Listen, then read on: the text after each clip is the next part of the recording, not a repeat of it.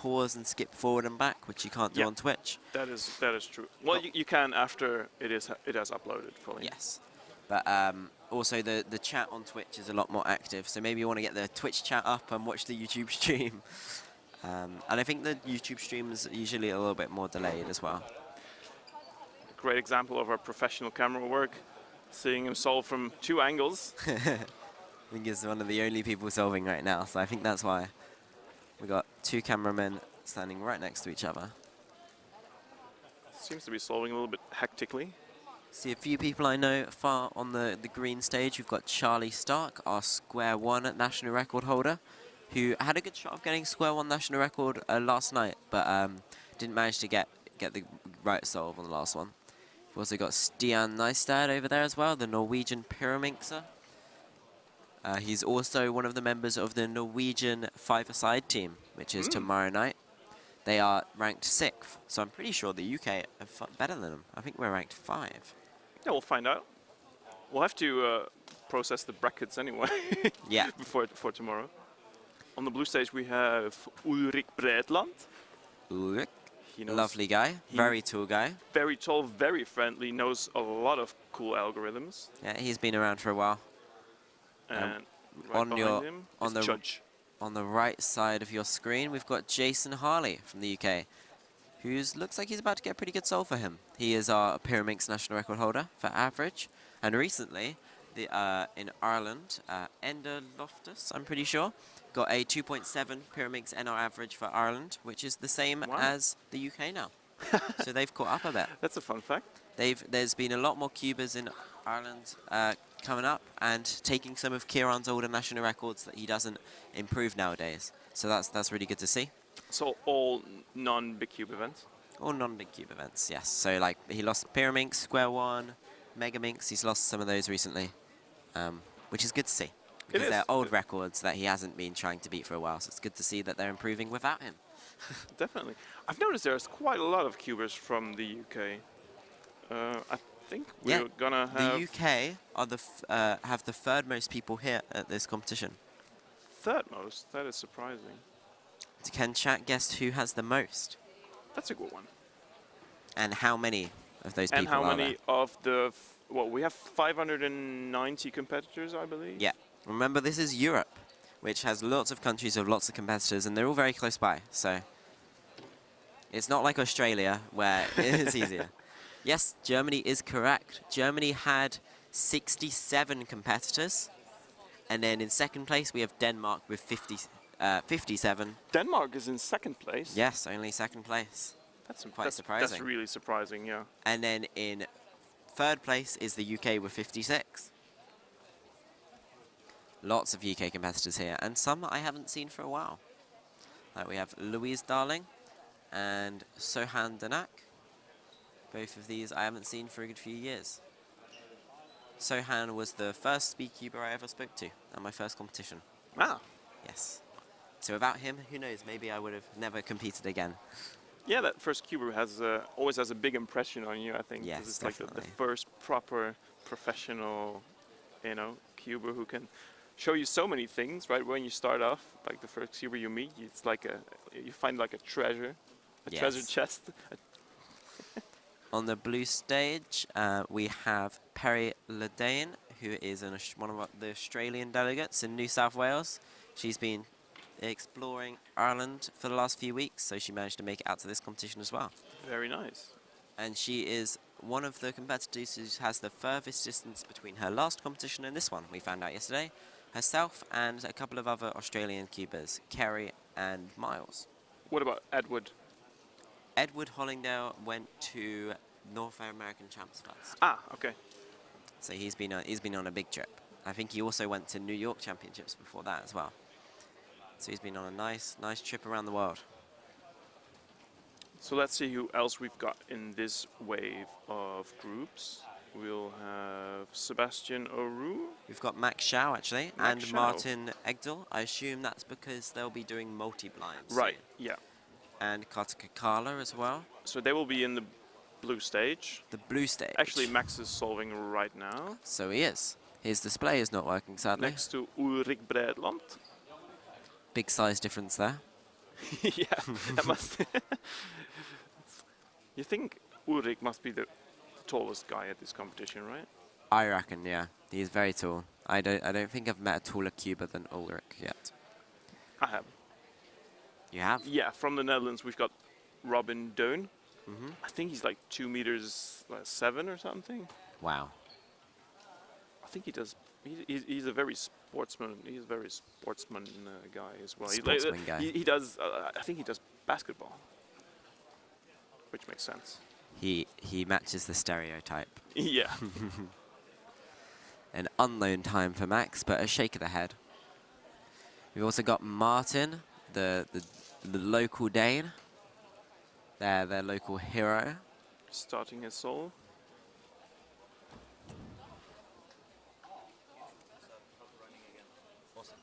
We've just been alerted by our amazing team saying that YouTube stream is up. So if you prefer YouTube, you can move over to there now.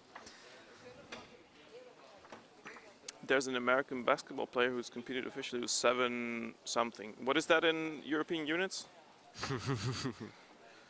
The UK is quite odd because they use... Well, you left the EU, so yeah.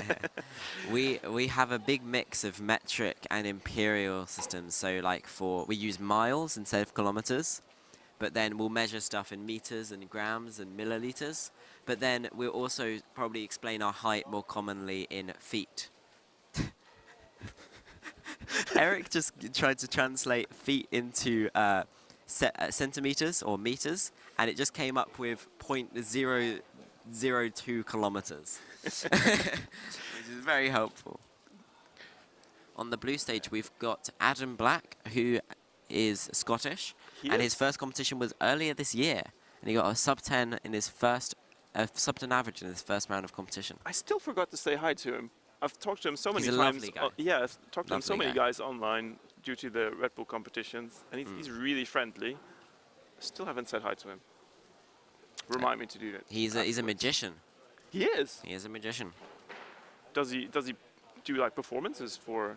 I believe so. I think that's why he's shows? into cubing. Similarly to George Scully, they both learned cubing so they could solve the cube and do tricks and stuff. Right. Do cube magic. So that's why they're both into cubing. Interesting. Next to him is Chudge, or Callum Halesjet, more commonly known as Chudge in the UK. CHJ. He is one of the more veteran UK competitors who's been competing for around 10 years now, I believe. Here we go for Max Schau for his next soul. Yep, next to Nico Ronkainen from Finland.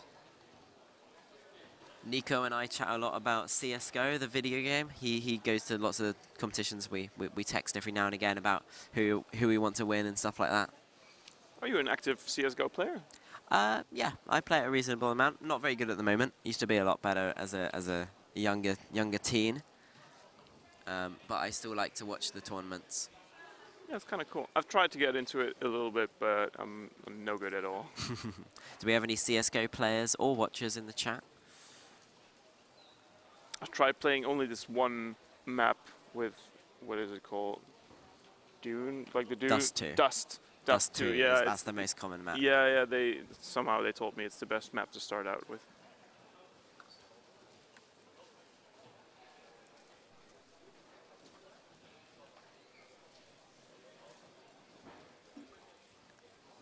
Click them. All right.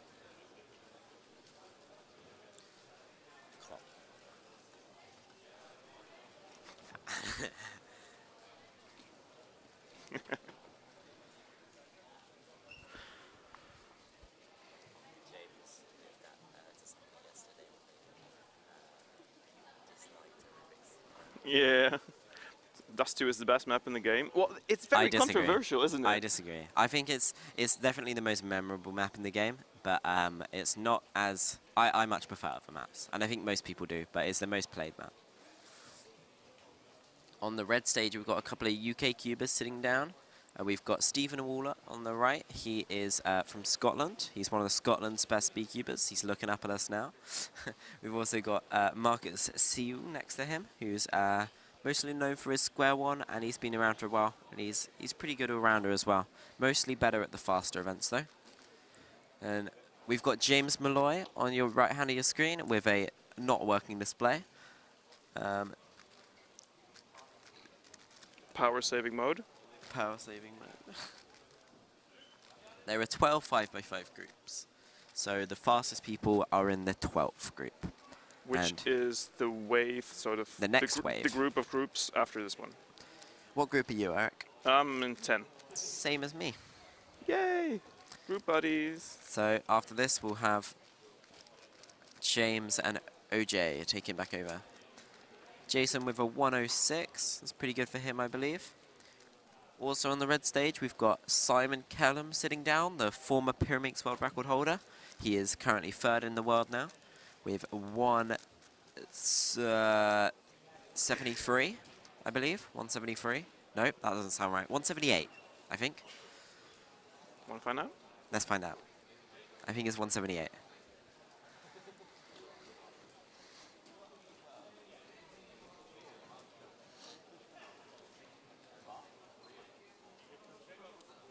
Callum, okay. 179. I was close, apparently. That's what Sugan said. Yeah, 179. I was close. Yeah, so he's come straight from NA Champs. So has a few of the other American cubers, like Max Shao, who is solving right now on the blue stage. 54 for Martin. Not too shoddy. Oh, that's quite A rapid. 101 for Stephen Waller. What is your official best average in 5x5, Chris? I have a 101 average. Samesies. I think mine's 101.7. No, I think mine is 101 low. Okay, so you, So you're faster for now. I think so. Let's find out. What is your single though? 55. Yeah, I've got better single than that. 52. You have a 52. Oh, it's 101.46. So anything can change after this round. Yeah. Have you practiced 5x5? Not that much, but in my last competition I counted a 58, Oh, which was pretty good. So definitely potential. And I got to a improve. and I got a 55 with the edge parity. Right. It wasn't quite PR, but it was close. Mm. On the blue stage, just finishing with a 117, that is Akkersdijk, who recently got the one-handed European record single of 6.99. Wow. Which was a bit of a shock to everyone. I don't think anybody had really heard of him. No. Unless you Can't say I have. competed in Hungary before. But yeah, I had a chat to him yesterday. He said he was a fan of my podcast. And he also said... Who isn't? He also said he'd been on a 22-hour bus journey from Hungary. Wow. And that's why he listened to my podcast. From where to where? Yeah, from Hungary to here. From Budapest to here? Or I from assume something like that. probably- Yeah. I'm not entirely sure. Budapest is by far the biggest city there. And he's got to do the same on the way back. So I do not envy Wow. that guy. And I hope he gets some good results and has a fun time and it's all worth it. I guess it's okay if you can sleep on the bus. There's two types of people: those who can Yeah. sleep on buses and stuff, and those who can't. On the blue stage, just rolling into your screen now, on the left is Carter Kakala. Also, coming right over from Toronto. Yep. I do not envy those people. I considered it, doing both, but I wanted to make sure I had lots of energy left for this competition. And I feel like doing 2 4-day competitions on 2 different continents in 2 consecutive weekends was probably not the best idea. But hey, I respect anybody who has decided to do that and stays awake this week. Definitely. There are quite some stories of people having a really bad preparation and them busting out world records. Like people who didn't get any sleep, people hungover, people driving all night and then doing records. Yes. But then we've got the last European Championships. Mats Volk put a lot of effort into staying healthy, going to sleep well, not drinking. Did he just do the S-move U-perm? On the 5x5. That looked awesome.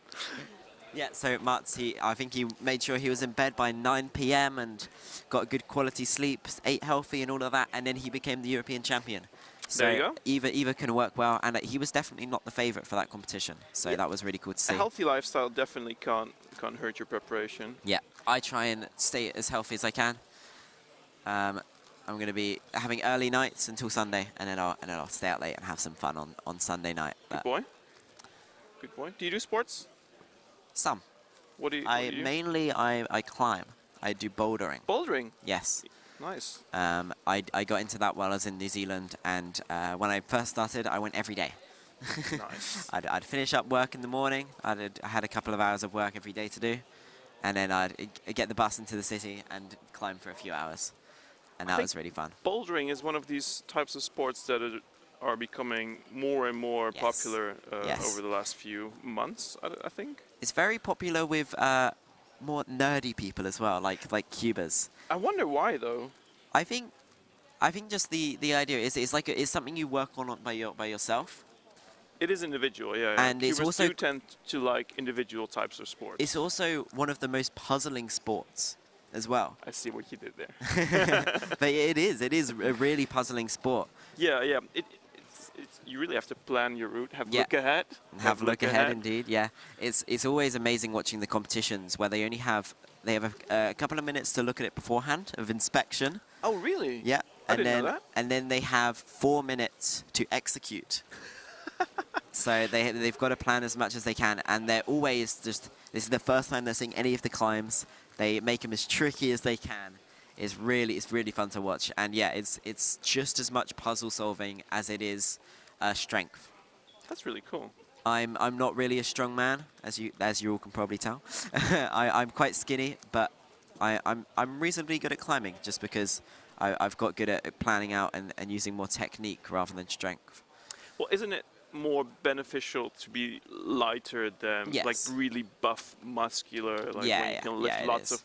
like those who can lift lots of weights, they usually don't have the strength in their hands to hold Yeah. themselves, right?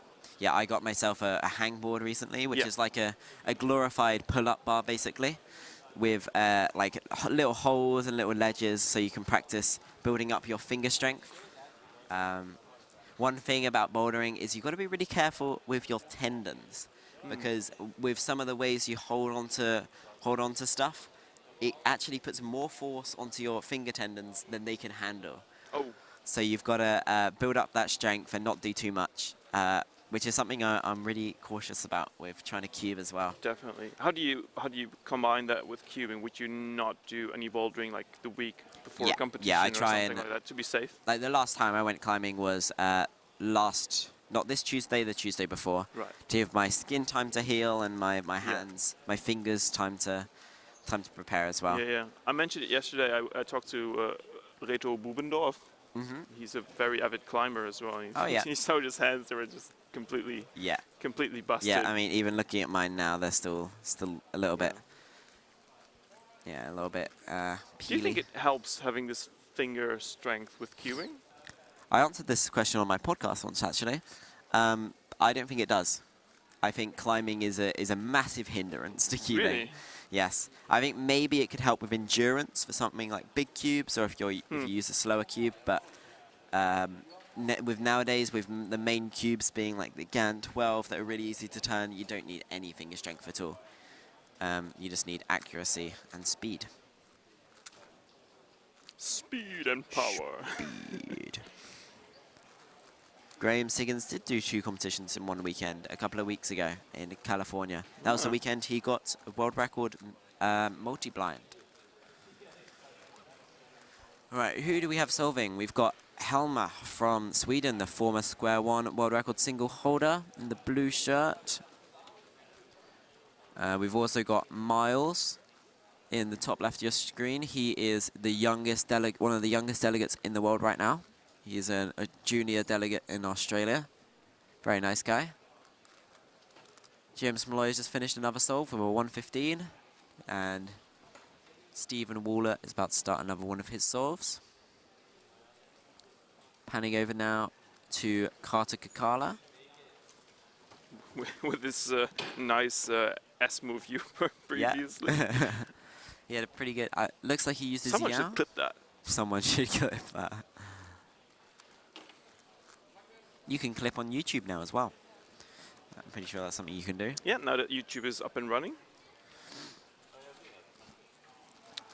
Max Shao sitting down for another solve. He got a pretty good average in Square One round 2 yesterday with 5.65, I believe, and a 4.6 single, which he looked very disappointed with.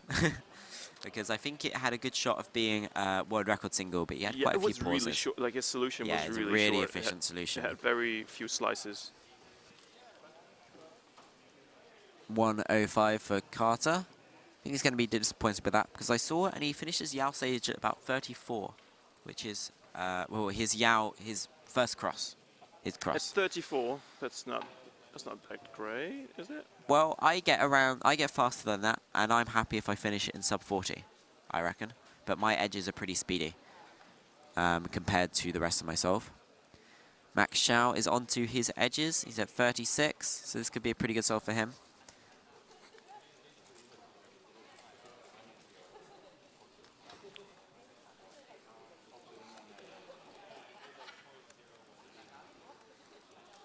Max Xiao onto PLL, and a pretty good solve for him at 54.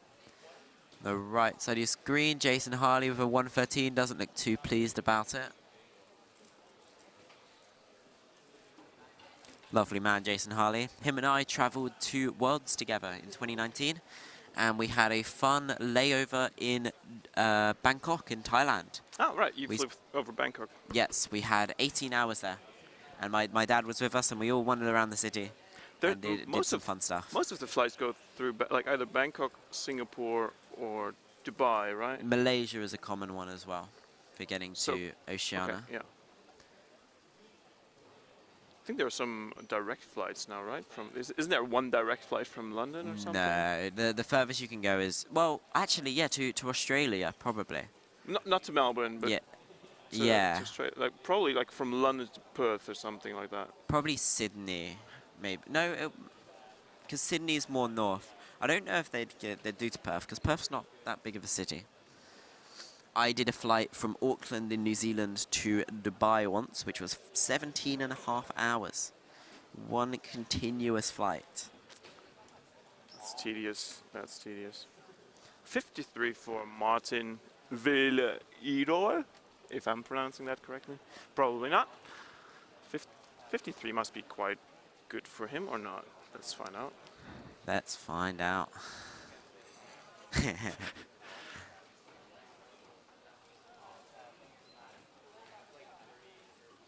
Oh, he's got a 53 average, so that's a pretty average. I did see him get another 53 as well, so maybe he got close to his PR average. Oh, there's Perth London. Thank you, Felix Zemdex. Good. Even what is it? It would be evening for him, yeah. Time Sydney. He's Melbourne. Oh, he went back to Melbourne. Yes, I believe so. Correct us if we were wrong, Felix. On the yellow stage, which you can't see at the moment, we've got Oliver Wheat doing a 5x5 solve, and next to him we've got Aviljo Ilo from Finland. Nice pronunciation.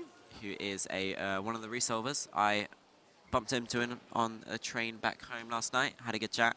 He was quite unfortunate yesterday. He was doing an FMC attempt and was running close to the time limit, and he had a 24, which would have been a really good result for him. And he ran out of time, and he wrote it down really quickly, and it wasn't working. It wasn't working. He was trying to fix it, and he couldn't get it to work. So oh, that's unfortunate. Very unfortunate for him, though. But yeah, lovely guy, and he's got a good shot of getting the Finnish one-handed national records. Oh, we'll see you later then, because one-handed is tomorrow. Supposed to be tomorrow. Today we have 5x5, 4x4, Pyraminx, Scube, 5 blind, and Megaminx. And also 3 blind. And multi-blind, but we're not going to be able to see that. Yes, so we'll see 3 blind, because that will be here on the main stage. That'll be very exciting. Always a highlight, especially the later groups. I'm not sure if I'm competing in a 3 blind. I am. I'm in group 1, because I'm terrible. I'm going to have to find a blindfold, because I do not have one on me. Maybe you can use your hoodie. Maybe I could. I'm sure I can find a blindfold to borrow. I have friends, I think. Oh, and at 10 to 2, so 13:50, there's the welcome speech and the official opening of this competition. Bit late. After lunch, so it means that everybody's happy. Yes. Happy and full. Maybe they have some bad news, so because they planned it after lunch. First make them happy, and then... then shum down. Here we have James Molloy. Hello, James. Upstairs to us now. What's going on there? How are your solves, James? I Adequate. Adequate. Like a 110, fine. 113, fine. 116, fine. 114, fine. 123, trash. Not bad. Yeah. So Chris, that means that we're up next. Yes, we're up So soon. we better get warmed up. Get ready. warmed and ready. I think the bigger the cube, the more important the warm up is. Shall we at least for play? me. Guess the cube only by sound.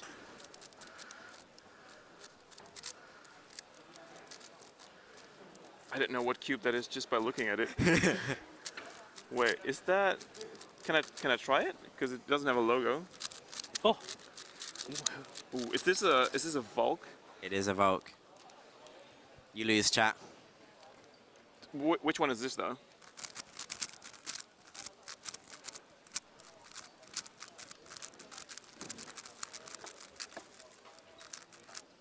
This is a harder one. This is less popular cube. Is it?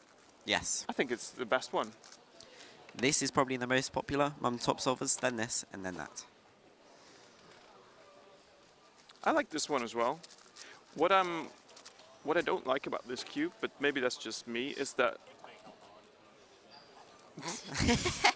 the green is bright, and compared to the other one, this green is dark, and the bright green really hampers my look ahead, because I always confuse it with the yellow. You've I don't got know why. another clue for the second 5x5 to guess. It's got a darker green. Exactly. It is not the Xelon. That is the mini one by YJ.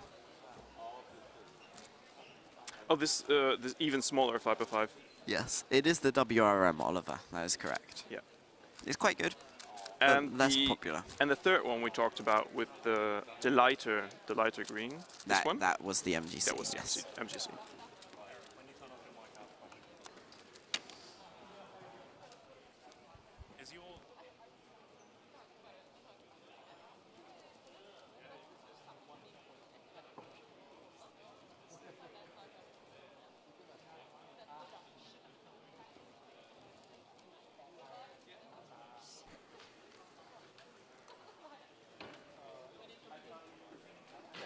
Oliver looked at his 4x4 WRM to check the shades. On the right side of your screen, you've got Richard Madden, who's one of the up-and-coming Irish speed cubers. Lovely guy. He's also on the Irish team for the Rubik's five-a-side. They are the slowest Rubik's five-a-side team. I'll be rooting for them then. Yes. Do you know who is on the Irish team other than Richard and obviously Kieran? We've got Richard, Kieran, Simon Kelly, Mary Hennessy, and Tao Yu. Nice.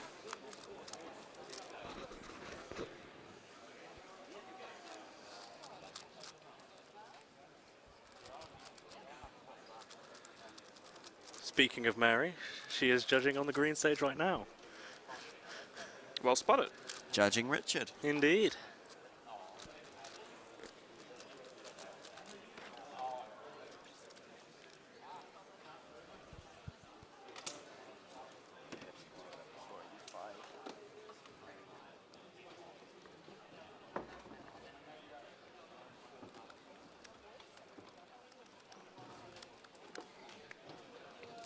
Well, better hurry up then, Chris. We have the YouTube channel up and running as far as I know.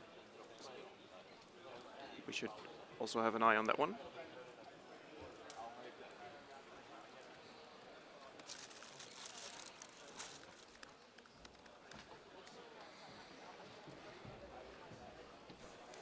And Mr. Oliver has returned from his 5x5 average as well. How did you do, Oliver? First 3 sols were alright, last 2 sols were great. Nice. My PR in 5x5 is like 20 to 30 seconds faster than I currently average, so I just take it one solve at a time. I really enjoyed it. Great stuff. Good luck, Eric. Have fun. Try not to be completely destroyed by the other people on your stage.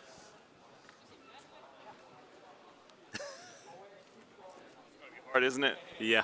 It's gonna be hard. Yes, Finn, I have your 3x3 cube. It is very good. It's in my bag. If the next groups of 5x5, you are going to be left alone in the capable hands of myself and Oliver. So, I thought you were going to say just me then. I got a little bit worried. it could be just you. I could leave. Bye. Bye. Okay, so James has left the table. It's just me in charge now. I can say whatever I want. Bananas. Bananas, Eric.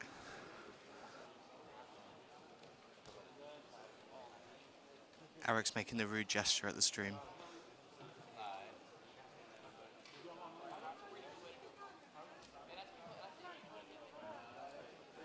Is the YouTube stream up yet? Do you know, James?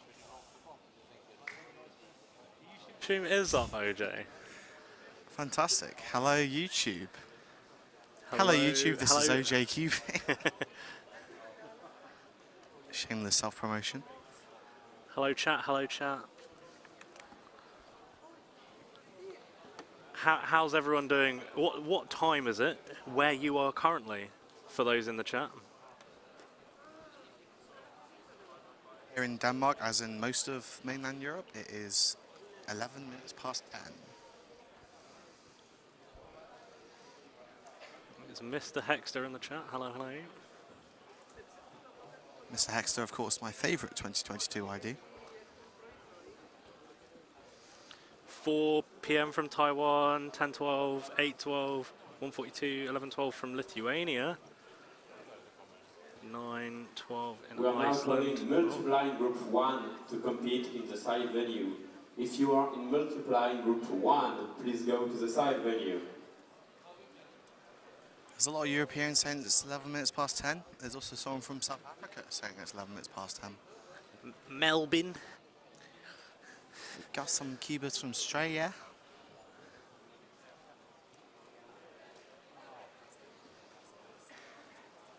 It's good to see we've got people watching in all time zones, all over the place. And it's just the first round of 5x5.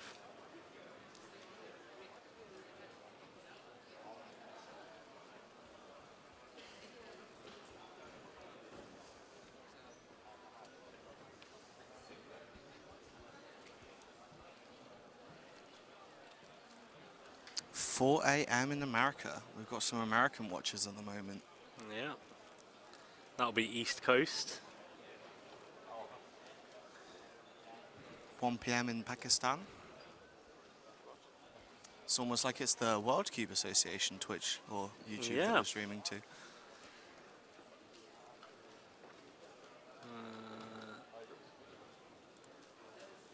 Mark says, "Good day, mate." Good day, mate, to you, Mark. Guten Morgen from Germany. We have 100 viewers already at this time.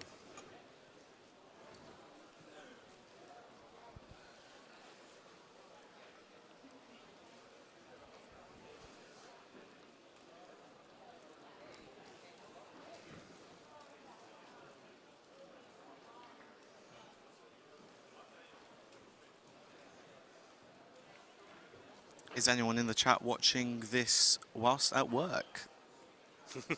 Anyone got this on in the background at work? I know that there were definitely some of you yesterday.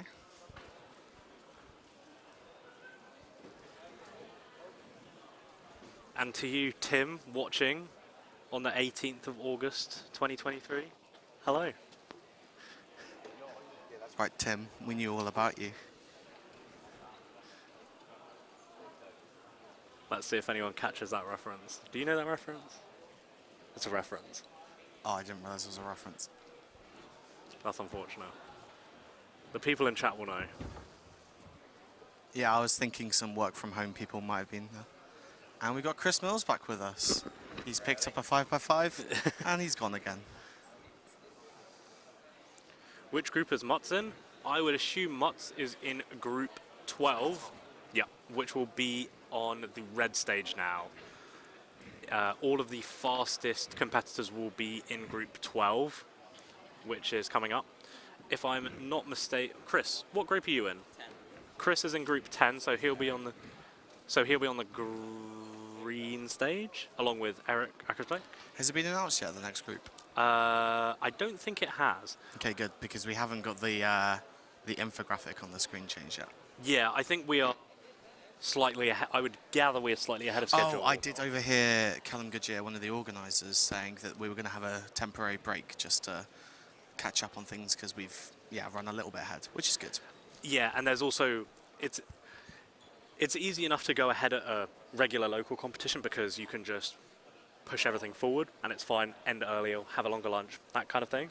But at a major championships where you have all these different events running in parallel, like you've got multi-blind going on in the other room, there'll be 5 blind later today. It's really important that everything stays synchronized well because people have been put in groups that they might be in group 1 for 5x5, so it allows them to compete in multi-blind, even though they're one of the fastest 5x5 solvers and they should be at the end. So yeah, it's important that everything stays nice and synchronized and too far behind on one stage or the other. How long back did multi-blind start? That is a good question, Shiva. I think it was... I heard calls for it before my... 8. Yeah, so I'm fairly certain that they left the first 4 groups of 5x5 for all of the multi-blinders to compete in. Yep. And then all the multi-blinders will have disappeared off, which means that it probably started... 25 minutes ago, 30 minutes ago? Oh, that's when they went. Yeah, it would have taken a while for them to have started. Unfortunately, we do not have a camera in that room, and also we don't actually know what they're getting. We don't have anyone on the inside, so... Yeah, so they handed all of their multi-blind puzzles in before 5x5 started, so all the scrambling would have been done during the first groups while they were competing 5x5. So I'm guessing they've started within the last 15 minutes. So we'll hopefully have results start coming in for multi-blind in about an hour from now. Do you know anyone on the inside, James? No. Oh dear. I can obtain that information once I get the internet working on my laptop. Just need to press accept. I thought I did. Multi-blind was supposed to start 2 minutes ago by schedule. That makes sense. 5x5. So if you're group 9 to 12, please come to the stage. Group 9 on orange, group 10 on green, group 11 on blue, group 12 on red. I don't know if you guys on the stream can hear the announcement, but they just announced group 9 to 12 of 5x5, so they'll be starting in the next 5 minutes. Actually, this has all of the big names. Actually, that reminds me, I should tell all of the camera operators to focus on the red stage. Yes, good point, because that's where all the fast people are going to be. Type 1 in chat if you can hear the announcements over our mics. It'd be interesting to know.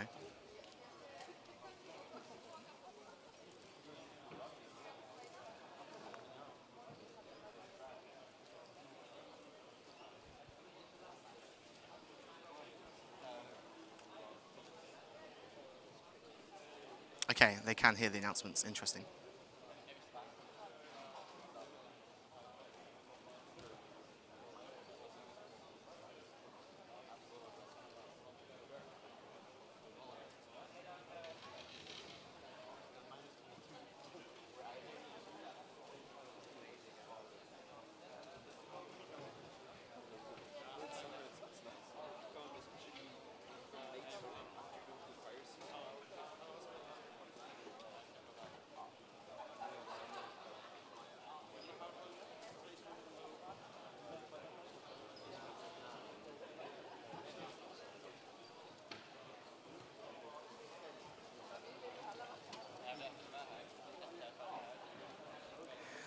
Someone in Twitch chat says, I kind of develop a British accent by hearing the stream.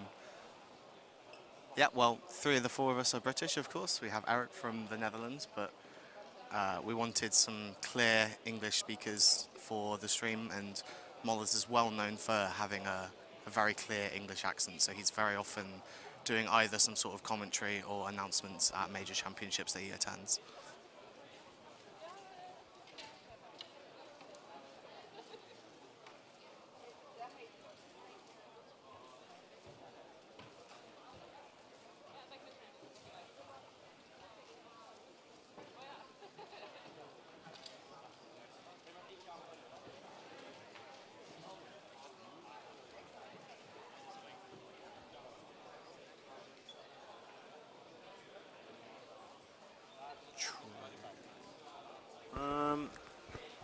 the 6 side saying Molloy's got to be careful with his mic, covering it again. I'm actually wearing a headset today, so I'm not covering my mic in any way. So it should be clear, but do let me know if it isn't as clear as it could be. You'll be able to see Timon walking across the stage in just a second. There he is. He's, of course, the one to look out for 5x5, realistically. One of the people. Indeed.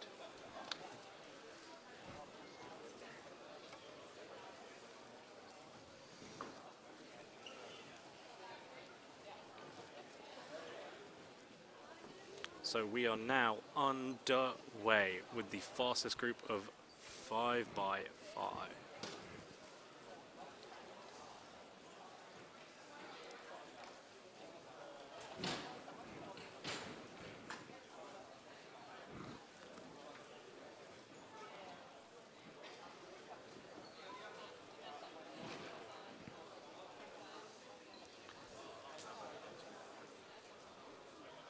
Ah, yeah.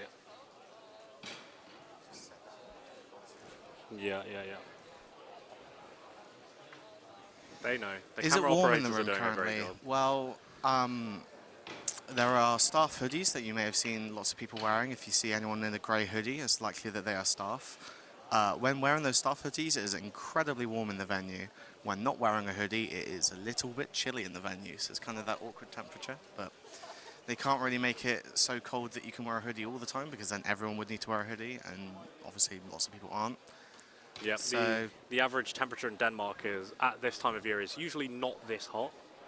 it's been a bit cooler today, though, thankfully. It has, yes. Obviously, Danish climate is quite similar to the UK in the sense that we have summer, it lasts for 2 weeks and is very hot. And I think that is kind of like this week where we've arrived here in Denmark, so.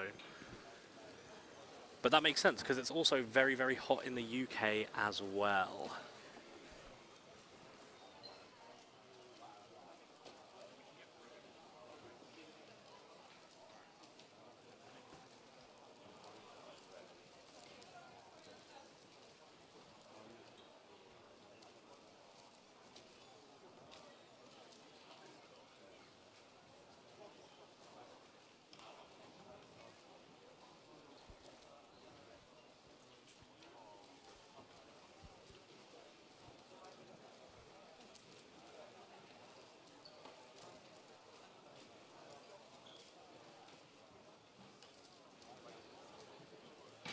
Not built for actual heat. You are extremely correct about that.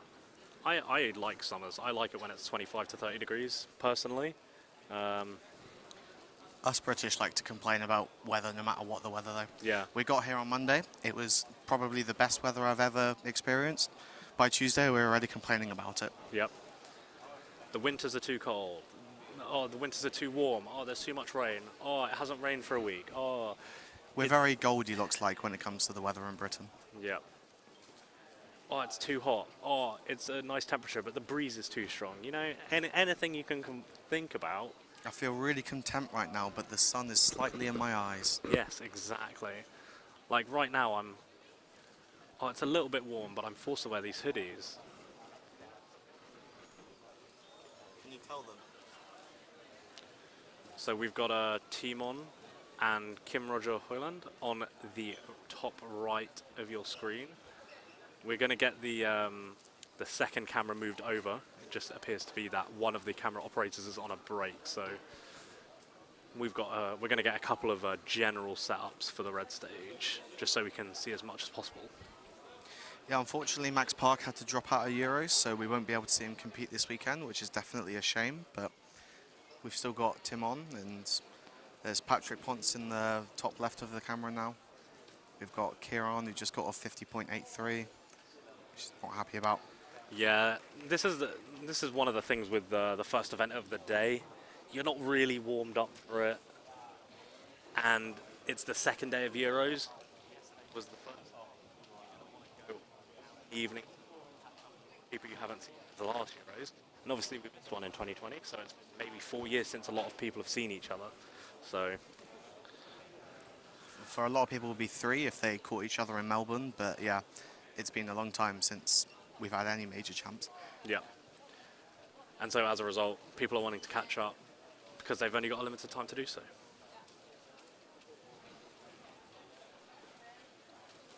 Not a great solve from team. My mic is cutting out again. I don't know why that is. I'm going to put my receiver on the table. Actually, let's do this. I'm going to try adjusting the location of my receiver. So it's a bit more open. The microphone itself is in a good place, and the wire is not taut. So it's just a case of the receiver being in a good location. So I've just adjusted it, so it should be a bit better. If there's too many more complaints, it might just be better to use the regular mics again. Yeah. We'll see. We'll see how it goes. For now, we get to watch some somewhat fast. 31 degrees in Seoul. And you say, oh. I'm very excited for Seoul, Korea next year. How about you? I'll see whether I can make it, but obviously that's quite an expensive trip, but I think it'll probably be well worth it. Yep. What events are today? We've got 5x5 multi-blind, which are both going on at the moment. We've got 4x4 afterwards. Then we stop for lunch. Then we have our welcome speech, our hello and welcome to Euros. Which, yeah, the opening ceremony. Yeah, which is midway through the second day of the competition, but whatever. We then got 3 blind round 1, which will be in the main venue, so we will have cameras for that. Hopefully we can get the venue to be quiet enough, because I seem to remember at Euros 2018 it wasn't particularly quiet and there were quite a few complaints, but yep. I've got air defenders, so whatever. We've then got Pyraminx round 1, and then 5 blind, which we won't be able to see. That'll be in the side venue again. And Scoop at the end of the day. There might be something afterwards. I haven't got the rest of the schedule on my screenshot. Worlds 2017 in Paris was exactly 5 years ago on this day. Worlds 2017 was in Paris. 5 years ago on this day. Indeed. So we've got Kieran up for his second solve now. Can we get an indeed in chat every time that Molloy says indeed this weekend? I need to find a replacement for the word indeed, apparently. For sure. Affirmative. No, I don't like that. Affirmative. Affirmative. That would be good. Shall I just make my response increasingly verbose as the weekend goes on? Affirmative. Yeah. I respond in the affirmative. Guys, by the end of the weekend, when affirmative has become the new thing on stream, you guys were the ones who were here to see it happen. Yeah. Affirmative. Kieran got a 50.37 there. He is not going to be too pleased with that one. And Patrick in the back row finishing a solve, 53.7. Camera's now focusing on Sebastian Weyer in the top left. Yep. We've also got Mats Volk, who is off screen at the moment. You might be able to see him in the front left station on the right of the wider camera. I know, we also missed Alexander Callier getting a 57. He is one of the... He podiumed in 5x5 in 2016, if I remember correctly. Matt's got a 50.73. Yep, and there's Ada on screen getting a 56. Schlaft gut, Feierbruder. If we see them sleeping at any point, do not worry. It will be posted everywhere. You can be sure of it.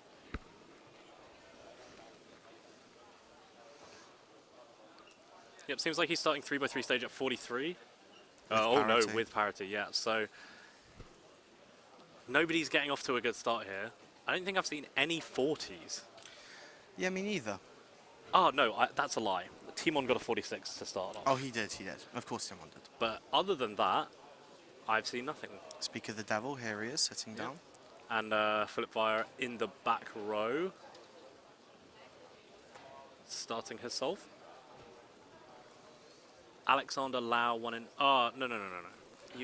In 5x5, Alexander Callier podiumed in 5x5, so yes, he's been at the top of the game at some point. But I concur. Alex Lau won 2014 Euros, which was also in Denmark. Agreed, that's right, correct. Correct, yes. Affirmative.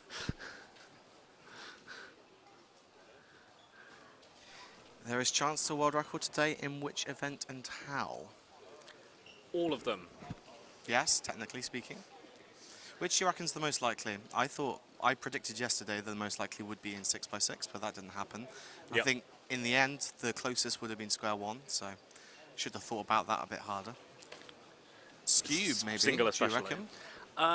Yeah, so we've Of course, obviously we've got got Zane Zane Kanani here. But we have the top 3 Scube competitors in the world, so if there's going to be a world record, it'll potentially be from one of them. Of course, think the that's, Scube world record was broken last week, so Richard Delacoste getting a 45.62 in the front row there. it's currently the fastest we've seen. Yeah, Small applause for him. And we've got a number of people underway. Patrick in the back, Ellie off starting his solve. We've got Celine. And probably the favourite for 5x5, solving right now on the top right of your screen, is Timo Kloszinski.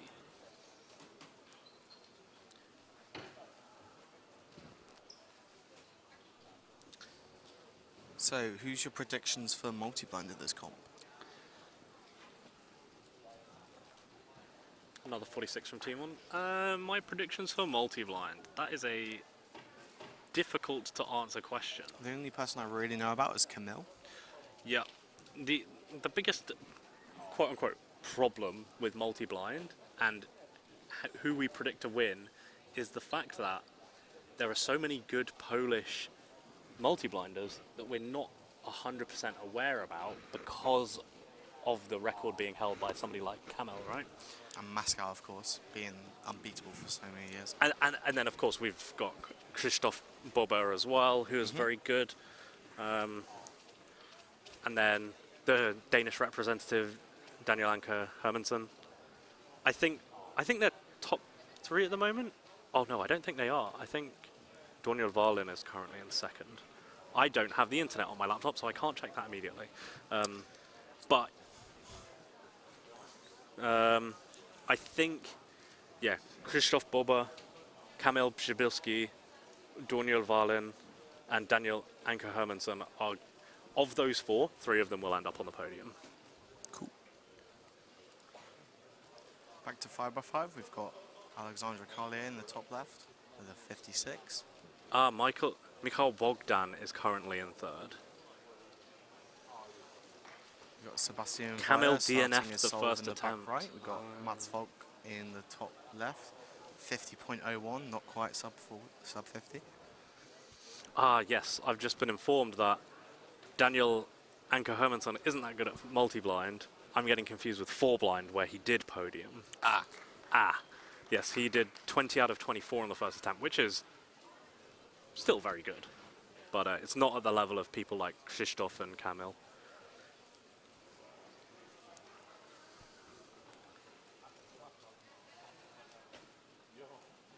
What if it's a repeat of NAC attempt 2? The scrambles were unironically bad enough that myself, Tommy Cherry, and Elliot Kobolensky all gave up. I guess you're all just really bad at multi-blind then. Excuse my co-host. Hey, I have lots of N out of N attempts.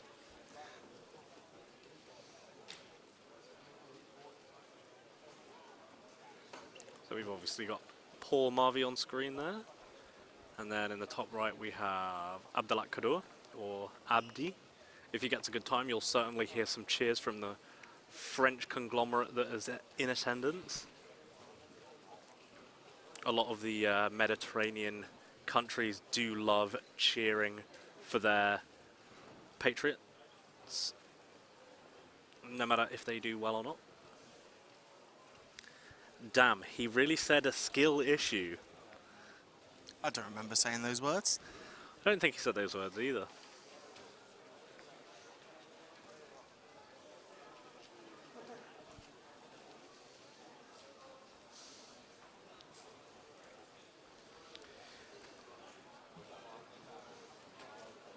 And yes, we have Abdelat Kadur and Richard Delacoste, the Swiss NR holder, in the back there, being joined by Kim Roger Hoyland on the top right of your screen.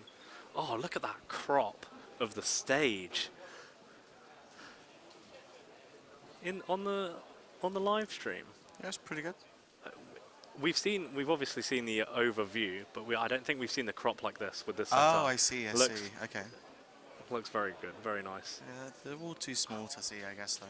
Yeah, but hopefully the people at home are enjoying it. The cameramen are definitely catching on better to focus on the people that we want them to focus on. So we give them some pointers. We say, hey, that guy's really fast. Go look at him. So at NAC Attempt 2, 20 plus cubes with multiple flips and twists. Sounds like a skill issue to me. Just get better. Yeah. There's nothing that practice can't solve.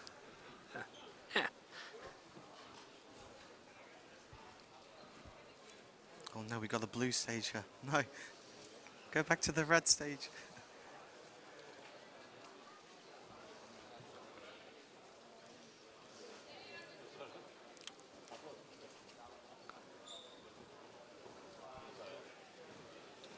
We got Timon about to do his fourth, fifth? Third? Third? I don't recall seeing his fourth, but we have been we have been chatterboxes up here. We have. We may have missed a solve. Should we shout down to him? Timon, which solve are you on? I'm sure he'd love that, especially during his preparation phase. Yeah. It'd be better than during the attempt, though. Which has been done at a UK competition before, unfortunately, to somebody else, back in 2014. You hear from across the venue, Zach, where are you? Zach replies, I'm doing 5x5 in the middle of his solve. Sorry. I do recall during, I think, a Megamink solve at Chester, where I heard my name being said multiple times at the staff table. I immediately, after my solve was done, went over to the staff table and said, what? And they all went, huh? None of them would reveal what they were saying.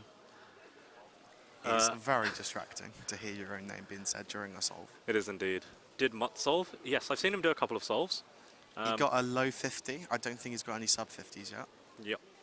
And Kieran is also starting. Ah, there he is, right on cue. Oh, fantastic. So, Yow or Redux, James? Yow. Hell yeah. Hell yeah. We're not doing this again. Affirmative. No. Stop. Yow is Nino. the best. It's the meme police. So, I always thought that Yow was better for 4x4 and maybe 5x5, and the cutoff was like somewhere between 5x5 and 6x6 as to what point it goes over. Timon got a 46 again. Yep, that's his third 46 of the round. Kieran got a 42 42 and he looks Kieran. very upset about it. And he's looking up at he's the smiling. He's smiling. He knows at that it's the good. Irish contingent that is just sat a few rows in front of us at the moment. We need some representation that the claps like the Spanish would give a Spaniard. Yes, actually, the Irish were sat in front of us. They are not anymore.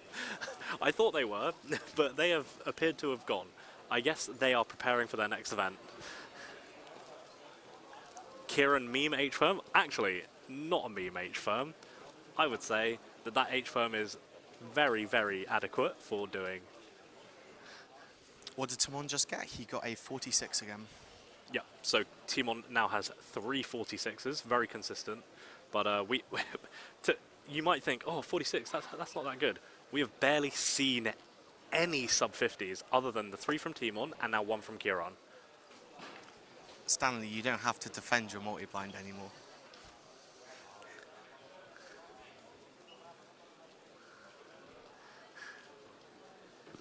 But we now have Mats Volk on screen. And you might think, oh, where's Mats been for a while? Well, he's here. He's here, and I think he's been practicing because he's been performing very well. He got a 122 in a 6x6 yesterday. I doubt he would go to Euros without practicing, to be honest. Indeed. Affirmative. Indeed's in chat, guys. He said it again. He said the line. Say it. Say the line, Bart. Cubing says, I think Felix will podium. I don't know. I think he's been not as good as he has been recently. I think he might come 4th, maybe. Felix? Yeah, Felix Amdex, yeah. I think he's also not here. Yeah, that's probably an issue. Yeah.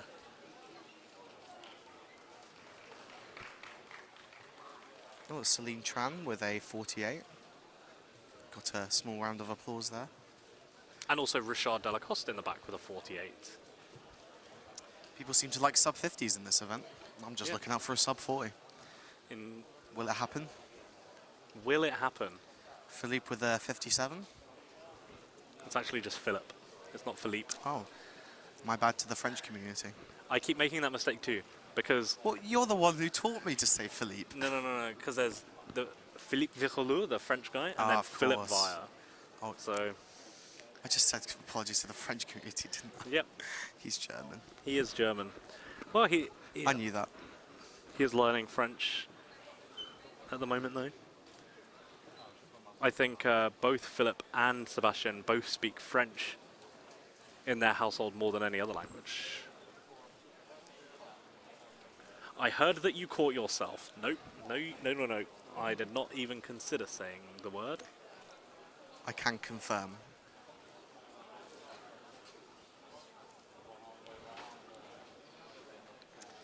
Matt's won the last comp in the Netherlands. Well, was anyone else going to win? Yes, there are two possible other people who could very much win. Eric? Or is he not in contention anymore? Eric's not been in contention since about 2011. Oh dear. Let's put it that way. But we do have, first and foremost, Anthony Patarakis, who now is Dutch on the WCA. But, and I want to try and pronounce his name correctly, so give me a moment. He is arguably one of the favourites. But so Anthony Patarakis took the national record for the Netherlands, and then 1 day later, it got beaten again.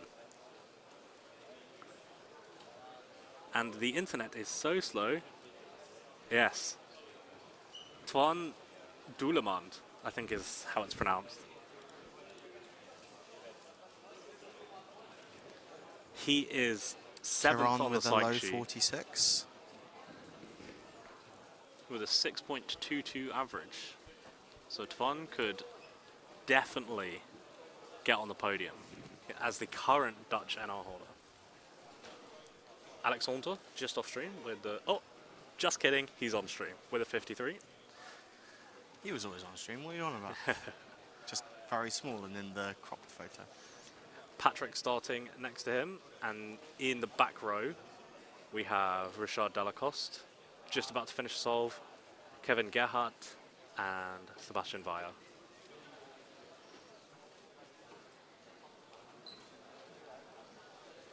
Why does everybody have big tripods? Well, I have quite a large tripod actually. I can't currently see anyone at the stations with a tripod quite as big as mine. I just like it to be sturdy and be able to not fall over during my average, which I had a tripod recently that used to do that. So yeah, it's just you want to get a good recording of your own solves so that if you get something good, you can upload it. 7th is definitely low though, he has a super strong podium chance. That is absolutely correct. We saw at the last World Championships, both Sebastian and Philip on the podium. Philip obviously winning and becoming world champion. And they were not top 8 on the psych sheet, I think. And they both competed early on in the finals. So, yeah. Someone there with a 44, and I think that's the end of his average. That's a really good average for him, probably. Nope. Nope, not at all. If Timon doesn't get sub 40 in 5x5, he'll be disappointed. Well, he won the round anyway, that's for sure. Absolutely. And we know he's been on that 3x3 grind. He really, really wants to win 3x3. He wants to prove himself. He wants to get that world record back. And so all other events have kind of been left to the wayside for the last couple of months. Do so you he think can we'll see a focus on sub 4 this competition? it. I think sub 4 on camera is cursed. There have been, I think, 4 or 5 sub 4 fails So on there was camera now. Timon's sub 4 plus 2 by a very small amount. Yep. Jaden McNeil's cube drop. Yeah, we had Patrick Ponce's cube drop that Yep. I still don't think was quite sub 4, but it's up to debate. Yep. And Timon also had a solve where he had a OLL case into a U-perm, and he second-guessed himself 4 moves into the U-perm, undid the U-perm, No, I didn't And then- know about this. and then realised it was the correct U-perm, then locked up during it, and it was still a 4.8. So if he'd have just commit to the U-perm that he originally thought it was and stopped, it probably would have been a 3.9, 4.1-ish. And of course, for the 2 sub-4s that we do have, Yu Chengdu's and I saw this yesterday. It begins with an A. Yes? I don't think it's Alex. No, it's not. Asher. Yeah, There we Asher go, I Kim remembered. Majera. I knew that the whole time. Of course, both of those were not on camera because they were probably not expecting to do that. Yep, so Asher usually records his solves, but said he had not been practicing much 3x3 and so decided not to film his round, or his camera was out of battery, something like that. And that is why I record every single one of my official solves. Because then you'll get 5s instead of 3s. Sure, but it means that when I do get a 3, or, you know, for me, an 8, then it will be on camera, and then I'll be very happy about it. And I can make a YouTube short, and it can do better than all of the YouTube videos that I actually put effort into. Yep. And Sukant is right. His mother directed the Netflix documentary. Yep, that's good trivia. It was a good documentary. Yeah, very good documentary.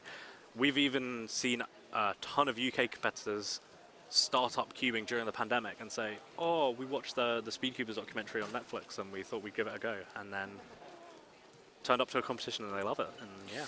Yeah, Matty did get a 308, and It wasn't official. It wasn't official, but my goodness, was that incredible. That was Just to insanity. see that in a competition environment is, with that much of an audience looking at him, that's just unheard of. Yeah. So we do have both of these cameras are team on at the moment. He seems to be the only one solving still, so, and that's another 44. So counting times, 44, mid 46, mid 46. Yep. So it's a 45 average, and he'll be disappointed for sure. Timon has mentioned to me that 5x5 world record is one that he thinks is within his grasp. But yeah, as I mentioned, he's been practicing 3x3 lately because the European Championship, winning the European Championships, getting that world record back is his #1 priority. Love So, the yeah. camera work. Yep, they've been doing a great job, the camera guys. We really appreciate them being here. And the camera quality is just so It's just good, yeah. I'm honestly slightly disappointed that I'm here commentating because then I can't watch the stream. But like, we've got a big screen up in front of us, and honestly, it's better than if we were in the front row. We can see them much more clearer on the stream. Yeah.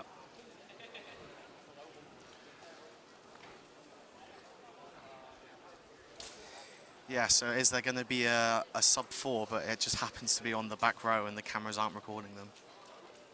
It's within the realms of possibility. That's for certain. The next sub-4 could pretty much be anyone, in my opinion. Anyone in the top 20, even. Yeah. It's just a matter of time before anyone in the top 50 even gets an LL skip. I remember when sub-7 was a really crazy thing, and there's a Taiwanese cuber called Chia, and he got the 4th or 5th sub-7 with a 6.89. Just got an LL skip, and he averaged 9. And so, That'll do it. Getting lucky is not a crime. think about the people like Chris Mills we just saw on camera, who averages, I would say he probably averages high 6, low 7. If he gets an LL skip, he could very realistically get a 3 as well. It's at least a low 4. Yep.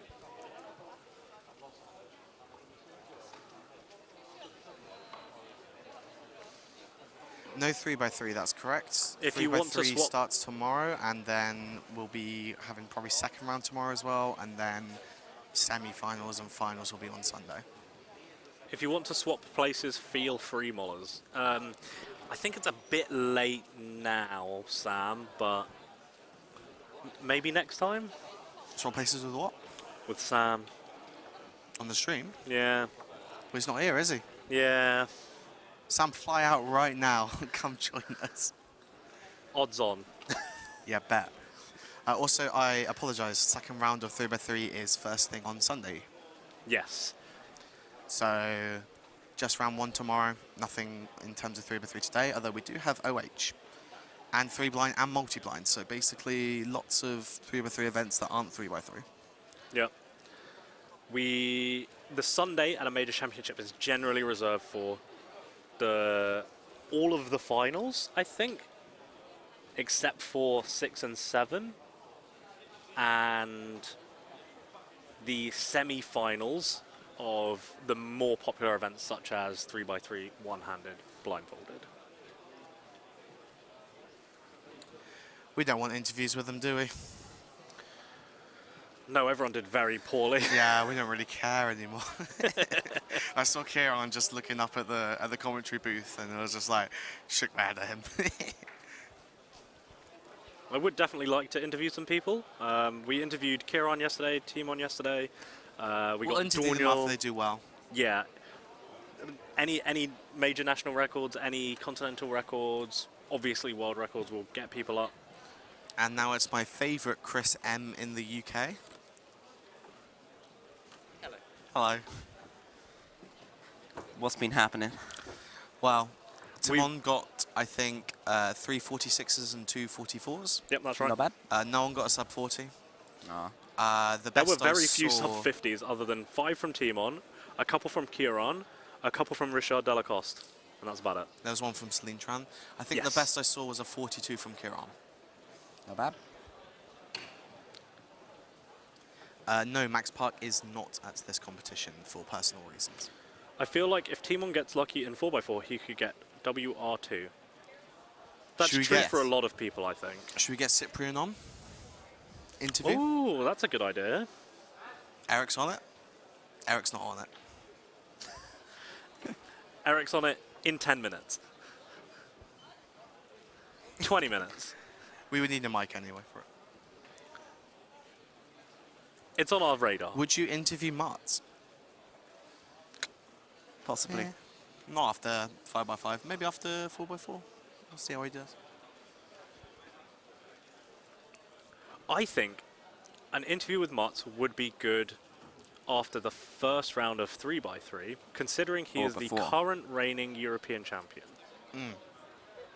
So you'll have to wait for tomorrow for that. Yeah. Any fast people competing right now? No. There is 2 people competing right now. The gold stage is just finishing up. The red stage are taking a team photograph. For those that don't know or have never staffed at a major championship, when you get together and staff, you're organized into groups, into teams, and so each team is usually about 15 or 16 persons.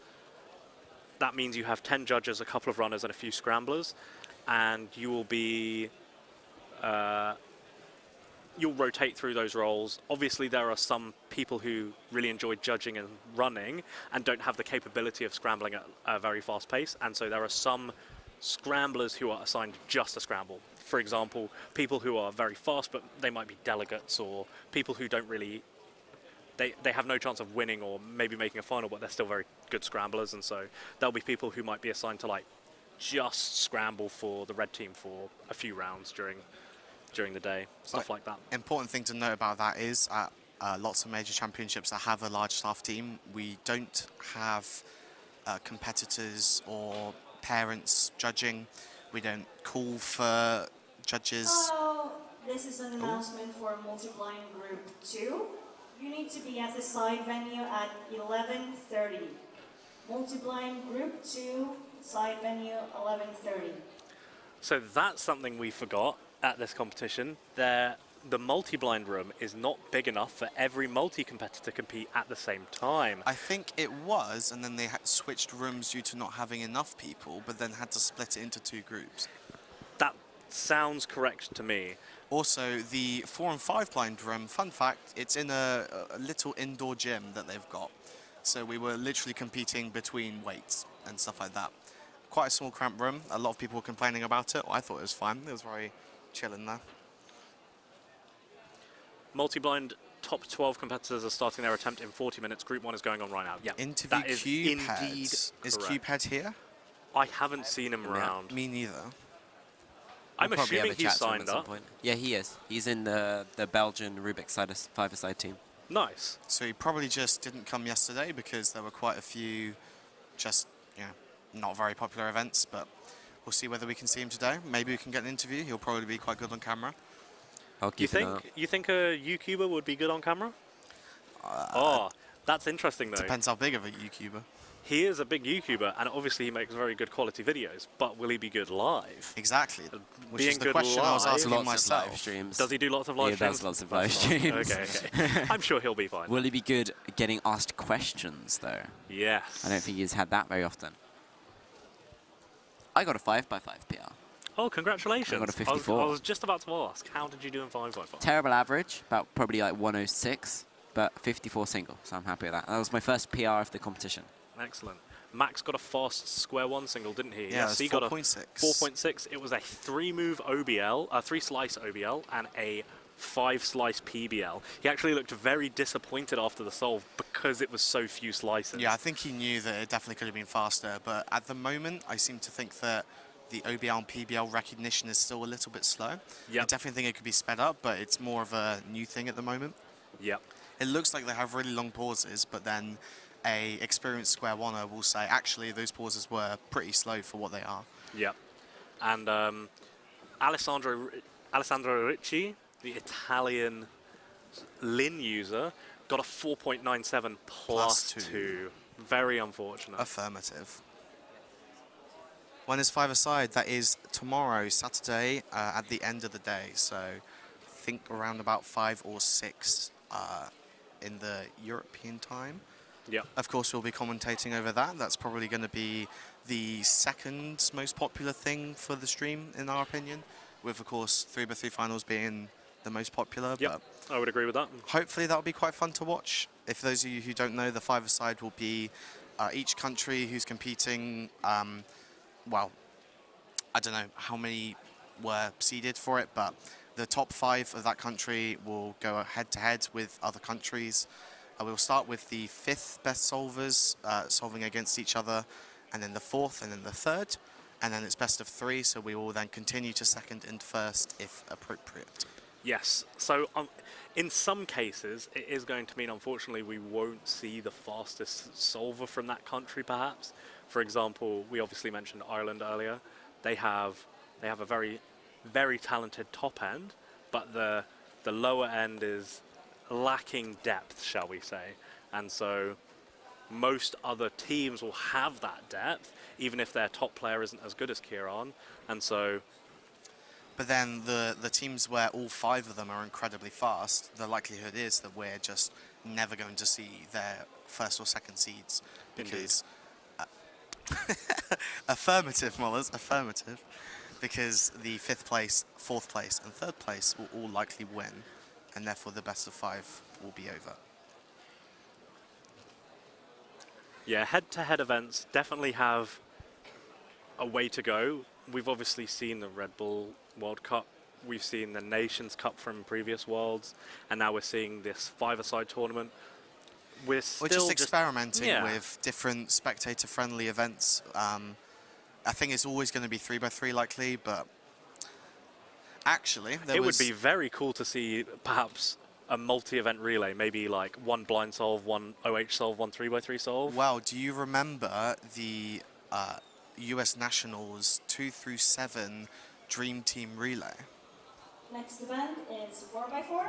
So can group 1 through 4 please turn in your cubes. Group 1 at orange, group 2 at green, group 3 at blue, and group 4 at red.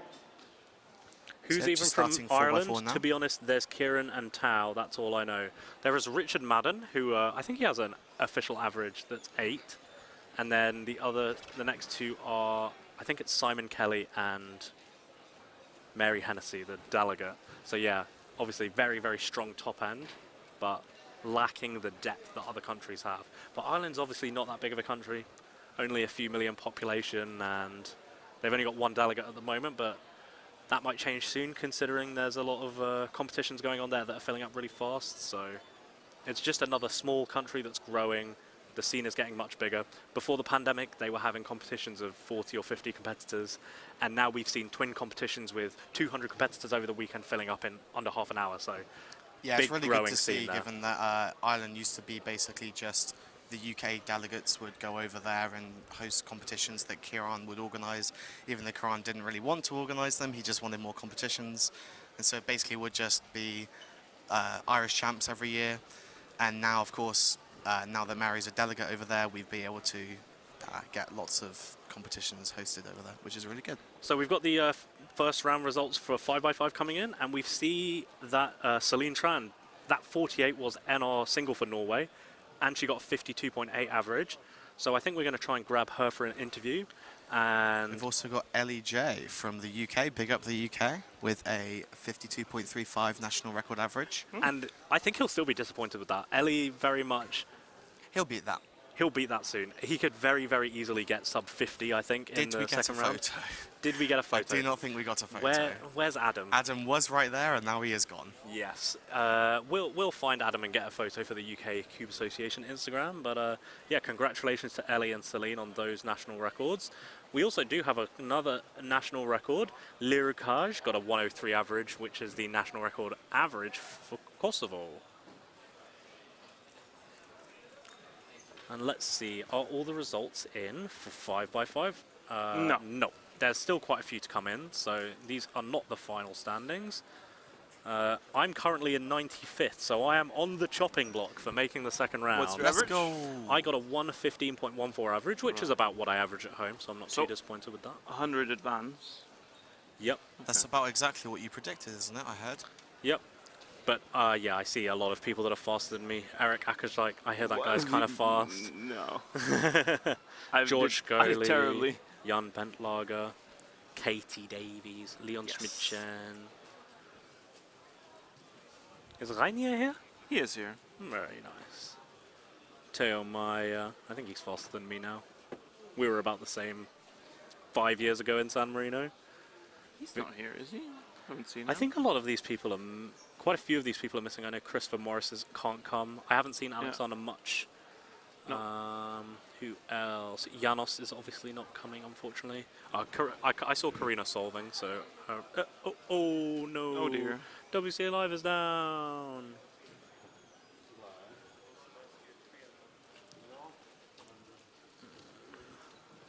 Oh dear. Oh, 4x4 groups 1 to 4 are starting soon. Oh, I'm in group 15 of 4x4, which seems quite late. Square 1 round 2. I think they're trying to figure out what is going on stream at the moment. Yeah, 4x4 groups 1 to 4 will start very soon. I think They have started. They have started. They definitely. There was a call for it a while back, and we can see people solving 4x4s right I now. completely missed that call.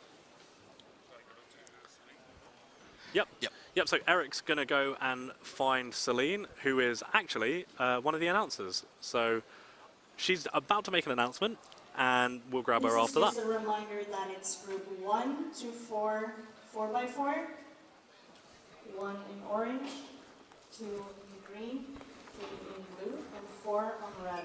Group 1 through 4 only. We need to make sure we use the right microphone for the interview, otherwise we'll be doing the interview to the entire audience.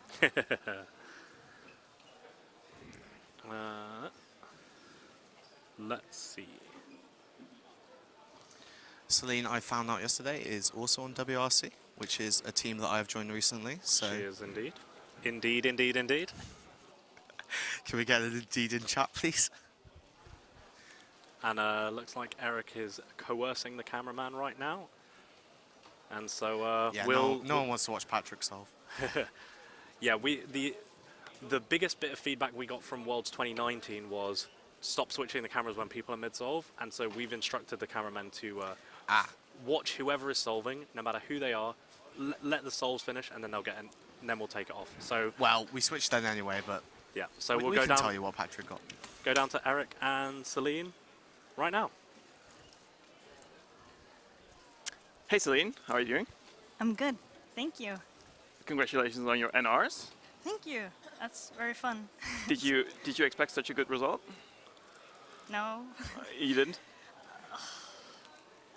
Probably. I have been practicing, but not much the last week. A lot's been happening with work and socials. So yeah, it's very fun. Yeah. So it's a 52 average now. Yeah. You beat the likes of Mats Valk, and I think you're. Was that your goal?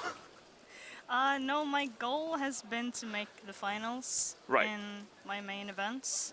And at the score sheet, I was 23 or something, and now I'm 9. So I wish it was the semifinals, but hopefully I can get something similar next round. You're basically trying to do the same result again in the semis to make then finals and see what happens then? Yeah, this and a buffer would probably get me to finals. Right. Yeah. So you're also doing the MC at this competition. How's that going so far? MC? Your microphone around here? Generally, your announcements? Oh yeah, announcements, yeah. That's very fun. Yeah? It's fun walking around with the earpiece. Some people think I have like extra power or something. I get like staff walking up to me and people like coming up to me and correcting the staff or something. Right. Coming up to you like, my results are not correct or something like that? Yeah. I've had that. Well, not much that we can do about it, but at least we have, there's the Slack communication, so we do have the communication for that. It's great to have you on the team. Yeah. And I think you're doing a great job. So Thank congratulations you, again, and good luck for the rest of the rounds. Thanks, Eric. Cheers. Cheers.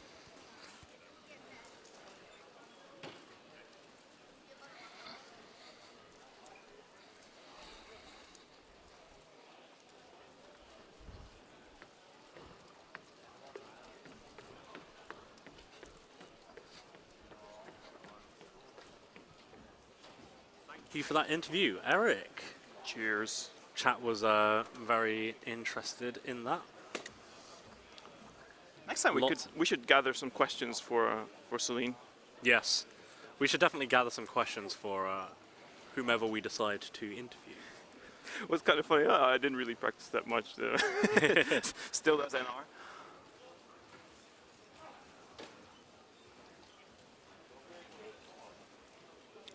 Great commentary. I intended to pop in just to see what was going on, but I've been enjoying the stream. Yep, I've heard comments from people saying, I tuned in whilst I was working to see how it was going, and I have not done any work today. So, are all results in now for 5x5? Let us find out. I know Daniel Evans is here, and I know Matthias Sundergaard Byrne but it's is only here. a handful. Yeah, so there's... Oh, that will be the refresh. Every time they input somebody, it'll refresh. So I'm pretty sure all of these people are here. So it's 7 more. 7 results. I got a 115 average. Yep, I did not make it. That's unfortunate. That is unfortunate. I did say it would be about 112, and my current PR is 112 something, so I was never expecting to make it. Would have been nice, obviously, but... at least my horrible result didn't prevent me from advancing.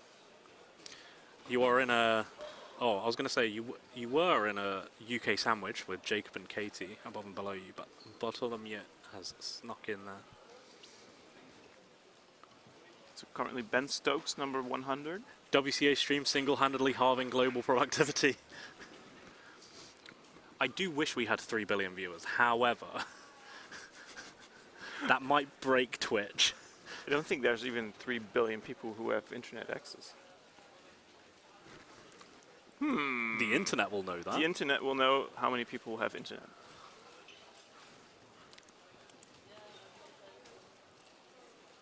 Ah. Bling! How many people? Ooh, so Ben Stokes now got pushed down to 102nd. Ooh.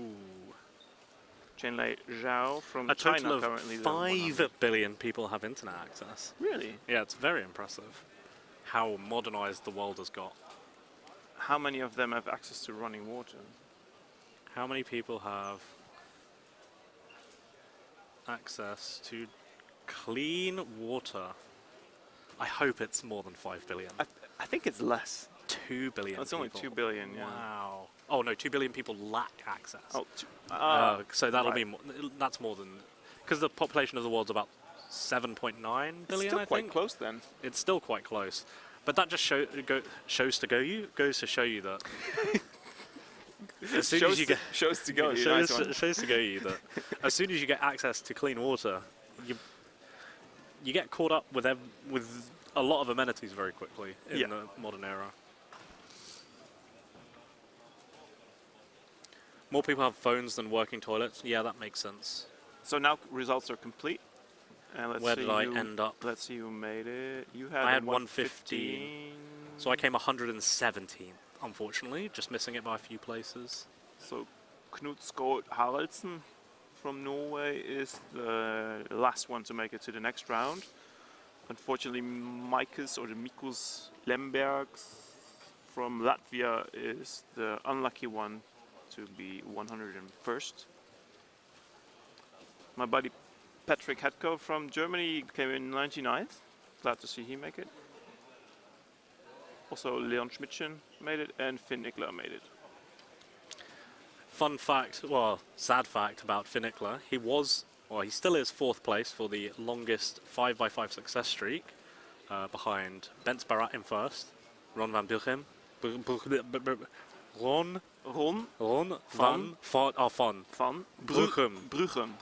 Yeah. Okay. Not too bad. He's in 2nd place, and then I am in... What? I'm in 3rd place with about 660 successful 5x5s in a row. And Finn was right behind me, but last weekend he DNF'd to solve, so he can no longer... He's starting a new streak. So during my last solve, which was horrible, I already had a counting I had a 130 and I saw it was even worse. I would typically just DNF it, but then I thought about your statistic and I just forced myself to finish the solve. It's a bad habit to DNF your solves. It is. It is.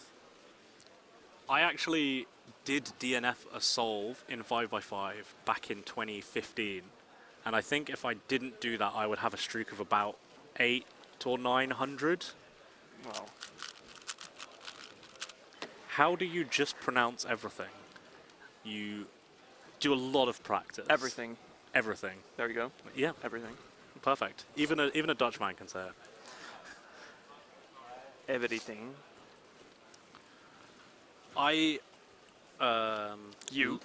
Yes, me.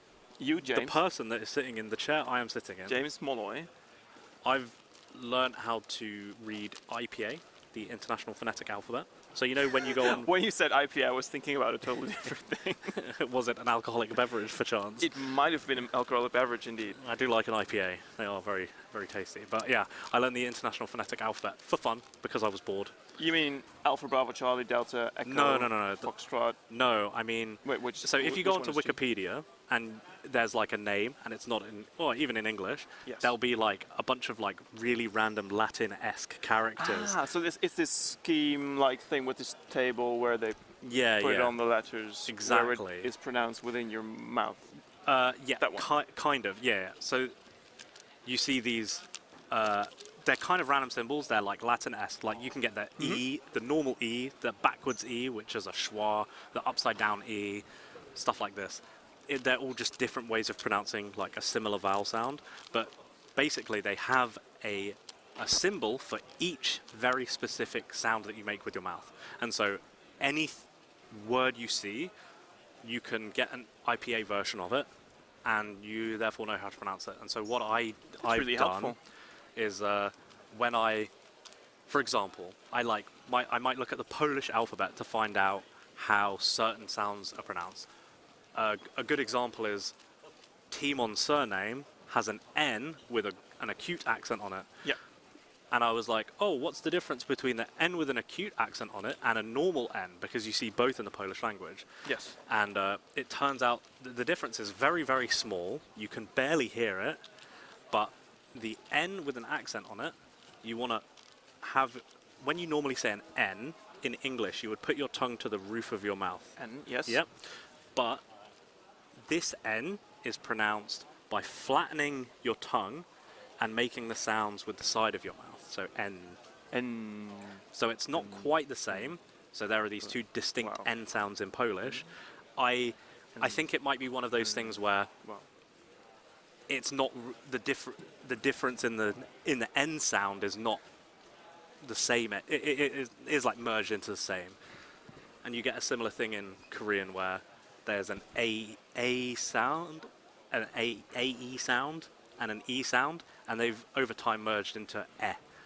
Instead of and it's just all of them are e. Everything is e. All right. Do you know the other alphabet I was talking about? The phonetic alphabet. The military, yeah. So Alpha, Bravo, Charlie. Well, let's do it and try to see if we both know, right? So it's Okay. alpha. Beta. Oh no. So sorry, that's it. sorry. That's it. Thank you. Greek. I went into Greek mode. Do you know the Greek alphabet? No, I don't. Okay. No. Okay. Anyway, Alpha, Bravo, Charlie. Delta, Echo. Foxtrot. What's the G? G.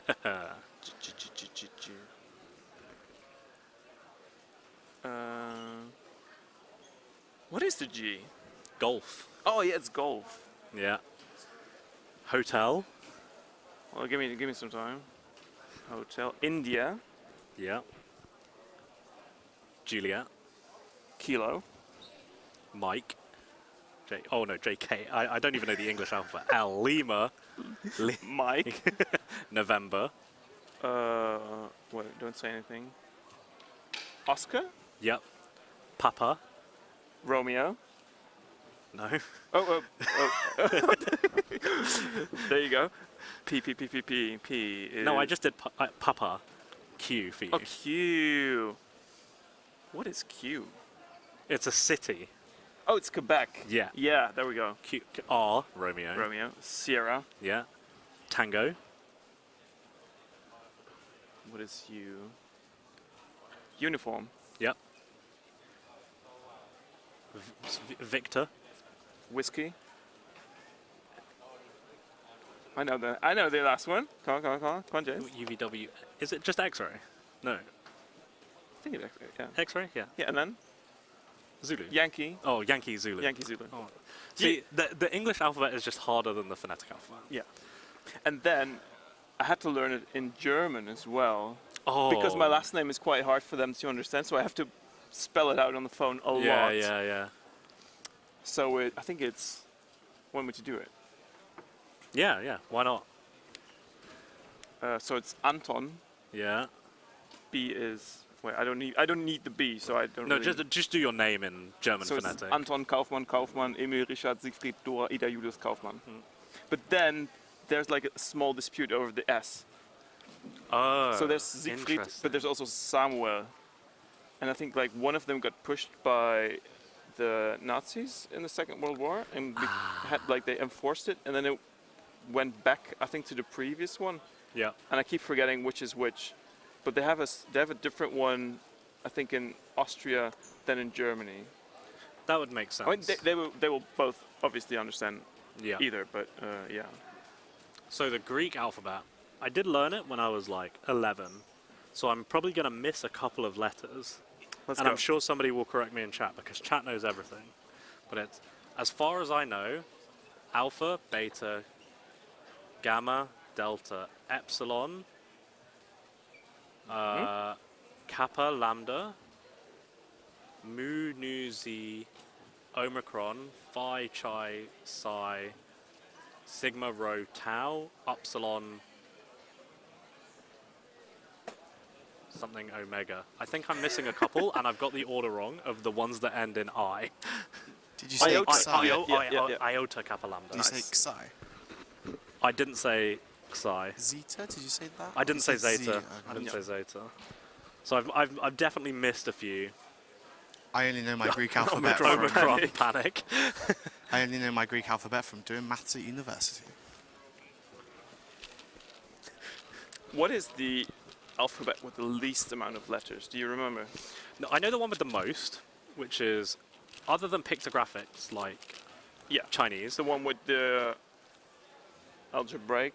No, wait, with the with the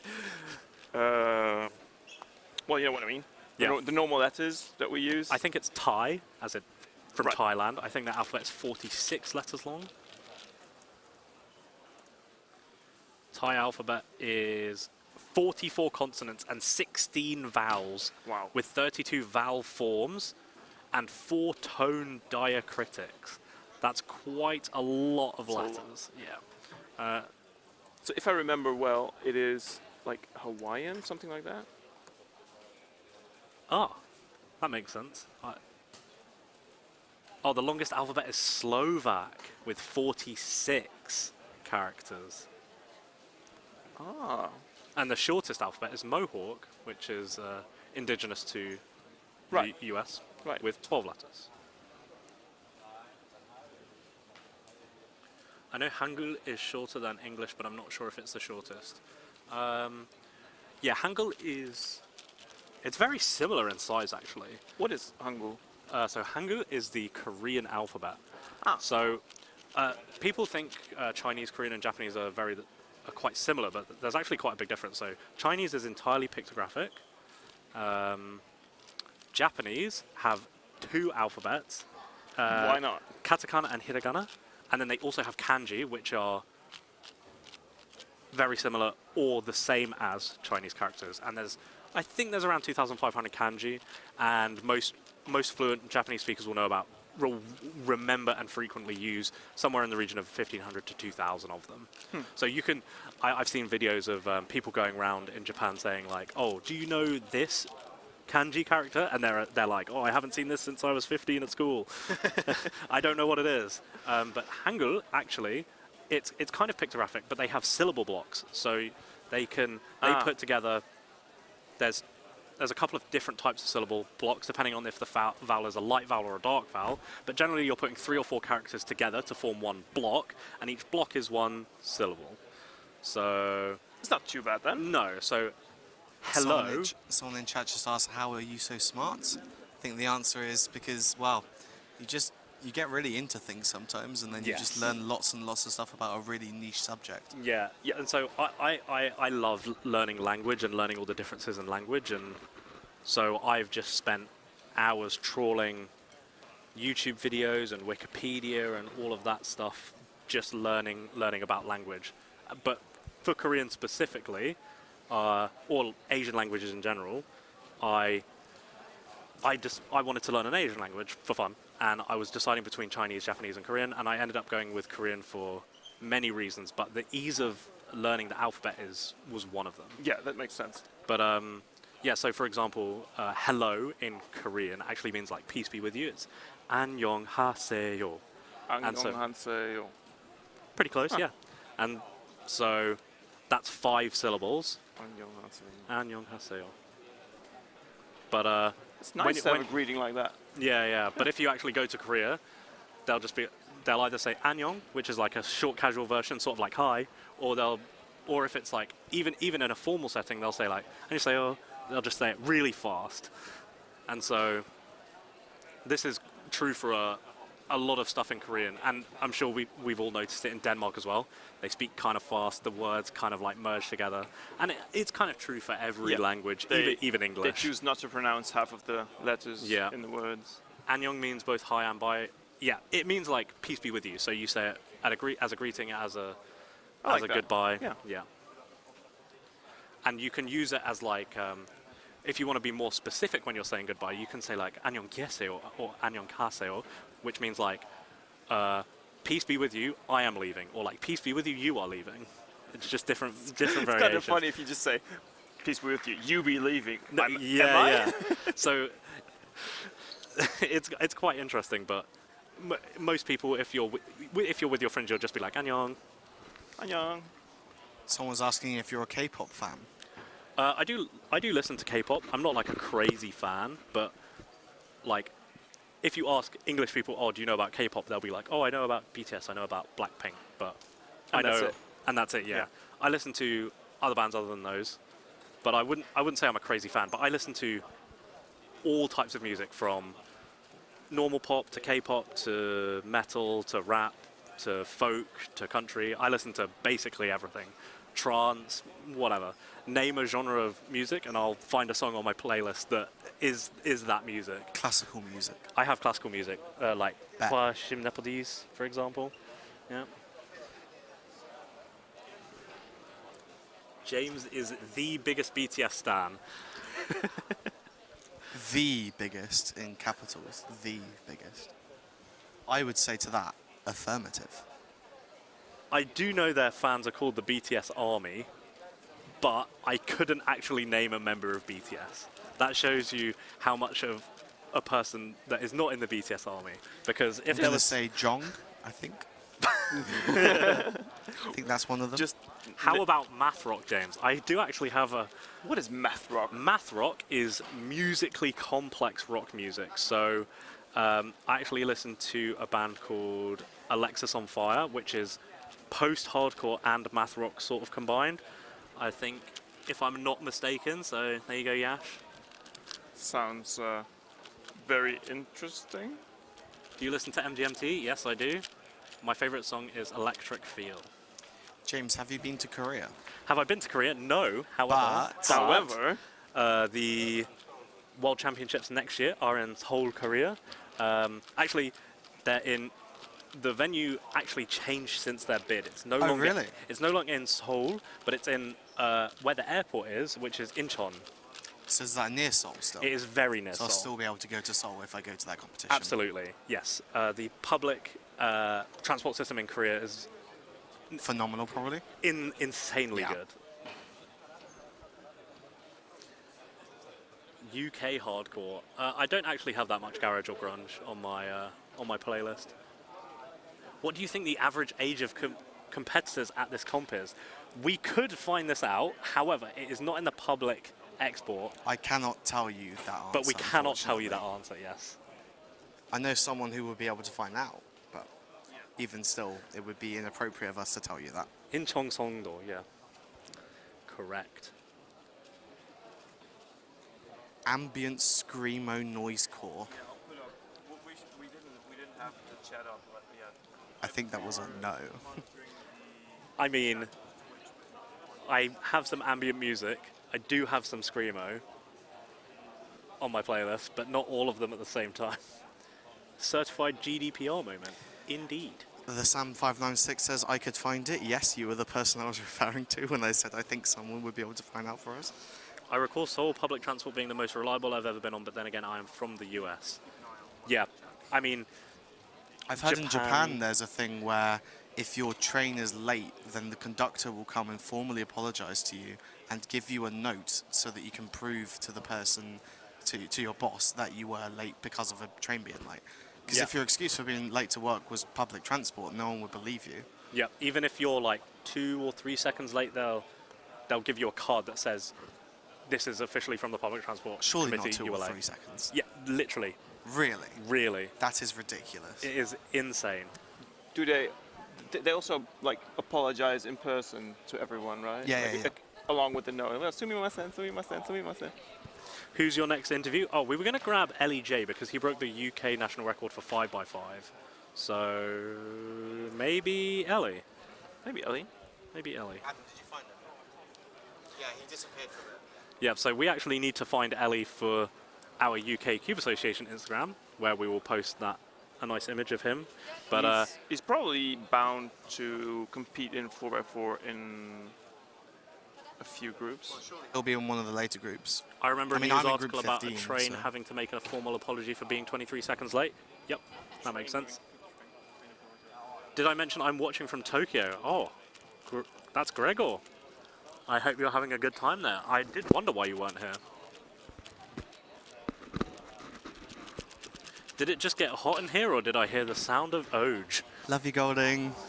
Importantly, for everyone doing multi-blind group 2, do multi-blind first and do your 4x4 after. That is if you're in the next groups. So if you're multi-blind, do multi-blind first and then 4x4. Other than that, groups 5 through 8 can turn in their cubes. Group 5 at orange, 6 green, 15. 7 blue, and 8 red.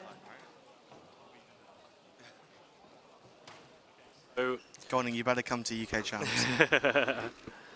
to those people who are watching on YouTube, I'm sure you've noticed the spammers in chat. unfortunately, we've been receiving these spammers all day, and so we're turning off the YouTube chat, I'm afraid. However, Bye chat. you can still chat on Twitch because we have active moderation going on there. So if you are watching on YouTube but you can't watch on Twitch, something you can do, go onto Twitch, pop out the chat and just have them run side by side so you can communicate with us, because we'll be reading chat all day, we'll be interacting with you guys. But yeah, I'm sorry we've had to turn off the YouTube chat. Is it turned off already? It is already turned off, yes. I was going to try and say bye to them, but oh well.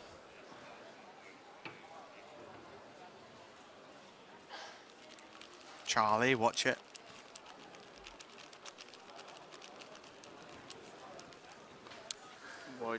Why don't you look at that? It's Callum Goodyear, board member and main organizer of this competition. I'm Yep. amazed he found the time to even do some solves. You got to compete, haven't you? Yeah, even if it's just in 2 or 3 events.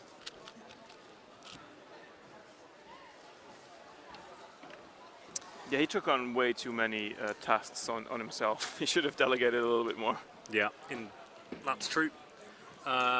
In what group is Team on? So if I'm not mistaken, there are 16 groups of 4x4, and so he will be in group 16 along with all of the other super fast competitors on the red stage in, what time is it on the schedule? It's scheduled to start at 12:30 Yep. CEST. So that's in 1 hour from now. So we've got groups 5 to 8 about to start. That'll be the next half an hour. I think they will start earlier. I cannot imagine that the next 2 would really take an hour. No, I don't think so either.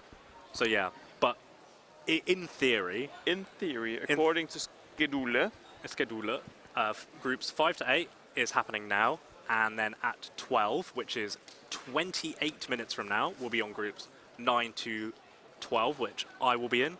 I'm in group 10, so I'll be on the green stage all the way over there. And then after that, we'll be going on to groups 13 to 16. Erik is in group 14, so he will also be on the green stage. Yay. And green stage, special stage. Oj is on the yellow stage. I'll be on blue stage, right? Blue stage, yeah, blue stage. And Chris Mills, I assume, will also be on the blue stage. So this is just you then, James? Or were you in it as well? No, I'm in group 10, so I'm in the next set. Okay. So James will be able to hold down the stream whilst we're gone. Yep, I might try and recruit a certain popular Irish lad that was on yesterday. He did a very good job, and if I can find him, If there's anyone here get him that you over. guys want to join the stream, even just for a little bit, for an interview or for a quick chat, let us know. We'll see whether we can get a hold of them. Quiz Mills, that's true. We've had a couple of trivia sessions yesterday with Quiz Mills. I might try and make a few stats-based quiz mills. Ooh, Nice. I'd be very excited for that. I'm sure chat will be too. I went to my first competition in Stockholm a week ago, and I was very excited, and I'm right now in Belgium for Tomorrowland, but I'm watching the stream of Euros since yesterday while practicing. Warmuk Stockholm would be an amazing first comp, probably. Yes. I think that was quite a large competition, so... Yep. And a lot of fast people will have attended and then come down here, obviously. Do you guys remember how many people were at your first competitions? Do I remember what, sorry, about my first How one? many people were there? It was about 25 to 30. Wow, very small I'm gonna for say today's standards. 17. Mine was 90, and that was 90? smaller than 90, 90, and that was fairly small at the time. Yeah. Yep. Cubing is a completely different world from pre-2012, and then around that time it started to really blow up, and then it's had another big boom since the pandemic with the Speedcubers documentary coming out. If you're watching this stream and you've never been to a competition before, most competitions are not quite this large. Yeah, I would, but if you haven't competed and you are watching, I would Go compete. go compete. Go look on the WCA website, look at the competitions, find your country, see whether there's any competitions in your area. If the registration's open, just do it. If you can make the time limit, it is well worth going. And if it's just 3x3 that you want to compete in, then the time limits are normally very, very lenient. If you're less than 10 minutes, likely you'll be able to solve.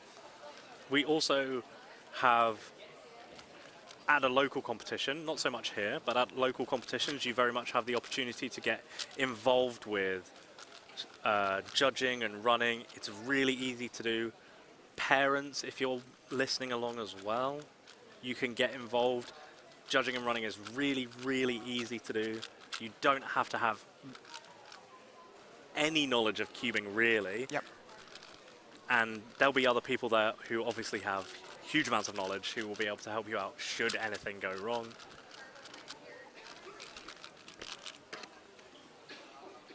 So we've got people listing their first competitions in chat. Will there be a parent event?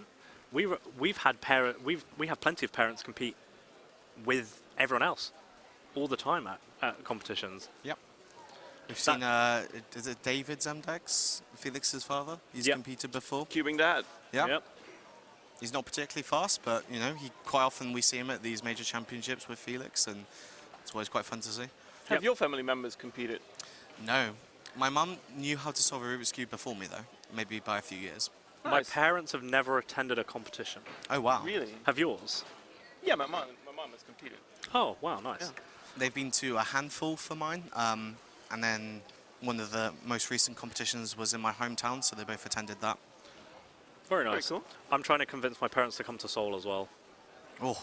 Because I wouldn't want my family on my cubing holiday with me. Trying to convince my nephew and my sister that they would also attend the competition next time. He's 7, he can solve a cube as well. Do you think cubing will ever get so big that championships will have to be held over a few weeks? No. I Not think a few weeks. What will happen is the qualification times will get more strict, even more strict than they are currently, and it will end up in a spot where that will basically be the way that they have to reduce it. I could see it being extended to the Wednesday, maybe. Nah. So We've never really seen major championships go more than 4 days before. Correct. If you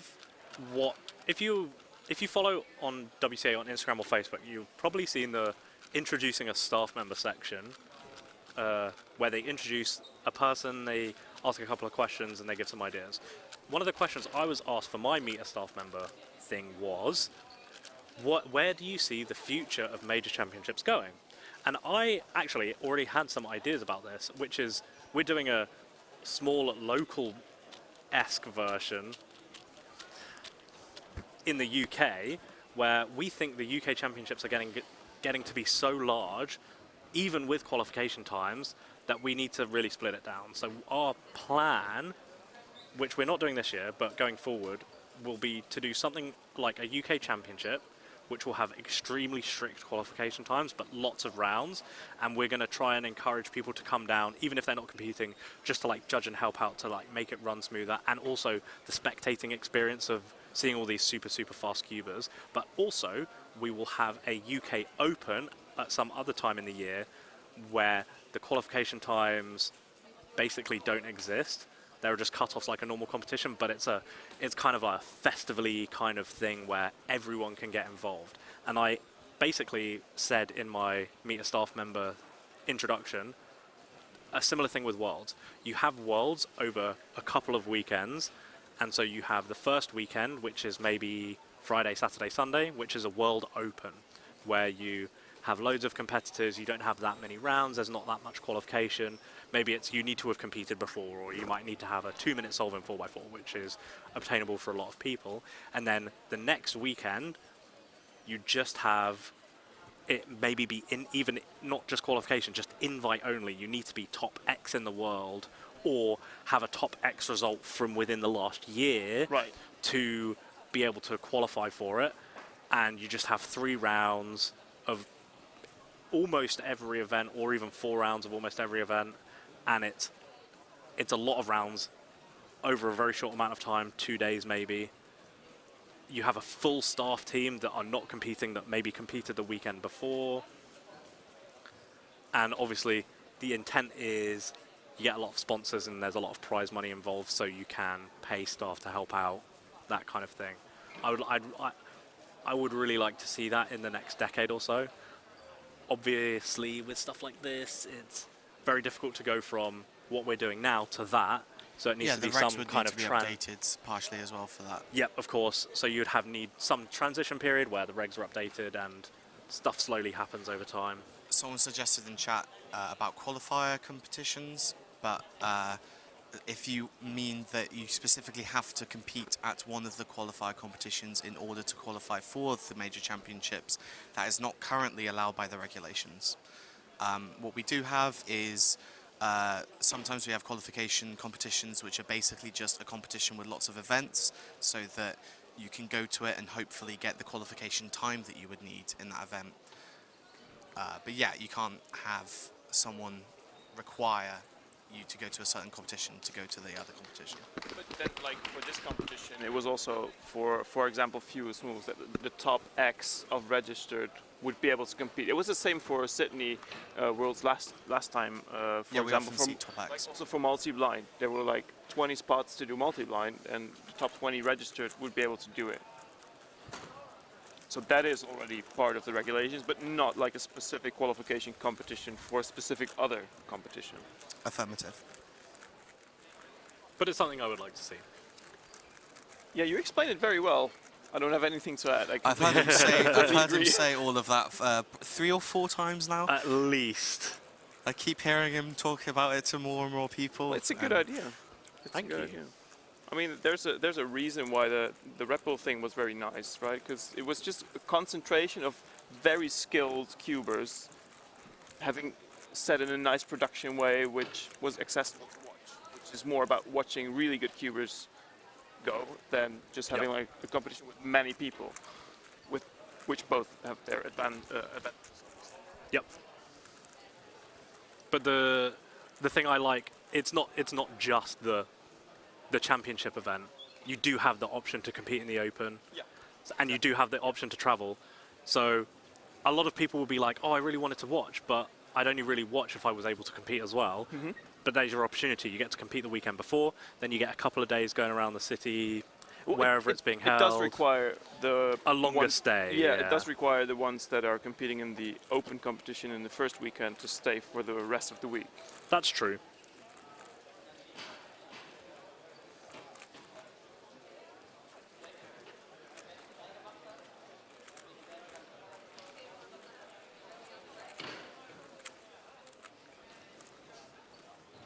What group is Ben Barron? He is in group 14, so he will be on the green stage in 2 sets time. Oh, he's in my group, together with Ellie J, Leon Schmidtchen and Celine Tran. Quite some other well-known cubers, Ulrik Bredland, Brother of Björk Kim Bredland, Roger Hoyland Larsen, the current Norwegian national record holder for 3x3, if I am not mistaken. and one of the favorites for the 3x3 win, Indeed. maybe. If there's somebody who was going to upset Timon, it would be him. If I'm also not mistaken, his NR was set in the Norwegian Championship final, so he is used to that 2 at a time pressure final, but it's very different for a 100-person country championship compared to a 600-person European championship. Twan Dullemond is competing in the fastest group of 4x4, which is group 16. Dullemond. Twan Dullemond. Somebody was asking about who could possibly win 3x3 earlier, and I didn't want to pronounce his name incorrectly. Yeah, he's really talented. I'm coming to the comp tomorrow. Do you know where I can find my personal schedule, or do I get it at the comp? For most competitions, there will be a registration desk right at the entrance. Just find that, and you'll be given all the things you need from the organisation team. So at European Championships here, we've been given lanyards with our name and country on them, and it also has on the back all of the groups we are competing in. So the schedule will be the same for everyone, for the most part. There may be some competitions like this one where they can differ slightly, but everyone will compete within the time slot allocated for each event. It's just the more specific time slot will be narrowed down by your groups. So if you know which group you're in, then you'll be able to hopefully figure out roughly where within the schedule you'll be competing.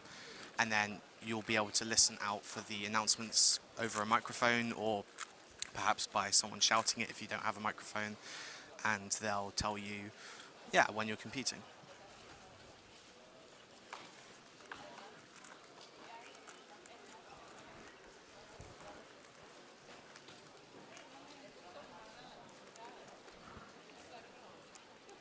I think the level of the competitors in these groups are already quite high. I've seen some mid-30s already.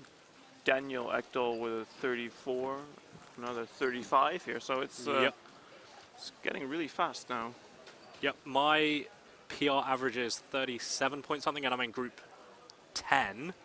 So most of these people will have low 40 averages, and some people will have some 40 as well. I saw there's a 35 right in front of us. The station is empty, so it was whoever was there before. I saw Bunavavot get a 38 as well on stream.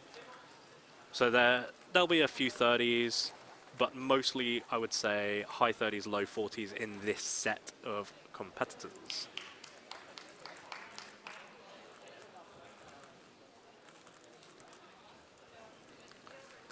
So as mentioned yesterday, we have Oliver Wheat here, who is well known for his statistics on the WCA Statistics Facebook group. If you have any interesting statistics that you might want to hear about, say from the competition or closely related things, we might be able to get them for you. And I've prepared a few more things now, so hopefully I should be a bit more prompter than I was yesterday.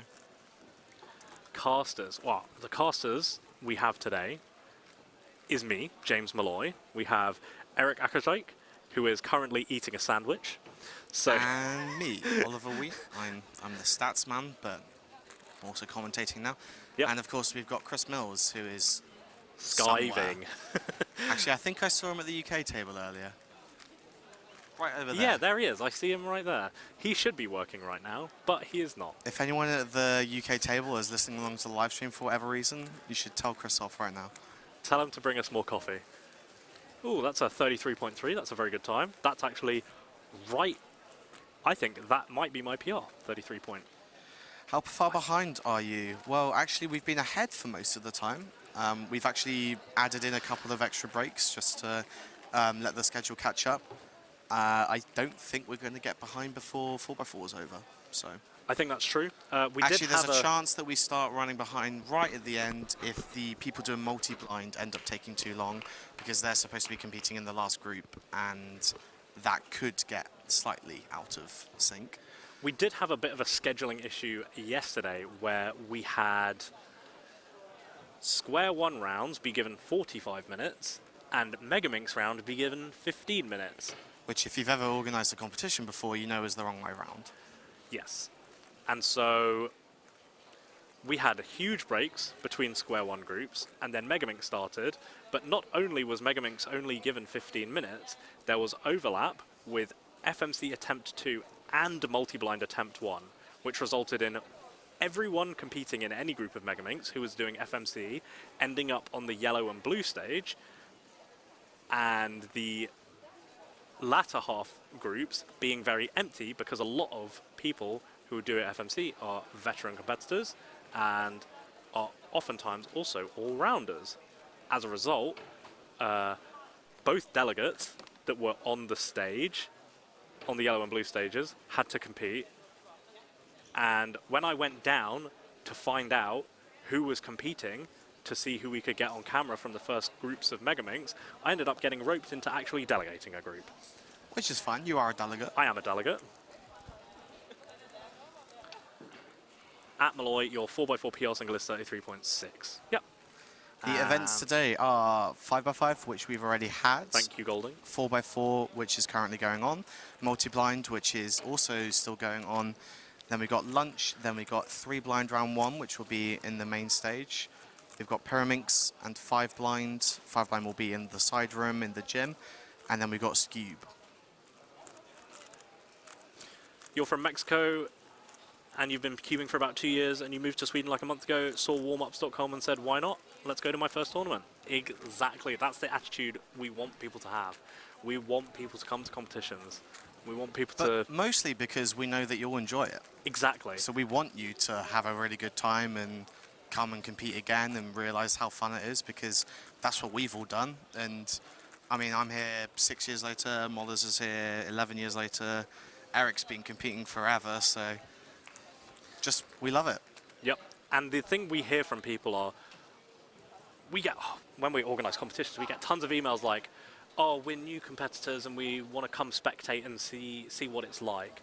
And we always tell people, just come and compete. It'll be good, great fun.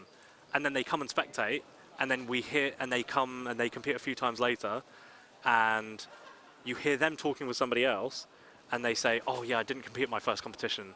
I just spectated. I wish I could have competed. We hear it all the time. So someone's asked, how do you even become a delegate? Or can I just ask, yo, can I do this? So I'm actually quite experienced with this recently, because I was recently approached to become a delegate. Recently? Quite recently. Quite recently. And James was the one who was like, hey, do you want to be a delegate? And I was like, yeah, sure. Well, I've kind of been expecting it for a while. Basically, if you're very well known in your own community and you help out a lot and you're generally always trying to help out with competitions and help out with organisation, then you're probably a good candidate for it. And it tends to be an approach thing. I guess there's a chance that you could ask about it, and if the delegates in your region need more delegates, then they will probably consider it, but there's not exactly an application form or anything. It's a bit more free. It also depends highly on the country as well. If you are in a country with a huge cubing population with multiple delegates already, they might not need more delegates at that time. In which case, if you feel like you really want to help out and you have any qualifications or you want to start helping out, you can apply to WCA teams without being a delegate. For example, OJ here started by saying, hey, I know the regulations really well. I think I'm just going to apply to the regulations committee. Yeah, and as it happens, about a week after I applied to the regulations committee, they then had an opening for new members. So it turns out I was applying at just the right time. And yeah, I'm part of the regulations committee now, so. Yep. And then there's the other side of the coin where there are countries that exist where there are no delegates. I have witnessed situations where somebody organizes competitions in their region, they ask their most local delegates, which might be neighboring countries. For example, if you're in a European country, there are lots of delegates all over the place. You might be able to get somebody from a neighboring country who has a delegate when they're free. And in return, you might use registration fees to pay for, say, travel expenses and food or something like this. And they can come. And if you do a good job,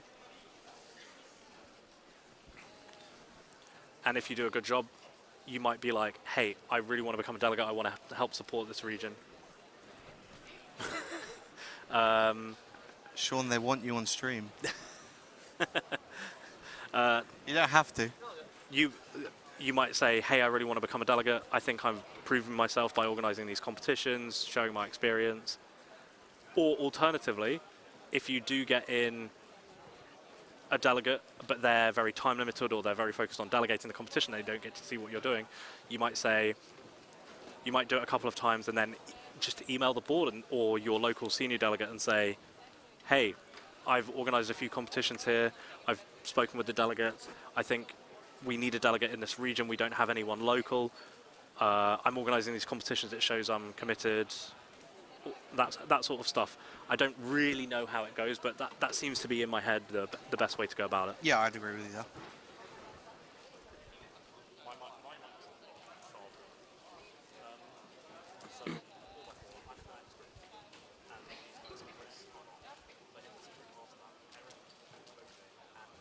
Yes, Ron is great indeed. He has pioneered a lot of the current cubing world.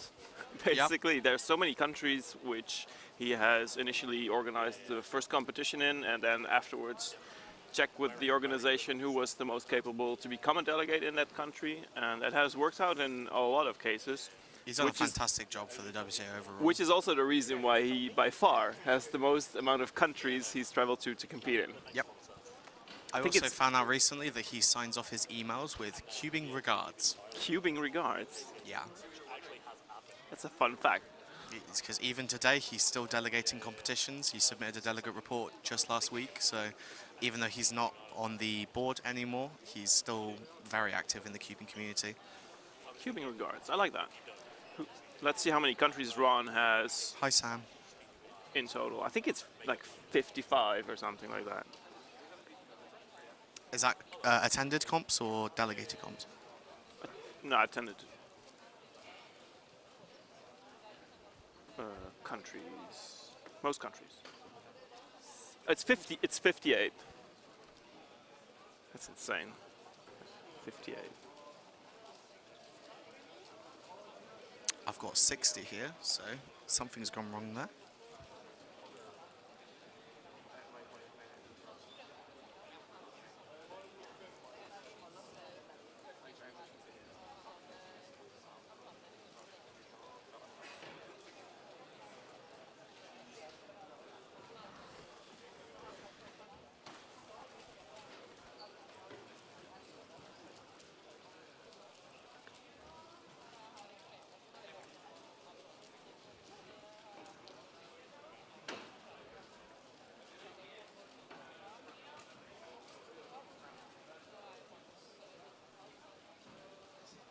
DDHDTV. We had an interview with Celine Tran a few minutes ago, so if you rewind afterwards, then you can rewatch that.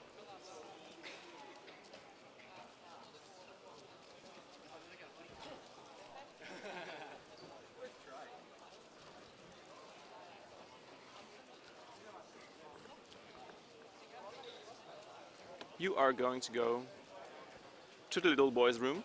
The little delegates room. Get Celine Tran into an interview. We've already done that, actually. We interviewed her straight after her 5x5 NRs. Yeah. She's currently sat over by the announcements table because she's announcing most of this competition, along with Jules Desjardins. We could also get Kieran for another interview. I want to interview him after he does well. You want to interview? Oh, so he didn't deserve an interview after his 5x5 round? Is that what you're saying? I think that's what he would say. No, he didn't hear it. So say it louder, Eric. Or he ignored me. So OJ, are you saying Kieran's really bad is what I'm saying. Kieran did not deserve an interview after his 5x5 results? Is that what you're saying? Well, you tell me, Kieran. Of course, we were talking about Kieran. Kieran, yeah. Kieran did really bad in the 5x5. I'm not the delegate of Violet. Right, I just need to stop having a conversation with someone who's not on the mic. Stream will not know what's going on. Yeah, and he doesn't deserve to get up here, so... Of course. Let's end this. What's the most comps a single person has been to? Let me find that out for you. Isn't it already answered in the chat? But maybe it's not correct. It is probably. You can check though.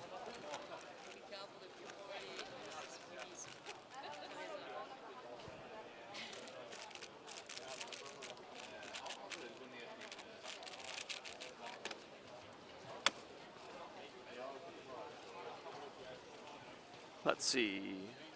Yep, you were correct. It is Ming Zhang with 257. How many do I have? Is it like 160 now? Can I find you without having to scroll? No. 152. Only? Okay.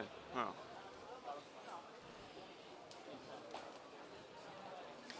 How many people does chat reckon have had more than 100 competitions? More than a week to 100? Oh, that's a good one. Can I guess? You can guess. If you didn't see it on my screen. No, I didn't. More than 100. That's a really hard stat. I have So, no like, idea. We in the UK celebrate when it's someone's 100th competition. Robert Yao recently had that. We got him a cake. So I have some idea of how many UK people have had it, and maybe I could use that to figure out in the world, but... Huh. Can group 9 through 12. Let me think about that. Turning their cubes. Group 9 at orange, 10 green, 11 blue, and 12 red.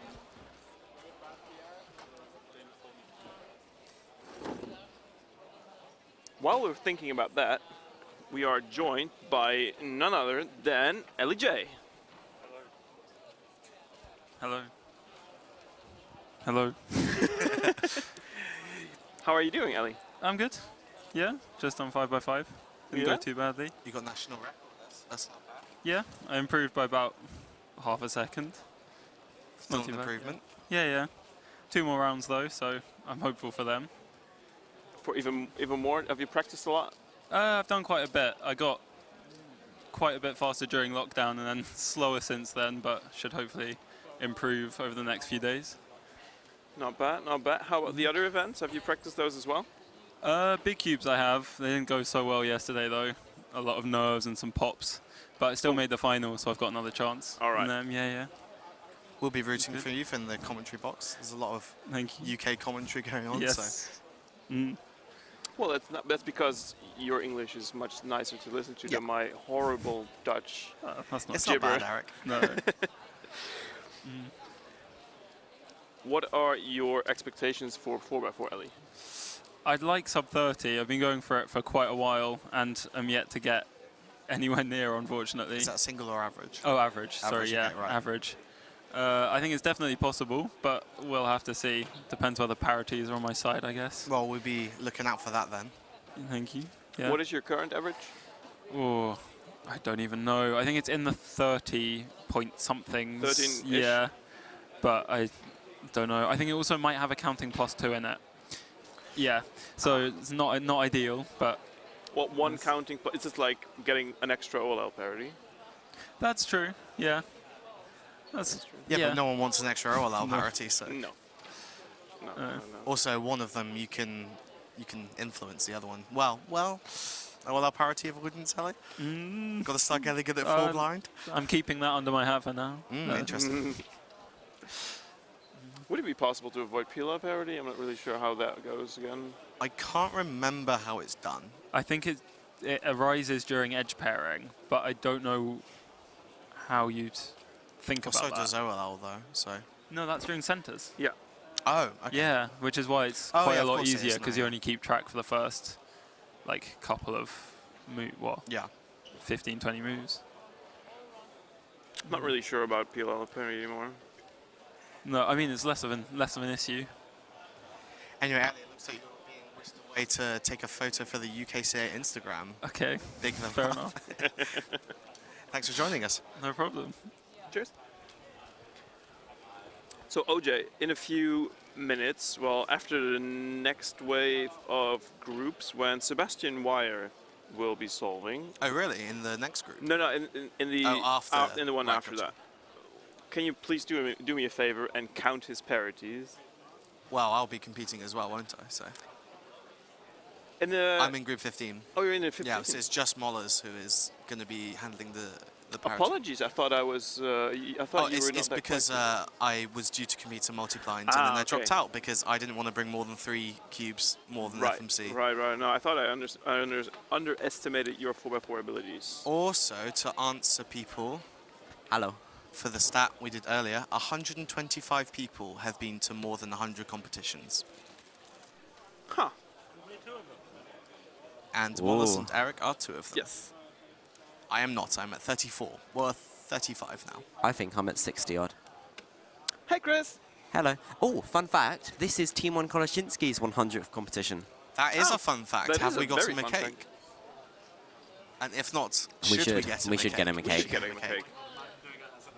Can we? No. Can we do, get the camera on him and everything? Like, pretend we're doing an interview, and then it turns out it's just here's a cake. Yeah, we should get him a small cake and then give it to him Hi, Golding. in front of the camera. Yes. That would be a nice one. While he's doing 3x3 final, give him a cake. Yeah. Don't tell him though, chat. Okay. Yeah. No telling him. Oh, it's Jan's 200th. Yeah. Oh, cool. You can get him 2 cakes. Yeah, Jan has competed yesterday. He became second on fewest moves.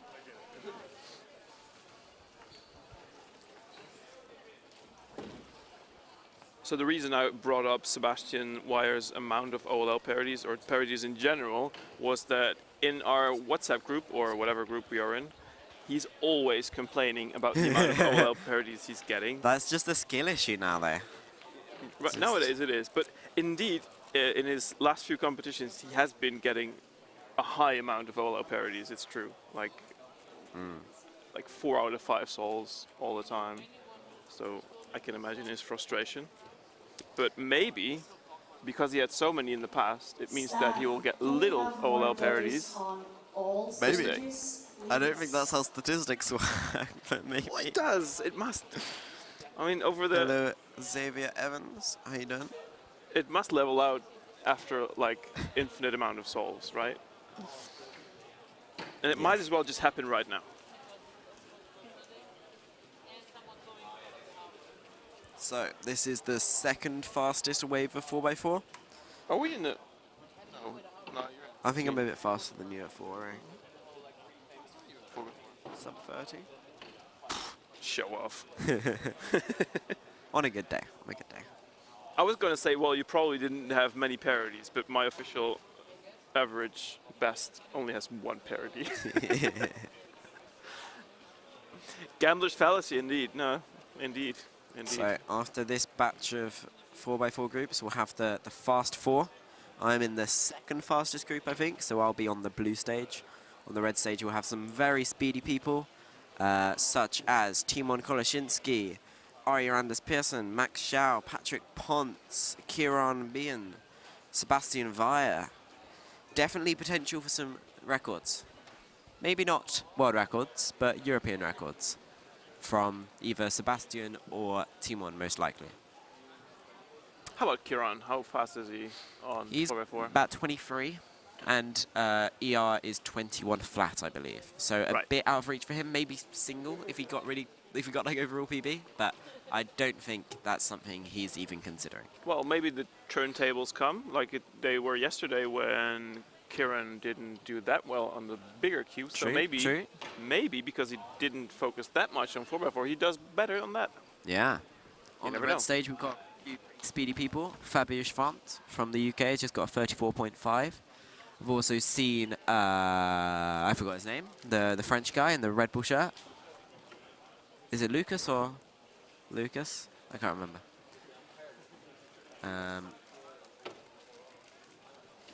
What else have we got? How you doing, OG? How's 4x4? He's in group 15. The fast group, Chris. Well, what, because I'm multi-blind? Yeah. How was multi-blind? I didn't compete. You just wanted to be in the fast group, didn't you? I tried to drop out so that I could let someone take my place, but they said it was too late. I didn't realize I was going to qualify.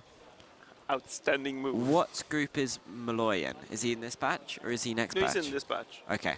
So it'll he be... just left, didn't he? Oh, I see him now on the green stage. It'll be Molloy solo commentating the fast batch, unless he finds a friend. Or he's got a friend. Who's his friend? We'll find out. Ooh. Ooh. Surprise commentary guest. Surprise commentary guest. Maybe it will be. It will be. I don't know. Who would you like, Chris? Your mother. I think that would be quite entertaining. She would know quite some of the competitors. Quite some. I'm not really sure about her English, but She can just do it in Dutch, or does she know German? I was discussing before we did the commentary. Would it be possible to have multiple languages commentary? We'd probably need different streams. But then we That's what just they have usually to do. do 2 streams, right? Yeah. Or 3. Which languages would we do it in then? Probably Spanish. Is Spanish the second largest Or speaker group? Mandarin. No, within Europe, because it's Within European Europe, yeah.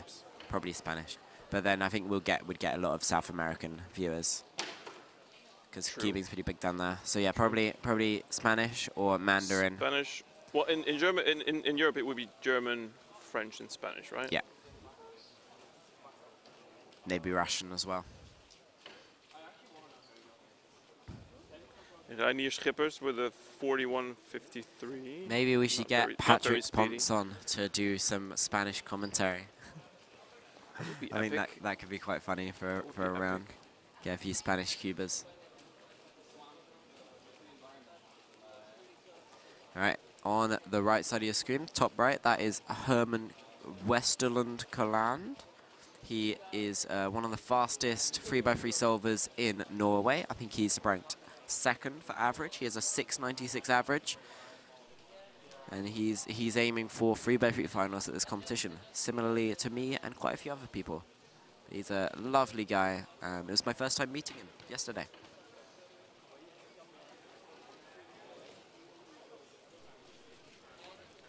The Spanish-speaking community is indeed very big. I'm also in one of their Facebook groups. I have it on auto-translate though. The funny thing is, every time they write the word cube, it's being translated to bucket.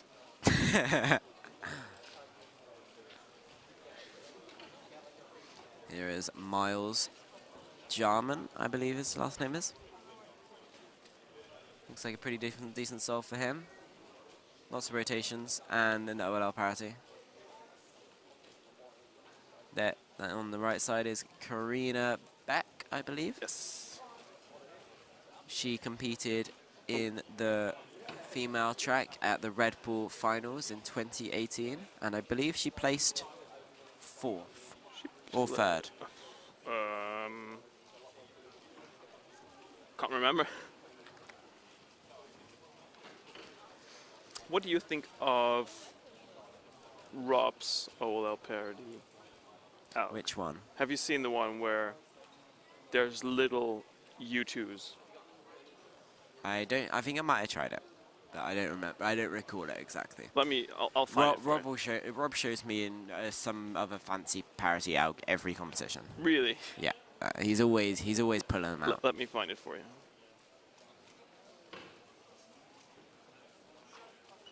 Goodbye, James Golding. Missed you.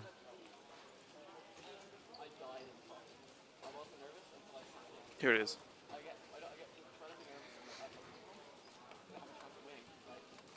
Ah, yes. It's very odd. It's very odd indeed. That I don't like the loads of regrips at the end. No, I don't like the general case that it solves, because it solves a case where 3 corners are flipped. Yeah, it's probably just good to learn for that case. Maybe Although I think you just get soon anyway, so that's maybe kind of it's just speedy. funny to learn just to show people. Yeah, yeah. Like, do you want to see our Do you want to try out the AUK? Not really.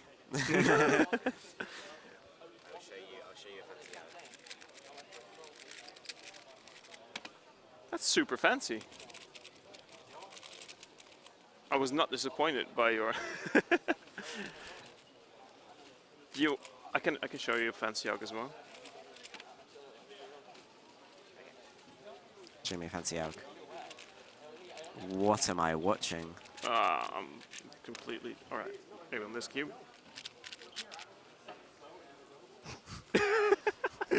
Eric is failing to show me a fancy AUK. Okay, let me. Okay. Does it solve that case? It solves this, yeah. Oh, okay. Well, I know an AUK for that anyway. A good one. Do you know the good AUK for that case? It's this. No. Watch this. You don't watch do this. the one with Y perm. That is quite good, actually. I can teach it to you right now. Please do. Please do. Okay. Please Okay. do. Hold this. This one. So, do a slice sexy. So R moves slice. No, slice, not wide. So slice RU. Yeah. Or you can do like wide and then undo, like that kind of thing. What have you done? I have messed up the cube. Yes.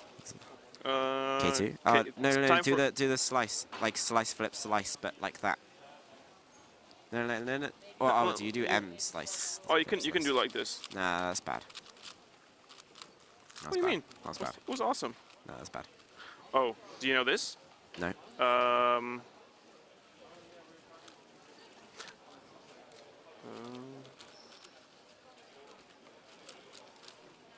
No. I forgot it. Eric's having some trouble here. I made a video yesterday. I can show you later. Anyway. So slice sexy move. So slice R's. Yep. And then finish the T-perm with wide R's. So wide R prime F. Yep. Yep. Sexy. Wide R prime. D prime. Yeah. That's it. Huh. So it's Yep. And then finish T-perm. Sexy. You need the sexy thumb on bottom as well, so you don't have to regrip. Huh.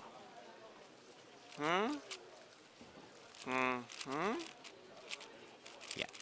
I was on a call with Patrick Ponce once, and I taught him this AUG in 30 seconds, and it was immediately faster than the Y perm thing. Can you videotape me doing it so I don't remember? I don't forget it. All right. Right. So it's like inner sexy. Yep. T. Sexy. That. Nice. Awesome. I can show you the. I wanted to show the. Here's this. Whoa, that's weird. It's F perm. I do. What do I do? I do. That's what I do. Right. Also, do you know this?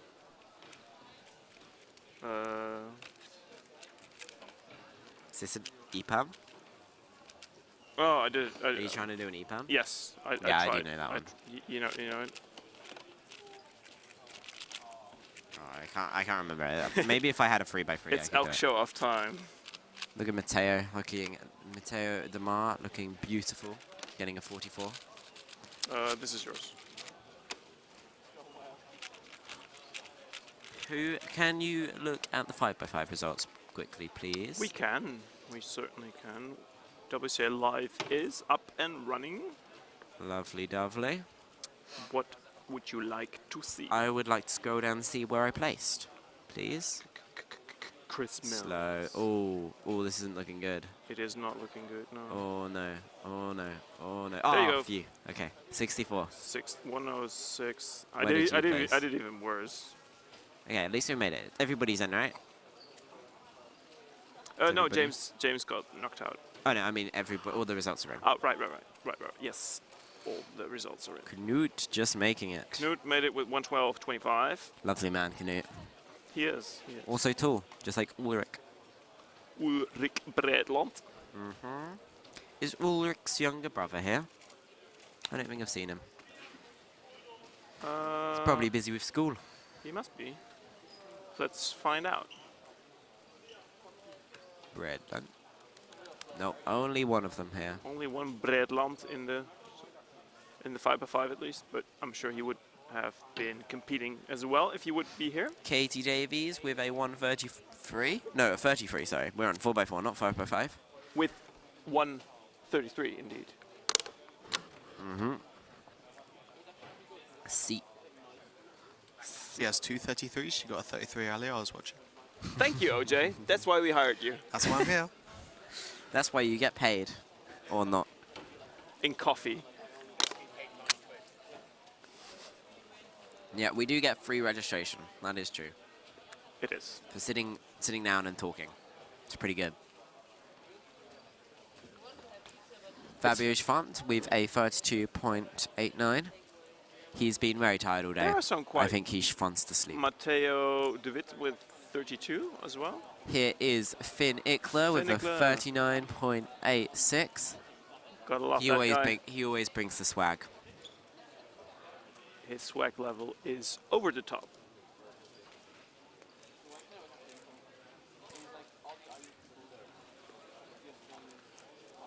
We're switching scenes like no tomorrow right now. Well, there's a lot going on, so Yes, lots of people just we want to trying catch. to capture as many souls as possible. Herman is doing a solve. Chris, which of these cubes should I use? Hold my mic. Okay, let's try. MGC. The Sebastian Via MGC is okay. Yeah, that. That one, right? I Yeah. usually prefer the WRM, but for this case, the MGC is much nicer.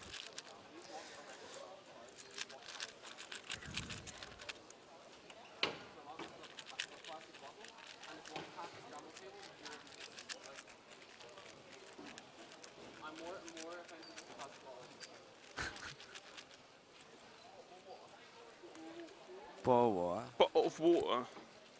A bottle of water. Nice. Bottle of water.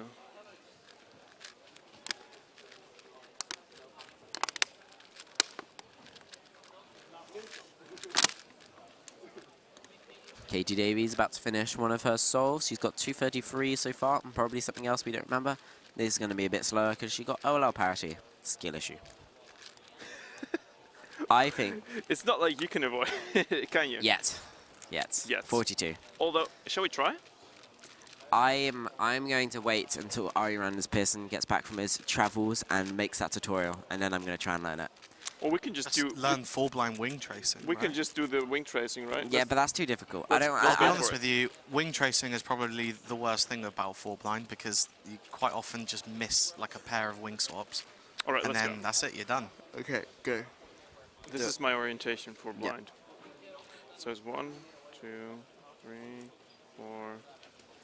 On the top left of your screen, you've got Mathias Sondergaard Bern. He has a brother called Magnus Sondergaard Bern. They're both pretty equal in speed, although Magnus has NRs and Mathias does not. But Mathias is the faster 3x3 solver. No, I'm not doing this.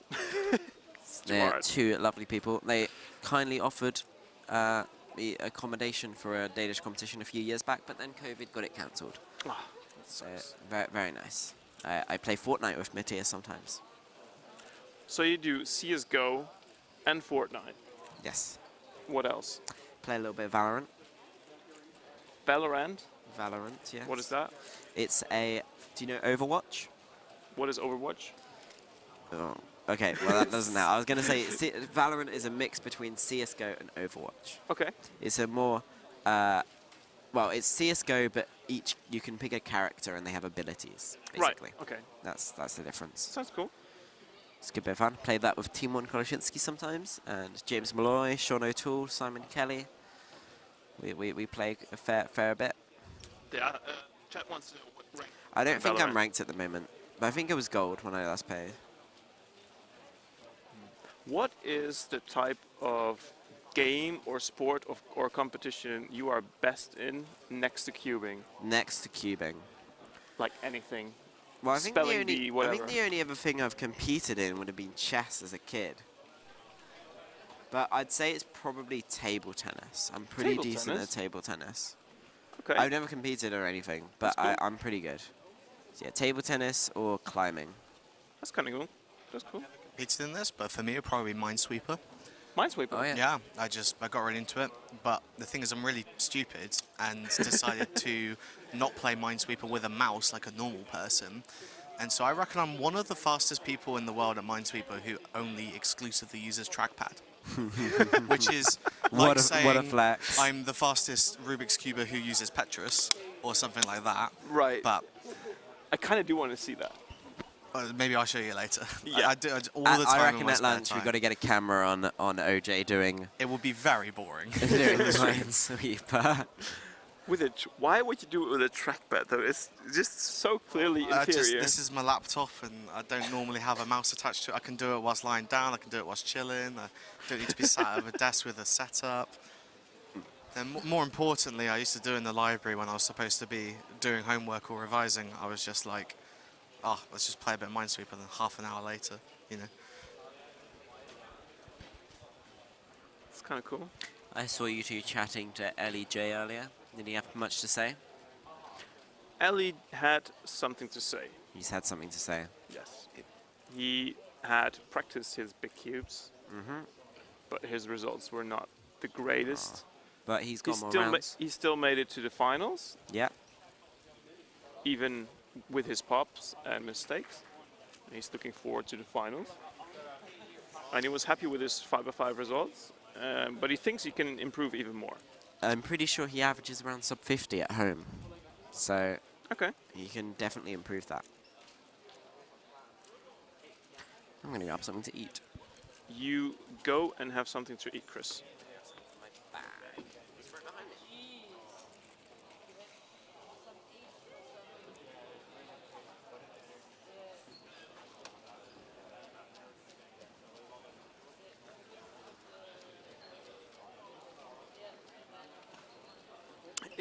just tuned in, you are watching the WCA European Championships 2022 with its main sponsor, obviously, Rubik's.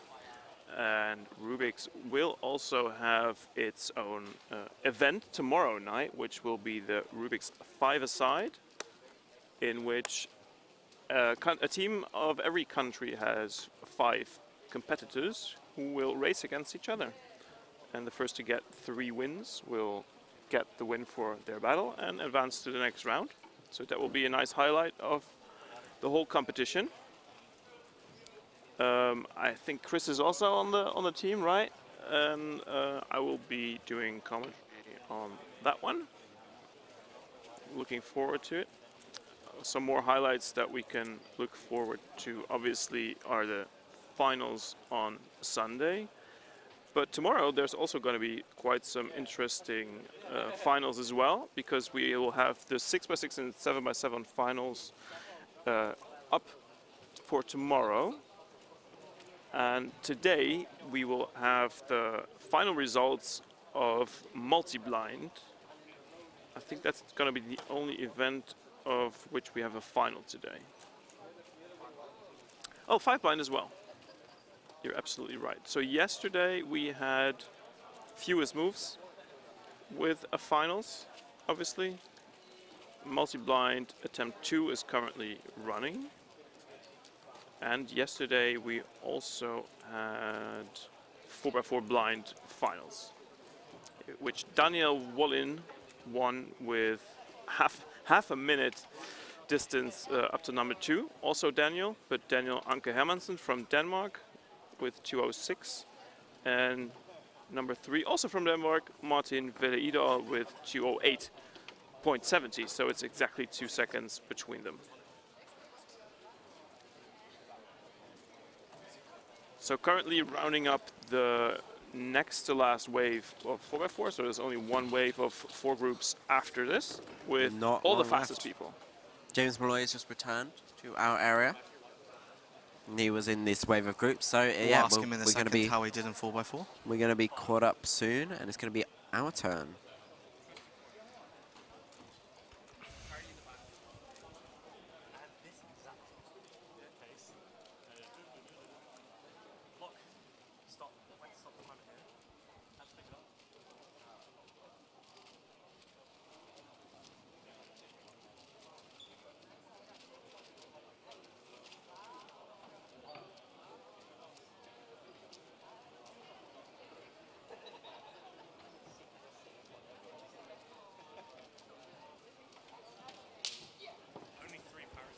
I'm not sure if the stream is on the same internet or not. Probably on a different one, because we're streaming a pretty high quality, and I see loads of fancy stuff over there. I'm not entirely sure.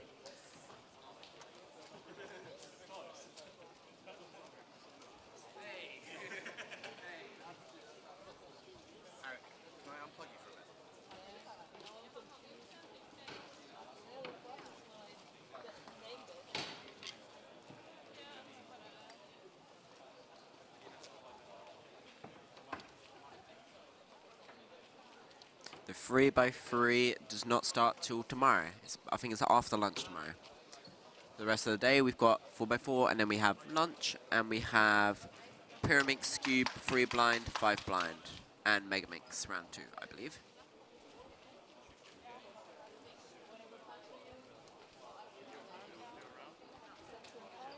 Alright, we're going to have a couple of guest commentators. We've got Sean O'Toole and Katie Davies going to come join, and the rest of us are going to go do 4x4. So we'll see you in a bit.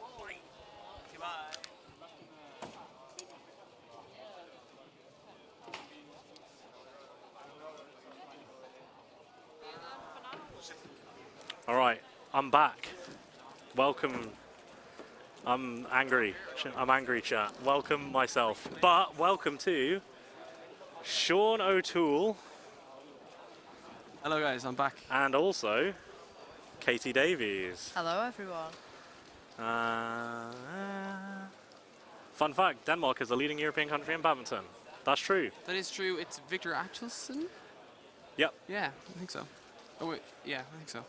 Fun fact, there was somebody at my university who used to play with Victor Axelsen when they were younger. Oh, that's cool. She was a year older than him, That's under her, but yeah. when I say younger, they were like 10 years old. And obviously, when the difference between age 9 and age 10 is quite a lot, so she regularly beat him. That's a flex and a half. Like Yeah. Victor Axelsen in Babington. You don't need to say how old you were when you Yeah, did it. yeah. But, 16 turn in their cubes. Group 13 at orange, 14 at green, 15 at blue, and 16 on red.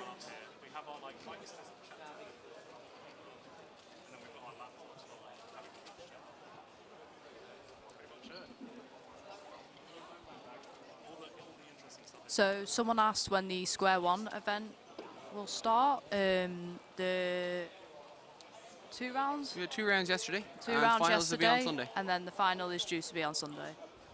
So we had Max. It's my first time Xiao ever commentating, with, so I do apologise. got a 4.6 single I and don't 5.6 think average in Hugh round 2. is coming today. I think he's coming for 3x3 tomorrow. Yeah, we were gonna have a quick interview with him, see how he feels, because I'm pretty sure it's his first major championship. And obviously he's very well known in the community, one of the fastest growing YouTube channels ever, so we might try and grab him for My an only interview. cubing flex. My only cubing flex is being subscribed to Cubehead since 200 subscribers. Oh, that is actually a flex. Yeah.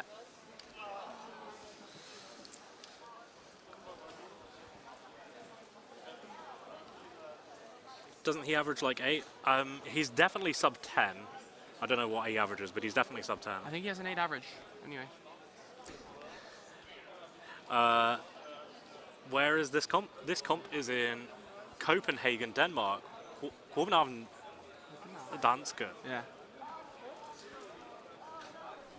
So the last groups of 4x4 are about to start.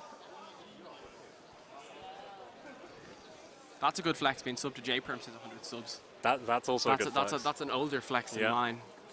But something that at least the English language community doesn't know about maybe, is that the biggest YouTubers are all Spanish speaking. Yeah. Because they have all the South American community is massive. Obviously, a bunch of world record holders from down in South America. Apparently you butchered saying Copenhagen. So I can see Matt's Volk. I'm sorry, James. 4x4 solve. Yeah, so the Danish language is stupid and silly, and that's why I butchered Yeah. it. It's like I was chatting to someone yesterday, a barman, who was saying basically it's like it reads like lots of Swedish. like Swedish. Yeah. But none of it's phonetic. No. So it's just like weird rules that make things not sound like the way they should sound. And they just Correct me and they if I'm wrong. mumble through a lot of words as well. Yeah. So there's an Indian YouTuber with 3.38 Kieran's million just subs. about to Wow. start Wow. His 4x4 That's a lot of solve. subs. How many? We also have people like Brian's son as well gathering. Yeah. Gathering subs. Different kind of format, but Yeah. it seems to be working. So we are well underway with the fast group of 4x4 now. The other stages have not started just yet. Yellow stage is having its first solve. And for those who know the blind scene, that is Akkersdijk, the former European record holder in blind, starting on 4x4 over on the yellow stage. But yeah, Kieran is on stream there. red stage well underway. Philip in the back, Richard Delacoste in the back. Patrick Ponky in the front, just to the left of Kieran, just off camera. Kieran, I was sitting with Kieran when he was warming up, and he was getting some pretty good times. He was getting kind of 22s, 23s, a couple of 20s in there. I would love to see more women in the top ranks of speedcubing, but there aren't that many. I would love to be one of those girls, so I've been practicing a lot to be one day on the higher ranks. Yeah, we really want to see more goalkeepers as well. Something that we noticed actually after the pandemic was there were a lot of female keepers. The percentage of female keepers was way higher than it was before the pandemic. And I think part of the reason for that was girls would come to a competition, see that there's no other girls competing, barely any other girls, and then they'd be like, oh, it's not really for me, and then leave. But since the pandemic, lots of girls have come to the competition, and they've seen, oh, there's loads of other girls here. And so they're sticking around, which only a few we're really diehards happy like with. Katie who just come anyway. Yeah. Yeah, I remember when I first started, there was definitely not that many girls at competitions, and like now, like especially since the pandemic, when we had the first UK competition in Wakefield, there was so many more like So there's definitely a community building on. Yeah. Yep. That's just something I've noticed in the UK. I'm not too sure about other countries, but that's definitely something I've picked up on. Yep, we've got Max Shaw underway. Shaw, yeah. Okay, cool. And just off camera, we have missed Vukash Baliga get a 27.8, which is the fastest time I've seen so far. Kieran got a 25. Ah, Kieran got a 25. I missed that. Yeah. Sebastian Via 32. has 30, no. He's that's starting to solve. But here we obviously have Timon, one of the favourites. However, has him and Seb notably both. not practiced much 4x4 for Timon, and so I think 4x4 is the event that is the most open. Really, anyone could. Well, win it. anyone could win it. Rob got a 41. I did all 5 of my solves faster than that. So we now have Kieran, Timon, Seb all competing at the same time. Alexander Kalia just off camera getting a 26, and Mats Volk on PLL also getting a 26. Tiny bit faster, 0.02 faster than Alexander Kalia there. Oh. Seb Via, PLL parity at 18. We all know that feeling of doing a decent solve and getting PLL That was parity. the fastest first solve I've seen. Yep, with a 24.11 with OL parity. Kieran and Timon. Kieran on is 3x3 stage. Around 15. Also OL got PLL parity. parity at 19. And Timon's going to be coming up to OLL. So Kieran- PLL parity for Timon. Ooh. And a 25. Ooh. So Lots of 24s and 25s. yes, still very open. Anyone's game. Patrick Pont with a 24.80. Yeah, that's right. And we had Abdi, Abdelak Kadur at the back get a 28. And we've got Philip Via underway at the back. Just behind Philip Lewicki, the Phillips. Yeah, Philip Gang. And I don't actually know who this is on the top right screen. Is that Ori? Let's have a look or might it be? at the magic information. Johan Dulemont. Dumont? Ah, yeah. Dvan Dvan. Dulemont. I just remember. Dvan. There you go. I knew I Someone- recognised Chat is him. great. I love chat. Yeah, chat knows everything. Yeah. And Philip Lewicki getting a 33 looks. I just know there's a Okay, happy really enough. fast guy called Ori, and I don't actually know who he is. But I know that he's like really good. And this on screen now is Eda Oliventia. Spanish NR holder still? I don't know if he has the NR. I just know he's very fast. Rob Yao in the back just getting a 30.57. Very nice. And we've got, is that Kevin Gerhardt? Yep, that's Kevin Gerhardt on the top right now.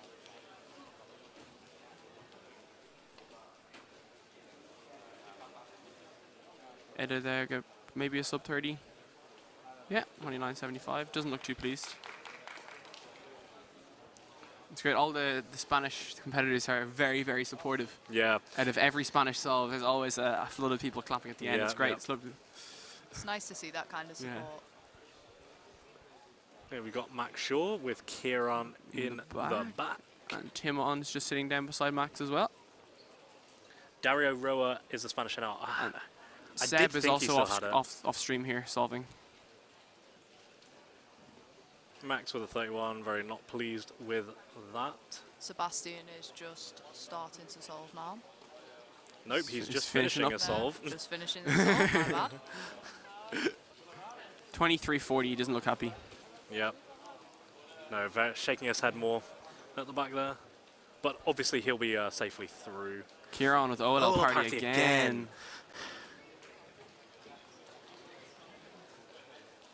27, he won't be happy. Yep. Not Spanish, Basque. Basque region, most of the Basque region is part of northern Spain as far as I'm aware.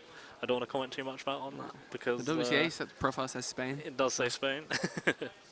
Who was a 3x3 NR holder for Spain? I think that is also Dario Roa.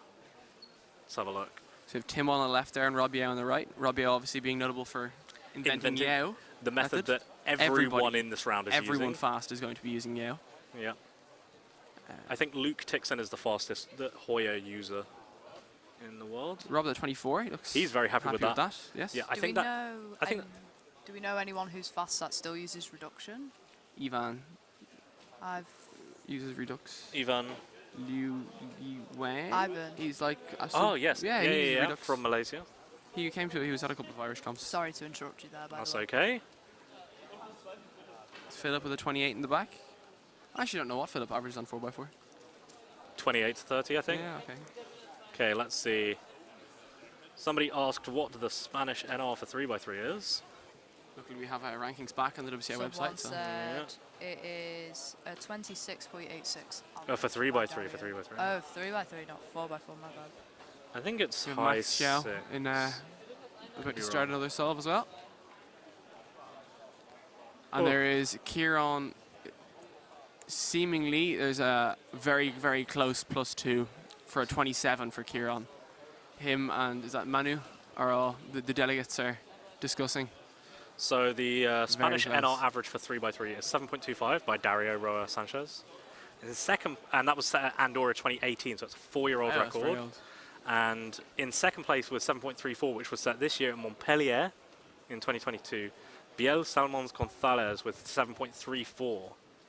But I don't think Biel is here. 23 for Tvan, Swan, yes. he'll be happy with that. There's Paul. Paul Marvey, yep. Marvey, yeah. There we go. Timon's about to go up for another solve. Yes, someone's starting up there. And Ada just got a time, but I can't see it because the camera's in the way. Can you see it on the very right there? Oh, the camera is in the way. I can't see it either. Seb just is about to start solving as well. Where do you stand up? It's a 29-19. 29-16, okay. I think. Yeah, Ada will be pleased with that, I think. We have Seb and Tim on about to start now as well. Spanish manifestation. True.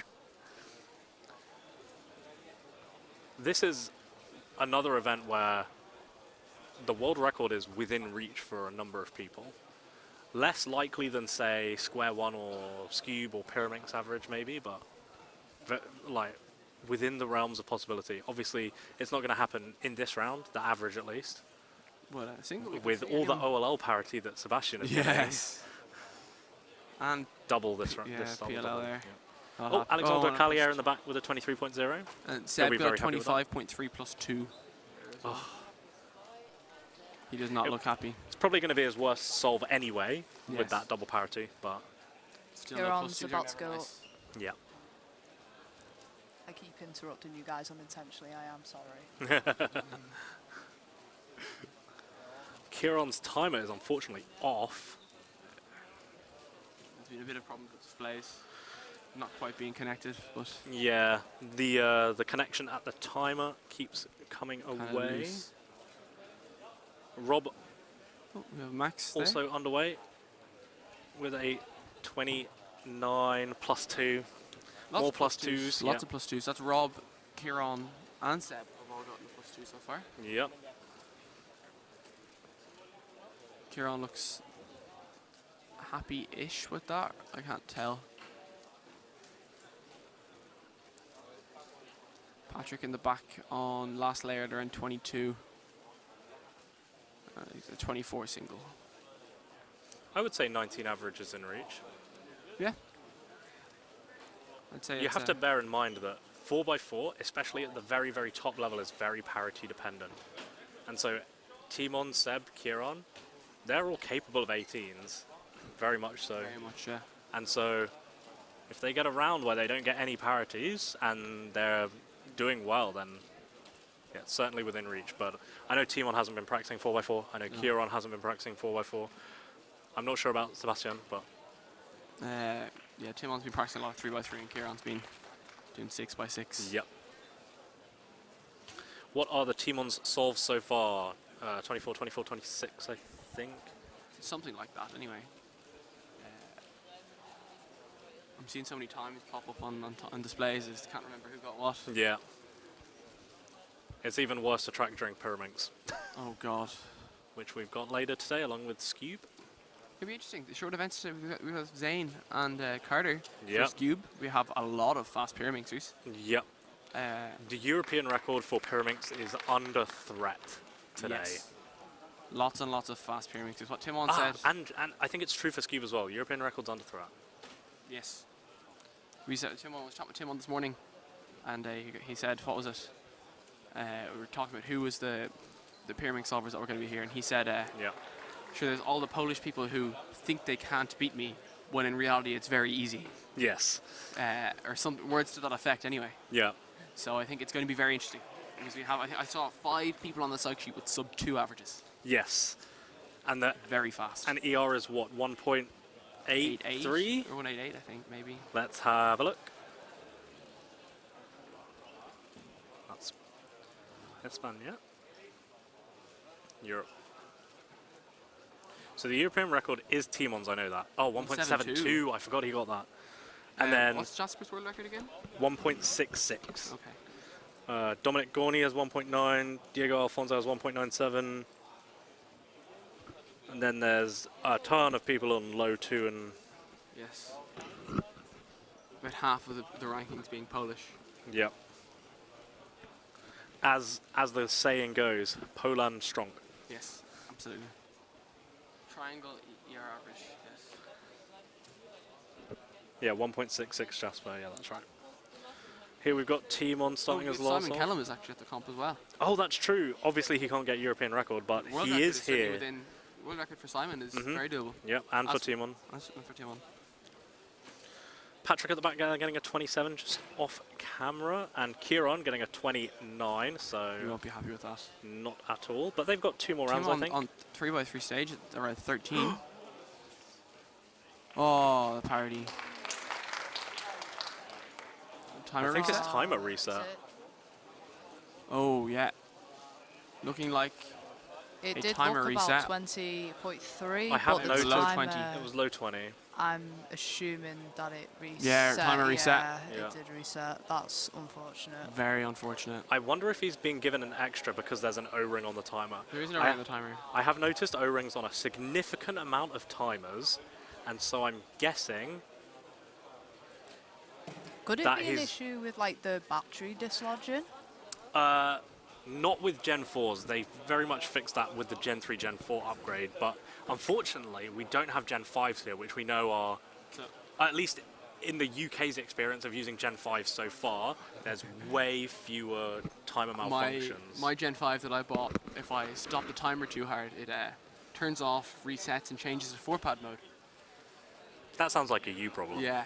So Rob got a 28 there. Yes. But yeah, so... the delegates taken away the timer there, so I'm guessing they've agreed it's a timer issue. What happened is he stopped the timer and it went 8888888 yeah. as a result of the cable dislodging, because if you noticed that at that timer, during that attempt, when he stopped it, the display went off. It just immediately went off, so I think the timer said 8888888, and I mean we can clearly see it, and the judge can see it. The timer stop was not hard enough to warrant a DNF. Because if you do stop the timer hard, you can force 8.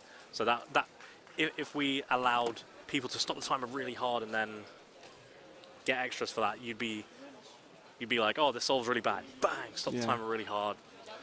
So it's gonna be interesting to see what the extra solve looks like. Yep. Oh, we have someone. Sam is clipping it. Coming in clutch. Let's have a look. So we'll just have a gander at the timer reset.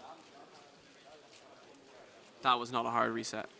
Yep, and it didn't look like his... yeah, there's O-rings on it. You can see those red rings. His thumb was nowhere near it. No. So it would have been like a high 20. The timer switched off at 20.3, and the timer's usually about 0.3 behind. 20 yeah. point, yeah. He didn't touch... His thumb didn't go anywhere near it. There's O-rings on the timer. Must have said 88888. He didn't stop it hard. Extra solve, very simple decision.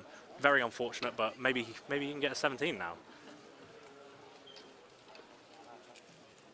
That's one of the things I like. That was about a 0.7 or something for PLL party execution there, though. Yeah. That's very fast. One of the things I like about the Gen 5 timers. Sorry, he got LL parity, had to say it. And PLL. Oh, that's so unfortunate. Where is this? I don't know how to work max.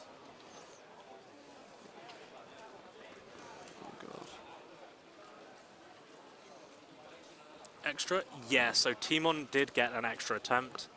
the timer malfunction, we can see on the clip that the Sam 596 took that there are O-rings on the timer. His thumb was nowhere near it, and he didn't stop the timer too hard. Very simple extra decision. Manu instantly gave it. So. Is that his last solve? I don't know. I've definitely seen 4. I feel like it might be his 4th. I'm not sure if he has another one. He did do ZBLL, but had PLL parity. Yeah.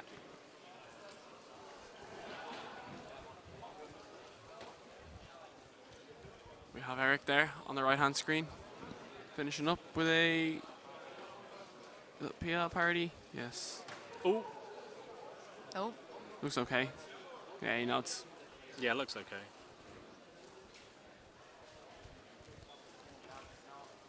And this is Paul Marvey finishing his last attempt, 33.07.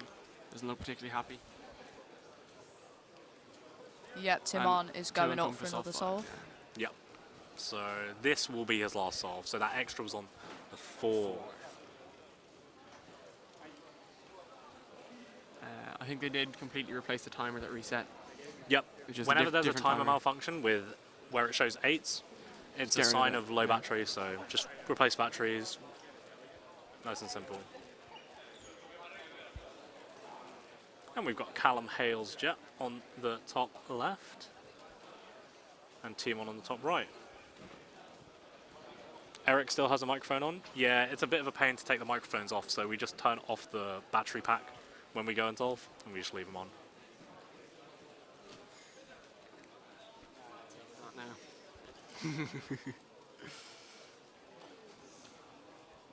What was Timon's extra for? Yeah, timer reset. Yeah. Went 8. Thumb would nowhere near the reset button. Timer had O-rings. Simple decision. The stream want more Callum, or Sam specifically. It's just Sam specifically wants more Callum. Well, I'm not sure why, but... Sam, if you wanted more Callum, you should have attended. 36.96. And Timon got a 24. what looks like a 24.35. 20 average for Timon. And Erik has returned. Hello, Erik. How did that average go for you? It was up and down. So I started off really badly with a 39 double parity, and then I did really well, 29, 28, 27. And then double parity, 37. Yeah, we saw that last solve. That was on the camera. Yeah, it was very painful. It was very close to being a +2. Well, yeah, because it was. I don't know. Yeah. It was very disappointing to get double parity there, but. On the right, we have Oliver Wheat, which. And Chris in the back with it. You also may know as OJ, who's been doing all the statistics for this competition so far. So if you have any statistics requests, throw them in. Preferably make them as hard as possible to calculate. Yep, that 4x4 average I got was indeed the second fastest average I got. And 4x4 PR, which I am very angry about. Unlucky. But we have Magdalena Pubish, top left, very good at square 1 of Megaminx. Is she the highest ranked female for some ranks? Quite probably. She is very talented. Very fast. I didn't realize how good she was at everything until. Maybe a sub 40 for OJ? Yeah, no parity? Yes. He's happy? He's Double very fist happy. bump. Look up here, OJ, you silly bean. Doesn't. He's just completely blanked us. Did you check how many OLL parities Sebastian had? A lot. A lot. All of them? I think all of them. One with a +2 as well. Oh yeah, that was double parity +2. Yeah. What's the clapping for? Because someone who is Spanish solved a cube. Yes. Correct. Yes. That's the only requirement for applause. The Spanish are very supportive. I like that. Yes, that's great. OLL It's really parity, more like skill issue. True. If you learn OLL parity avoidance, you wouldn't get OLL parity. So. So I know Stanley Chappell has been trying to use it. I'm sure he's in chat right now. He was earlier. Maybe he's gone to sleep now. It is like quite early. Yeah. And then there's Ari as well, who's come up with an alternative method to doing OLL parity avoidance. Chris mentioned he was racing him earlier at 5x5. Is that Sean on the right? Sean Moran, yeah. Sean Moran, yeah. He's He in is the back. Morbin time. Is that Hassan? Sorry, it's He Hassan is in the The back. Morbin man himself. high up for Megaminx. He Is he going to get a 30.11? It's the Morbin time? No, he's 2.2 away from the Morbin time. yeah, incredible at Megaminx at the moment. I don't Yeah. think Sebastian had 10 Just parties. got top 10 in the world What did in he have? singles, so we'll be seeing him later on today in the final. Is it the final of Megaminx It's today? round 2. Round 2. Round 2, there's 3 Yeah. rounds. There's 3 rounds, but the second I think- round is like the last event of today. Yeah, it's so not till like 6:30 this evening. it's like Yep. all day. Like I'm just kind of trying to take my mind off of it because that's a bit like I'd rather not spend all day stressing out about it. For the people doing 5 blind, we will not have 5 blind submissions. You'll just bring your cube when the event starts. So for Goes somebody asking what's Ari's method, I don't actually know, but it is not. Different. It's not tracing as was expected was needed. But he said after European Championships he would make a video on it and let everyone in. Yep. Thank you for joining us, Sean. Thank you, Sean. So we're just wrapping up Oh this, dear, something these went wrong. final groups of 4x4. Is it lunch now, or is there any more? I events think planned? it is I think lunch it's the by announcement, lunch. isn't it? Or Yeah, it is lunch by lunch. It's everyone's favourite event of the day. Indeed. Ari's method is tracing but simpler. That's true. It's more equivalent to Kale Shoon's Square One tracing stuff. Pale Shoon, that's not a name I've heard in a while. He's still around. He still exists. So James, what did I miss whilst I was competing in 4x4? You missed Sebastian Wyatt getting 5 OL parities. Timon You got missed Timon getting a timer reset on a 20. Oh no. Yep, so the timer stop wasn't hard, there was O-rings, and his thumb was nowhere near the button. And so he was just given an extra, which he got a 24 on. Jules Desjardins also had an issue with that on the blue stage whilst I was competing. Oh, interesting. So, unfortunately, Gen 4 timers still got that issue with. Yep. Rob also got a 24, which I think is his 3rd best solve ever. Nice. And I hope people are ready for the... Oh, no, never mind. But yeah, there was a lot of parity witnessed. A lot of parity. I seem to remember Drew Brads went on some missionary type thing. To Costa Rica, yep. Yeah, so he's going to be not competing for a little while still. I don't know when he left. I think No. I'm pretty quite sure a I think he's been while gone for a ago. while. I think he's back. He might I be think he back. just doesn't compete anymore. Oh, maybe he just doesn't want to compete then. I feel like a lot of people after the pandemic don't practice as much as like they used to because the pandemic kind of messed everything up whilst it gave the opportunity for everyone to solve a bit Yeah. more. Someone says catch Ari for an interview on his OPA method. Well, he has mentioned that he will make a video on it. And But it'd be cool to get an interview. Maybe. Probably too complicated for a stream interview, right? yeah. Yeah. Someone asked when 4x4 round 2 starts, and it starts tomorrow at 12 o'clock. Very nice. Give the stream an early insight. Oh, I don't know. I don't know about that. Chat would need to be good. Chat would need to have no trolling for... I can't see a single person post Indeed for at least 3 hours. Indeed. Affirmative. Or affirmative. Can't say indeed nor affirmative in chat.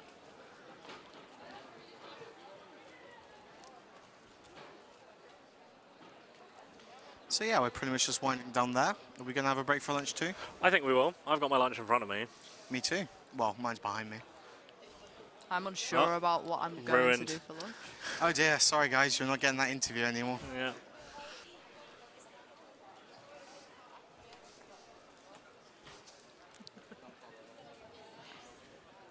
A question for the stats dude. Yeah, stats dude.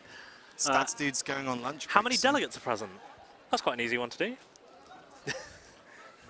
You would think. Yeah. I'm a delegate and I'm not listed on it yet, so there would be an incorrect stat. Therefore, I can't be bothered. No. How many delegates are present? If you asked me after lunch, I might have completed the stat. We'll get back to you on that one. That's quite a good one, though. How many delegates are there? We can find out how many listed delegates there are quite easily. We can just check Seems the as WCA though website. They're getting a team staff photo over there. Yep, we saw another team that was on the red stage earlier finish quickly and get a team photo whilst everyone was there. So it's not all staff, it's just their judging group that they're doing judging and scrambling and running together throughout the weekend. Yeah, it's a lot of work to do. Actually, that's the same group. Especially Is if it the same just group? noticed Mateo's in it again. Oh yeah, and Manu is their team leader. So I'm guessing they The took a photo picture earlier was just earlier bad. and they missed a couple of people from it, maybe. Maybe that, yeah. The applause for a Spanish competitor. Wait, was it? Oh no, it was just the last solve of the round. It was Knut. Yeah, I just want to say Jørgensen. a big thank you to all the staff that are here. They work incredibly hard to make sure that this competition runs as smoothly as possible. Yep.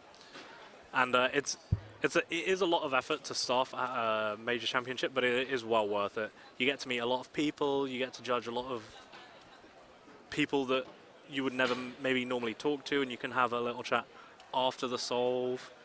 And you get to meet all of the people in your team as well. And because you're all on the same rota, you're judging the same groups, you're taking lunch breaks at the same time, you get to know your team a bit better as well. And the team are often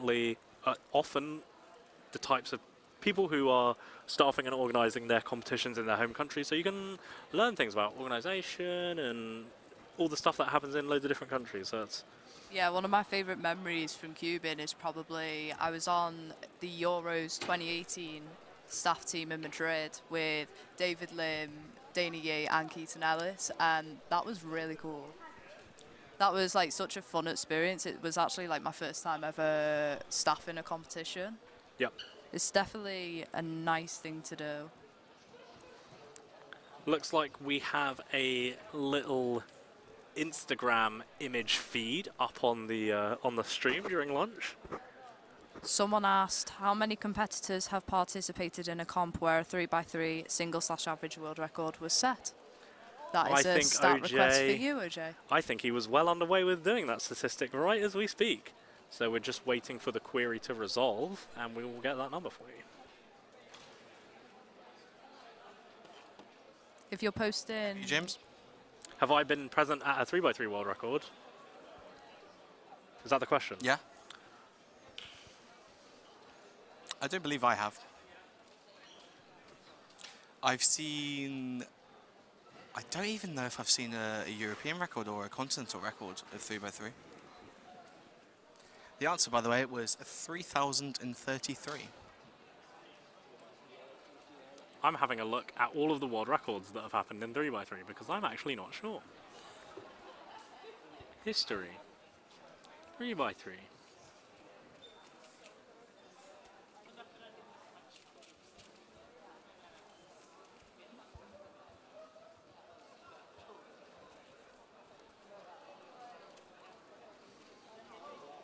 I have not been present for a world record in 3x3. I've been present for a lot of world records, but none in 3x3. Well, if you haven't, then I probably haven't either. Sam has apparently messaged me the answer. Do we have... There are 50 delegates at this competition. Thank you, Sam. 50 delegates. Wow. So that's... Oh, it does include trainee delegates. My bad. It's 12% of people, 12.5% of people here. Wow. Over 12%. So apparently the multi-blind results are starting to come through. And so we see Krzysztof Boba got another 43 out of 50, this time in 58 minutes 41, so he didn't go over time. Daniel Valin did not improve as well. Oh, no. Krzysztof did by 1 minute and 19. Daniel did not improve. He got 32 in the first attempt, he got 31 in the second attempt. Mikhail Bogdan also did not improve. And Kamil Shibilski got 31 points as on the second attempt. He DNF'd the first, so he slots into 4th place. And oh, something went wrong with WCA Live. And So I had a moment. I was looking at the schedule on my phone, and then I realised that the schedule is actually right in front of me as well. Yep. So if anyone who knows me, they know that's a Katie moment. So it looks like all of the people who've done over 30 cube attempts have been put in. So Timo Noknivla, sorry Finns, I did very bad on that pronunciation. He tried 35 and he got 29 out of 35 on the first attempt, so he got 23 points. So yeah, that looks like the multi-blind podium is in. Krzysztof Boba won with 36 points in 58 minutes. Daniel Valin got 32 points in 58.22. And Mikhail Bogdan also got 32 points, but in 59 minutes. So congratulations to Krzysztof, Daniel and Mikhail.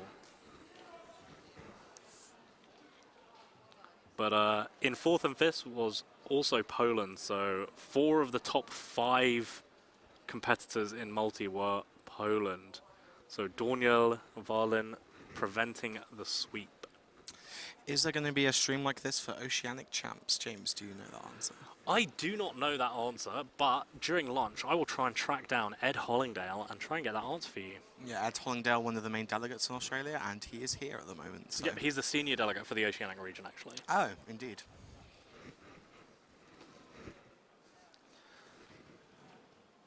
So I think us in the streaming booth are going to take a break for lunch. We will be back at 1:50 for the opening ceremony. So, affirmative, we will. We will see you all in. We'll be back a little bit before the end of lunch to have a quick chat and get you all psyched up and ready to go for that opening ceremony. So we'll see you in 30 to 40 minutes. Make sure to drink some water. Yep, stay hydrated, wear your seatbelt, and get a good night's sleep.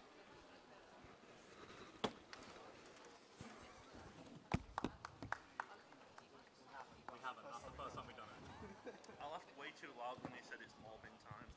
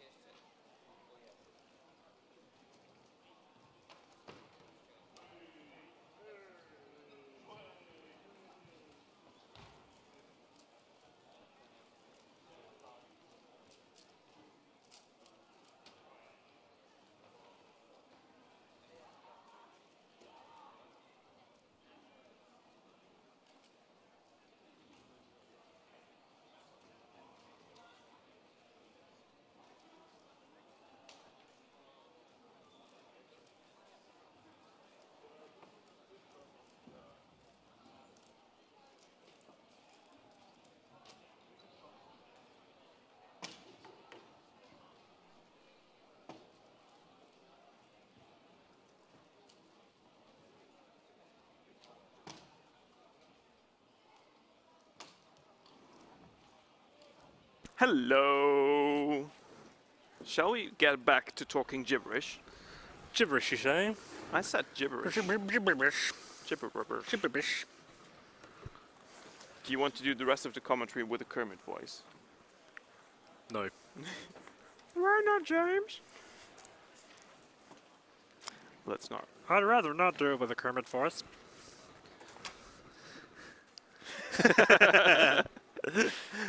Don't worry, don't worry. Just messing around. Currently, we are on lunch break. Yep, we've got 10 minutes until the opening ceremony. Do you know what kind of ceremony we can expect, James? An opening one. It's where they open the competition? I was on a work call and I forgot to mute the stream. Okay. We can chip in. What's it about?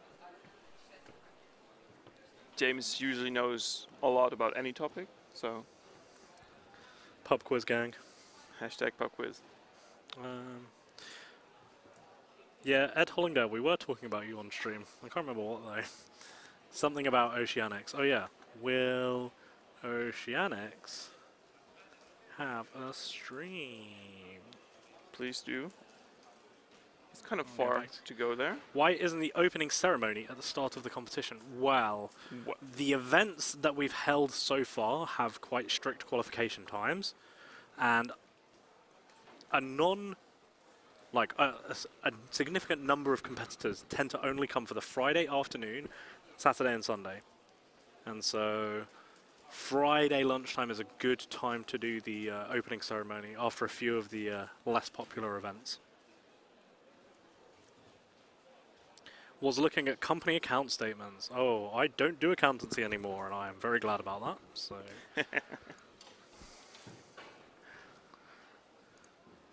James, do you still play badminton? I don't, no. I play baseball during the summer and squash during the winter. And I want to play more tennis, but baseball is taking up a lot of my time during the summer. Why would you want to play tennis over badminton, though? Because tennis is a better game than badminton. Excuse me? There is more larger movements. No. Yes. No. Yes. So, to me, tennis is just like badminton, but you only play clears. No. Yeah. No. You barely see any drops except for like grass tournaments. Oh, look who it is. Look who it is. I just mentioned him on stream again. Speak of the devil. I think he must have seen my message. Do you think he's heading up toward us? Are we going to get some insider information? Did you see my Slack message that I sent you? Well, I heard you mention we'll open it for the stream. Yeah. Wait, are you talking right now? We are. Yes. Oh. You're live on stream. No, I don't want to say anything. Okay.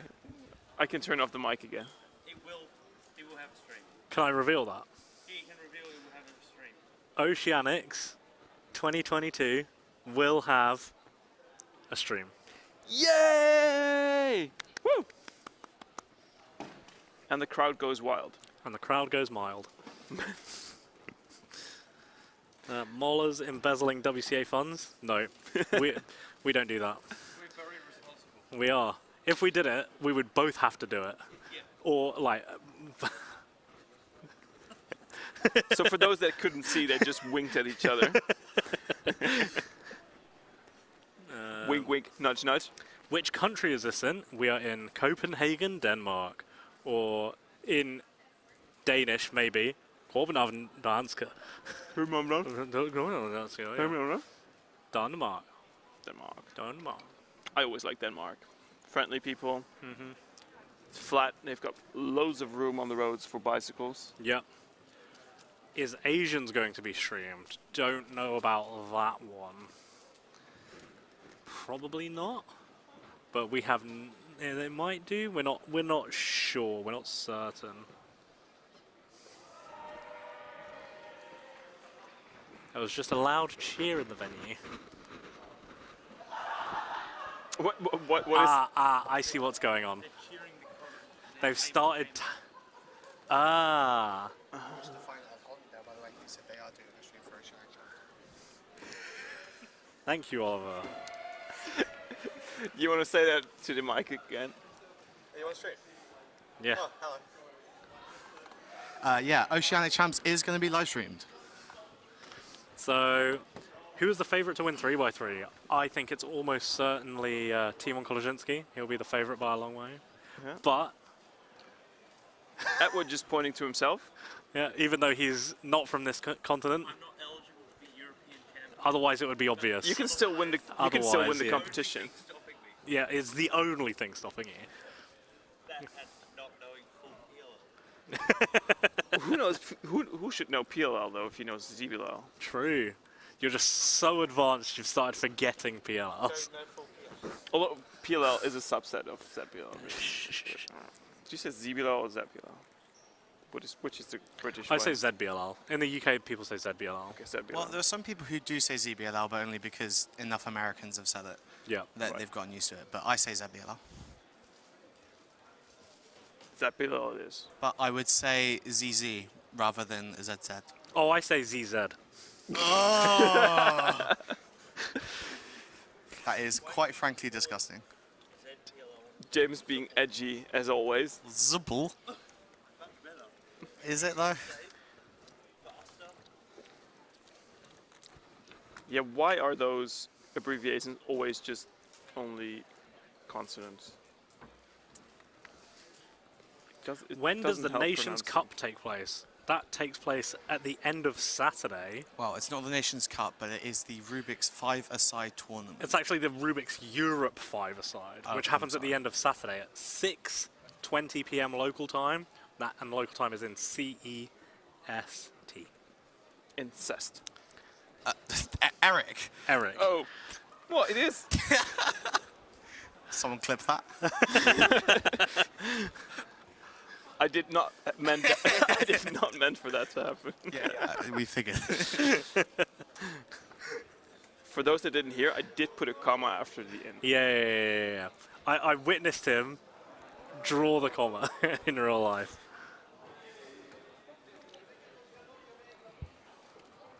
So what are the most common other time zones that we should think about? EST. EST. So 6 hours behind. So that will be at 12:20 EST. 12:20 just after noon. All right. PST, which will be 9:20 a.m. So that's California. Pacific Northwest. For those of you that cannot see James, who is basically almost everyone except for OJ and me, he does this with no help of a search machine whatsoever. Nope.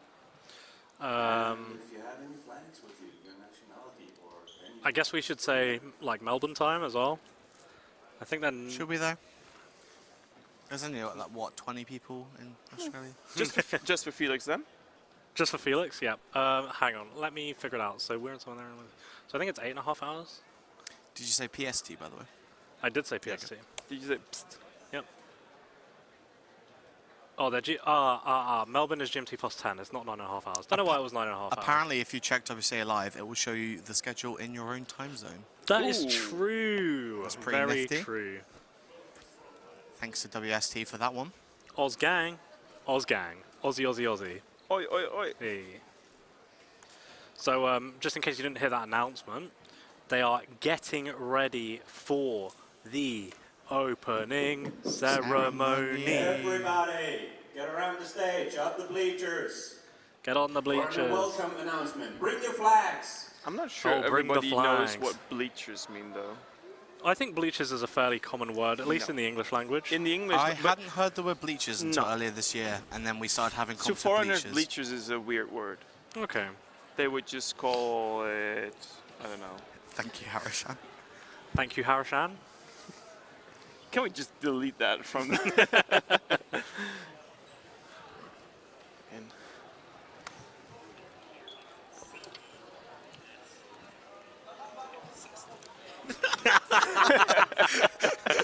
Chicken nuggies!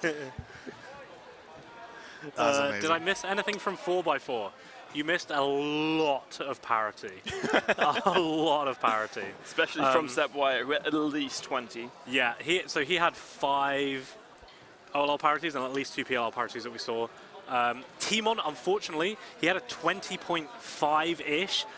timer reset, so he got an extra salt for that. But other than that, no, nothing really missed. Unfortunately, there was some underperformance in that round. And for those that can't see right now, the bleachers are being flooded by people. I'm sure you can hear the footsteps and the crowd noise in the background. This is what it's going to be like during the 5-a-side and the 3x3 finals. It's going to be worse. It's going to be way worse. There's going to be people on the steps. There's going to be people flooding everywhere. Apologies if the chat gets less clear because the bleachers are actually shaking underneath us right now. Yeah. I don't know if you can feel that. So if you can see How can they feel that? Oh, you mean Eric? Probably the stream is then shaking as well. Because the camera is you can see the screen shaking a little bit.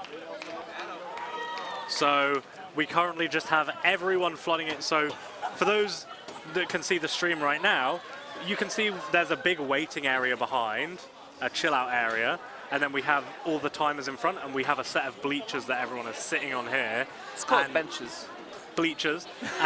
And almost all of the competitors are bringing their flags. They're coming around the sides. You can see them being waved in the front. All the countries are grabbing their seats. And what are the weirdest flags you see? We've obviously got the usual France, Spain, Norway, Sweden, Spanish flags. Italia, but I see a Catalonia flag down there as well. Denmark. Plus, I can see the Swiss flag. Oh, yes.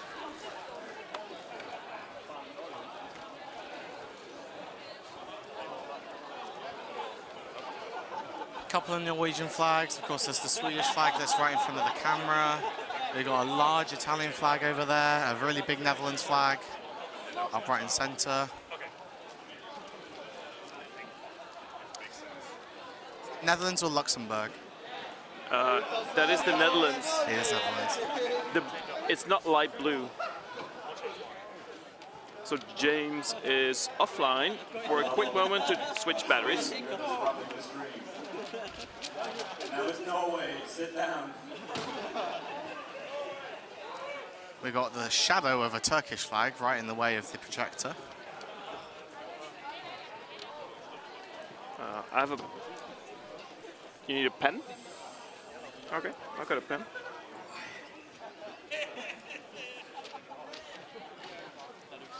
It is so lovely to see all of you guys in Denmark. Some of you, once again, some of you for the, I don't know which time.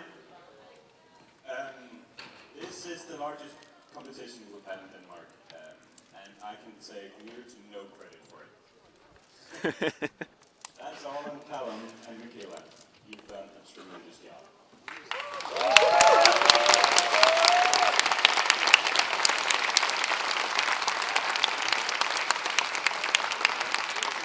You deserve that applause. It's been more than 2.5 years since they came with the idea at our General Assembly. That was in 2020. Say, everybody, we want Euros to Denmark. And here we are. So that's amazing. It's so lovely to see all of you. So I'm not supposed to be up here. It's mostly Callum who wants to be up here. So Callum, come up here and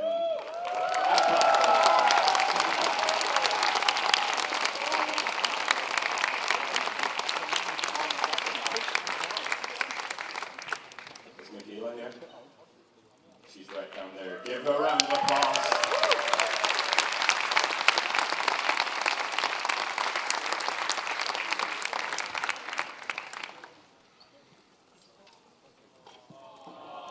So, we barely started this competition and we have the biggest days ahead of us, so let's help each other out. Staff, remember to help, so everybody else can have a good time. So yeah, take it away, Callum. Thanks, Eric. Thank you all for being here, and thanks to Mikela for helping organize this. It was her brainchild, and then we just grinded away for the last couple of years at it. So here we are. Welcome to the Rubik's WCA European Championship 2022. I have my notes.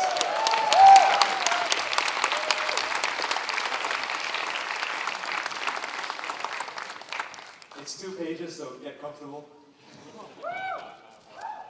We've got over 40 countries here represented at the championship. So we're going to start with a little roll call. And you've already been pretty noisy, but if you can give some cheers when you hear your country, that would be great so we can see where you are. And we'll start with the non-European friends who have managed to travel around here. Some of whom have come from halfway around the world. Where's Australia at?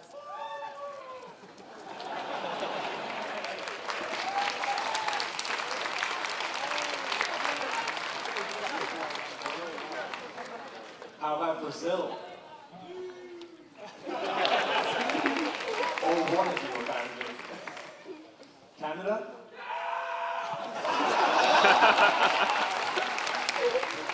China? India?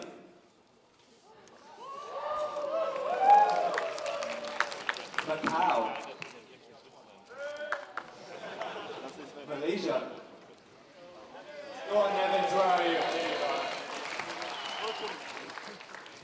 Morocco?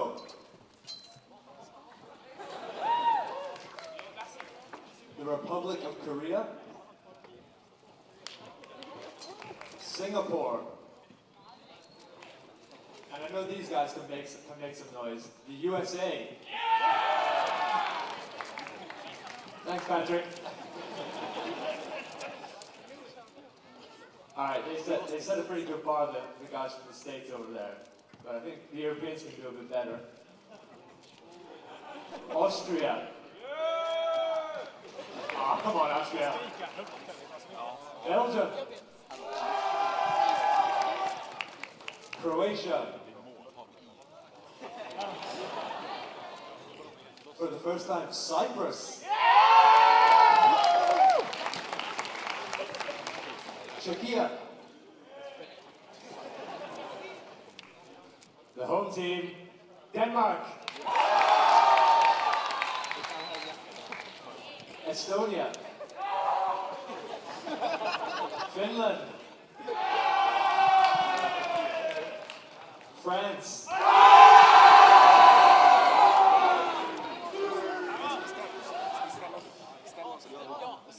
Germany. Greece. Hungary. Iceland.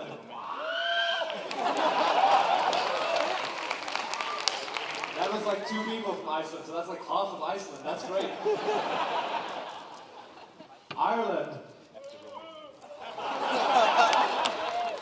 Yeah!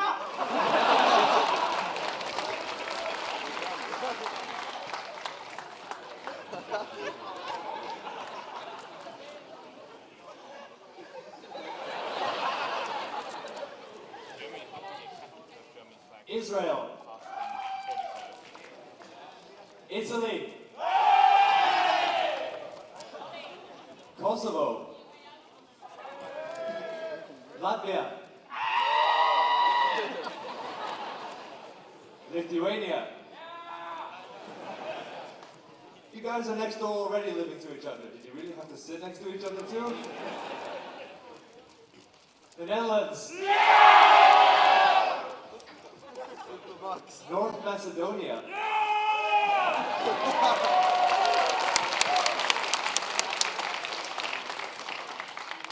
Norway. Poland. Romania. Russia. Slovakia. Spain.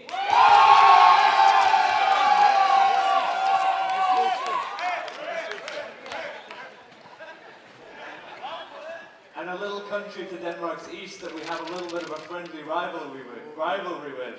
Sweden.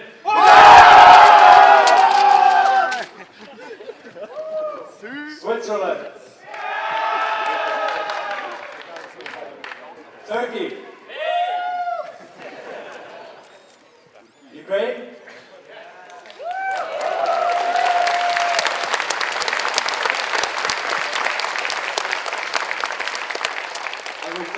non-Europeans with the US. So the last Europeans have to match that at least. The UK. Sorry, US, home turf. I think we got you.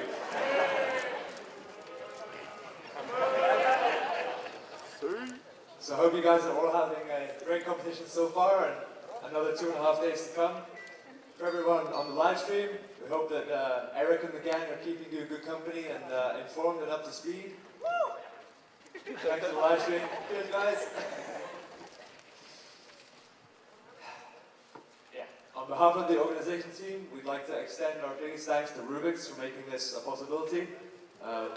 Acquiring sponsors generally in this time has not been easy, just like organizing the whole thing, so a big round of applause for Rubik's.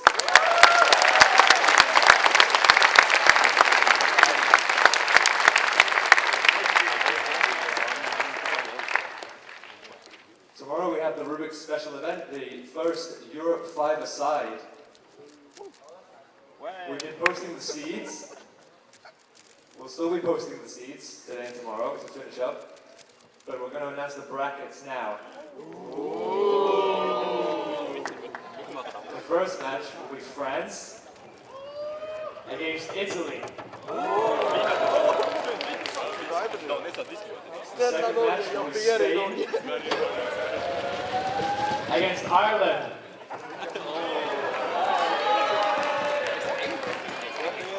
The third will be the UK against Switzerland. And then we'll have Poland taking on Latvia. After that we'll see Germany taking on Hungary. And then we'll have the Netherlands taking on their neighbours, Belgium.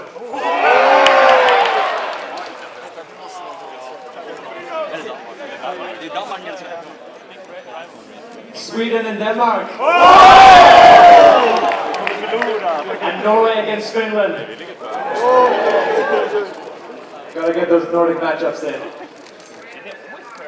So those will be the first, and we'll post the brackets on the big screen at some point, so you can see how the progression from there will go.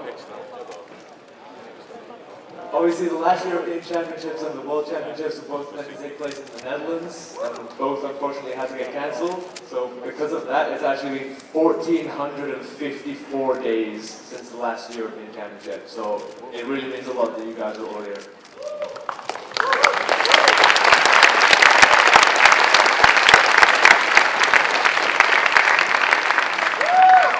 Henrik kind of stole my lines. I didn't know what he was going to say, so there's a little bit of duplication here. Thanks, Henrik. Looking around, there's a lot of faces that I've seen before, seen in Denmark, seen in the UK, seen around competing. Some meeting for the first time, and that's like the best part about competitions. So see everybody you already knew and haven't been able to meet up with the last couple of years, but try and make some new friends as well. Especially now you see everybody's flags, try and meet some people from some new countries, because that's what's great about the big competitions like this, is that you can see everybody from all around the world in one place. There's a lot of fast solves that we can be looking forward to, and obviously 3x3 finals is where everything will come down to the wire. We've got a head-to-head format and a new perpetual trophy that's got the engravings of the former winners and their times. So if you make top 16 Europeans, that's what you're battling for, so no pressure. And we do have the best of Europe with us. We have the defending European champion, Valby.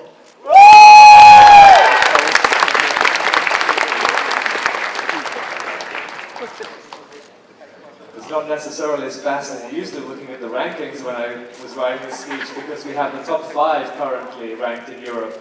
Twan Dollemund, Sebastian Bayer,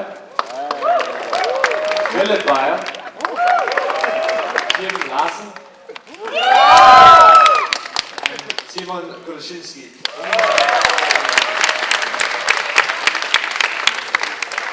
Not only do we have all 5 of the top 5, we have 14 of the top 15 ranked in Europe. And the only one who's missing is, of course, Lucas Shelley from Denmark. Of course. So not only are the finals on Sunday going to be a great watch, but also the semi-finals, battling to get those top 16 spots. You're going to need some fast times, and hope the rest of you can also get fast times and get PRs. That's it from me. We're going to start blind soon. Go get those PRs.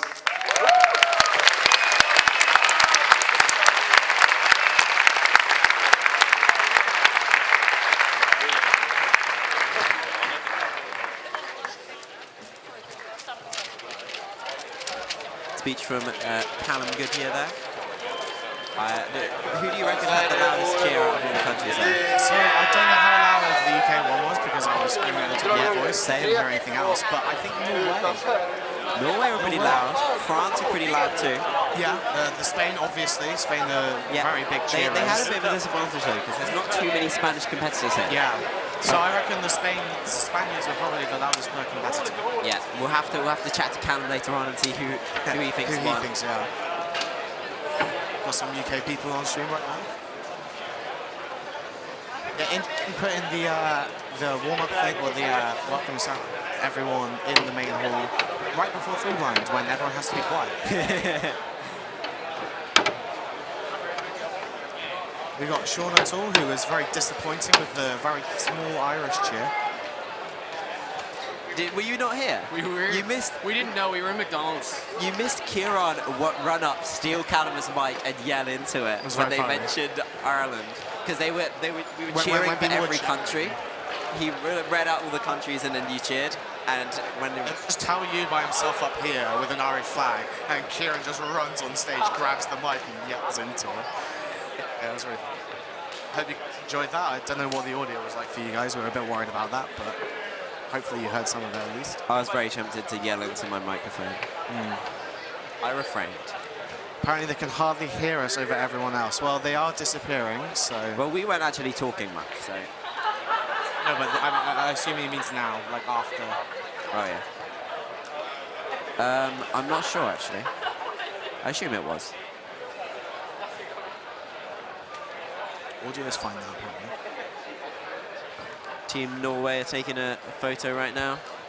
Quite a few of them.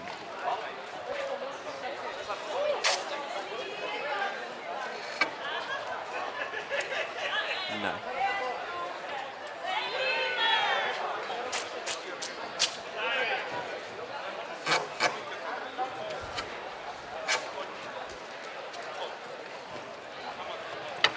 Yeah, there is going to be a lot of noise for 3x3 finals particularly. Don't know what we're going to do about that, to be honest. We might move somewhere else. We might try and just clear an area around us for 3x3 finals. That's a good point. Yeah, the room will be very quiet other than when they're cheering.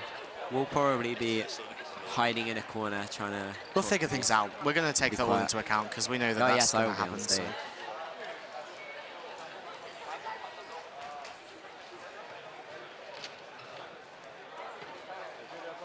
There's a person there like, oh, this is live stream, this is live stream. Should I just go up to him and stick them like, in front of her face? Oh. You're now on camera.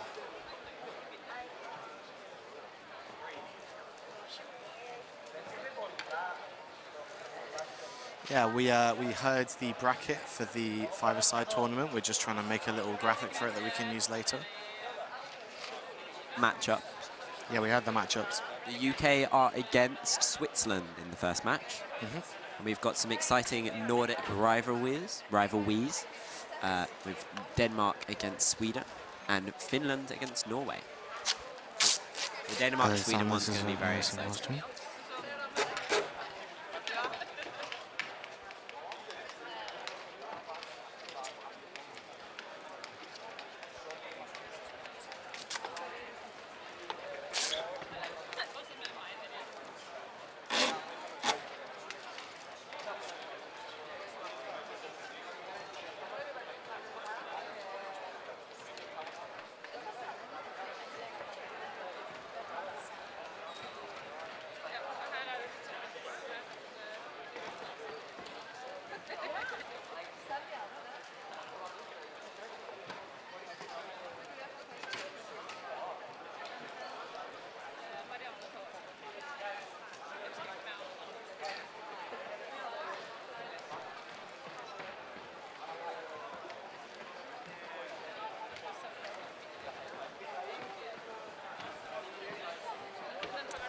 We were just getting some new batteries for our mics there.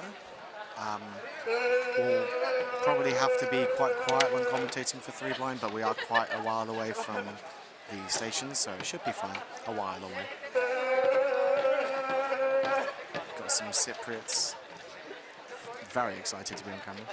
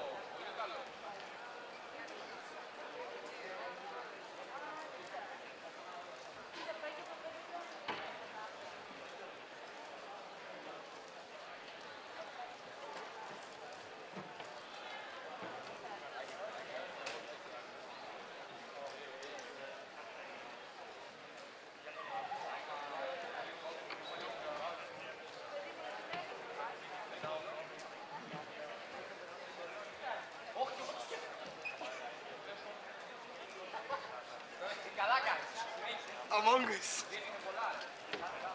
Oh.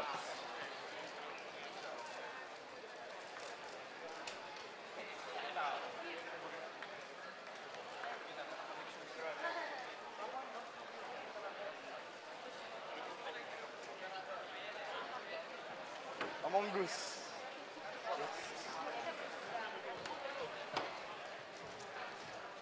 Wait a minute. Mike. I'm saying.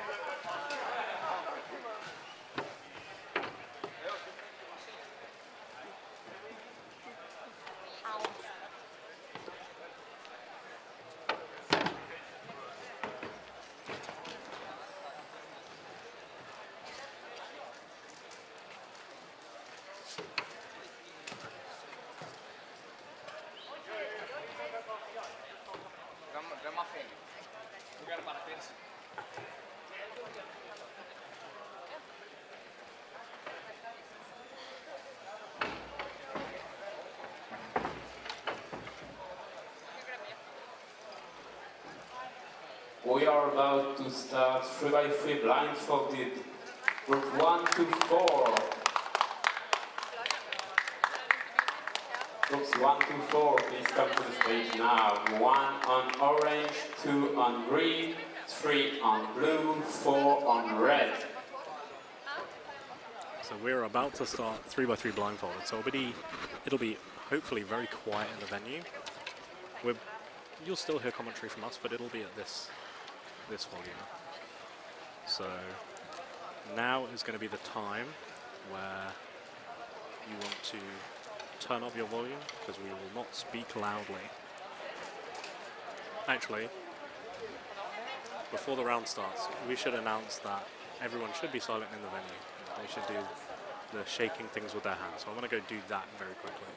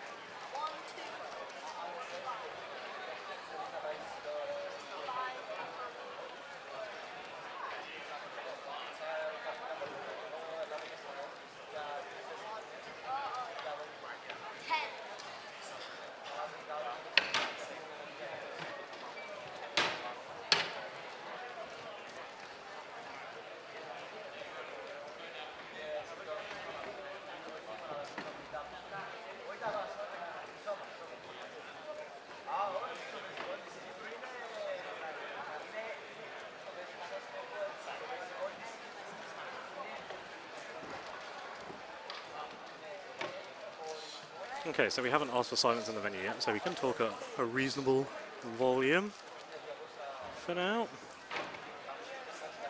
Chris is off to try and get a mean.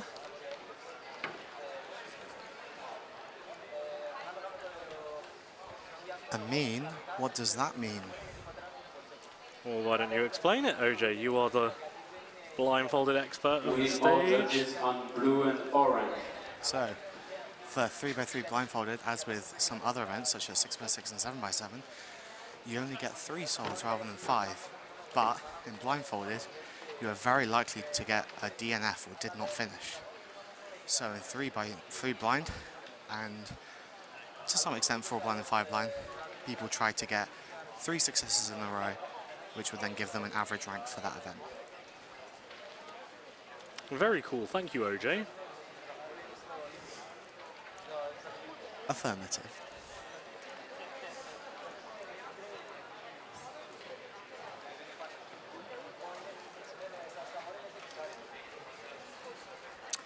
Chris Morris is not competing. Chris Mills is competing.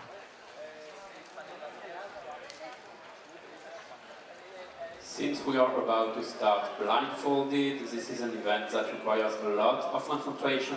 So please, everyone, be quiet. If you want to clap for a good time, just show your hand like this. Yes, it's very common. We also remind the judges to write the times if the competitor does DNF, because there is a cumulative time limit. Thank you. So it's very common at major championships to, rather than get people to cheer and clap when someone gets a good time, you instead do this jazz hands type thing, which is actually sign language for applause. And that just helps keep the room more quiet so that the competitors can focus more on their solves.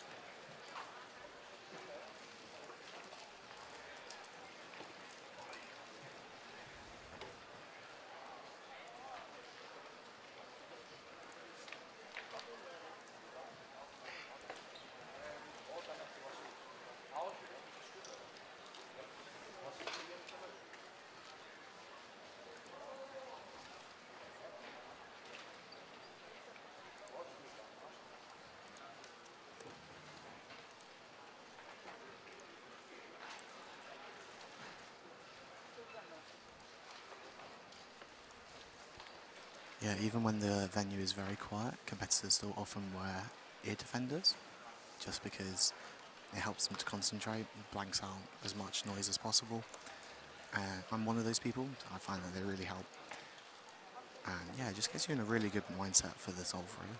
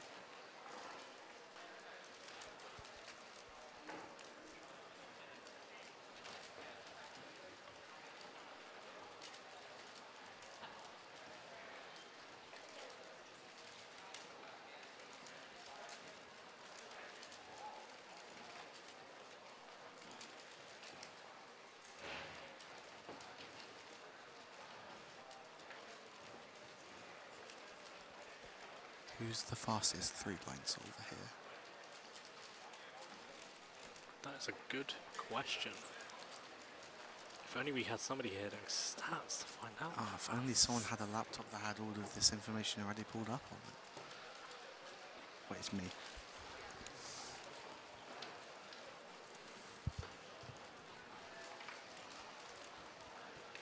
Who's going to find it first? It's going to be you. It's going to be me, because your internet is down. We're using the same internet. Okay, so by seeding for three blind is just loading right now. So the top three seeds are Jens Haber from Germany, Krzysztof Bober from Poland, and Wojciech Rogozinski from Poland as well. And those singles are 15.61, 16.40, and 16.64. We have four people very close behind with 17 singles. That's Jakob Gunnarsson, Martin Vædele, Egdal, Patarakis, and Daniel Vallen. But then we have nobody with 18-second singles. But there are four more people with sub-20s. That's Sebastiano Toronto, Kamil Pshibilski, Chris Morris, but he's not here. He decided to get a cat. Yeah. Decided to get a pigeon. And Radomil Baran. So there's 10 people here with sub-20s. And yeah, Jens Haber, the current, if I'm not mistaken, he's the current ER holder, right? I'm not sure. If only there were a way to find it. If only there were a way to find it. Only there was a stats man. He is indeed the current ER holder. Interesting. The stats man. Let's give it a lot of that.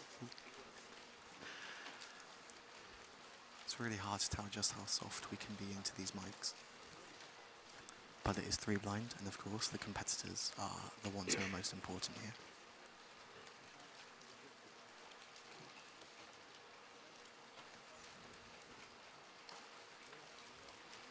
Is that Ben Barron with 32 DNF? That is indeed Ben Barron. 32 DNF. It's a very good time. Someone asked how close are we to the solving stations. We are about next to the wide angle camera, which is basically halfway up the bleachers. I'd say we're about 25 to 30 meters away. Yeah, so there's no way that they can hear us from here. It's more just that we don't want to distract them in any way if possible. Yeah. There is I can see the printing of a badminton court on the floor in front of us. We are at least the length of a badminton court and a half. Yeah, I'd agree with that. And that's from the front competitors. Yeah. So there's no way they can hear us up here. Not when we're talking at this awfully. So the cumulative time limit is 5 minutes, correct? I don't know. Someone on your schedule. Because there are some people who took 4 minutes for their first attempt. That means they don't really have that much time left. No. So if it is indeed 5 minutes, let's find out. 5 minute cumulative. There are 12 groups for 3 blinds, so 3 sets of 4 groups. We can see Adam down there. Once these 4 slow groups are over, we'll get another group of an Aussie competitor. Mostly slow groups, and then Hopefully we'll he's end a up competent enough with judge. the fast people and the 3rd set.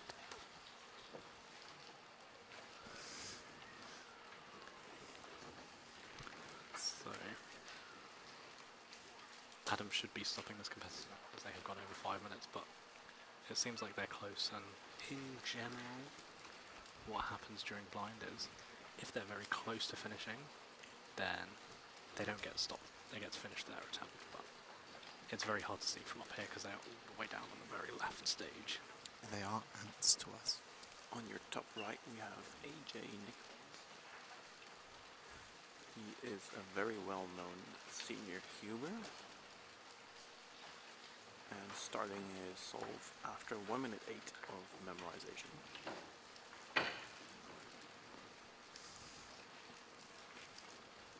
That's better memory than I thought for AJ, actually. What? He's been really enjoying getting into blind events recently. He's been getting into multi-blind in particular, going to lots of foreign competitions and just giving it a go. If anyone here doesn't know how to do blindfolded, I'd definitely recommend trying it out at least. It's a lot easier than you'd think. It's also fun to think up images for your letter pairs, right, James? No. No, it's not? So personally for me, I find it incredibly boring to come up with images for letter pairs. I tend to make them up on the fly as I compete, but obviously if you are a top level blindfolded solver, you will have a very solid list to not accidentally mix up pairs that could be similar. There are some, for example, where I have like actively chosen something that is not quite right. So for example, for UB, there's not many words that start with UB. Can you think of any off the top of your head? Uber. Uber, sure. Not bad. But so for that one, I use bubbles. B-U-B, right? So I just get know, that confused with BU. but I know in my head, in my list, that UB is always bubbles. Bubbles can never be BU, because I have other images for BU that I have put in place. I use U-Bahn, which is German for subway. Train, yeah. Subway, yeah. And so, something else that memory sport champions do is that, for example, for speed cards, they will have one image for each pair of cards, right? So that's a lot of images. That is a lot of images. It's about 1,700, I think.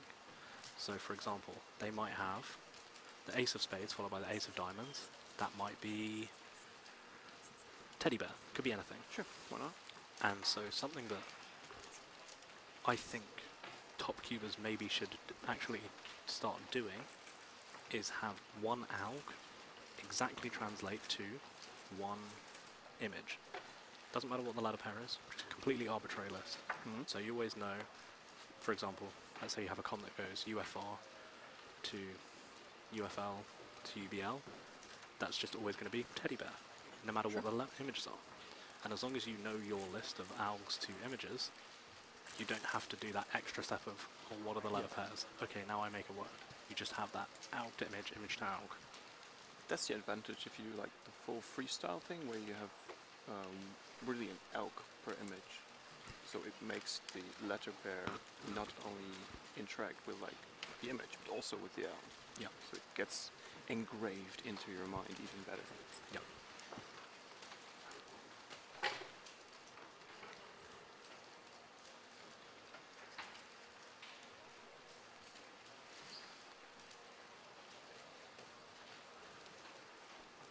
Yeah, this is true. Most 3-blinders don't use images. That is very, very true. They just memorize the string of letters with like audio sounds, audio loop, things like that. And then go. But for things like multi-blind and 5-blind, where you've got more things, you might still have to do that. Yeah. I think Scalpel said he associates his pairs with ALGs instinctively by now. Yeah, I can see that. Very true.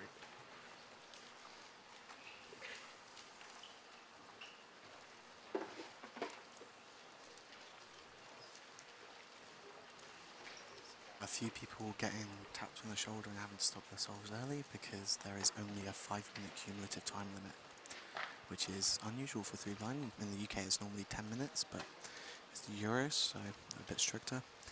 And Chris Mills did not manage to get a mean because of that fact. Sad. Very sad. Mm-hmm.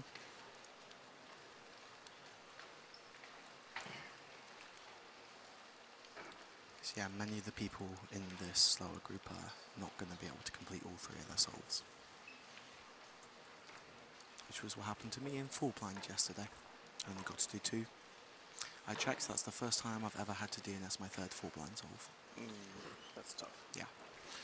But, you know, European Championships, so qualification's going to be hard and time limits are going to be hard.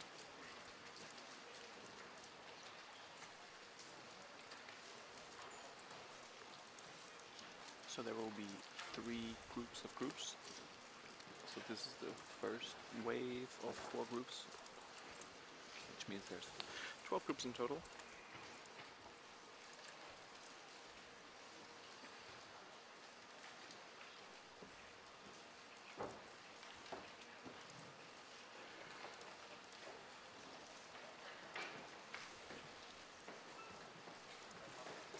Can we get an F in the chat for 2 flipped edges?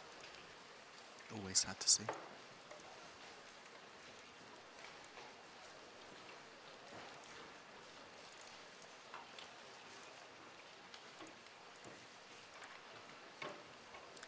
Now, I believe I saw AJ get an extra solve. I think there was a timer reset problem, so that's why he is going again right now. Or he was DNF'd and this is his 3rd attempt. I'm not sure which one it was. There's been a couple of issues with timers this comp, but hopefully not too many. Of course, there was one earlier, but yeah, not that many. I've seen 2 then overall. That was my 3rd that I've seen now. 3rd, okay. Yeah. That's still not nearly as bad as World Champs 2017, but that's reasonable. Oh yeah. So stats guy question: how many people have ever held world records? We've looked at that yesterday. We accidentally looked at that yesterday. We did. Does anyone remember the number? That's the question. I think I remember the number. I think I remember as well. I think it was 388. But you generated it a couple of times, and they were not like. We have had a couple of numbers, not all of them were correct. Yeah. So I've also seen like 240 something. Well, OJ will run that stat now. Shouldn't take him too long. Let's see how AJ does on his extra attempt then. He's solving. 159 world record holders. That's not nearly close. Sorry, what was that? 259 world record holders. 259. Not necessarily at this competition. Mm-hmm.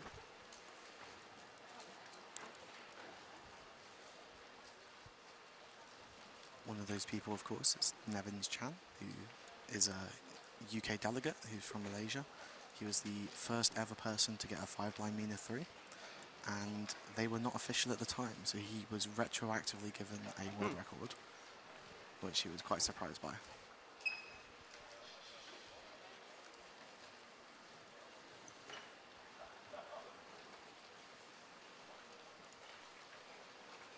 Looks like we are one attempt until this round is finished. There we go. Starting right now.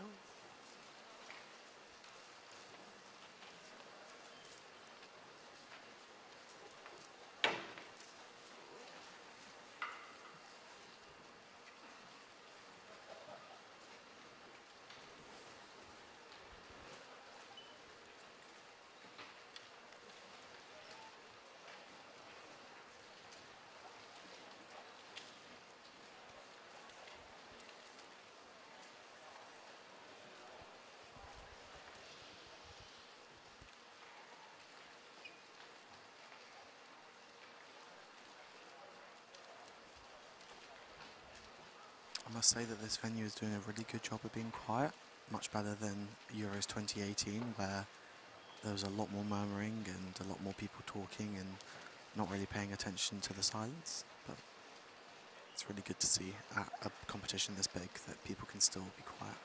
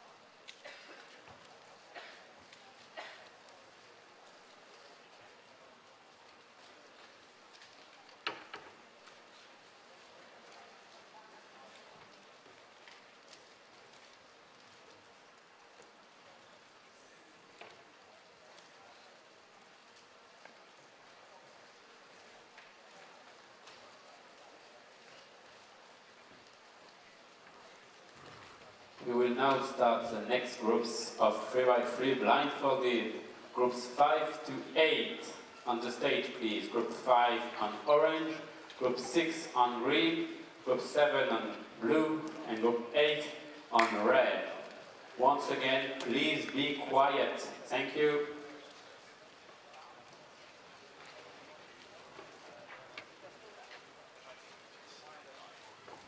And by quiet, we mean completely silent. Thank you.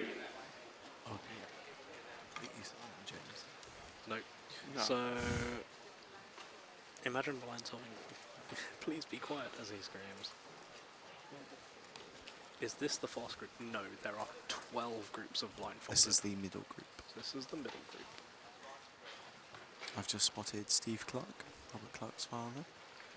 I see him pop up every so often.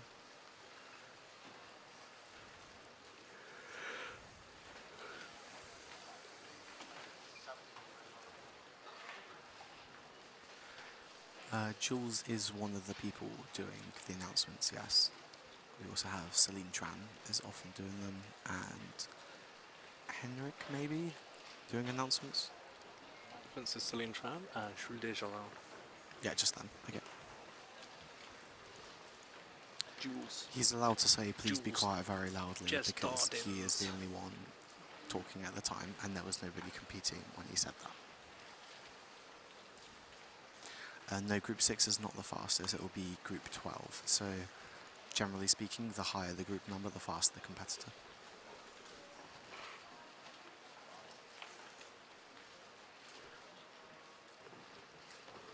I was wondering where Callum Goodyear was. Yep. We need to borrow him for something. Maybe now's not the time. Maybe now is not the time. We've got Matteo in the top left. I know that he's been thinking about blindfolded a fair bit. And right next to Callum, we have the former world record 5-blind mean holder, Nevins Chan Pakhu. As formerly mentioned. Nevins is probably going for success streak. I would expect he's be doing that for a few blind events. Yep, he still has not learned commutators as a result of that. Neither have I, to be fair. When will the location of the next European Championships be announced? I'm expecting them to be announced at the closing ceremony of this competition, so... If not, then probably in any number of months to a year. We will probably not know. I am almost certain. 2 flip edges for Matteo. F in chat for 2 flip edges. How many groups? There are 12 groups. It says WCA viewers also watch Trackmania stuff. Yep, that is my fault. I have to admit I've done it as well. Yes. Yes. The classical one, right? The Sound 596 says Nev in all caps. Sound 596, can you please keep your voice down? We are being quiet for blindfolded.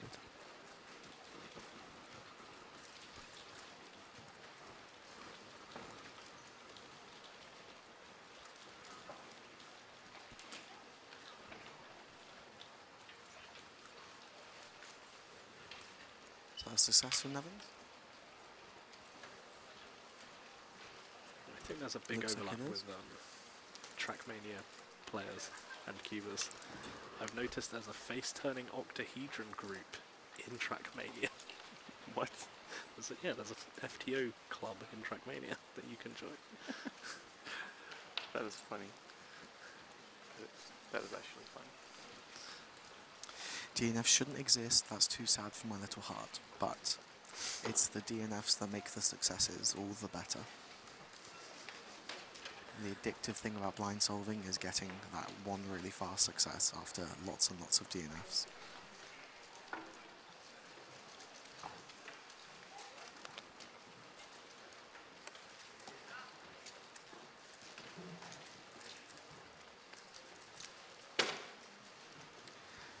I believe Nev did just get a success. I'm not entirely sure, but it looks so from where I was sat.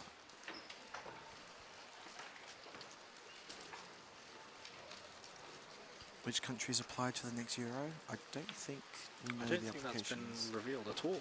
No, so it's a mystery to us. And even if we did know, we wouldn't tell you yet. How many rounds of 3-blind are there? There are 3 rounds. This is the first round, of which there are 12 groups. So on the red stage right now, we have all of the middling competitors. So these are the ones that didn't quite make the final group.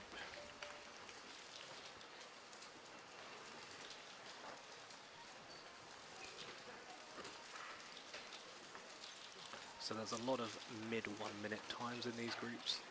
I see. A few sub ones. Yep. But on the red stage, for the next set of competitors, that's where you'll see all the sub 30s.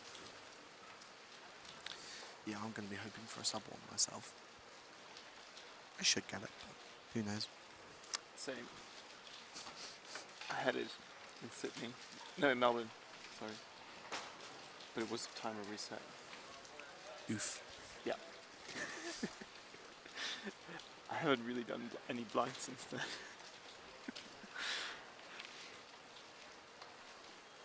That is unfortunate there. Looks like he was off by an F move somewhere earlier in solve. There are a couple of timers that the displays are not always showing, so it might not be that there was an issue with the timer there. Sometimes the display gets knocked slightly, or the connection gets knocked and they turn off for a little bit. So right in front of us here we have Nevins and Clement Chabon. I almost didn't recognize Clement because of his beard. Yes. Worlds 2017 was in Paris, affirmative. And we can see there, at the back, that was Valby. So the reason he is competing in this set of groups is probably because of 5-blind coming up. Well, so 3-blind is directly before Pyraminx, which the first group of Pyraminx is directly before 5-blind. So I'm interested that they've done it like that, because I'm competing in 5-blind and I'm in the last group. I wonder if it must be a staffing clash then. Probably is, yeah. I noticed that Harry had it as well. Are those Harry staff for this comp? Savage? I saw Harry compete already. Yeah, exactly. That's why I'm wondering why he was in that group. He is staffing, so Okay. that must It's be probably the staff reason. stuff then. Holy, he's solving at like 20. What was his memo? The world-class cubers who are sub 25 usually memo sub 8. I was thinking 7, 8. The actual world-class cubers who average 15, 16 will memo in like 5 or 6. Yeah. And if you're sub 25, you're always memoing sub 10. Yeah, for sure.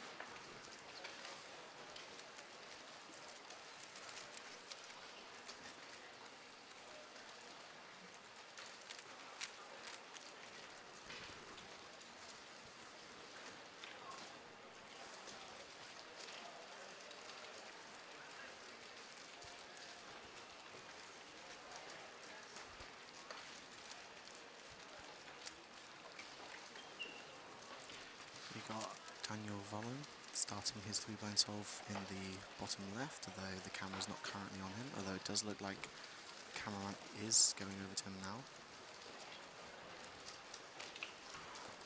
So hopefully we'll be able to see him in a sec. There he is, his 12-second memo. Might be safety in an attempt to try and get through, or that might just be how fast he is.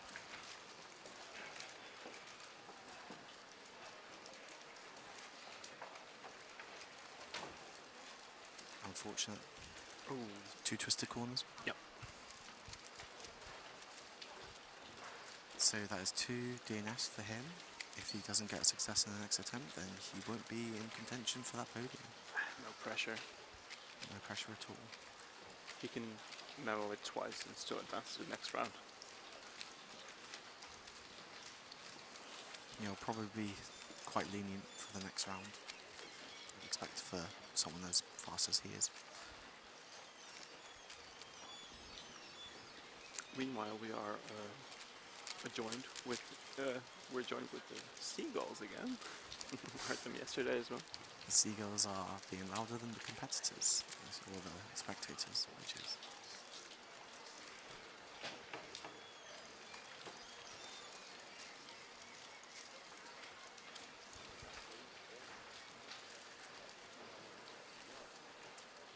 James, why don't you just copy the table into the slice thing?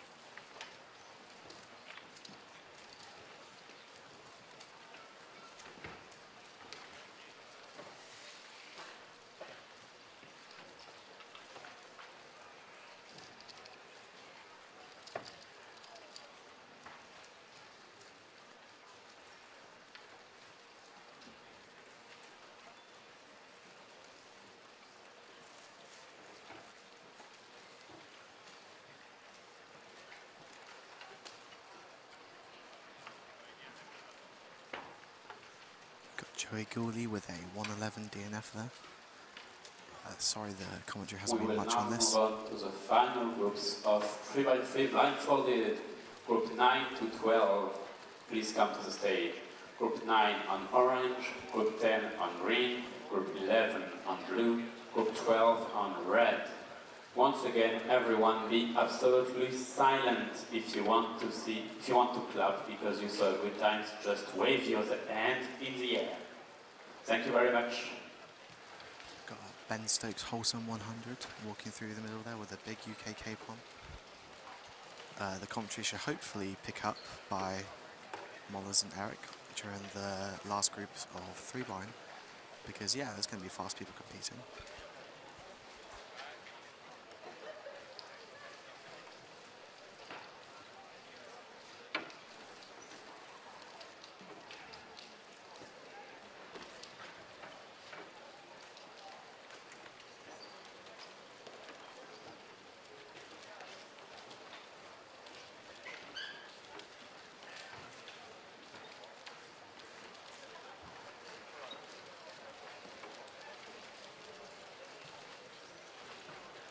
Yeah, looking forward to this group. It's going to be awesome.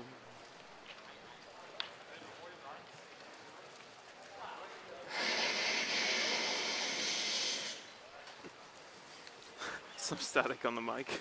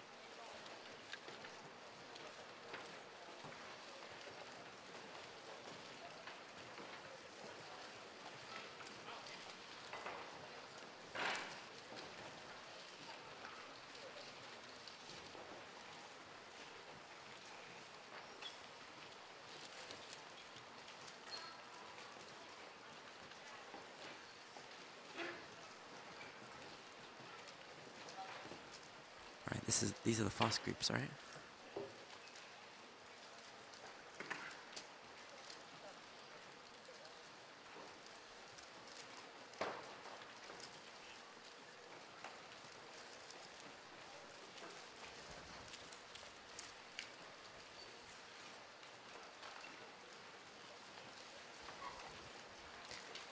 Who are we watching out for? Ben Stokes, Arthur Garson, Jens Harbour,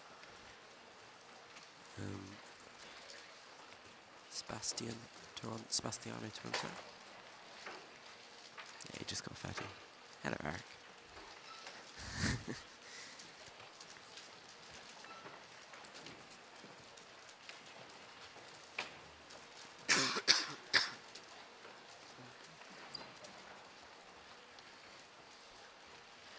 Martin with a 38.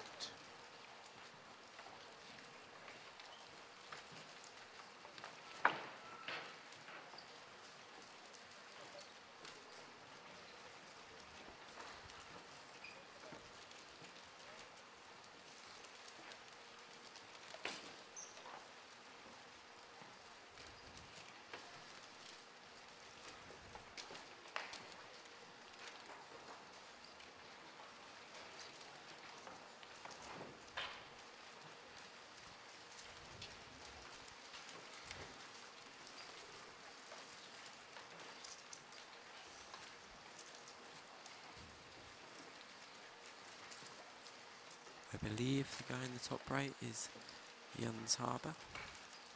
He looks pretty fast, so I think I might be correct.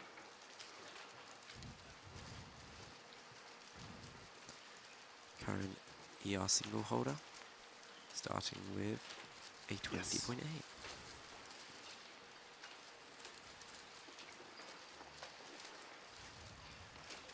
You can chill now. Yeah, now we can have a nice, relaxing couple of solves, knowing that he'll make it easily to the next round.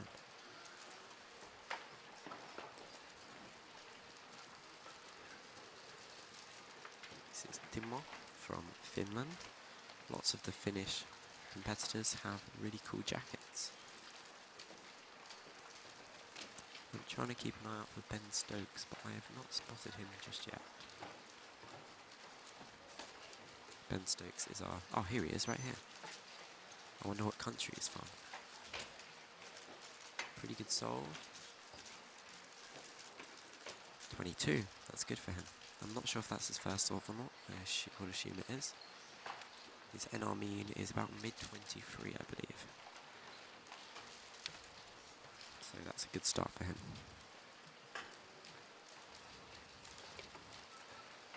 Wrapping the flag, indeed. Does anybody know who that is who just got 21? I don't recognise him. Isn't he in the spotlight?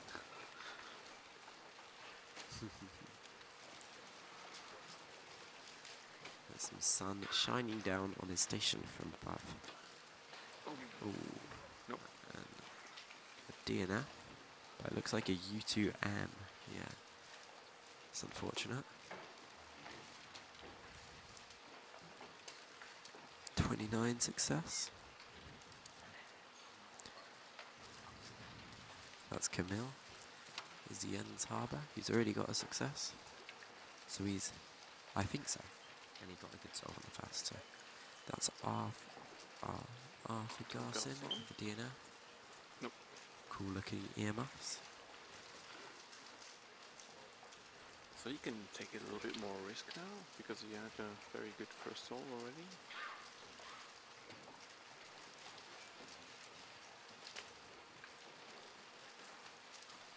Oh, that isn't Jens apparently.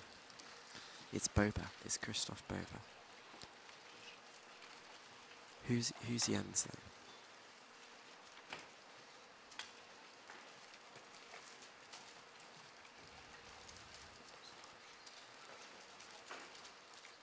Christoph Boba, our European champion for multiblind, just got a DNF by centres, but he's not too worried about that since he's already got a good success. Still don't know who Jens is. Maybe we'll find out by the end of the round. Is Martin Egdal, former European record holder.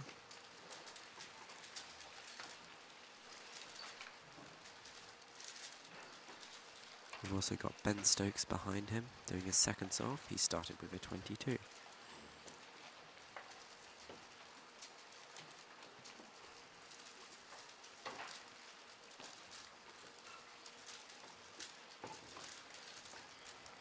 And Ben is getting... Oh, bad solve for Ben. Not sure if he solved it or not. I can't quite see. Looks like he has. Yes, I think he has, but it was a 26.5 for Ben.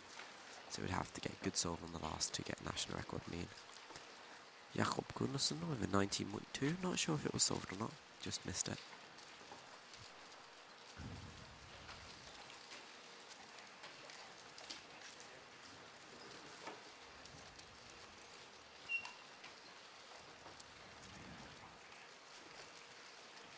Jens right video feed.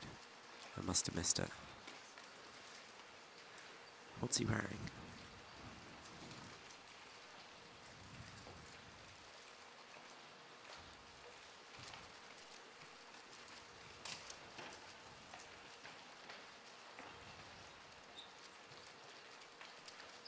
Here's Christoph Boba on the right. Already got a 20 and a DNF. So he's chilling. Red stage leftmost seat. That is Jens Harbour. Just got a 26. Alright, I now know who he is. Black blindfold. Thank you, chat, for helping me identify him. Really took us the entire round.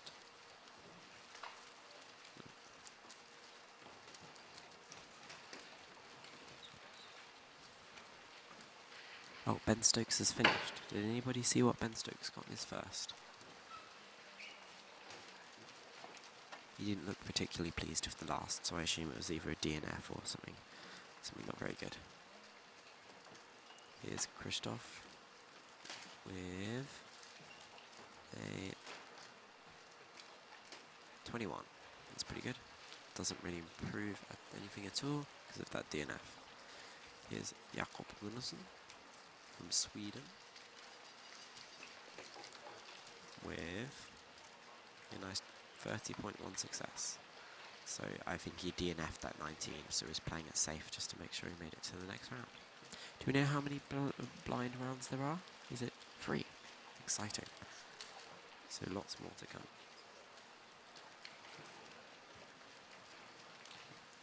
So that's basically it for the top competitors in this round. I think Boba has taken the lead. I'm not sure what Jan's got. But Boba got a 20. No sub-20s, I believe.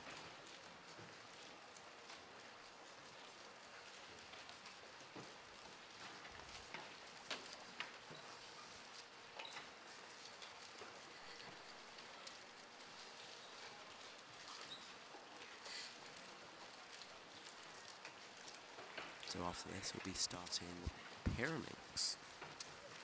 And also 5 blind is after Pyramids.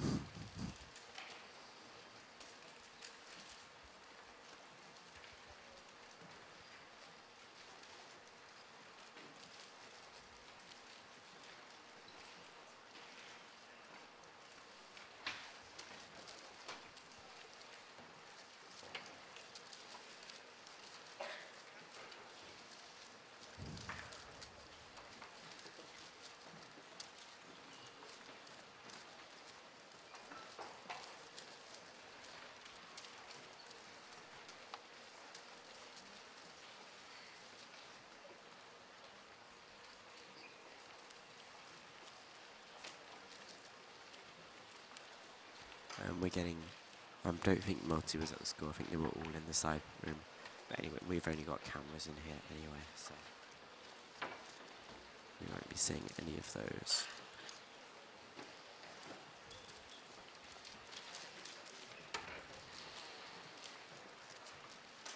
Oh, what was his first solve?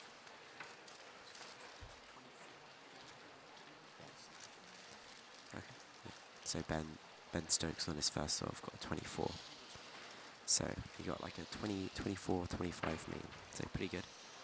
And not national record though, but he will be very happy with that and making it to the second round. We've got the rest of our stream team working on the bracket for the Rubik's 5-a-side now. Bad news for the UK. If we win our first match, we'll be going up against Poland. So we're probably not going to make it very far.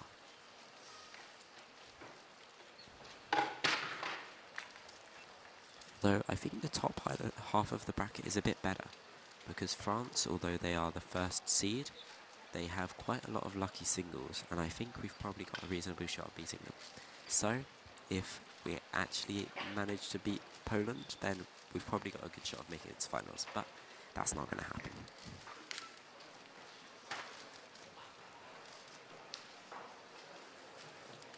On the stream right now, we've got our stat man, OJ Cubing Essentials, and he's DNF'd it. That was short-lived. This is Henry Gerber, one of Germany's best all-rounder, or I think he might be Germany's best all-rounder. Because he podiumed in feet at the World Championships in Melbourne.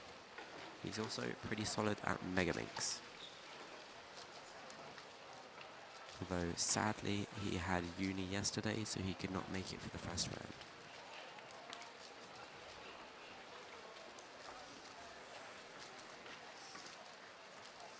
Doing M2 for edges.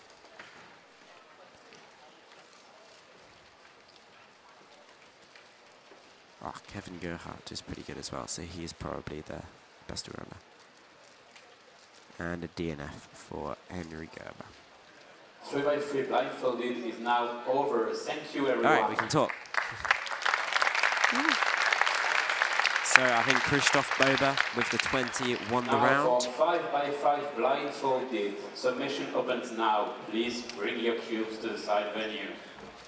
5 blind submission Also, in the even side if you venue. are filming, do not stand between the stations and the seats. You are making it difficult for spectators to see, and you are also making it difficult for the camera crew to work correctly. So please, even if you are filming, do not stand directly in front of the station. Go in the seats.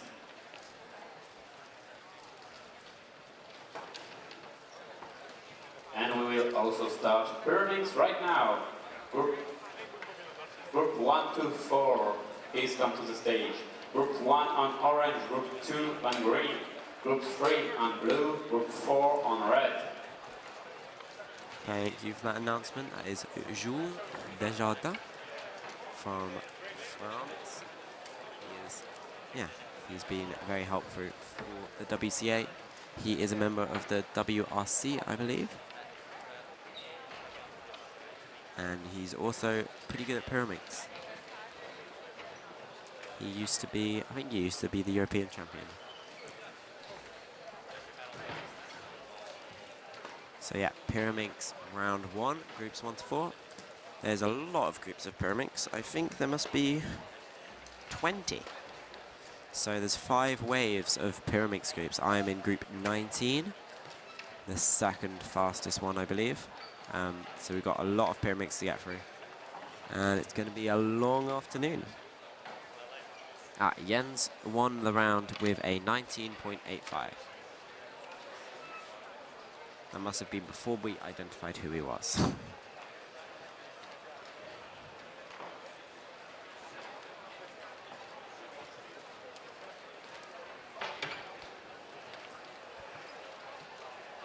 Small corrections, 5x5 blindfolded actually starts right now. It's not the submission, it's the event.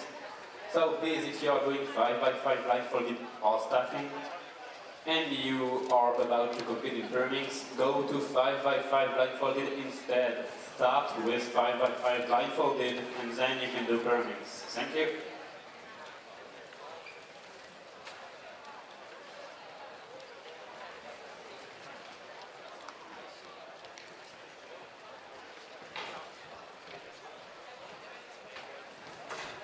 Timon is walking up to us now. I think he wants to do some commentary.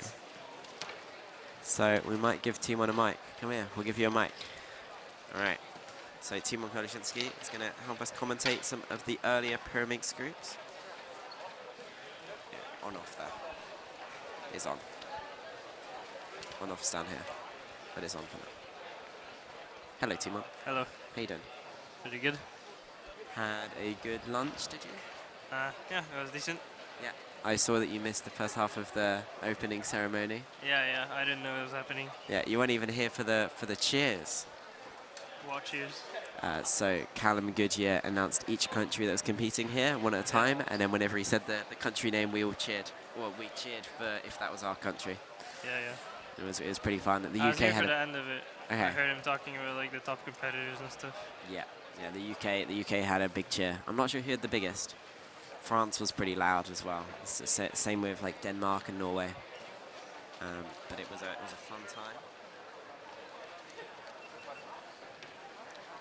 All right. So yeah, we just had 3 blind finish, and Jens Harber won with a 19.85. Was it the final? No, first round. Won the round. How many rounds are there? 3.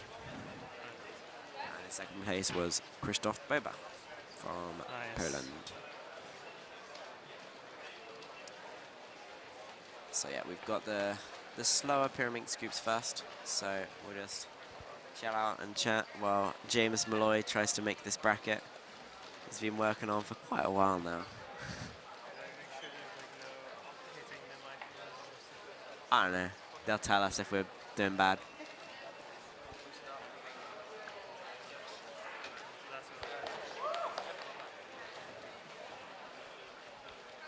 some 15-second pyramid time. Oh, here we have Simon Kelly. Oh, yes. Our good friend from Irish's Ireland. very own. Here we go. He's on the big screen. Oh my goodness. Oh no. He's zooming. Solving the tips. So yeah, I have been teaching him like a sort of advanced pyramid method, but he doesn't seem to be And a using it. 2-flip and an 11.8. Woo! Yeah! Go Simon! On the big screen. I'm not sure what the cutoff is. I guess we'll wait and see if Simon does 5 or 2 Do we know his solves. PB? We can find out. Yeah, that's true. Simon I think he'd really like Kelly. 6 or so single because he's trying to beat Sean O'Toole's single. Ah, yes. We'll have to And check what Sean yeah, says. we have to check what it is, but it's around Alright. 6 or So 7. Simon's PBs are 720 single and 1138 average. So not a terrible start. And for Sean O. Toole, he has a 5.93 single and 11.5 average. So Simon already beats him on average, but needs a faster He's 5. a pretty fast single.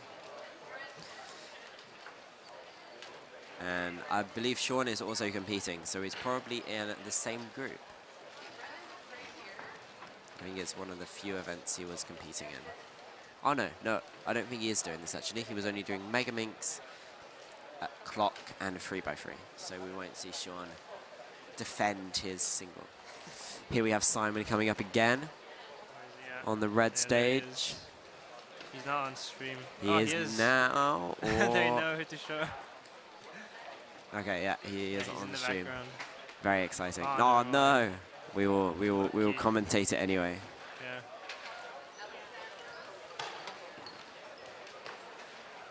Alright, he is inspecting. There's actually a camera filming him. There we go. He's on the There we stream go. now. This looks pretty Oh, speedy. Yeah, pretty speedy. Not. He got confused. And a 2-flip and a 10.3. Yeah. That's not bad. That's still Below sub average. his PR average. Timon, are you willing to share your PR average of 5 PB? I think it's about 130 something. Okay. Something like that. Yeah, it's not faster than the current documented WB, which I think is held by Elias EU with like a 1.1 something. I mean, average of 5 at home is basically just how many attempts you've done. Yes, and how lucky you've gotten in Yeah. those lots of attempts.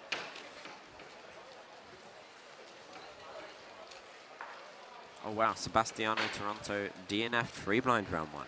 And he is the defending European champion, but he isn't defending anymore.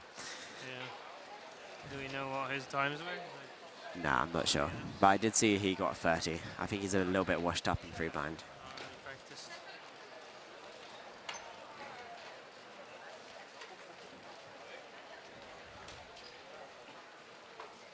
Shout out to all of the staff at this competition. All they're getting for staffing is a free hoodie and also free registration. And most of the staff are doing a lot more than we are. We're just sitting around chatting.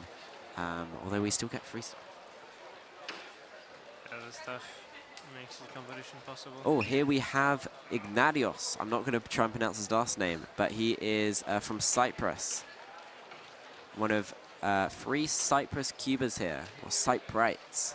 And that was a bit of a poor solve from him there. He said, I was talking to him before, and he said he was going to try and get a like around 10 seconds. So it's a bit of a poor start for him. Seems like Simon hasn't solved in a while. Yeah, Simon's still only done his 2 solves, the 11 and 10. Ignatios does not look pleased with his 20. He is a lovely chap, though. Oh, it looks like we have Harry Savage competing on the yellow stage. He must be judging 5 blind or something, so they're rushing him through early on because he placed There's also 3rd. Max Shaw on the yellow stage. That's true as well. Yeah, Harry Got a Savage 393. placed 3rd at the last European Championships, beating Timon.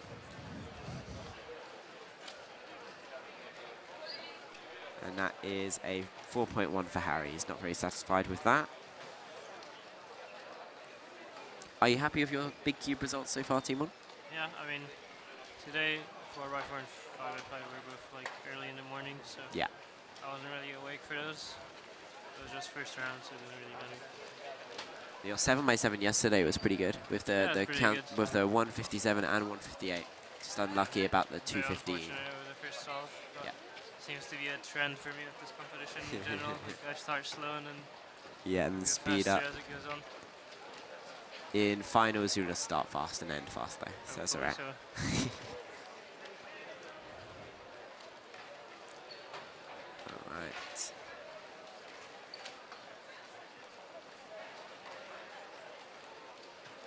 I haven't seen Simon for a while.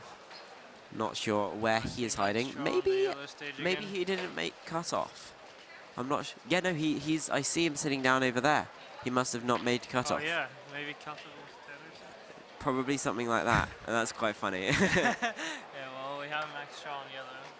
Yeah, looks like we might get a camera over there. Nah. I mean, the cameramen have been directed that the red and the blue stages are the fastest, but we sometimes have people on the yellow stage because they'll be moved into earlier groups because of other commitments. Max got a 5:43. It's not very good for him. Got a couple of UK cubers sitting in front of us. How you doing, Fabio? What up? So Joseph Briggs, our current OH holder, OH national record holder for average, yes. 10.57, isn't it? 10.5 something. Very, very speedy. He is second in Europe. So one of the favourites for getting on the podium. Here we have Harry Savage on the left, top left of your screen. With a 2.5 plus 2. Very interesting. Funny story from yesterday. It started raining at one point and the roof was leaking, but only onto the Lithuanians. I think it was the Lithuanians. Yes, poor guys. Oh, here we have Ignatios doing another solve. Is he going to get sub 10? No. That is Maria from Ireland. She is a big help at the local Irish competitions with organising. She's sitting at the same table as me and she's been learning Pyramid tricks for the last like 2 hours. Doesn't really seem to be helping though. 16. Bit rude. Is Timon 12 again? Yes, yes. He will always be 12.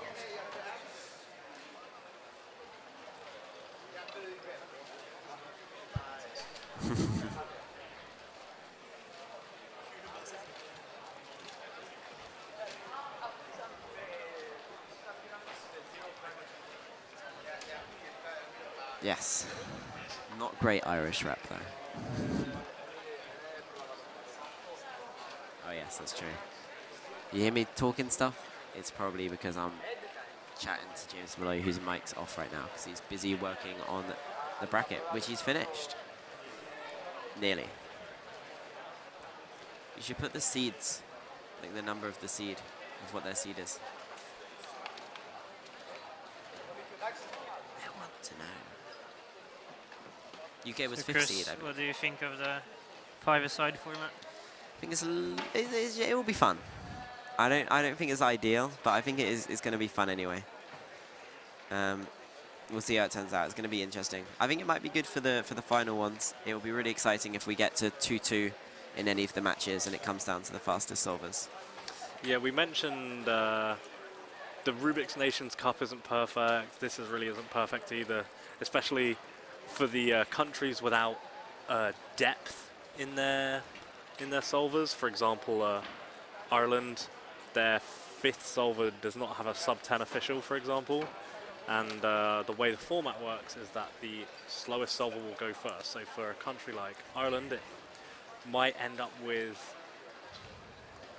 them having 3 competitors go, and somebody like Kieran might not even see a solve in the event. Even though Ireland were maybe likely to lose, it's unfortunate that we won't get to see those people. And even for the faster countries, if there's a 3-0 in the first 3 solves, then you might not see people like Timon or Alexander Kaliek even compete at all. So there's definitely a couple of flaws, but I'm sure it'll be really fun to watch still. And all of these kinds of things are experimentation for future head-to-head It's all for fun. events. All for a bit of fun. Here's Harry Savage again. Are there any prizes for the I final don't stage? believe so. I don't know if there's any prizes. Well, we heard that there was a cool trophy that they had engraved with previous winners. So Oh, that's for the pretty cool. 3x3 champion. Oh, for the 3x3 champion, you Yes. say? For Oh, the let's 3x3 go. champion. So I'll be Pretty taking exciting. home that. Ooh, a 192 for Harry Savage. Damn, that's pretty fast. I think that might be one of his fastest ever. Good job, Harry. UK favourite. We love him. How can you not like that hair? Yes. How can you not like that man? And he is off out of the way, and he's going to go to the 5-blind room to help out over there. Right. Well, I think I'll go warm up a bit. Okay. Thank you for coming to chat to us in one of these Broadcasting. less exciting rounds. And we'll see you later. Good luck. Nice. Thank you very much, Timon. Good luck. Bye-bye. Do good. Not with that attitude.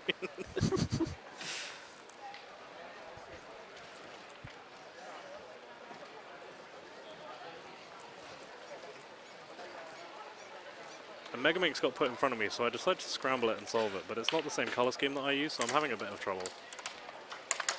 For anyone who missed it during lunch yesterday, Eric and I did a Megaminx race where we solved a random cross colour, which ended in 2 and 3 minute solves respectively for Eric and I. Oopsie daisy. How many groups? That is a good question. I believe it's 20. I can find out the answer for I'm you. on 90. I'm in group 19 with a 3.0 average, so I believe it will be 20. Yep, that makes sense. A lot to get through. Yep. How long? The fastest group will be happening at 4:45 p.m. So that is in an hour and 15 minutes. So we've those got not in our time zone. Yep, we've got a lot of. 5 through 8 of pyramids turning their cubes. Group 5 at orange. Group 6 at green. Group 7 at blue. And group 8 at red. Yep, there's a lot of Pyraminx to get through. The reason for that is the qualification time is to get 1 success officially. Yes. Although I think the cutoff might be quite hard. It's about sub 10. Yes. Shout out to our other MC, our announcer, Selena Tran. Yeah. No, today it's not Celine, it's Selena, because I heard her speaking to a fellow Norwegian. Yep.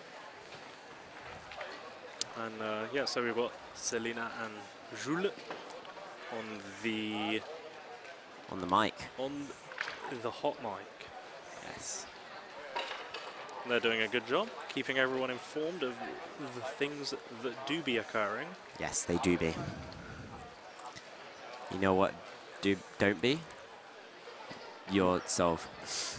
My solve is going perfectly adequately, I'll have you know. Doubt. Is this your Megaminx? It is. It was gifted to me by Katie Davies. Katie It's not Morgan bad. Davies, question mark. Oh. Nice little My U-perm. turn.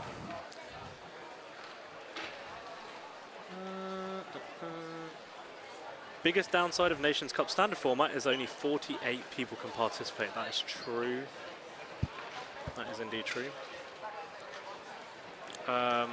The problem with that is there may be a handful of people, especially the fastest people, who we won't even see compete as a result of it. And the other thing with the Nations Cup is that you can increase the size of the bracket. There's always that option. But then you have to delve into the slower cubers that might not make the first round, but might just be happy to be there, be included.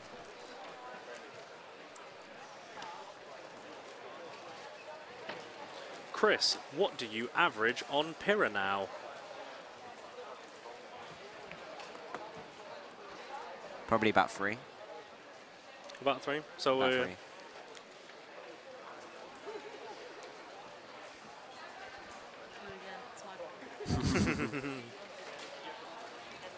For those who don't know, one of my favourite things to do at competition is find a phone lying around and take a selfie, which I'm doing on Nora's phone right now.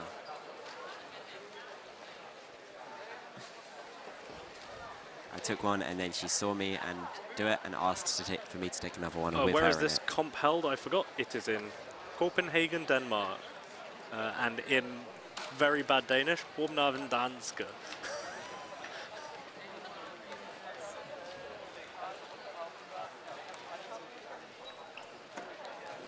It's on my phone. Card. Yeah, I've got one. Yeah, I will find it. Yeah, I got it.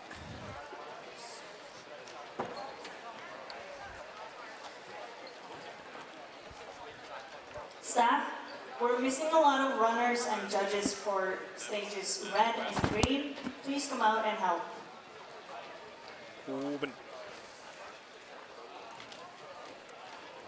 So we've got groups 5 to 8 happening. That is Ed Scully, clock connoisseur on screen. Oi, you stole my mega. I did steal your mega, but you did leave.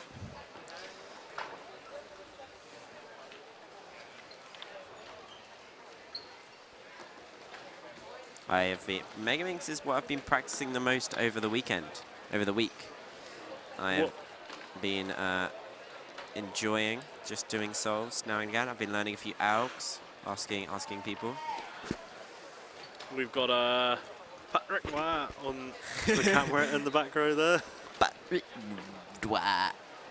He's got to do it. Pyramid solve.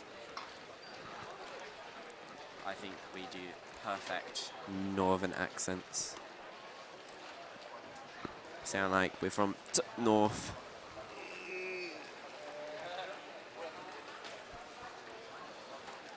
A lot of people going around in the merch. That green hoodie is very nice. Very nice green. Yes, if you're here at the competition, you can go out into the foyer. Oh, Erik is coming back with some water. And there is, you can pick out a shirt and then get whatever you want printed on it, or from a selection of templates. I'm personally not going to do that because I've got a cool hoodie. I've got a hoodie as well, but I was thinking of getting another hoodie that's in a more vibrant Another colour. hoodie? Yeah. You can never really have too many hoodies, I think. I don't know about that, Chief. I think 100 hoodies would be quite a lot.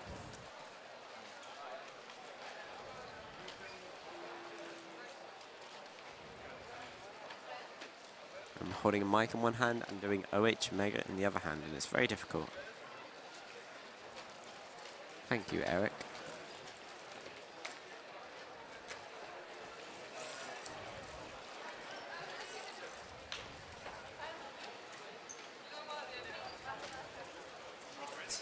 Hey, Erik. How you doing? Good. Are you doing Pyramix? No. No. No, I'm not very good at pairing. I just came back from 5x5 blindfolded. Ah. I have judged one attempt. One attempt. By Daniel Wallen. How did he do? He did well, I guess. I mean, he solved it, but he had some big pauses. Ah. He solved it in like 5 minutes 36. Is he in the lead? I'm not sure. Okay, well, we'll have to wait and see when the results get entered into WCA Live. But he's the favourite to win. I was very impressed. He's a very impressive man. He is. And his memorization is really funny to watch. Oh, yes. He moves around so much. He's very animated, isn't he? Yeah. I think he also hit the paper that I held between him and the cube. Oh, yes. He hit it like 5 times. Because he's also very close with his face to his hands when he solves, so there's not much space to put the paper. Right, the screen right now, you've got Mikela, one of the... Yes. And Ed Scully, clock connoisseur in the top left. With a 12.3, he looks stoked. That was a very odd reaction from him. He looked stoked, and then he had a very straight face after that. He's a funny man, Edward Scully. So in the upcoming rounds, I have arranged an interview with none other than Patarakis. Ooh, we can ask him about his streak of personal bests, for example. Yes. Lovely man. He is a lovely man.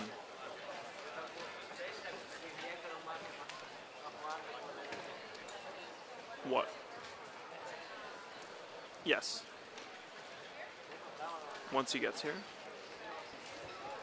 once he gets here, we can do his nice interview. So if you've got any questions for Anthony Patarakis, chat, please let us know.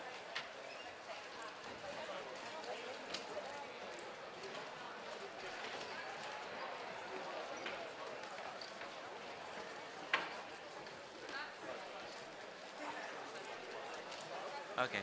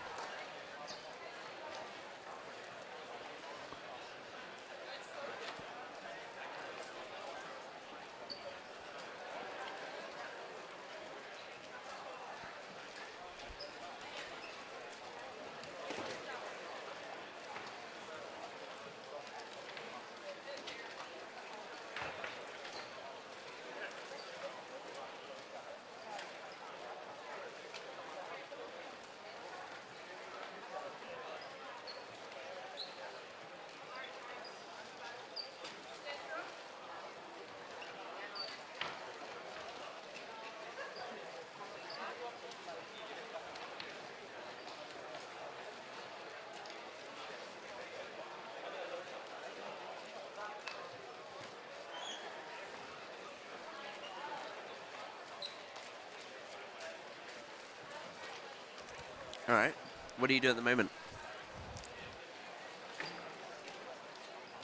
Ah, I see. Yes. Hey, Eric. So I've heard on your podcast that you have been practicing some pyraminx. Not so much recently, but yeah, a couple of weeks ago I had been. That's recent. Recent enough. Recent enough. So, for someone who has been out of the pyramid scene for a while, and maybe also for others that are listening that might want to get into pyramids and you know, learn a little bit more about it, become faster, what would you tell us? Well, over the more recent years, there's two main methods for pyramids. There's one where you solve a I guess I forgot what it's called.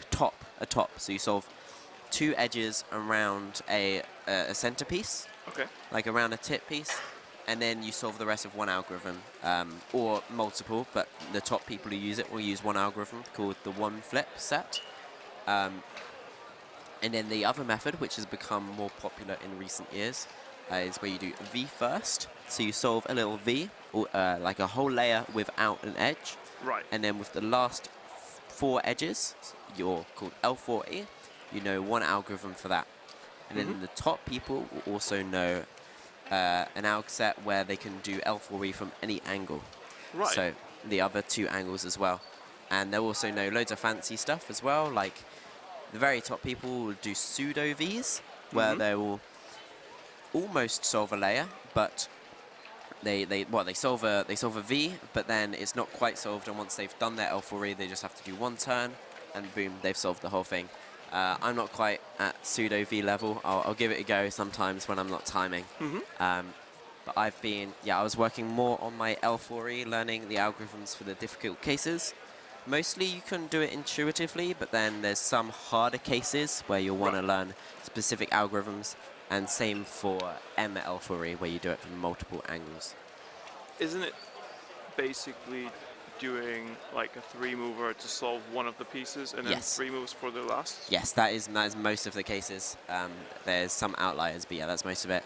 Mostly you solve the back edge as well, using a sledge, an insert, an RUR prime, anything like that, solve the back edge. Right. And then solve the rest. So it's not that much different from like the keyhole beginners thing that I'm doing. Yes, yeah, it's quite simple. Yeah, most people, you can probably get sub 4 without learning algorithms. You just learn all the intuitive ones. Right. But then if you want to get to the top levels and start breaking records, you're going to have to learn a lot of algorithmic stuff and lots of different angles. And then also, Pyraminx has the tips, which are trivial. They always have it's random which way they turn or how many you have to solve. But at top level, you've got to consider when is the best time to do the tips. So some people ask top people, when do you do the tips? And they'll say, whenever's best. Right. So when they're doing an L prime with their left hand, they'll do a tip with their right hand. Okay. So they won't want to do like a regrip. They won't want to do L prime and then L prime tip. That makes sense. That's something I definitely need to work on myself. Would you be willing to show me some example? I guess I could. I will have to find my pyramids quickly. Would be awesome.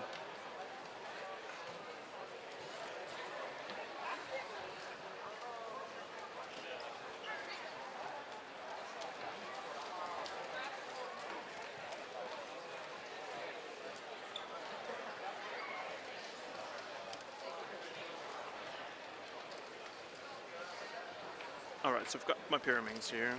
Yes. Scrambling it nice and simple pyramids. It's easy to control this one. I like it. So, what do I look for?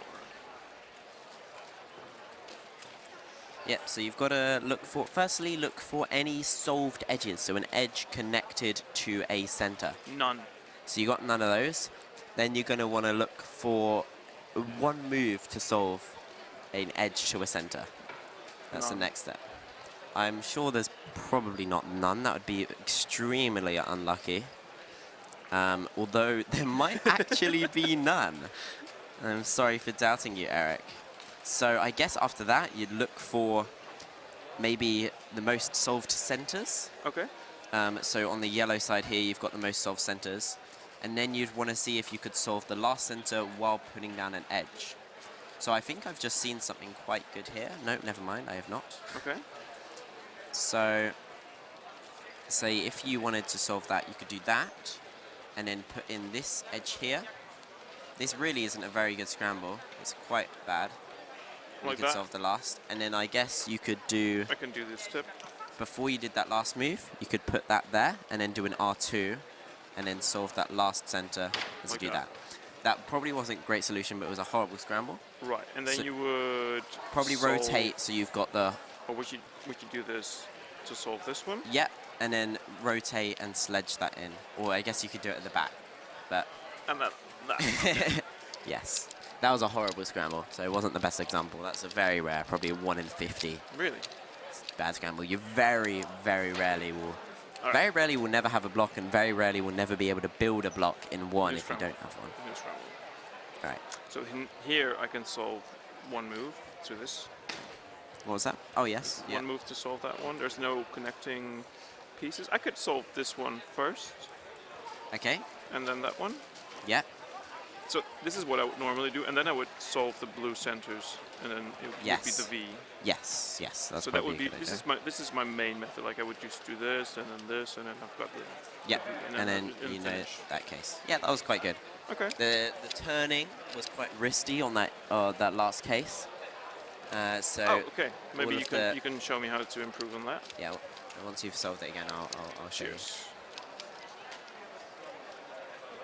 Do a couple more, and then I have to dash off and go chat to some Rubik's colleagues. So here I could make one Yes. move to build two. Yep. And then. Then I mean, this is just the keyhole thing that I do. So then Yep. it's a V. And then I know all the algorithms for that case. So the best So thing I to would do. I would just solve this because it's easy. Yeah, well, undo that because there's a better thing you can do. If Okay. you do R, U, R prime. I can solve that one on the back. Oh, actually, that's not very good. U, R, U, R prime, sorry. Yeah, U, R, U, R prime.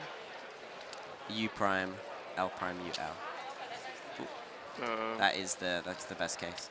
All right, I'll show you. Hold my microphone quickly. I'll show you how to do these 3 seconds. So you want to do a sledge, and then you want to do like an L2, and then insert like that, or R2 if you're doing the other one. That's a lot better than that. So even though you could do an R prime, it's much more finger trick friendly to do R2s or L2s in certain situations. So you really do the U moves like on a 3x3. Yeah. Oh, so this is the case again. Yes. So it was no, from the other, do a U, and then sledge, and then L2, U, L.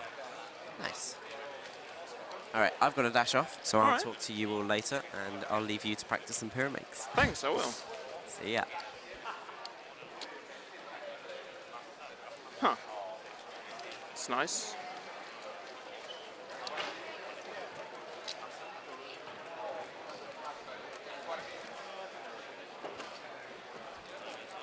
Hey, James.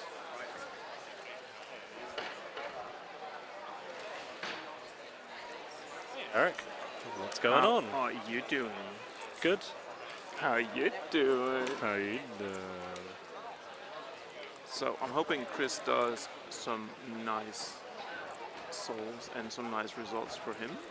Yep. He did forget his pyramids, though. Do you think he'll be back? I'm guessing he'll be back. Seems like he's Even if going it's out not- towards the direction of the toilets. So I'm assuming he will relieve himself before coming back to grab his pyramids. Groups 9 through 12 in pyramids. Group 9, turning your cubes at orange. Group 10 at green. Group 11 at blue. And group 12 on red. Something I noticed that the announcers are doing is that they're not double checking what they. Whoa. This light's just. Did you notice during Very- blind that it went darker? A little bit, yes. Very slowly, all the time. And at the end of blind, it would be bright again. Yep. Not sure why that is or who's controlling it. So when I was doing World's announcement, I would always make sure that I needed to know exactly what I was saying before I started speaking on the mic. It's really important for the competitors and stuff that everything that is said over the mic, announcement-wise, is very clear and concise.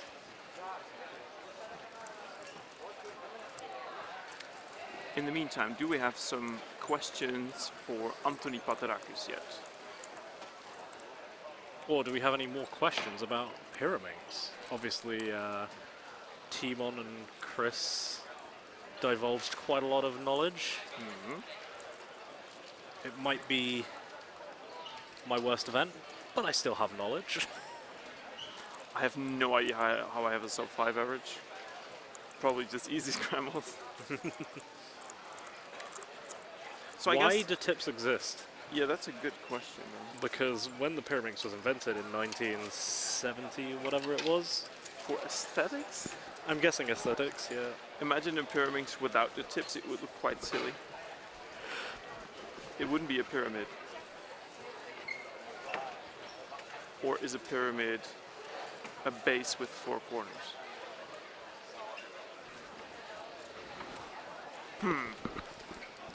Triangle puzzle, worst puzzle. That's all I know. Triangle. Does that also include skew in your opinion? Skew is not a triangle puzzle. Well, technically it is. No, it's not. It's like pyramid. It's not a triangle puzzle. Skew is a cube puzzle. I like pyramids more than skew personally. I don't. Okay. That's good. Would be boring if we had the same opinion. Yep.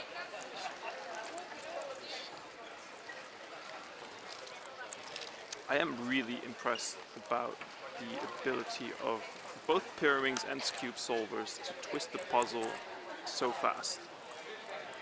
I have no idea how they do that. Indeed. I have no idea how they do that.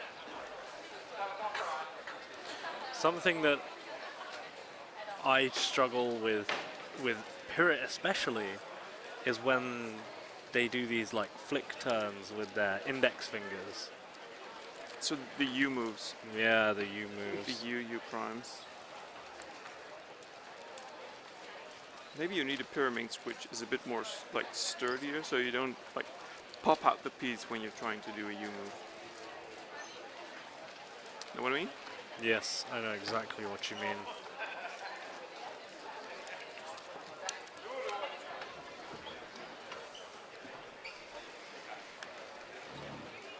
Let me just scoot over here. Eric's going back to his laptop. Yes. There's so many groups for pyramids. 20 groups. The more expensive the cube, the better it is. Facts. Disagree. Are you telling me that your 19 by 19 is not your favorite puzzle? Yes, that is exactly what I'm telling you. I see how it is. I'm just gonna say 2 syllables to, you know, debunk that. Yep. Yoo-hoo. Yoo-hoo. That's true.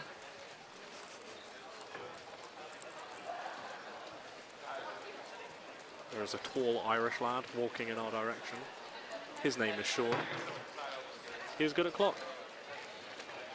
He's waving. He waved at us. Wow. Wow, wow, wee, wow. He's coming toward us. Oh no, he's still... Oh look, there's 2 people next to each other at the same time. Oh, they both have 7.11. 7-Eleven. 7-Eleven, one of the stores I have seen of the most here in Copenhagen. They appear to be everywhere. Yeah. It's like, oh, let me just get something from the 7-Eleven. And as you turn around, as you leave the 7-Eleven, there's one on the other side of the road. One thing also I've noticed on the way here from our Airbnb is that there's firstly a load of hairdressers. Yes. There are literally like 3 hairdressers next to each other. Yeah. Which I found really funny. And there's a lot of bicycle shops as well. Yes, which makes sense because there's bike lanes on every single street that I've seen in Copenhagen. The infrastructure here for cycling is great. Very, very good. Even as a Dutchie myself, I have to say it's really good. Riding my bike in Germany is sometimes quite terrifying. Yes, I can imagine. Always wear a helmet in Germany. I mean, in general, it's better to wear a helmet, of course, but especially in Germany.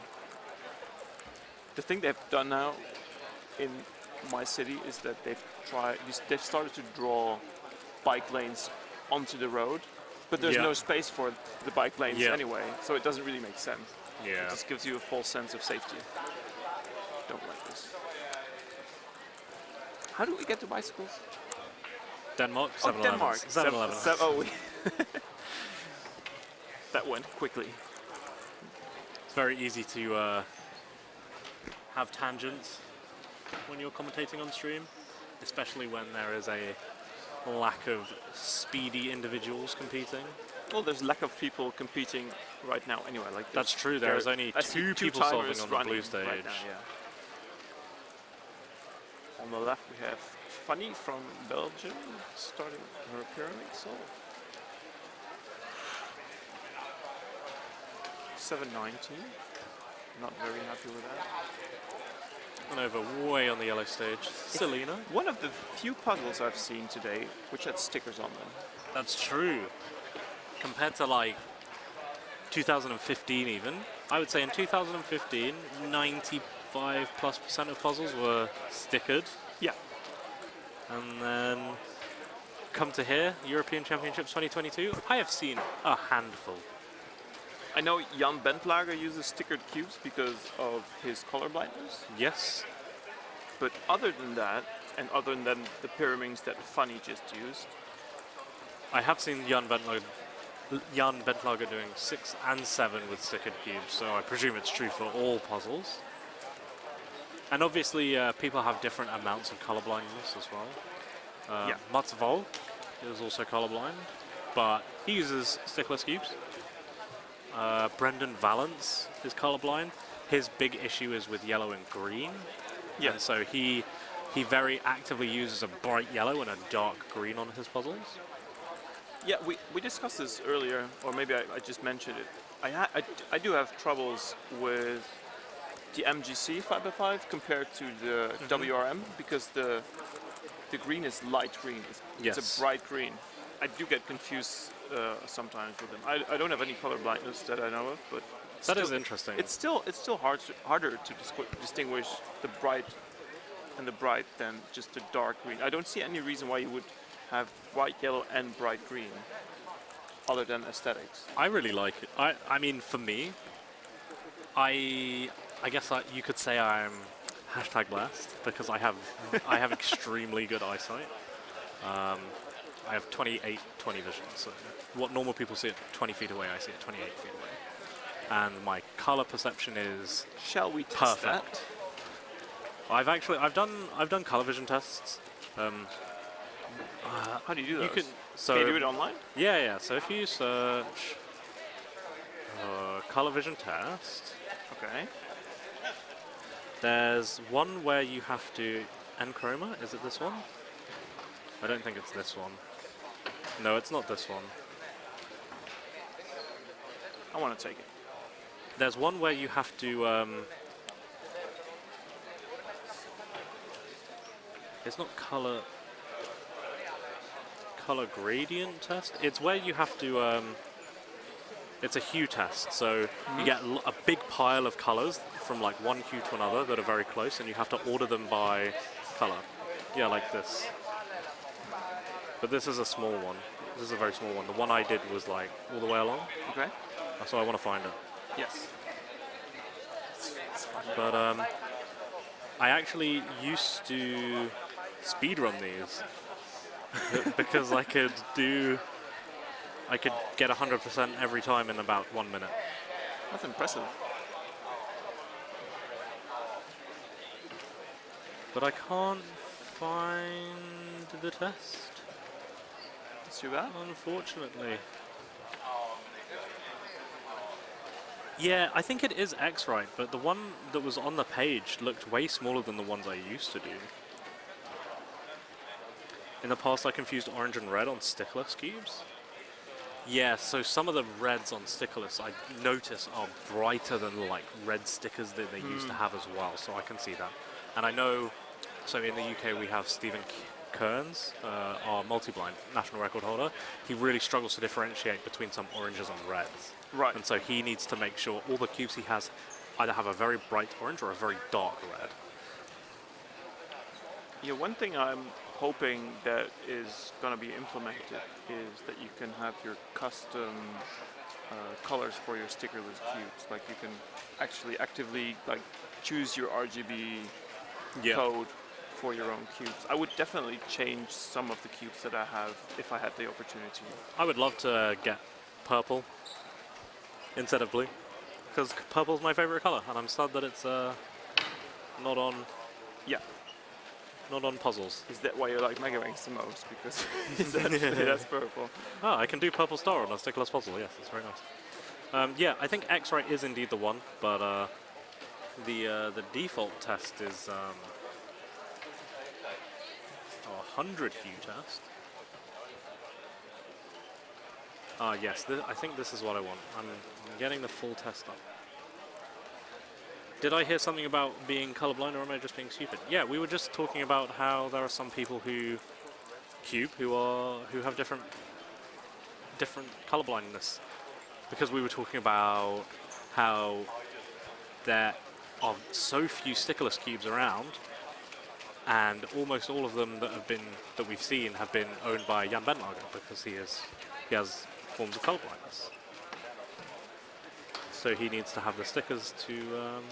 And then James chipped in and started bragging with his perfect eyesight, which we want to confirm with the test that he mentioned.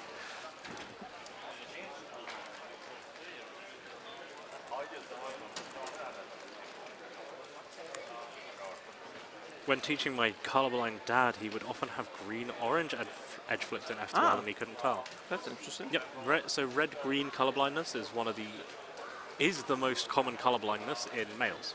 Yeah. And I think in females it's blue-green, which is quite interesting. It is much rarer than in men, is that correct? Yes.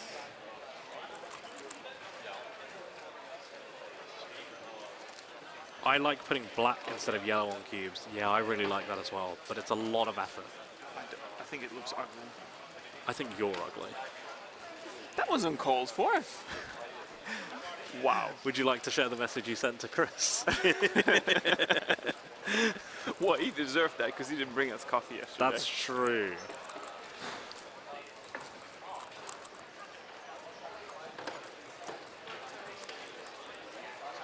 So we have 8 more groups of Pyraminx after the one that's currently going on. They go by really quickly.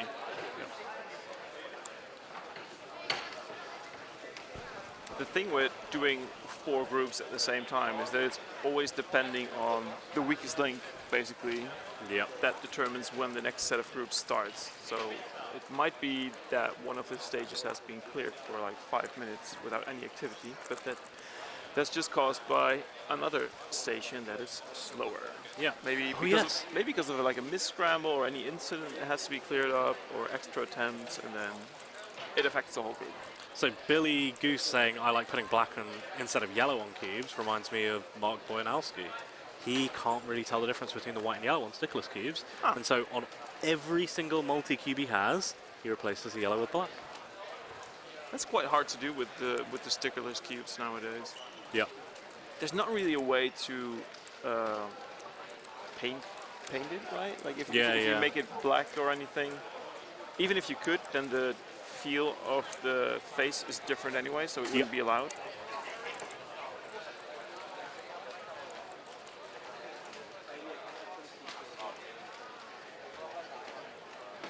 So if any cube manufacturers are watching the stream, shout out, please, can we have custom RGB colors? Or alternatively, so cube manufacturers, we know they have alternative colors other than their standard color scheme because they make Megamixes, so they have this color plastic.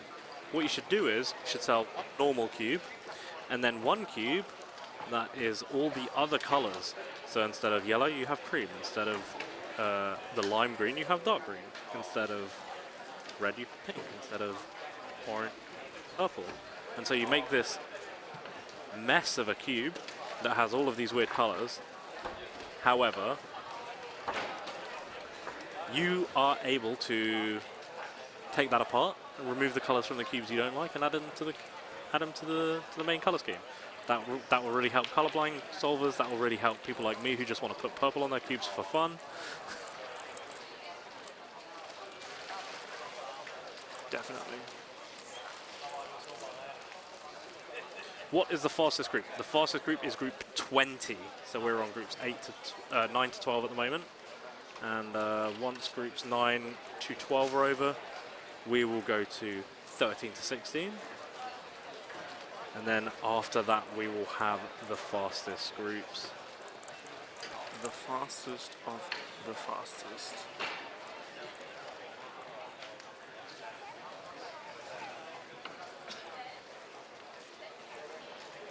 Have I asked you this question as well today? I'm not really sure. I asked Chris, what is the event, puzzle, sports, whatever? What are you best in, like in the whole world after cubing?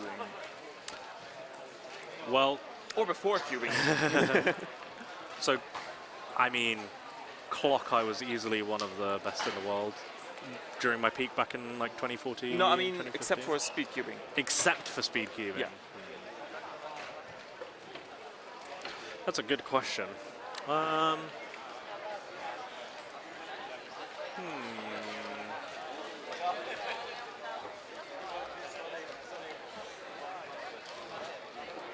Take your time.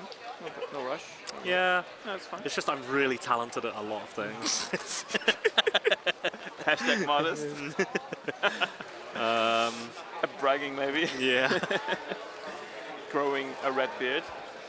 Probably typing, I would say. Typing? Yeah, so I type at around 140 words per minute. Which isn't doubt. Go to this monkey type thing. You know I have like hundreds of hours on monkey type, right? That's fine. I want to see it. Okay, I'm not using my normal keyboard. Do you want to use mine? No. As in like, okay. Well, you're not using the ones with points and capital letters. You should write proper sentences. Right. This is how you do it. Time 60.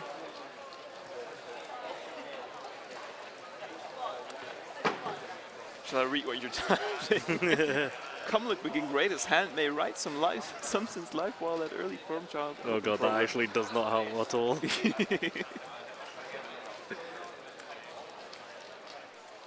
Are you a Colmac user? I am Colmac DH user. He is. So I switched to Colmac DH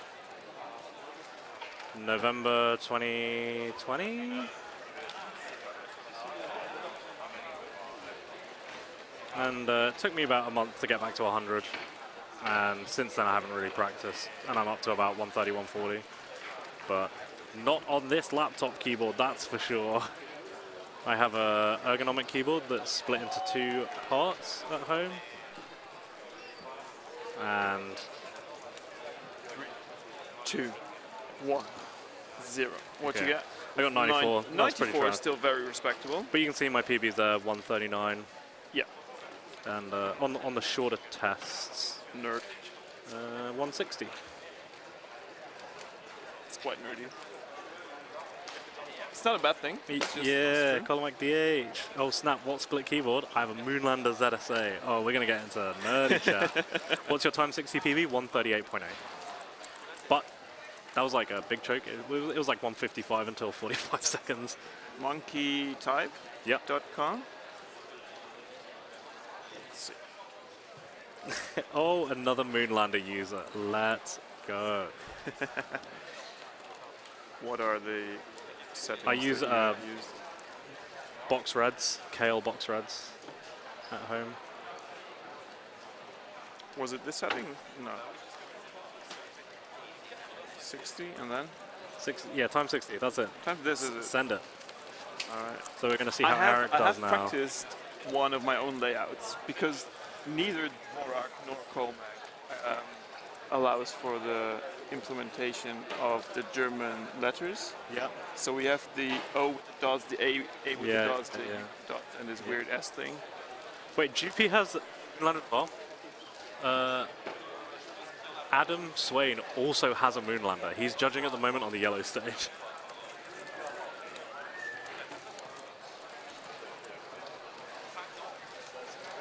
Use Moonlanders now.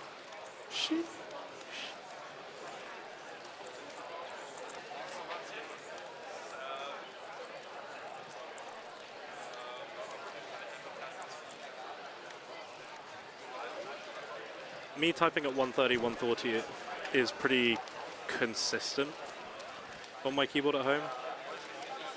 I've said if I like sit down and actively practice, I can probably get 160 to 180, but I can't be bothered. I just don't really need it.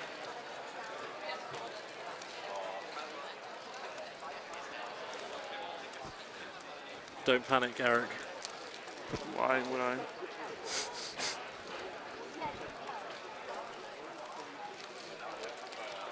I've considered a second keyboard for my feet for 3 blind splits. You can actually get like 100. Nice. Well, James, where are you now? Do you want me to do it again without actually speaking? It's 100, James. It is 100. No, I'm not. No, I'm never battling you again. Do you use finger tricks in typing? Yeah, you can. There's when you get really fast at typing, you don't type each individual key. You take the word as a whole, and your hands kind of do a chord of how the word is. Also, I'm doing a foreign language, so. Oh yes, you are doing a second language. Use Korean, and you can get over 400 What typing speed. did you have though? I had 94%. Darn it. KeyBR taught me to chunk better. Yeah, I used KeyBR for a while, but I don't actually recommend it to new typists. Look, it was very consistent as well. It was. So you're peaking. Are you impressed? No. Oh, okay. I've never done this on this keyboard. Yeah. Or whatever. This is your setting? Yeah.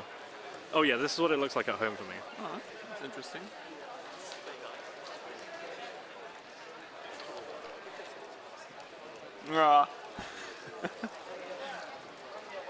James restarting after 1 second.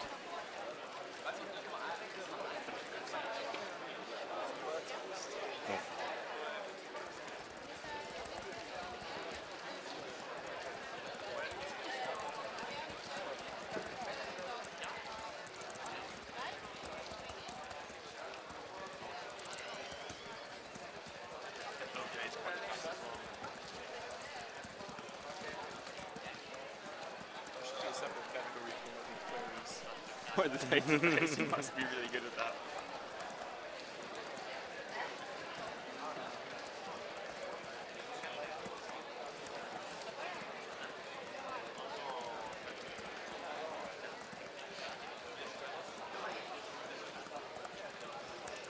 Oh, so many mistakes. 109. 109, not bad. Does that also mean that you are able to solve the virtual cube very fast on CS Time? Nope. I got down to like averaging 15 and then I stopped. I probably couldn't get sub 30 if I tried right now. But apparently that 110 that I just got was my Callum DH laptop PB. Because obviously, when you practice like me, you have to set up tags for each different typing layout you use. So Erik is now doing virtual cube on CS Timer.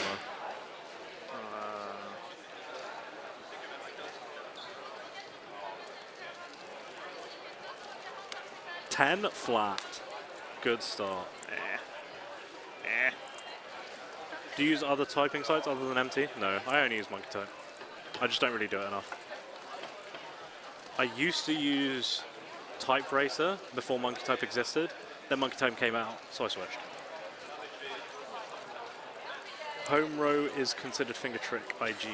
Yeah, so, oh yeah, as I was saying, when you get faster at typing, words become like kind of chords. So your fingers know exactly what order to press the buttons all in one go. What I recommend to people who like want to learn how to type fast is you do something like Monkey Type and you look at the whole word and you see where all of the keys are for that upcoming word, and then you type that word, do the space, and then you pause. You consider all of the letters in that word, do the word, and then you continue. And then once you get better and better at that, it's just about chaining the words together without pausing between each of them. But because when you do words in chords like this, there are some words that have maybe a double letter or they have two letters on the same finger. You can use a quote-unquote finger trick where you would use a finger that you wouldn't normally use for that letter, so you can type that specific word faster. As an example.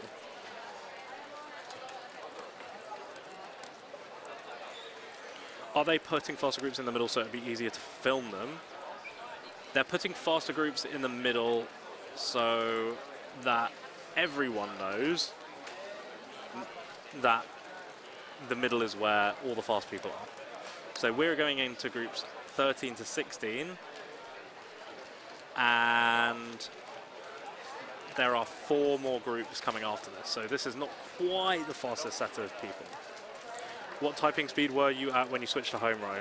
So before I used home row touch typing, I used QWERTY, and actually a reason I got a split keyboard in the first place was because I was getting pretty bad hand pains, and so I decided to get a split keyboard and switch to Callum all at once. And before that, I averaged like 130 anyway. Did you say Callum?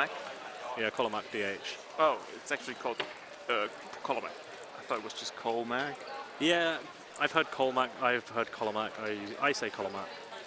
Right. Timon is in group 20? Yes, he is indeed. Yeah, there are 20 groups of pyramids.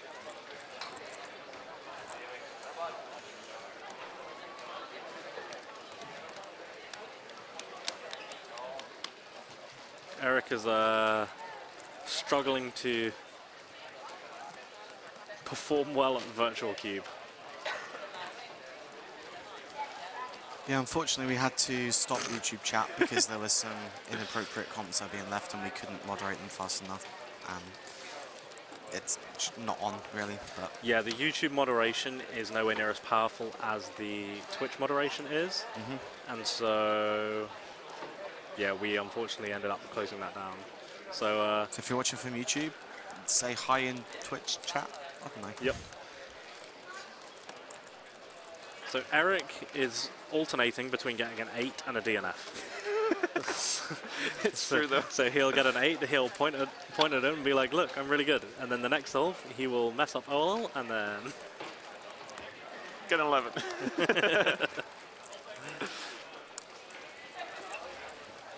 it's really hard to not make mistakes. I don't know. Maybe I'm just bad. Sounds like a skill issue to me. As he fails to do an anti-scene. There are some virtual cube specific algs I use as well. Yeah. Like so RUL V perm or the RUL G perms. Yes. You just use the RUD G perms. They're good. What? RUDG perms. This is where we find out Eric doesn't know what an RUDG perm is. No. You got it wrong. I'm still from the the generation where they call it the French G's. Oh yeah. So for the people watching on YouTube, if you do want to chat, but Twitch video player is worse for you or doesn't work for you that well, what you can do is you can go onto Twitch and then pop out the chat and then close the Twitch window. So you can still watch on YouTube while still interacting with us on Twitch chat. And if you're watching on mobile, then... That is unfortunate. That's unfortunate. Affirmative. I haven't said indeed all afternoon. That's true. That's what you think. No, it's true. Eric said it. Eric did say it's true. I just heard you say it, to be fair. You did just hear me say it, to be fair. Could have just said the word and we didn't know what you were on about. Yeah. To be fair, I was gone to judge 5x5 blind. So maybe even Eric's starting to have doubts. Maybe you use this. I cannot affirmate. Oh, hi from the Netherlands. That's your home country. It is true. Tim van Huit. Tim van Huit. Tim van Huit. It's not a very common last name.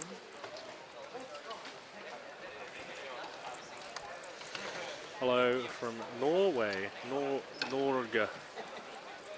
Had a loud cheer from the Norwegians earlier. Yep. I thought I was quite impressed by it.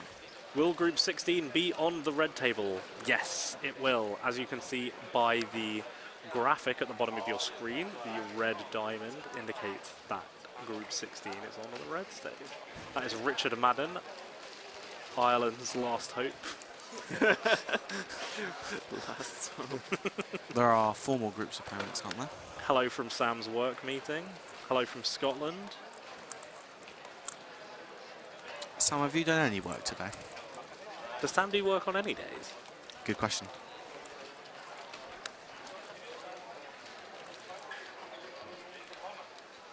Do you do virtual big cubes? I have tried. Eric is going to whip out a virtual 5x5 right now. How does this work? No one other than I Ben have no idea Whitmore how does the slice anything moves larger work. than a 3x3. And Ben Whitmore will do like an 1,000 by 1,000. Is Timon favourite #1 for Pyrrha? Yes. Well, he's the world record holder. No, he's not. He's not the world record holder. He is the European record holder. Nope. Jasper Murray is the world record holder from New Zealand with a 1.66 average. Timon is second with 1.72. And well, he isn't the world record holder, but he is the European record holder. That's true. And this is Euros. So. Any named Cuba from Northern Ireland? Kieran Biachen? No, Northern Ireland. Oh, Northern Ireland. Northern Ireland. I don't think we know any of them, do we? I don't think we do know any of them. It's almost as if we haven't had a comp there since 2013. Cheering for Stjernistad Ustil for Pyrrha. Yes, Norwegian person I have been in the same group as a couple of times. I've seen him around. Hello from Taiwan. Hello, hello. I finally competed on a different Oliver's Cube today. Did a whole 5-blind attempt without realising it wasn't mine. Maybe Timon will have world record by the end of the day. That is very true. It is obviously quite dependent on scrambles. No cameraman on the blue table. It's because the fast tables are the red tables, and so we want to see the people on the red tables. Unfortunately, we are missing Tim Reynolds and Nico Ronkainen doing solves on the blue stage right now. Nico got a 6.04, so if you How wanted many to know that. groups there are? 20 groups for Pyraminx, and Eric just did his 5x5 virtual cube in 1 minute 38. Can I have one more Which is what I average on 5x5, so it's still quite Hello impressive. from France. Bonsoir, ça va bien? There would be if they held comps there, Sam. Well, That's they would be true. if people came to us with venues there, then. Yeah. True. I'm faster virtual than IRL. It's a bit depressing. Well, you can change that. You can practice less virtual and more physical. But I have seen some of your virtual times that you post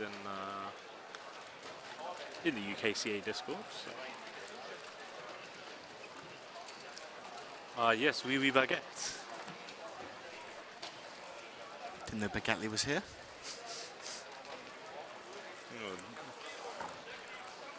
Hello, John Prediction from YouTube and from France.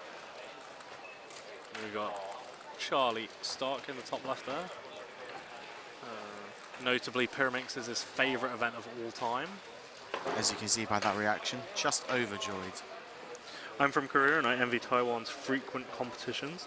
And you'll say, oh. The way you said Nikorankainen was beautiful. Yeah, James puts a lot of effort into how he says competitors' names, especially the ones that he knows. This is not my favourite Finnish name to pronounce. My favourite Finnish name to say is Pesian Saranta.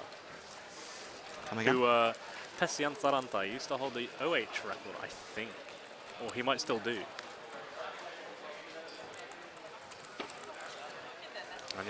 Learning the key binds for Virtual Cube isn't too difficult. They're somewhat intuitive. And they kind of make sense in terms of finger tricks rather than in terms of what the actual letter of the move is. And yeah, once you've just done a few solves, you kind of get used to it. Yep, it's very much it's just more muscle memory, basically. Yeah. It's just slightly different. It'd be interesting to see a transcript of what I've typed when doing like a JPEG, for example. You know you can do that. I could do that. Using some softwares. But I don't want to. Tao, you got Irish 3 blind then, I mean. Ooh. I missed that. Ooh, shit.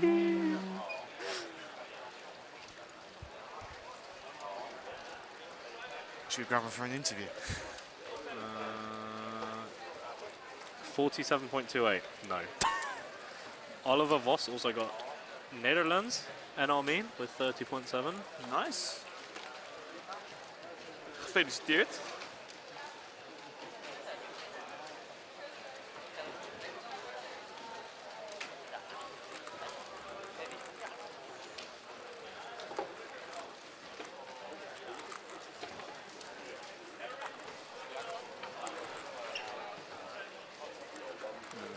Does anyone know if there will be coverage like this for the Asian Championships? We suspect there will be, but we're not 100% certain. I've been told that they're likely to live stream every major championship, but we don't know what the quality of them will be. Yeah, it does seem like a requirement from the sponsor. Gotcha. That this is something that they should be doing.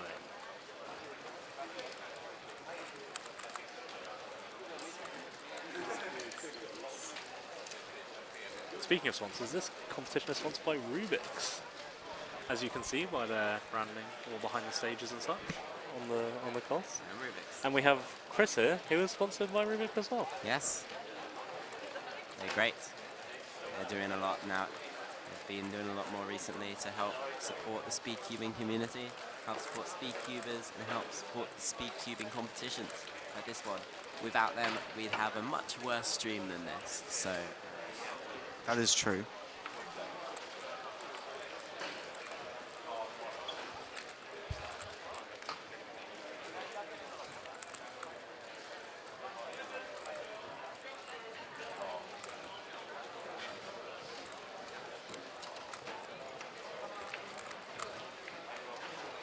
What is your favorite bread?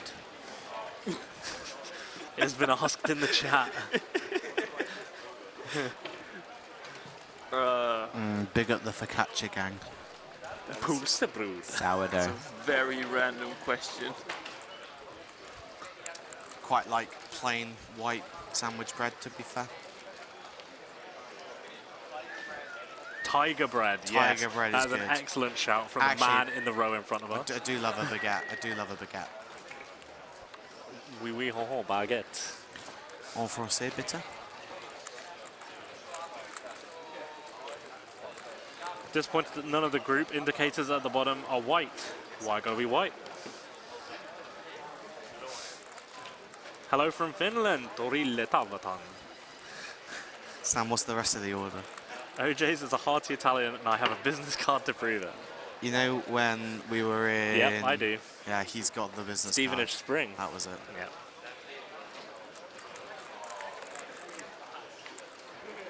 You're not a meatball marinara person, are you? I'm not. I've only had it once, and it was in a foreign country, and they didn't do it very well, so perhaps I do need to try it again. Actually, I think I also tried to have it with flatbread, which wasn't the best idea.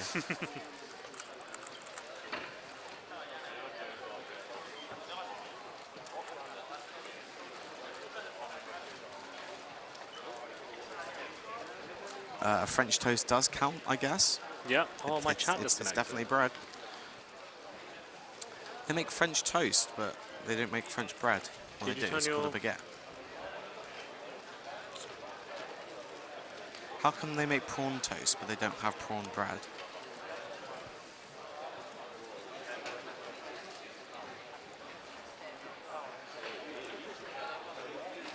How much longer for these groups? I would say we're about halfway through.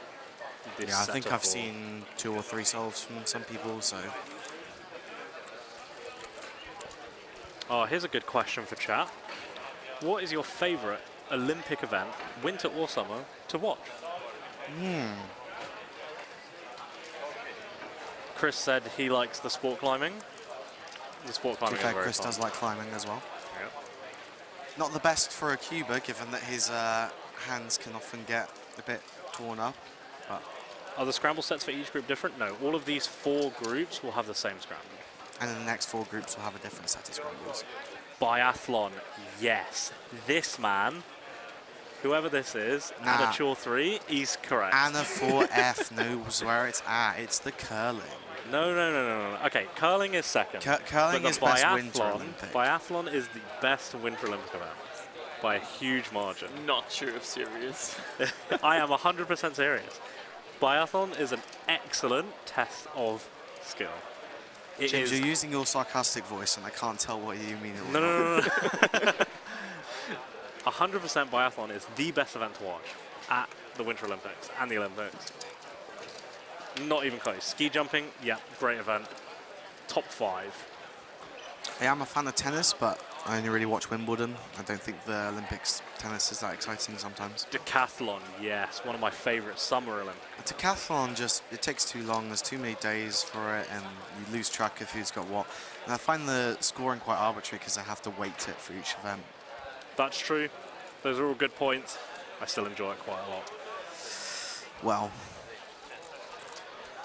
Finally, we have the correct answer in the chat. Oh, what's your favourite event? It is badminton, obviously. Oh, no. Yes, it is. David Fuja is correct. I like tennis, but I only watch Wimbledon is the most British thing I've heard today. I'll take that. Rugby sevens. I don't like the rugby sevens. It's quite an interesting version of rugby, to be fair. But I like rugby, but I only watch the Six Nations, so, you know, where's that go? I like that we can see different kinds of sports at the Olympics that we usually see on TV. Like we've seen so much football, and you know we've seen some. What do you see? We see football. You can see obviously some racing. You can see tennis. I mean, the thing tennis with is quite. Yeah. The thing with soccer is, it's excuse me, James. Sorry, what country are you from again? I think your passport is just sorry, James's mic is actually just turned off. Unfortunately, he won't be joining us for the rest of the weekend. Javelin, yes. This is something I used to do. I used to play javelin. I had the school record for an hour. So I said I like rugby, but I don't watch Six Nations since Italy has never won a game. They clearly didn't watch the last Six Nations where they beat Wales of all teams. And Wales were probably the second strongest team They're there. one of the strongest teams, so that was a really amazing moment. I think you stopped watching just too soon.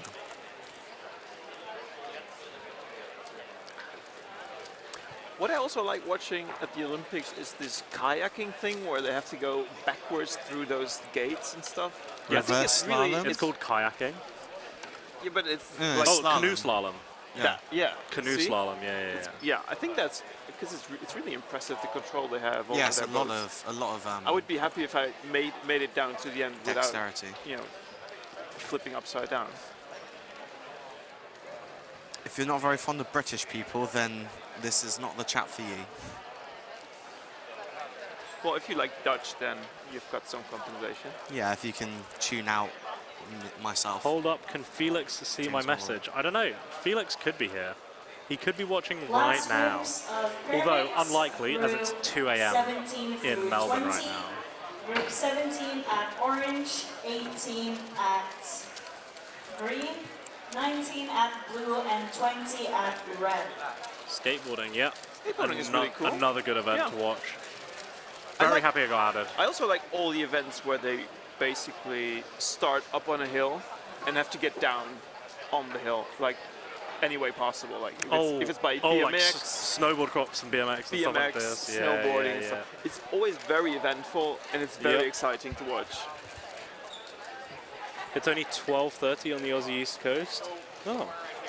Okay, so we're starting the last few groups of pyramids now. Things are going to start getting exciting on the red stage. And as such, we've now got two cameramen pointing their cameras at the red stage.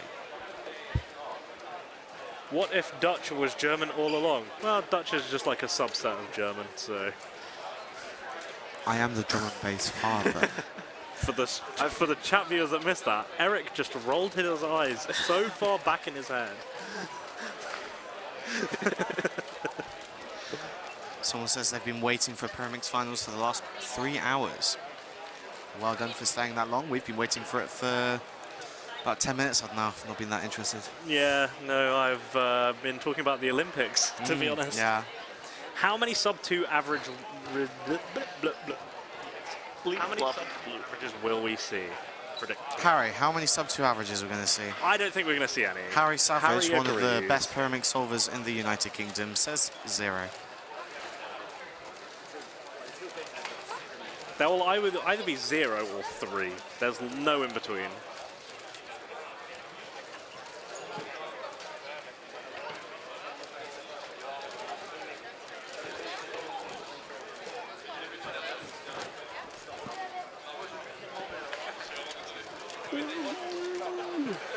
He watched. I want to. Timon will get a 2.2 average of 5.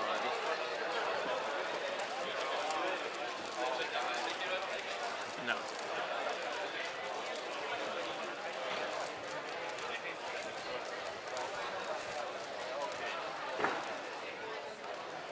Well, 147 world record average in round 2. I hope you will. Wow. Would be exciting. Hope Jinsot NR. Tell you what, when Timon gets a 1.47 world record average in round 2, we're going to have to try and remember that. Yeah. Yes. We're going to clip that. For sub-7 on Pyrrha. Turn faster, pause less. Learn more algs. Honestly, just keep solving. Solve more. Do more solves. Expert advice from James Molloy. What are the current records for? Oh, speaking of Jason Harley. Yeah, we've got Jason Harley, UK's national record holder for Pyramix.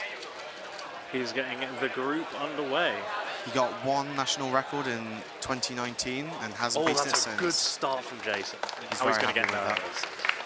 That's very true. As soon as you get a good solve, please stop clapping. So the current UK national record, I think, is 2.72. Another sub-2.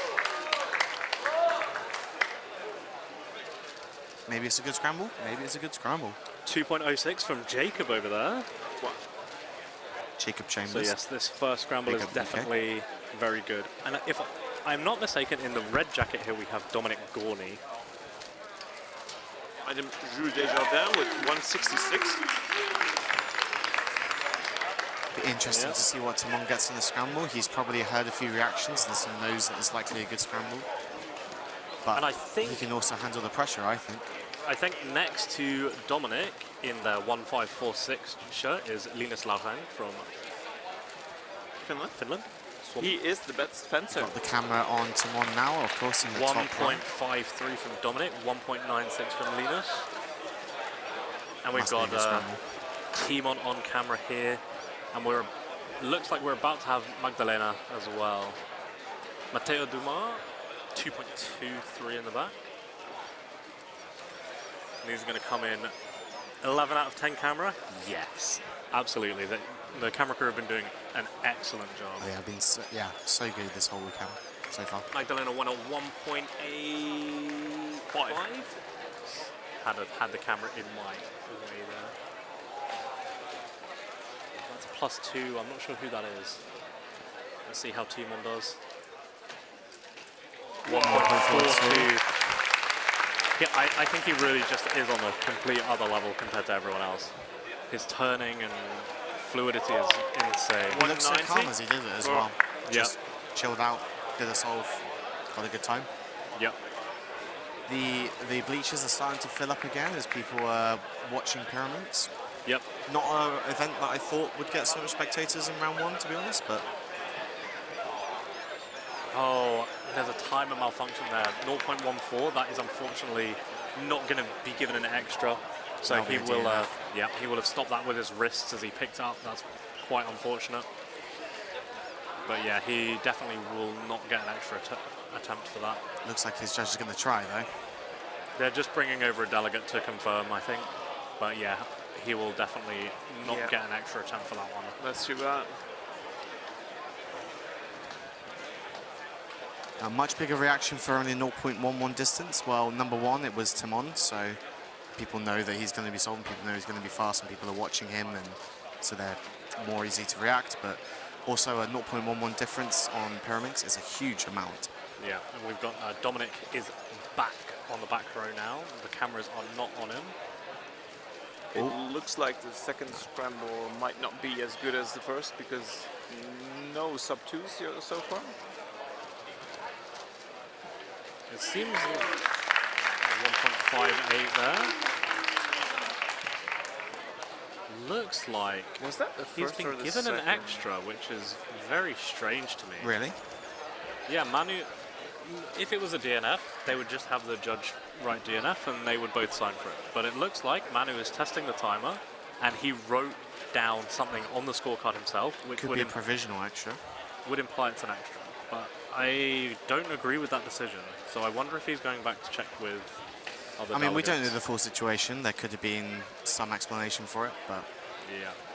Got Jason Harley, which you can't see on the camera, but... Oh, I missed what Dominic got. Jason got a 2.7. Which is not bad. Oh, Yeah, you're right, definitely is Dominic Gorn. Is anyone tracking results? It's very hard to track results, but I think during finals at least, we'll do our best to get some people in the front row to focus on just a couple of timers each, and we'll try and collectively create a spreadsheet with all of the live finals times as they come in throughout the entire set of finals on Sunday.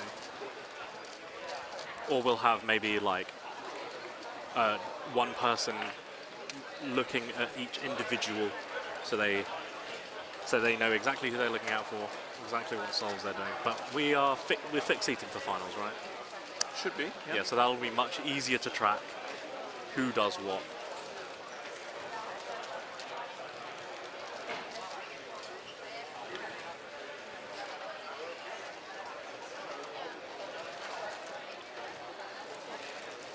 So Timon is gonna go for his second solve on the timer, which had a malfunction before. Yep, and Dominic Gorney's there for his third attempt, so... Cameraman is straight on it, sees that Timon sat down, and he's gone straight over to have a look at him, so we'll probably get that camera pop up now. There we go. Dominic's cube was solved, so he has gone away. He is not doing his third attempt just yet. Puzzle. It's not a cube, James. Everything is a cube.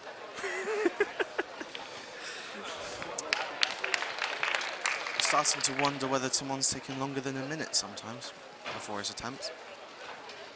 It is up to the judge to determine whether the time they take is appropriate. Yep. And so if the judge deems that they are taking too long, then they can call a delegate over to say, they're taking longer than a minute. Well, if the judge really wanted to know, then he should have started the stopwatch. Yes.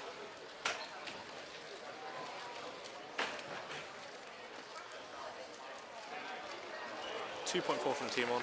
Not too bad, but it seems like a lot of people are getting bad times on the scramble, so... Yeah, this is a common occurrence. So Jason getting a 2.7 is obviously very good, although him getting a 6.2 on the third solve is not so good. Yes, clock is a cube. Yes, that's correct. Clock is a cube. Max Park is a cube. Yes, also, yes, true. Max Park is a cube. It's not getting better, James. No, he's not. He's a park. Everything is a cube. This microphone is a cube. Your mouse, it's a cube. Everything is a cube. Affirmative. Your hole is just getting dug deeper and deeper. I'm telling you. Everything is a cube. Everything's a cube, Harry Savage. Pyraminx is a cube. That was Harry Savage speaking to us. Can He is, someone of course, a please cube. turn off James's microphone? He's rambling again.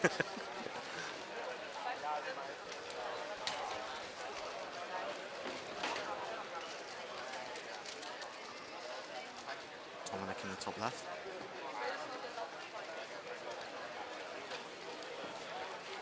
And the top right. Wow. 2 angles. How about that? 3 angles if you count the fact that he's in the bottom. True. Oh, is that a +2? It's very close. +2. They're calling a delegate over, of course. I reckon it's not. Is it 60 degrees? I reckon it's really close, but it's not.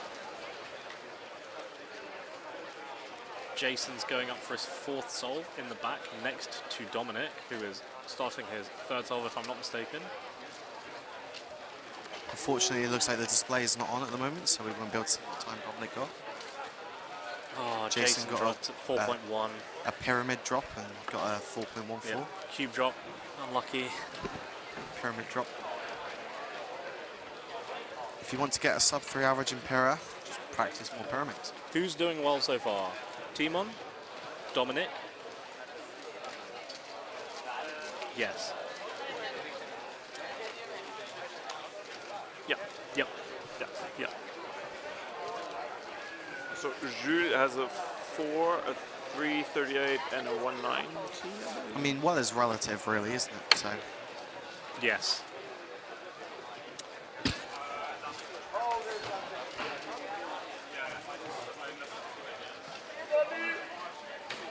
Oh, Jason has finished all the solves.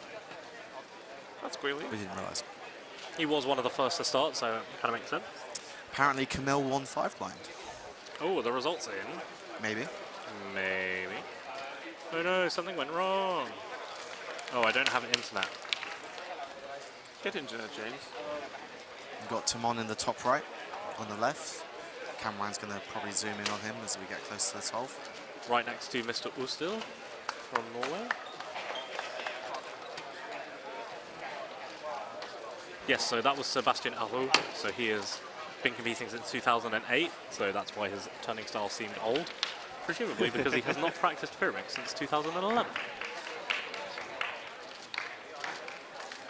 He's good at solving Pyraminx efficiently, though. Yeah. So this is Timon's 4th solve? 4th solve. I see 3 tips. Like it's nothing, 238. Yep, 238, bad scramble. Oh, unlucky. Was it what bad a bad scramble? time. Just a bad time. Considering what I've seen a lot of people getting, I've seen a lot of 4s. Nah, I reckon it's a skill issue. Yeah, probably a skill issue. He doesn't have the world record, so... It is really becoming a recurring thing, this competition. Everything is a skill issue. Yeah, everything is a cube, everything is a skill issue. The two... Perhaps that's only his 3rd solve. That's what people seem to be tracking. Yep. I tell you what, Stream's doing a better job at us. At us? Better job than well, us. they're only watching what's on screen, but we have to watch all 4 stages. So. Yeah, true. And there's only 3 of us. We're and only there's watching 200 the of red them. stage. There's only 3 pairs of eyes. Yeah. Everything is a cube plus skill issue. Yes. ratio plus skill issue. I like it Indeed. more than your hell yeah. Hell yeah. Hell yeah. No.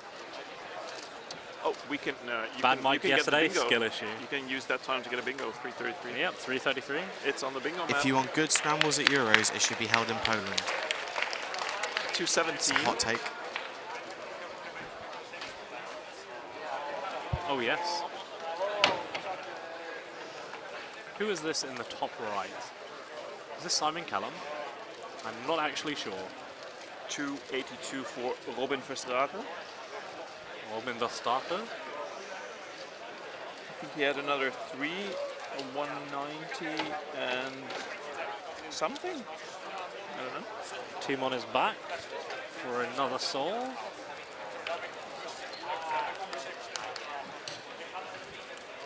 Yeah, the camera guys really seem to know who's who now. Yep. Even though they are new to the speedcubing scene, we don't have to tell them anything. They apparently especially know who Timon is, luckily.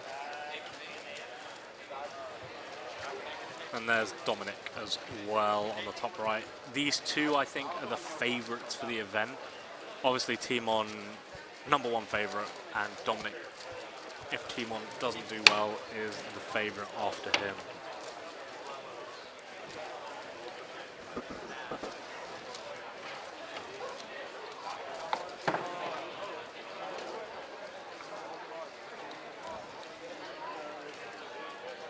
Please keep the chat in English. ¿Por qué? ¿Dónde está la biblioteca? ¿Dónde está la biblioteca?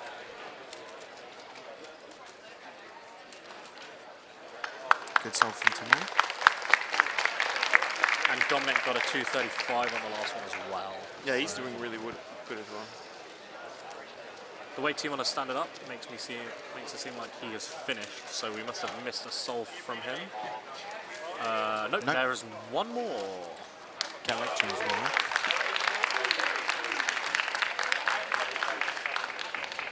Why are they clapping for a 2? Well, it's a low 2. And also they're probably bored and just want to clap. People love supporting their fellow countrymen. Yeah, I think it's nice. Someone said they wish Euros was being held in Poland. Someone else said, well, it already happened in 2012. Well, I was there. Denmark was the European Championships in 2014. So that's true. We do return to places if they make a good enough bid and if it's been long enough. Obviously, we want to vary the countries that we visit, but... I still have my cup from Euros in Wrocław. Nice. I still use it at work for my coffee cup. 5. More applause.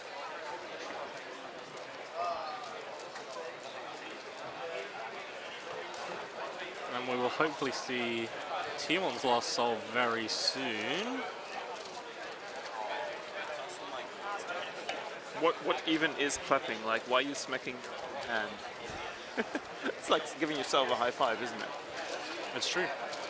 So Timon's last solve coming right up.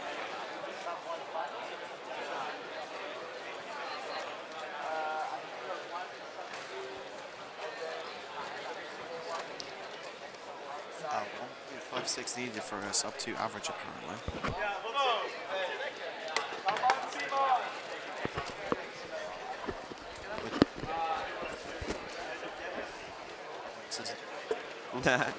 Second. You're ranked 3, right? Second? No, no way. Like 5th or something. Okay. I don't even have Will sub the next location be announced at the end of this comp like they did for NAC? We suspect so, but we're not 100% certain. We actually do not know, and if we did, we wouldn't tell you anyway. The next NAC location is in... Minnesota. Minnesota. In Oh, US. yeah. Minneapolis. No, that's a... Is it in Minneapolis? Yes, in Minnesota. Christopher. So, Timon's last solve of the average. 1.96 is required for sub 2. There is no world record or ER opportunity. Ooh, lock up. Ooh. That will be another 2.4, so he's got 2.4, 2.4, 2.2 counting, I think. Oh no, 2.0, 2.4, 2.4? Yeah, Yeah, it's like a 2.3 average. 2.31? Yeah, sounds about right. Nice cube result there. Because everything is a cube. Everything is a cube. That's correct, James. That's correct. Thank you, McCube. 2.24 average. Not too shabby. That doesn't sound right. Yeah, that doesn't sound right at all. Why not, James? Because the math doesn't work like that. Scube. Squab. Squab. Squab. Is next. It's called a scube because it's a skewed cube.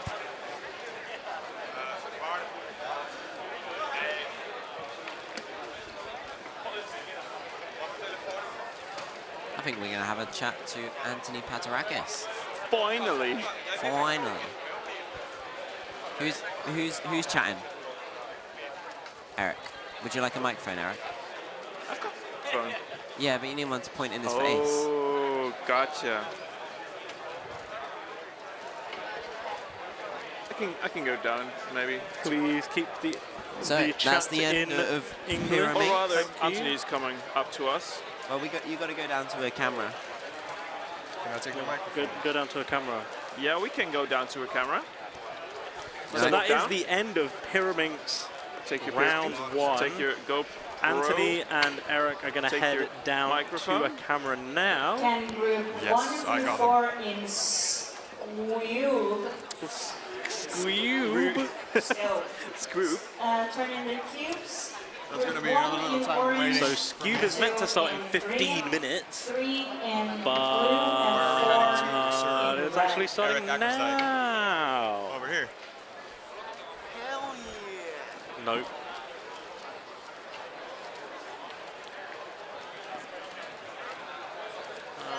Where did they go? Oh, they went over there.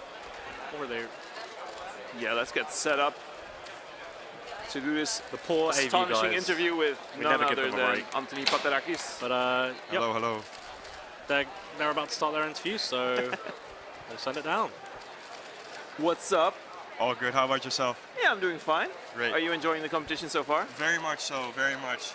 Oh, yes. Very good, very It's good. been awesome. Yeah, just the fact that we have a big comp again after 3 years. Yeah, it's amazing seeing everyone. So yeah, that's awesome. Awesome. How was your Pyraminx? Because you just competed in the blue stage, I believe. Yes, so group 19. It didn't go great, but yeah, I got a DNF because I got a tip that was off and like barely a plus on another side. But it's okay. Pyraminx, I don't mind it too much. Hopefully I make round 2 and then I'll get another shot. All right, so you only got one DNF.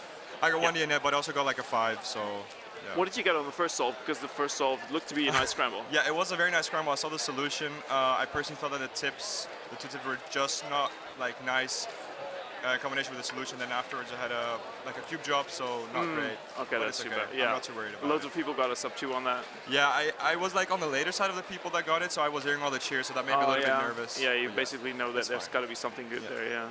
So another thing that I want to talk to you about was the fact that you got your 81st competition in a row with a PB or a PR. Yes, that's right. So that's still on top of that. Like that's the longest streak so far, right, for PBs? Right, so right now it's tied with Evan Yu, but his streak has ended, so he can't continue anymore. Right, so I'm right now on 81. Right. And he is as well, but I can still extend it. So yeah. Okay. Do you have a specific event that you can practice, like a safety event that you can practice to surely get a PR for the next competition? So I'm sort of looking at the next competition and looking to be Megaminx, so I suppose you like that a bit. I agree. It's a good event. I have a couple different events where I can do that, like Scube and Blind, but I'm not really into those. So yeah, for this summer, easy PB though. Yeah, like this summer I probably should get over my laziness and like try to practice out to get at least to 82. Right. But you know, after that, I'm going to have a lot of competition in a row. I'm going to be on exchange in Spain, so... Do you already know what your next competition is going to be? Yeah, it's going to be Bilbao Open 2022, which is going to be the first weekend of September. Okay, so you still got some time to practice those side events. Yeah, right. I got like 6 weeks, but then I know I'm going to have a lot of competitions in succession, so right now I'm like, if I get to 82, just not be tied, I'll be fine with it. And then, you know, if it continues even more, that'd be great, but I think with 82, I'll be happy. So, at your next competition, imagine you would break another PB quite early in the competition. Right. Would you then try not to get any more PBs to extend your streak even more? Now, there's actually been a joke with my friends like lately because they're saying, oh, you already broke a PB, so maybe you should stop breaking PBs. Like, for example, yesterday I got 6x6 PB, and then square one, round one, round two it was. I didn't start off well, and then I got like very lucky and got a 603 or something. Okay. Which is like PB by a lot. And they were like, oh, you should have saved that one for the next comp. Right. So no, I'm not going to intentionally not get PBs. I thought for like last competition in Horn, I'm not sure if you saw it, where I got 7x7 Dutch national record. I was thinking maybe I shouldn't break my PB by too much, but then I saw I was on track for NR and like broke my PB average by like 10 seconds. So I'm also not going to slow down to be able to break them more easy. It just, I think the whole point of like the PB string while I'm keeping on with it is to actually improve and not pretend to improve according to my so WCA profile. it's a proper streak, and you can't like artificially extend it just on purpose. There was no moment where I specifically did not improve as much as I could have. It was mostly just actually trying, like putting in the effort. Sometimes I got lucky. Like there was one occasion in which at my second to last solo of the competition, I still had no PB. Okay. And I still managed to clinch it, which was actually... Oops. Sorry. So yeah, that was in that case that was actually my first sub-7 average. So that was like one of the cases where I wasn't very lucky. Staff in all stations. Staff, please come and help. Okay, so for the rest of the competition, there are still many events to come. Right. So you still have a lot of rounds of maybe like 4x4 and stuff to come. So you can probably still do even more PBs. Right. What are your expectations for the other events? So yeah, 4x4, I would like, I'd say my mainstream events right now like 2, 3, and 4. So 4, I'd say I just want to get like another sub 30 average, maybe make finals. But yeah, mainly I'm focused on 2 and 3. Yeah. I will try my complete best to defend my 2x2 title. That's the most important thing for me. That's what I'm preparing for the most. So I would love to defend that, and then a 3x3 finals. I'm not expecting podium. I just hope to make finals and then go for the best and see from there. Yeah, cool. What do you think is going to be needed to make 3x3 finals? So we just got the news when the announcement from Callum that it's going to be 16 Europeans. Yes. So I think the 16 European has a PB average of like 6.8. So I'm saying like 7.7 average maybe. That's my expectations. Yeah. About 7.5, I think as well. We'll see. In like the first round always gives a good indication of what you would need for the finals. Exactly. So I'm very excited to see that as well. Yeah, me too. So I'm going to say for now, the best of luck to you. We're going to see each other for the upcoming days as well. So definitely. We'll probably talk to you again in a few days. Right. Thank you so much. Awesome. Good luck with the stream. Thank you. Come on. Mooi vlag ook.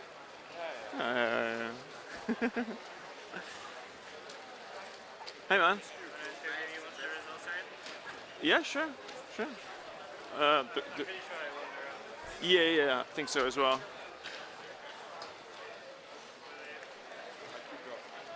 Yeah, what was your average in the end? Decent.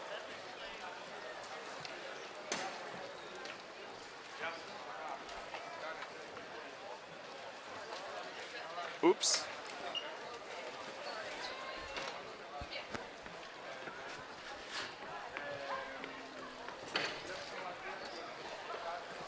Hello, Chris.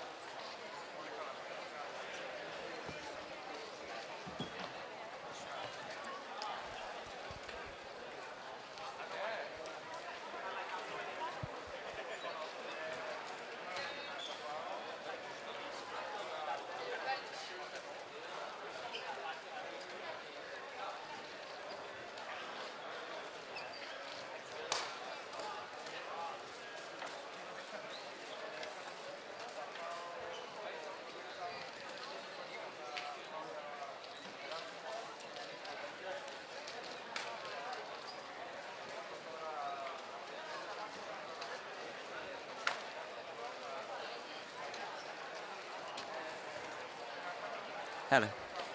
So we're just chatting. But yes, Cube, the earlier groups are going on now. I think Cubehead did not make cut-off, and we missed ourselves because the interview was happening.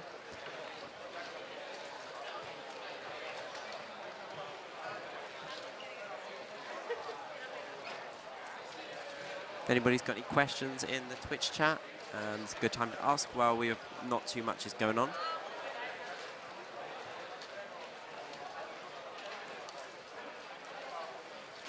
There are 20 groups for Scube as well. So it's going to be a lot of Scube going on, and all of the fast people will be on in group 20. Yeah, maybe we will have an interview of Cubehead. That could be quite fun. I'll go find him and see if we can have a chat with him, since I think that was his first event.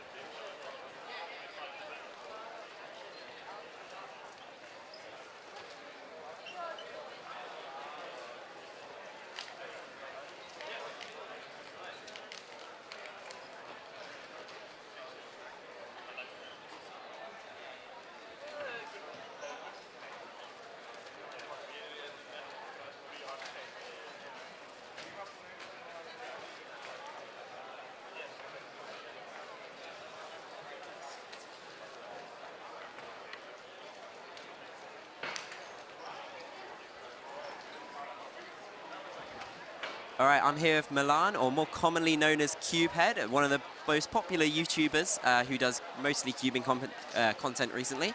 How are you doing, and how was Cube? I'm doing great, thanks. I really love Denmark so far, which is awesome. Cube went great, great. Yeah, I almost got cut off, and by that I mean I had double the time. I think I had like 18 seconds, which is like, I mean for me it's even like pretty decent, but it's like, yeah, I wasn't prepared for a 10-second cutoff, let's say that. Oh yeah, fair enough. What are you most looking forward to this weekend at the competition? This weekend, I'm looking forward to breaking the 3x3 world record. I think that would be a cool challenge. Now, honestly, I honestly don't know. I haven't practiced a whole lot. I think I just want to enjoy the whole experience of like meeting everyone, because obviously it's like a European championship, so there will be people from all around the world. I think it's nice to like get to know people from like all the different countries and stuff like that. I'm really looking forward to that. Yeah. And you are part of the Belgian team for the Rubik's 5-a-side tomorrow night. You got any goals for that, or are you just going to have a good time? Easy win, guys. Easy win. Belgium team, #1. Now, honestly, we have to face the Netherlands first round, and they're probably like, I think they're even the strongest team, because they have like Mats Valk, they have Twan Dullemont. They're so fast, so it's like, we're probably going to be out. We're most definitely going to be out the first round, unless everyone in the in Team Netherlands gets like a DNF, but I don't think that will happen. So, yeah, I think I will be very happy if I get to do a solve, because I'm like the 4th guy, but if the first 3 lose, I don't even get to do a solve. So, I will ask maybe one of the guys to force a DNF so I can at least do a solve, yeah. Well, awesome. Thanks for chatting, and good luck for the rest of the weekend. Awesome. That was Cubehead. Great guy. Check out his YouTube channel.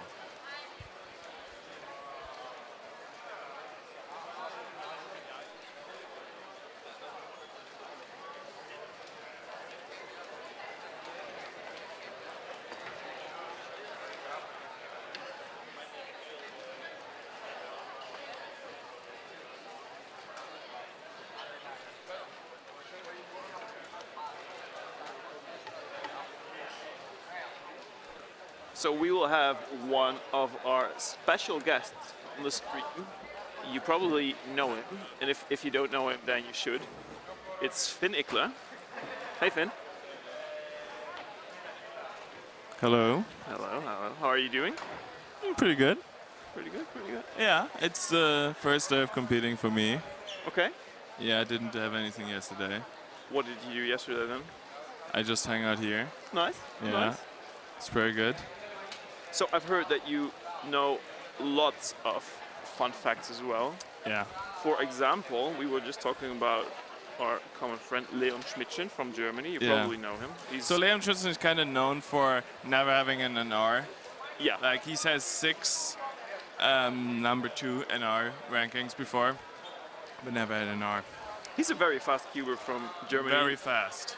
Organized a lot of competitions, so he has contributed a lot to the German cubing community as well. He's a very nice guy. You had a great statistic about him. So probably everyone remembered when Scube got introduced in 2014, and he had a number 7 in the world ranking, and it was 9-second single and 15-second average or something. And yeah, 7th in the world, which is, I mean, pretty crazy. It is. Yeah, and it wasn't even an R. That's the funny bit, right? 7th in the world, but it was NR2 because Jan Wendler got the world record at that competition. Right, with the same scramble, or? Yeah, it was the same scramble. I think it was just a couple moves to sledge or something. Okay. Yeah. Not bad. That was pretty funny. You just also told me that this was his best world ranking ever. So, right there's this new statistics website for the World Cube Association, and you can look at your best ever rankings. It's really interesting. I think everyone should do it. I mean, you know your best ever rankings. I feel like it was one in a lot of the things. But yeah, you can look it up, and we looked it up yesterday because we thought, oh, it was probably like 4x4, because his world ranking was 13, 4x4, pretty good. But Scube, yeah, number 7. Hey, OJ. We're just talking about some stats. Oh, I like stats. Yeah. So yeah. yesterday, when we were chilling at the Airbnb, we had a nice quiz, like a personal quiz. So let me check your profile for this. You mean what we did with the first sub 10 single? Yeah. So. Yeah. Yesterday. Let me check. Does this require me to have a first sub 10 single? No, we can ask you a different. Because I do. Oh, you do? That's perfect. Yeah, That's perfect. You did. I mean, that doesn't happen. You need to go. Yes, you're right.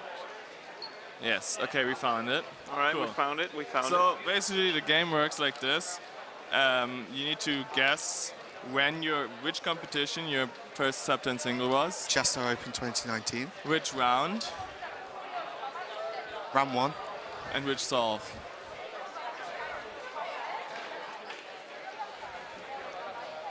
It's either 3 or 4. Final answer? 3.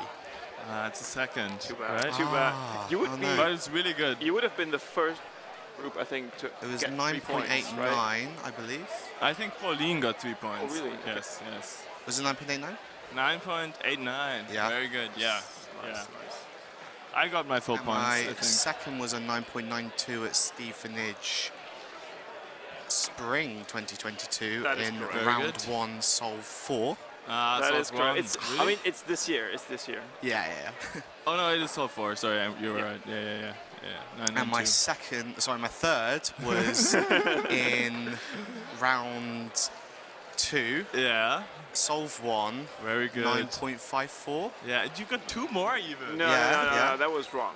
Was it not 9.54? Solve 1. Yeah. I said solve 1. No, you said it was a 9.54. Yeah, right? what was it? Oh, 9.57.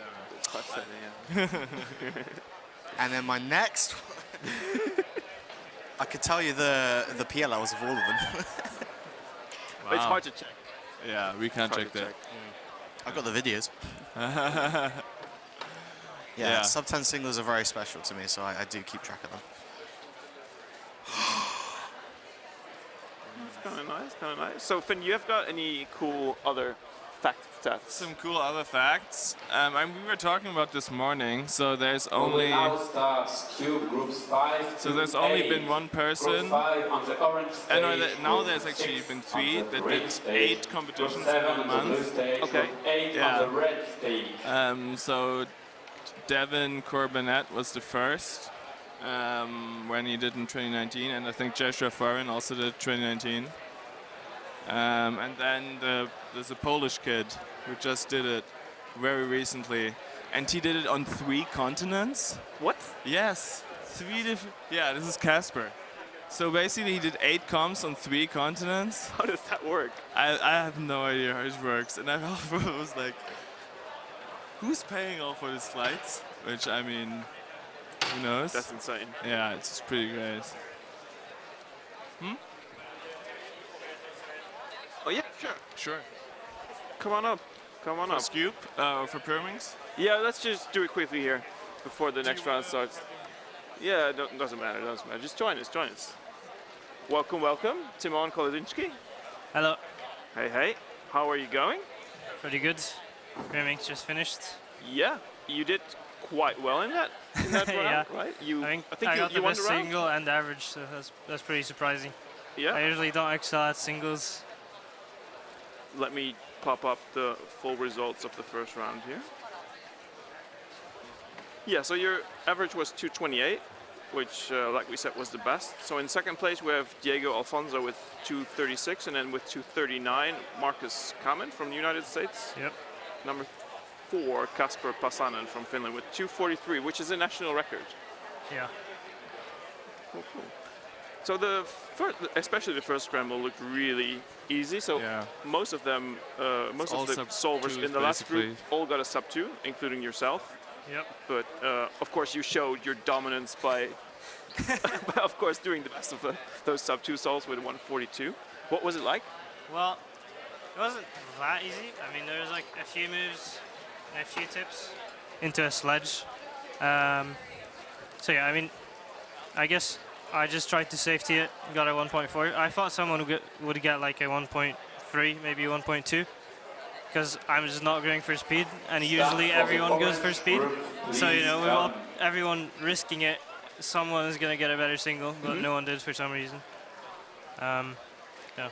And then the rest of the solves? The rest of the solves, I honestly don't really remember. Like, the only thing I remember was I couldn't really find anything good. So I would imagine my solutions weren't the best, but I managed to like safely solve all of them, which is like where I gained the time. Yeah, yeah. One of them looked close to be to a +2, but it wasn't. Yeah, sort of. I think the last one, right? I don't remember. The last one was like the worst solve anyway. Yeah, that's true. I'm just looking at the results, and all the sub 2s were in the first scramble. There wasn't a single other one. Yeah, that's funny. Yeah, you were close though, Timon, yourself with 204 on the 4th. Someone else got like a low 2 on that, but not many people saw. Oh yeah, there's a 217 from Diego. Yeah. Yes, 218 from Simon Kellum. But other than that, not that many good results. What was the cutoff of? Oh, no, this was first round. This was first round, yeah. So there is, I think, 100 people advancing, like in most of the categories. Yeah, everything with 3 rounds has 100 people advancing. Okay. Yes. So we in 100th place we have Karol Zakrzewski. Is that correct? Karol Zakrzewski. Oh, not too far away with 503. So Sean Moran, who did a really good Megamix solve earlier, he is the first unlucky one with 504 to drop out. Yeah. Not bad, not bad. So I asked this a few minutes ago to Anthony Patarakis as well. So we obviously have the event that people are looking forward to the most, obviously 303 finals. Yep. To the finals. Well, I haven't looked at the psych sheet. Can you like pull it up? Yeah, sure. Let's have a look. And how many people make it? So it's the top 16 Europeans. All right. Are non-Europeans even allowed in the final? Yeah, they will be added. Separate. Okay, if they're amongst the first 16, they will be added. So minus max. Minus Max. Yeah, minus like Patrick, 2 people to look at, like minus 18, Max again. 19. Well, there are a lot of Americans. Probably like 23 would be somewhere about it, right? Yeah, so we're that's like 6.9 average. About here. But Well, then I mean, obviously that's just PBs, so I would guess like 7.7. 7.7? Yeah, maybe even worse. Okay. We shall see. Oh, with 7.7, there could be quite some people who do it like as an outlier. They when they would do really well for themselves in semifinals. Yeah, I mean, to get into finals is always like quite random because there are a lot of people in Europe that are like pretty good, but not in like podium contention, right? Right. Yeah. Just So- like we talked about before, like Leon Schmidtchen, for example. He's a good solver. He can do a 7.7 Yeah, average. definitely. So who knows? Maybe we would see Leon Schmidtchen in the there's finals. always like a few people that just get in by chance. Accidentally, I didn't really see it anyway, but he just sat down behind us.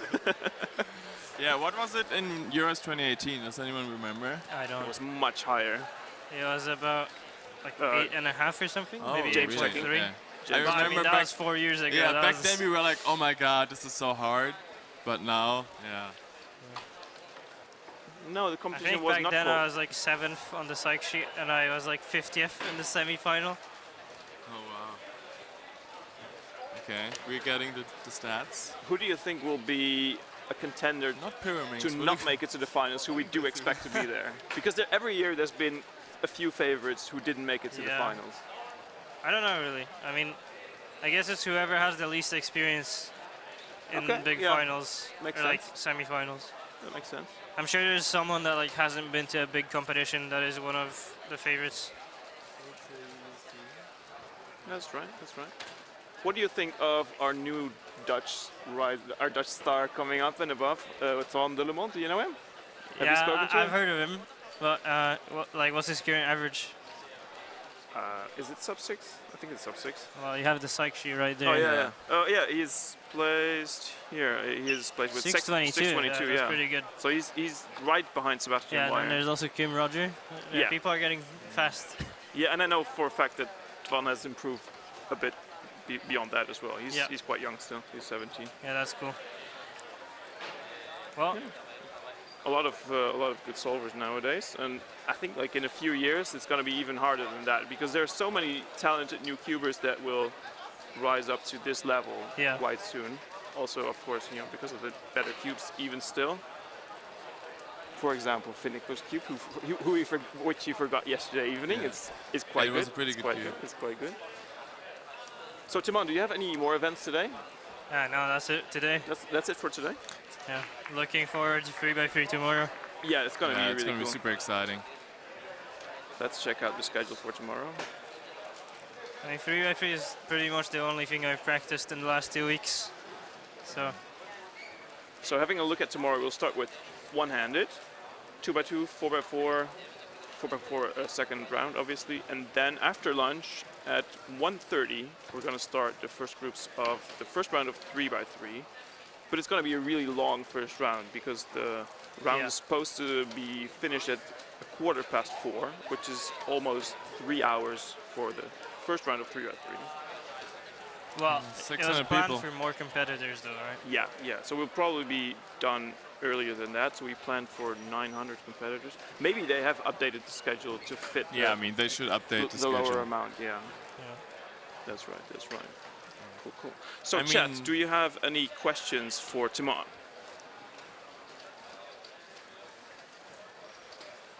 Shout out now.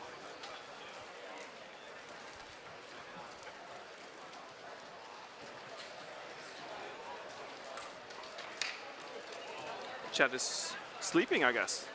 Yeah. I thought it was really crazy, like how many people there were right behind me for Pyraminx. Yeah. I knew I didn't really do that well because I only found a good solution on solve 1. So I knew like I probably won't place that well, and I still won. But there's so many people with like 2.3, 2.4 averages. Yeah. A couple of questions for Timon. Yeah. Timon 3-blind when? Well, that is unlikely. Very different event from what I do. What event do you dislike the most? Dislike. Yeah. Of the ones you compete in. The ones I compete in? Yeah. Okay, that's spicy.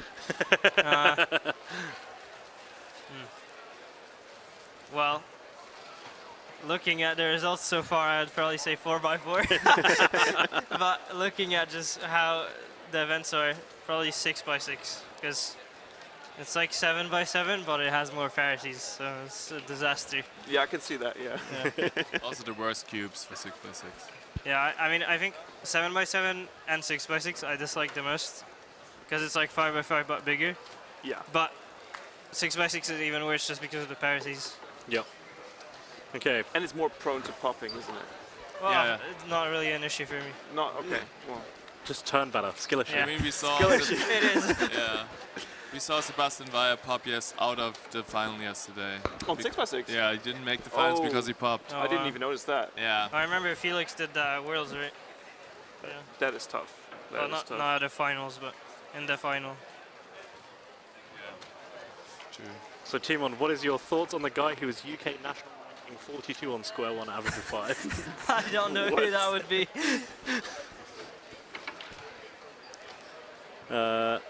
We saw. Which top 3x3 solver would you beat in a boxing match? No one. No one. No one. No, definitely no one. No, I don't know. Yeah. Yeah. Well, who qualifies as a top 3x3 solver? Anyone in the top 30 in the world? One pick I have, because I know him well, is Leo Romeo. It's quite small. But for how long? Yeah, he is growing quite fast. Let's I like this see. question. Which country do you look forward to visiting next? Well, I like Copenhagen a lot. Well, that's not a country, but Yeah, Denmark. But I already have a trip planned to Ireland. I've been going to Ireland and Copenhagen. Those are my favorites, but yeah, probably the US, because I haven't been yet, and it's like everyone goes there at some point, right? Yep.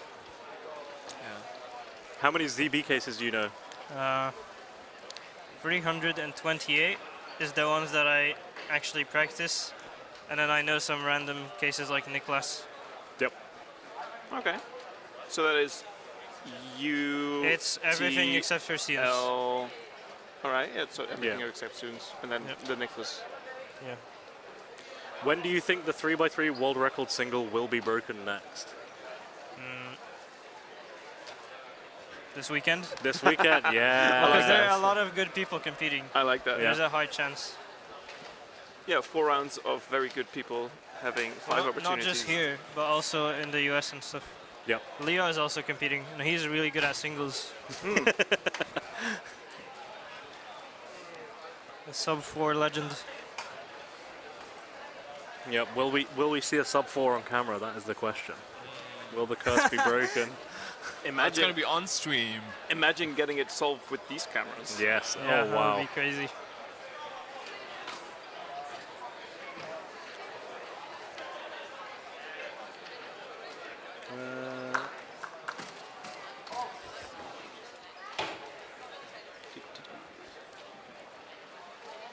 All right. Well, see you later, I guess. All right. See you at 3x3, Timon, 4x4. thank you for the interview. I'll see you again probably very soon. Yep. See ya. Awesome. Thank you.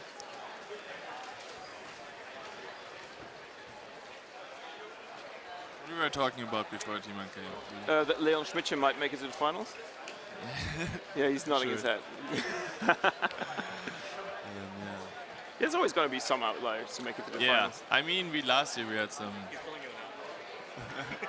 Well, I'm just quoting the psych sheet. Psych sheet has my back. Yeah.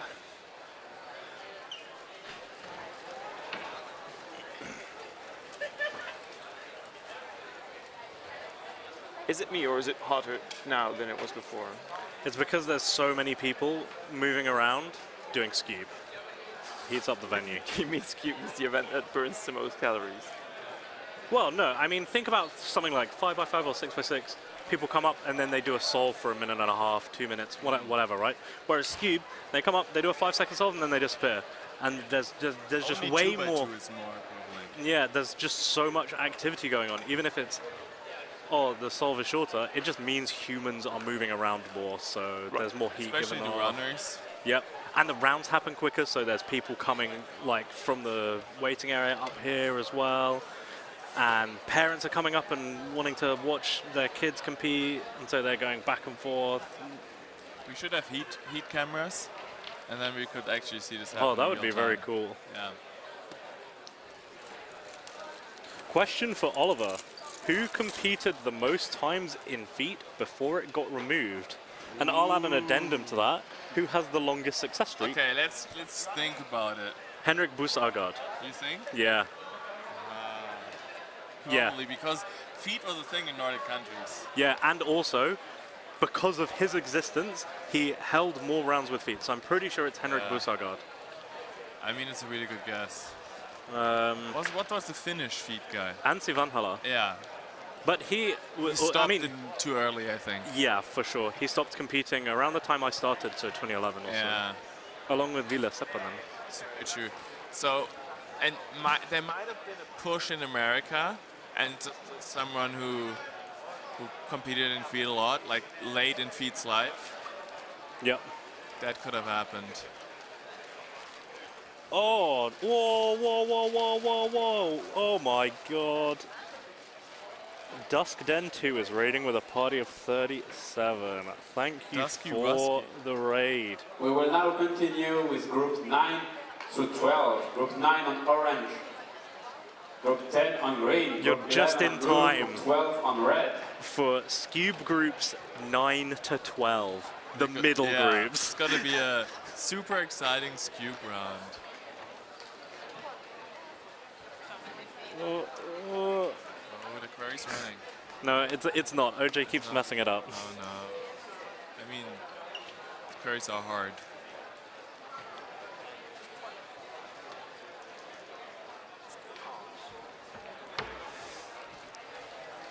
Is this a Geo stream? Did I just get baited? Geo? I don't know. I don't think I hope so. not. If he's baited me. Okay, so wow, no way. Wait, Henrik is so low on this list. Oh my god. Okay, so what? Okay, that makes sense. Yeah, I mean the second guy. Number 1 on the list is Rafael de Andrade Sinotto, and second on the list is Fabio Bin Graciosa. Then, so that's the South Americans. Then we have a couple of Central Europeans, Jakob Kipa and Jan Benlager. Then we have an American. This surprises me that he's this high, Jacob Ambrose. I mean, Jacob went to so many comps in 2018 and 2017. That's very true. Yeah. I remember there was a big push by him too. He was driving a lot. Yep. Then a few more Europeans with Sebastian Ahu, Wojciech Not, Alexander Oyeta de Molino. Then we've got Joshua Ferran, Daniel Valin. I knew Joshua Ferran would be on there. Yeah. Callum Hells Jepson 11th with 63. Then we've got Chengming Su from China. Never heard of him. Henrik Bus Agard is 13th, and then Wojciech Shatanovsky is 14th. And that's everyone over 60. Except we have Erik Akkersdijk with 56. He's 18th on the list. It's interesting. So I feel like Rafael and Fabio just went to all these comps together. Yeah. Because they have literally almost the same, and everyone else is just pales in comparison. We can probably confirm this with the database as well. We probably could. How often did you compete in feet, James? I competed like 10 times or so. Okay. I don't have that many solves. I never... Rob and I both decided to like practice feet secretly in like 2014 for like a couple of months. And so he got down to like 45 and I dropped from like 2 minutes 30 down to like a minute. And then I never competed again. Let me just I did check. 2 feet solves in my life. Nice. But they were not official. So, band events, 3x3 with feet. Yeah, look at this. I mean, it's a decent. 1, 2, 3, This is 6, WCA 7, page. 8, 9, 10, 11, 12, 13, 14, 15, 18, 21, 24, 27, 30, 33, 34, 37, 40, 43, 44. I have 48. Oh. But not That's 48 rounds. No, that's 48 individual solves. Oh, these are rounds. Yeah. These are the number of. I'm pretty sure it's rounds. No, results extra. I mean, it's 108 solves are not many. Let's check. Pretty sure, right? I mean, Fabio has like 200 comps, right?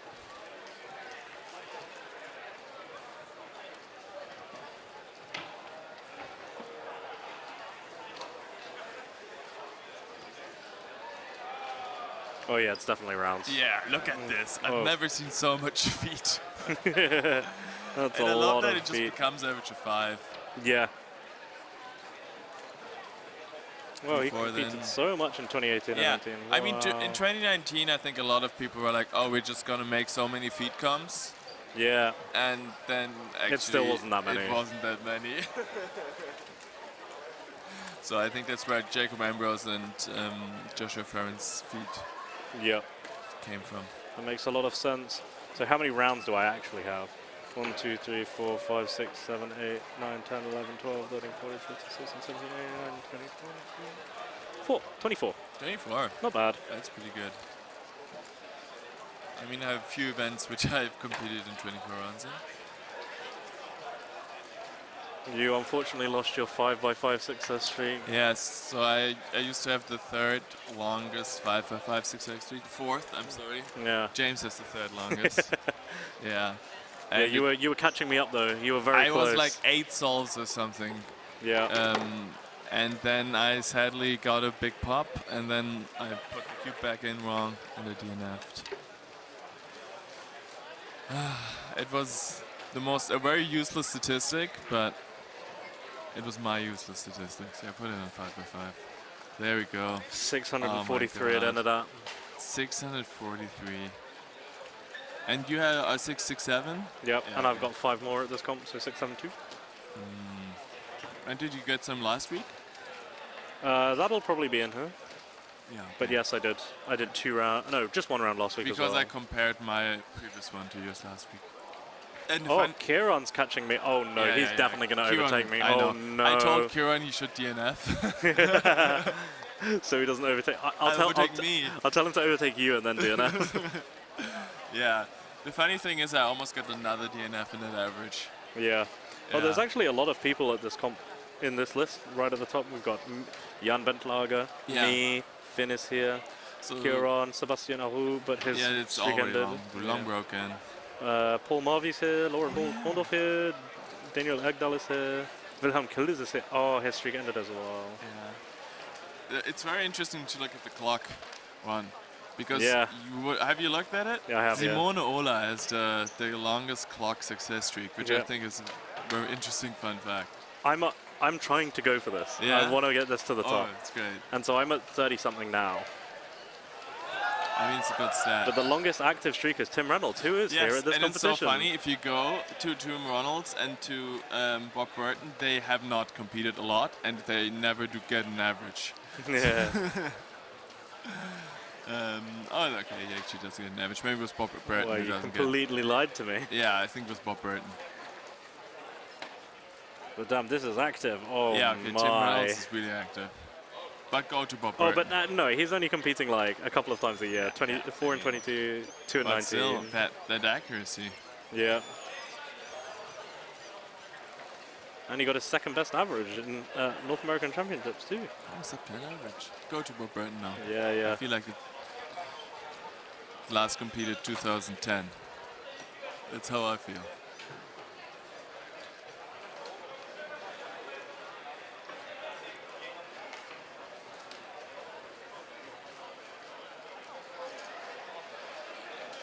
No, you've just been lying to me.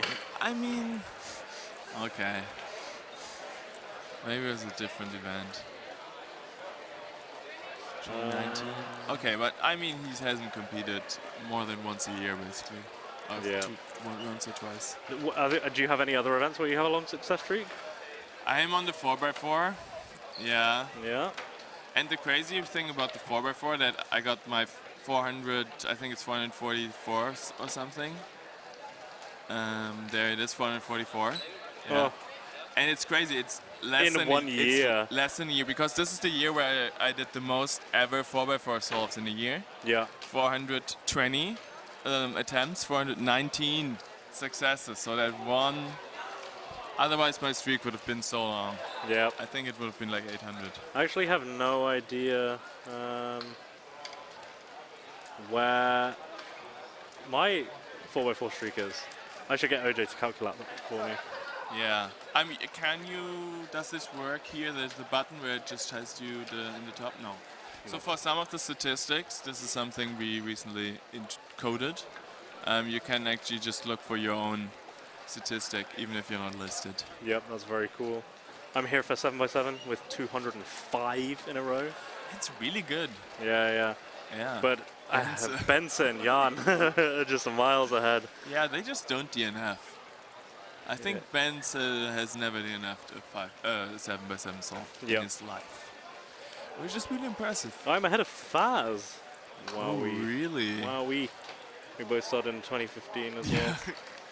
So he did DNF a couple of times. There's Wilhelm Kluders again. Yeah. It's also interesting, just like looking at 3x3, because Benza also, it's been 8 years. Yeah.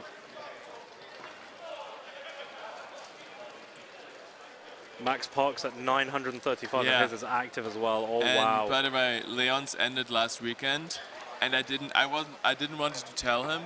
Yeah. Because I'm pretty sure he still doesn't know, because he had such a long streak. Yeah. Oh, Rob has an active streak going. Robbie Yao. Very cool.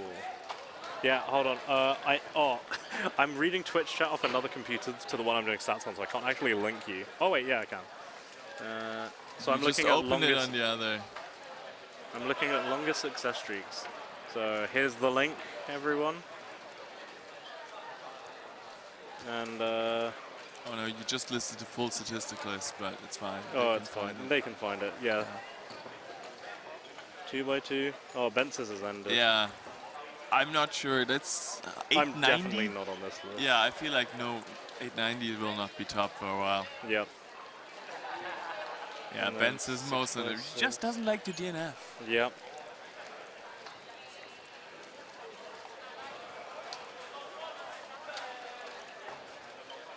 Three blind is obviously the major one that people are crazy for, because three blind is insane to stay consistent at. The longest streak, 71 by Tim Habermas. You know, I was there when he lost that. Oh, really? I saw it live. It was crazy. Everyone was like so he got the DNF, and everyone was like, oh my god, no, Tim DNF'd. Oh, it was They're playing a catching game in the chill out area. Yeah. Keep it off the ground game. And it looks like a very squidgy ball. And so many people. Yeah. So if you hear some random cheers and shouts in the background, that's that going on. Yeah. But yeah, longest active blind streak at the moment. Maxim Dumanski from Ukraine with 39. I mean, it's good, but it's still 40 almost to go. Yep.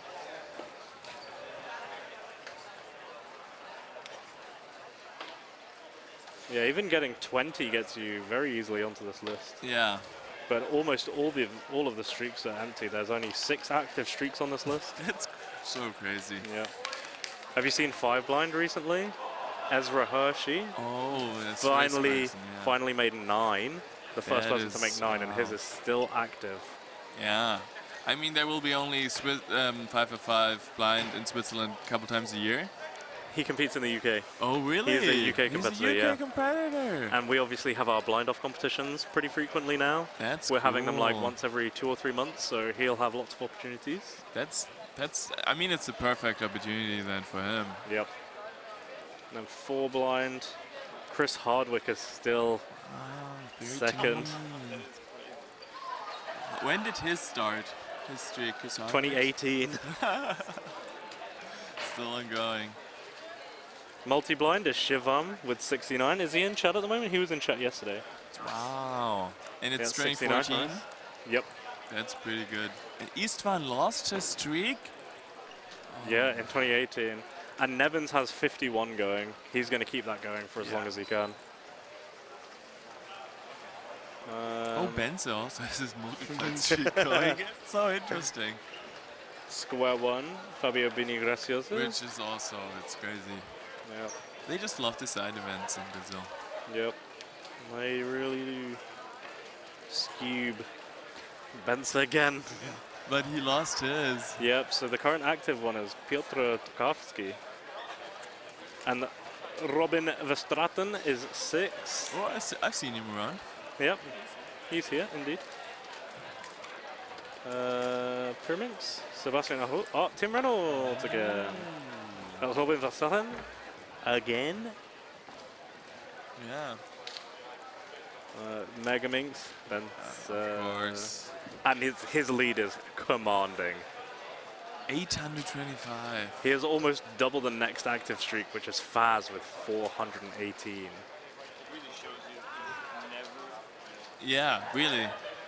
And then we have the clock run. Not a frustration, because Yeah. that's the most common reason why I would be Yeah.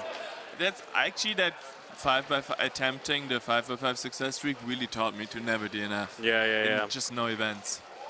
So yeah, my big active streaks are 5x5, 7x7, and clock, which are pretty weird events. Yeah. Especially since I consider like 6x6 and 4x4 like my favorite events at the moment. But I am not on this list, I think.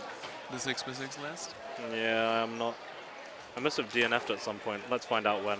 Speaking of success streaks, I just got my first ever scoop DNF.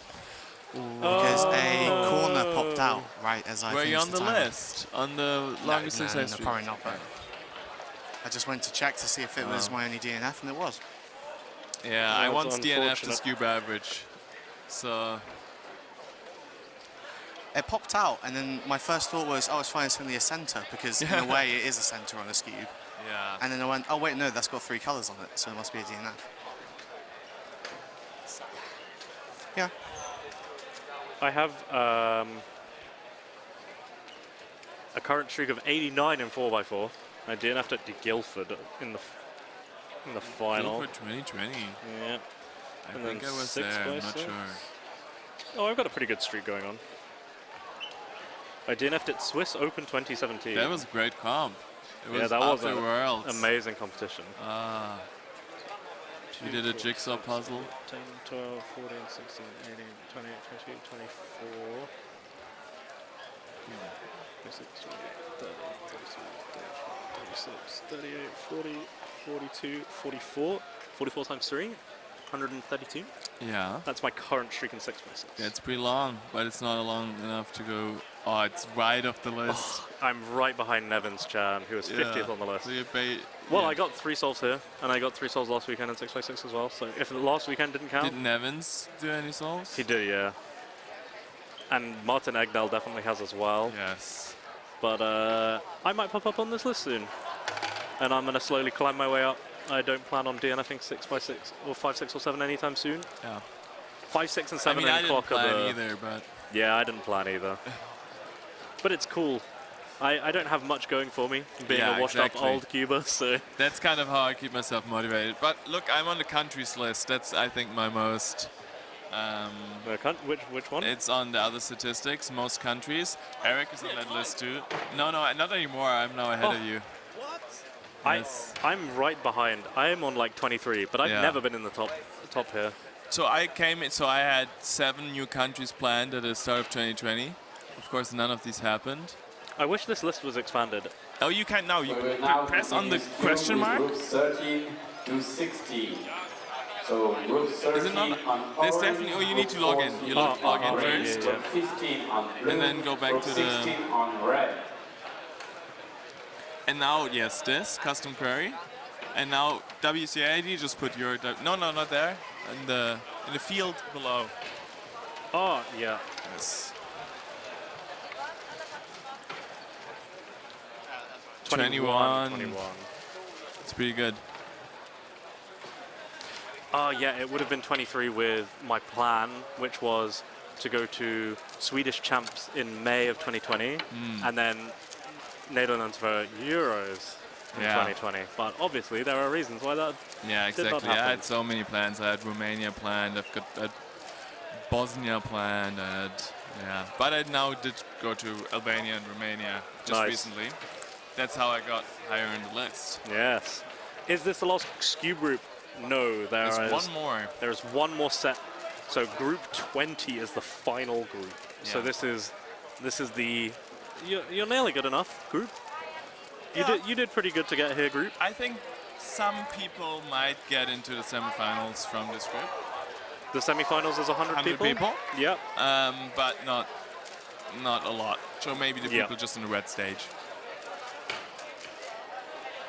So we will obviously Zane get will back go to in the super focused of course. casting mode when the super fast people are up. We'll try and track averages of all the very, very fast people.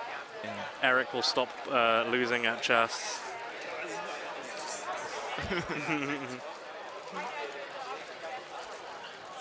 Did not lose, it was a draw. Yeah. Do you have any countries planned? I know we've been trying to do Andorra for like years. Yeah. We wanted to do Andorra in 2019, but it clashed with the UK competition. And 2020, obviously, pandemic happened, so. I mean, I'll try to do Andorra. Maybe next year, I don't know. Yeah, if Andorra is happening, we'll work something out with like, I'll fly in somewhere and then. It needs to be, like, Yeah, I think for me the best way to do Andorra would be to fly into Toulouse and then hire a car or something. I was thinking about Barcelona. But oh yeah, that's also an option. Yeah. And at the time you were working in Barcelona for a very short period of time. But yeah, it would have been, yeah. But still it would have been much easier. Yep. Can't even take the train. Yeah, but I think it will happen in Monaco. I feel like they planned it for a long time, but sadly couldn't have. My dream is competing in Mauritius. Yeah, that would be very cool. Yeah, Mauritius. Yeah, so Philippe Vigelou's other half is Mauritian, and so that's why he went over there to delegate some competitions in Mauritius. Yeah. I know, I think Linus Frees and Gregor went there. I'm not sure if they went to the comp or just on vacation. Yeah. But they definitely went there. Gregor was in chat yesterday. Oh, really? And today as well. He's in Japan at the moment. I know. Yeah. He's the leader of the software team, so we have kind of frequent interactions. Yeah. Combina Antarctica when? Yeah. Good question. That'd be insane. And it would be crazy. So you could do something like, in British Antarctica you have a comp, and then the next day it's like Russian Antarctica. And yeah, but the problem with that is there's the overlapping claims. Oh, yeah. So, this comp is in both Norway and England at the same time. Multiple countries. Yeah.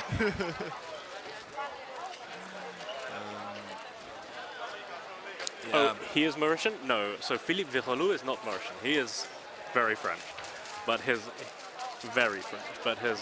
wife is Mauritian. I think they're married. I think that's what I mean.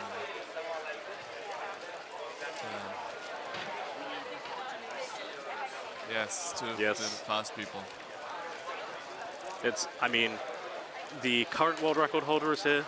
The previous world record holder is here. The previous world record holder is here. Ooh, wow. Yeah, don't forget number 7 in the world. Then Jan Bentlag is a previous world record holder. Technically. Twice. Yeah. Duisburg Winter and Worlds 2015. We have Ben Stonks on the blue stage. Laura Holzhauer is solving right now. Do you know that all delegates in Germany have PhDs? Oh, really? Yeah. That's quite interesting. Laura and Sebastian all have PhDs, and they're all the full Laura. delegates. Yeah, Laura and Laura. That's Laura Ondorf and Holzhauer, yes, who we just saw, who just finished her PhD I think earlier this year. She's doing her PhD and she's a trainee delegate, which is so funny. We know exactly when she's going to be a full delegate. Yes.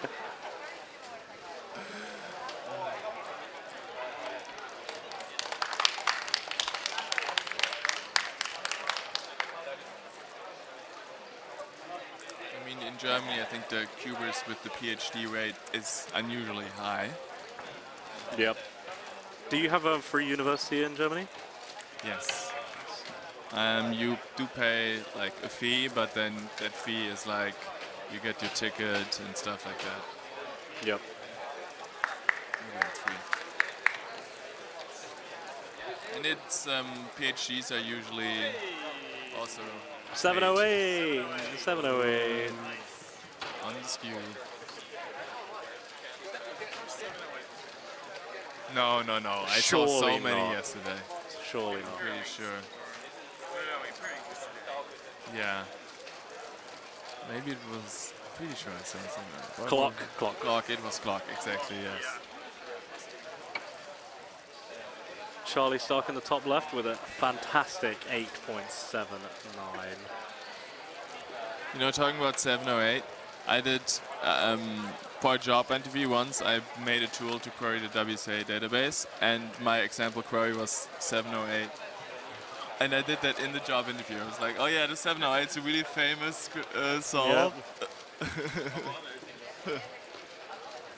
was also a 708 in the North American Championship. Yeah. Yep.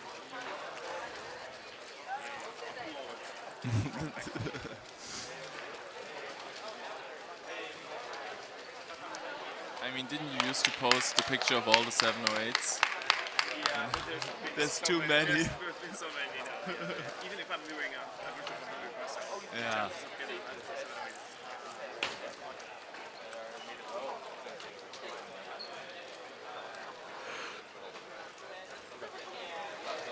Stat request. Cuba with the most 708s across all events. It's going to be Sebastian Alu. It's just going to be people with all the events, yes. Maybe in 3x3 you could do something. It's just going to be people with the most solves, pretty much. Yeah, so once OJ gets back. I mean, Yeah. I can write just the SQL query, but it would be in the statistics query thing. Oh yeah, sure. I mean, I can try. No, I'm definitely not. Okay. I mean, I think I need the. No, you. No. Yeah. I don't know. What?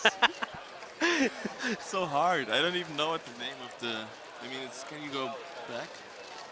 No. What? Can you get the query back? Then I know how the name of the table is. Oh yeah. I need the names of the table.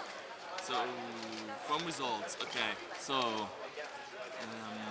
Yes, select, so do the person ID, remove the count, yes. No, we don't need no inner join.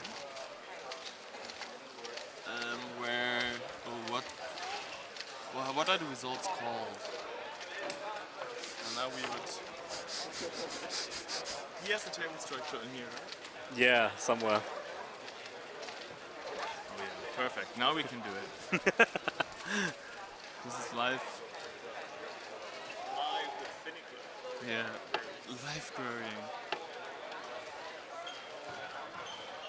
Okay, so now it's gonna be long. Where value 1 or value 2? So you go where, just instead of person ID. Yeah. You do value 1 like this. Yeah. Equals 708. But you need to. No. It's just one. No. It's just 708 is a number. 700. Yeah. Yes. Or value 2 equals 708. And you do that for 5 values. I'm sure there's a better way to do this, but. Yeah, I mean, it's probably always a Yeah. better way. Teaching someone a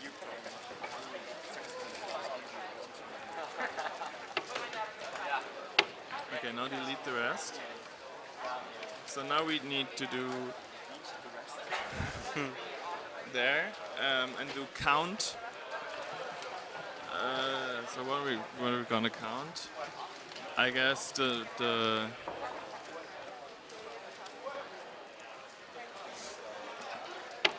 just to count person ID. R.person ID. Yeah. And this is gonna show how Like was this? the most. Yeah, let's see if we get a. Maybe it's too many though. Maybe the query would be it's too CPU intensive. Let's see. Oh no! Oh no, that cannot be right. We need. Oh, I think we need to group by person ID. I don't think Oliver Nagy. Oh, it could be. No, it's it's not half as solved. No. No, I think we need to do group by person ID. Okay, so yeah. Group by A.person ID. No, R.person ID.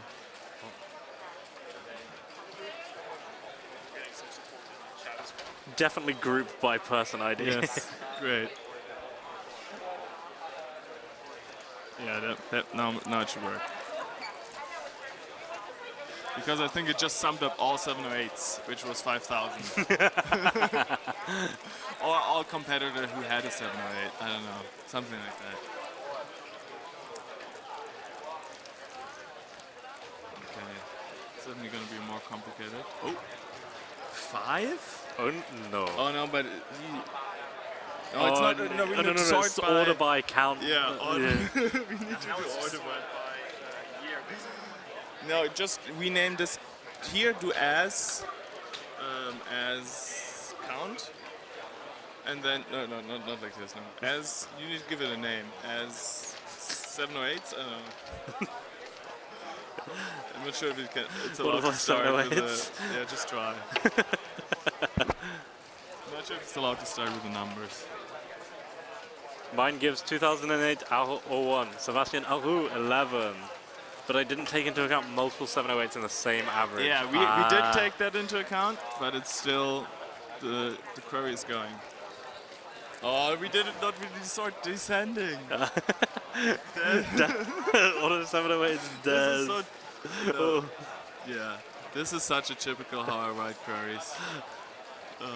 Okay, then we're gonna do it. My first ever query. Yeah. I mean, it's great that we can just have it like this. Yeah. It's a good feature. Yeah, it's very, very useful. Yes, yeah, it is Sebastian Aru with 11. Laura Ondorf with 10. Max Shaw with 10. Whoa, Max Shaw. Don't know who this is. Jakubowski. Marcin Jakubowski, yeah. Yeah, Mats Falk. And Mats Falk. Ooh, train children. Mats Falk getting a 708 in finals of one European Funky. Wow, I would not, I mean, it's not that many. No. How many did I get? You're not on this list. I mean, you can also then just do where Just go to the next page. person ID, R.person ID. Yeah, oh, sorry, now the and R.person ID equals, and then Erik. Yeah. But this time it needs to be in quotes. This? And they need to quote, yes. I want to search for myself as well. Or? Yeah. Yeah, we can search for Finns as well. Yeah. I'm pretty sure I have 0. Who knows? Does it also search for events Yes. This is straight from the database, from all the results. Was that right? 0, 1, yeah.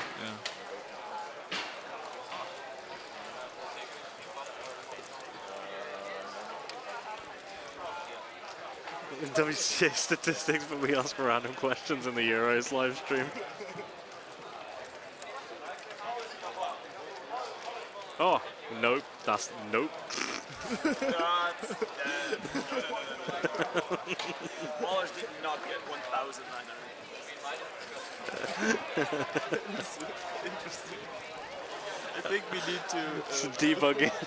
We will now start the final groups of two. Group I think 17 we to need 20. So please come to the stage. Group 17 on orange, group 18 on green, group 19 on blue, group 20 on red. Thank you.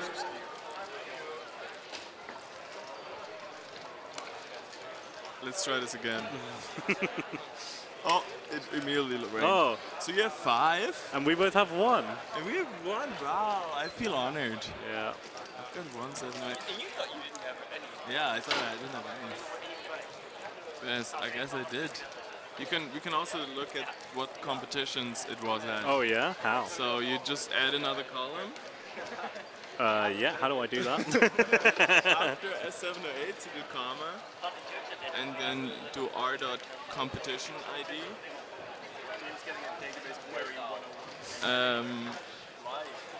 Yeah, that should be it. Oh, but yeah, obviously all chose the first one, but for us it's... Oh, Hamburg doesn't Open matter. 2017. I was there. We were there together, yeah.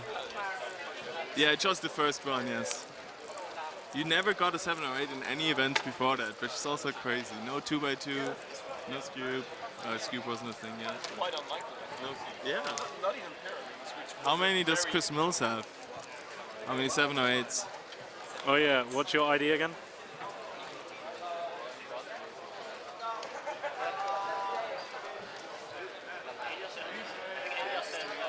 Yeah. Oh, you've got Mill 04. So sad. 3. 3 is that, and then and they've all been in the last 2 years. Oh, so it also counts the Singles and averages. No. Oh yeah, it does count the averages too. Yeah. Really? I mean, we can also get... No, it's going to get too cluttered.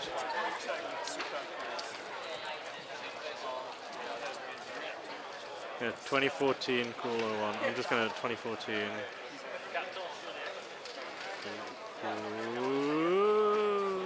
You can also share this query, by the way. It is directly shareable. Oh. But you need to be signed in. You have one from CMIT. Oh no, CMI Tessellate Cube Open 2020. It's a long name. Sounds like Tesseract. Yeah. But you can share the link.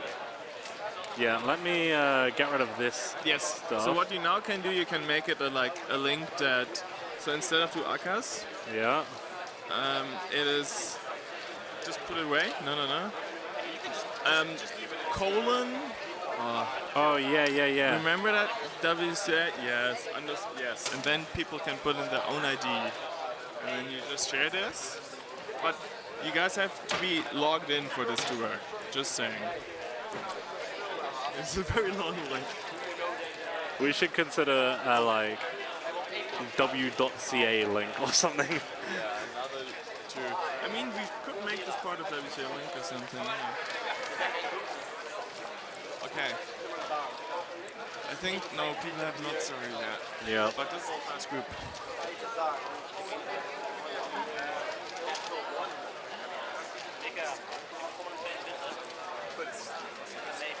Yeah. Where is he?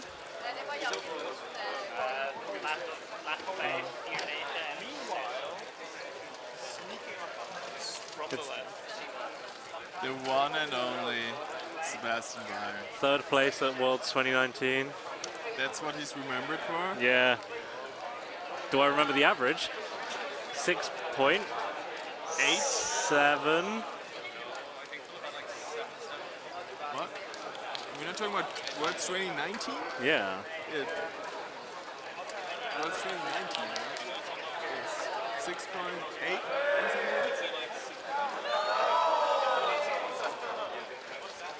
Yeah, it was really, really close, first to 6th.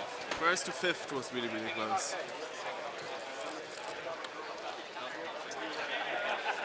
Which I took a picture the moment that average happened. I did, yeah. First up to have an average 2016. Yeah, sorry, we should focus. Oh yes. 681 indeed.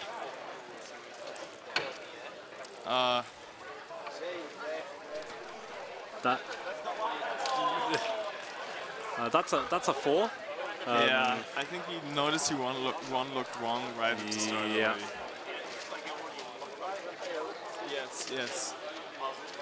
Yes. And, we have a Vukash Liga now, next to Daniel Egdal. Yes, there it is.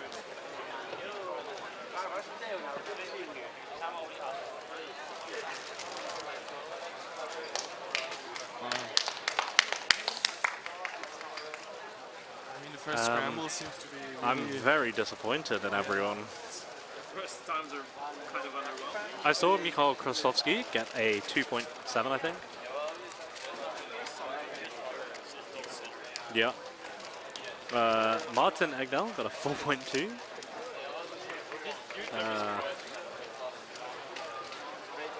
I think that's Marcus Moberg getting a 8.3. Simona on the red stage. I did not know he would be top 25. That's pretty good. Wait, it might be because he's staff. Oh, might be because he's staff. Yeah. Carter Casala with a 3.5. So I'm guessing the scramble is horrid. It must be really bad.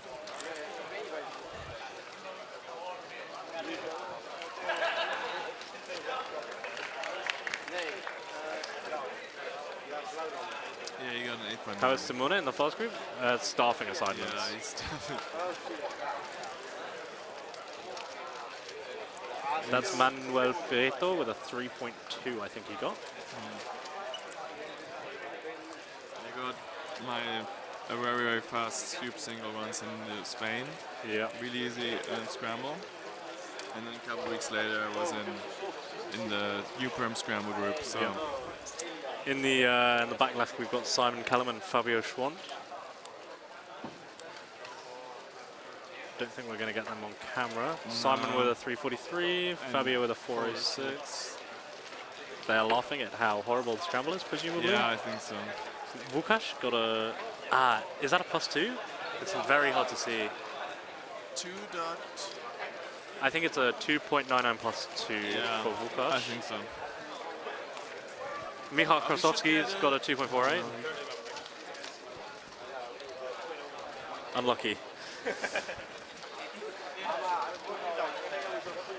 Rasmus Stub Detlefsen getting a question mark, the timer is off. Okay, enough seconds off. Okay, the second. Who's that with the 2.12? The second one is definitely better. Is that 212? Yeah. And now Zane with a 195. Yeah. Martin with a 277. Yeah.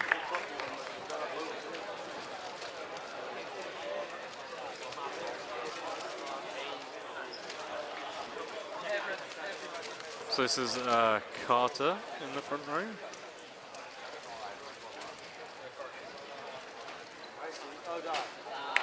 Oh, that's a good solution.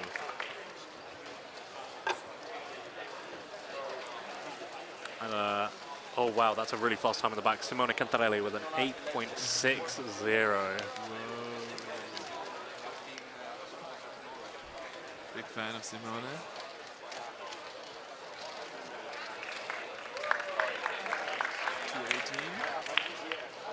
George Scully with a 292. Yeah, this is night or day for the first scramble.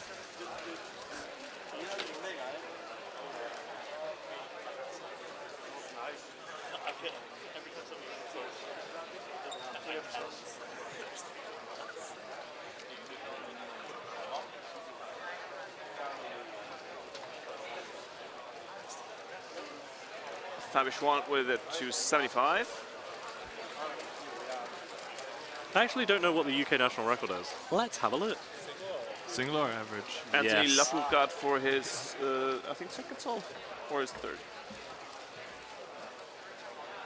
Is he the one next to Martin? Yes. Yes. You know, we just did some queries without you, and I taught James SQL. So the 234. The Scube national record average for the UK is 2.41 at the moment.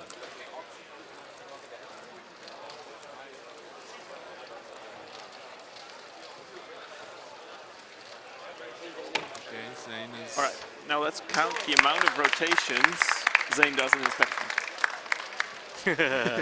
Good luck tracking that. Oh my god, so many already just in the first. And also the amount of times he adjusts the stack map, which was only one this time. So he rotates a lot in inspection because he can. Very nervous. He can inspect. You see how much he was inspect shaking? many different types of solutions in inspection. That's why he rotates so much. Yep. Vukash Baliga in the back there as well, next to Carter Casala. So we just had a solve 2-3-4, and then Zane does 3-2-1. Fun fact. That would have given the bingo. Oh, Carter with another one. He got a 1.97. Oh.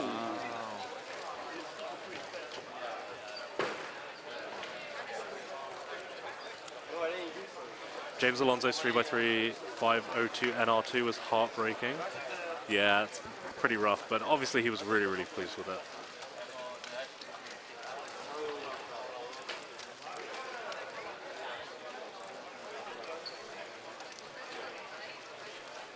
Well, it's a very close +2 attempt. So Daniel Egdal is not starting his solve until that decision is made, and I think he's going to make the decision. Who is it for? Who is that? Is that Urho?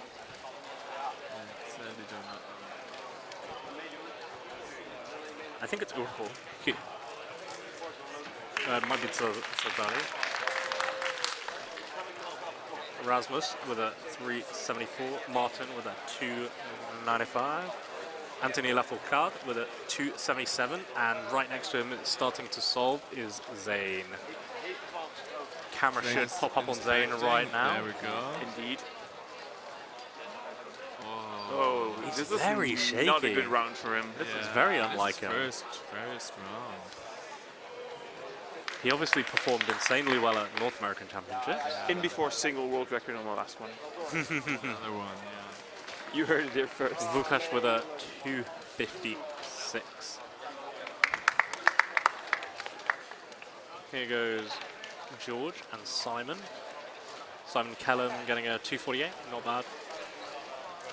Daniel Egdal got a 308. And we've got Carter with his fourth. Huge lockups. 401 for Carter. What was his first one? Was also just a 3, right? His first solve? Yeah. It was no, he got one at 4. No, 486. No. Wait, who's this? This is somebody else. Carter got a 351, a 156, a 197, now a 401. So he's got a counting 3.5. Yeah. Right. Yeah. This 3.2. Oh, this averages Zane's the 486, Yes. 195 start.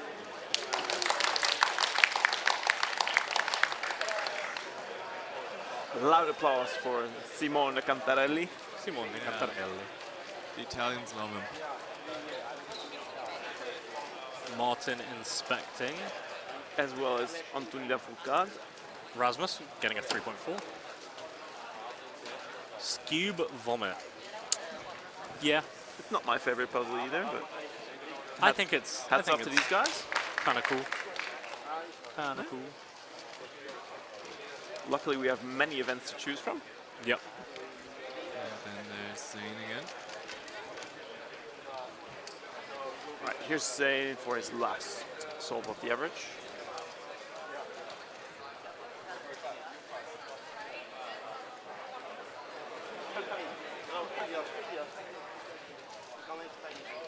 Yes, that's better. Yeah. And he was not nervous at all during this one. Yeah. We've got Carter and Simon, the American contingent. Both inspecting.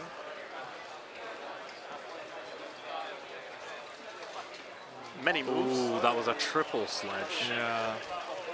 Still a 2.19, very impressive.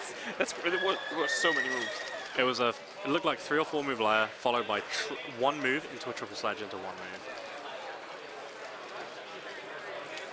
I'm quite amazed that you saw that, James. What can I say? I have good eyesight.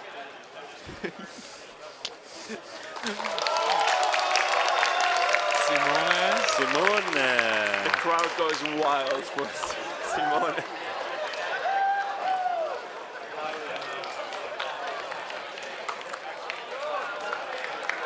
Well, for him, it is a really good solve, so hat off to him. And George with another low 3. Very nice. They're winding down. Yep. Just a couple of competitors left. Which only means one thing. What's that, James? It's just Mega Mix? One. Oh, I'm in that. One-handed? Oh, no, Mega Mix. No, it's Mega Mix. One-handed is tomorrow morning. But it's just round 2 is just one heat. It hasn't been announced yet.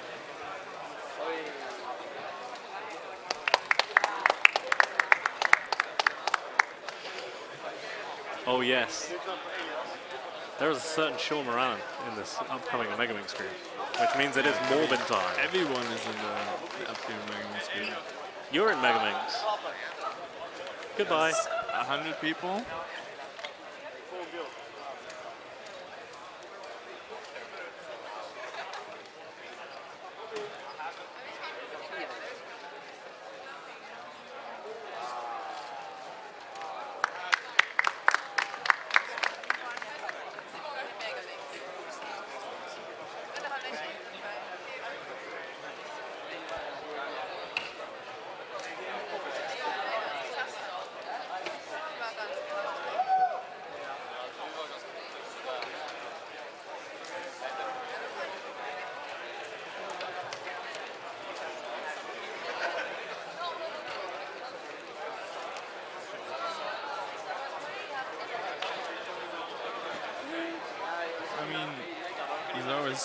Good person to talk to.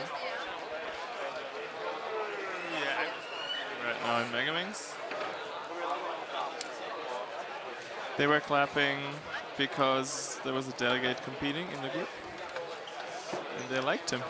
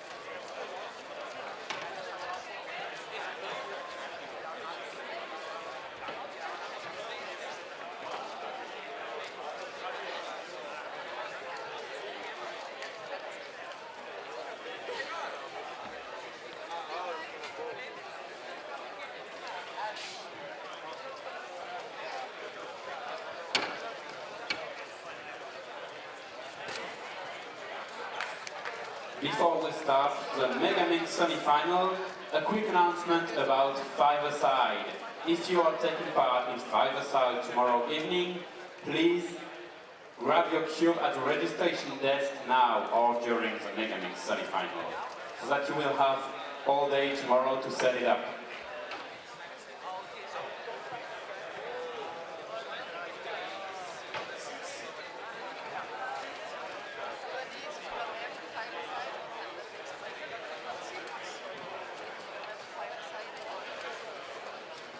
When I say registration desk, I mean where you got your badges the first day.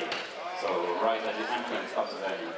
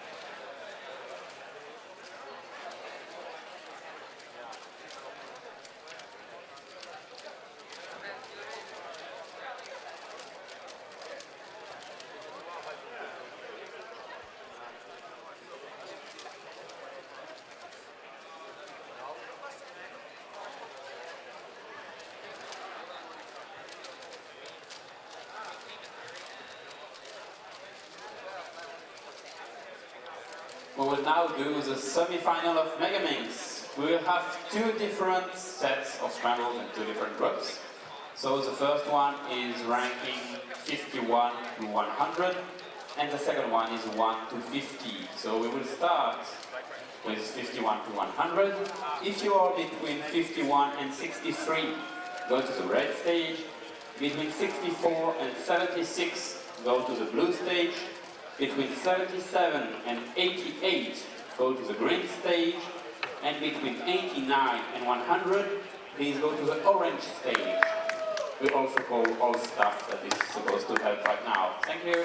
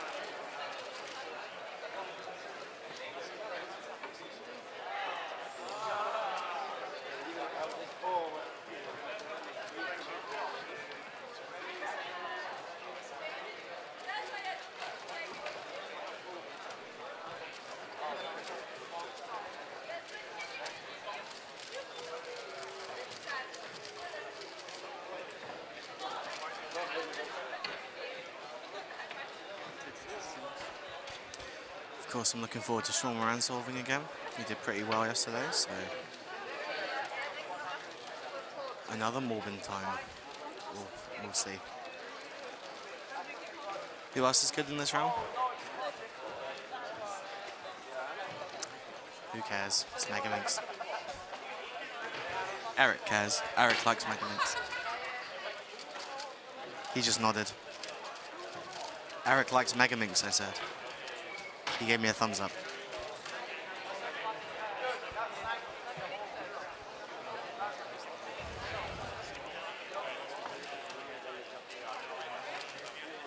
Before you get me shouting at you, telling you that we've already done all of it and all you had to do was press submit.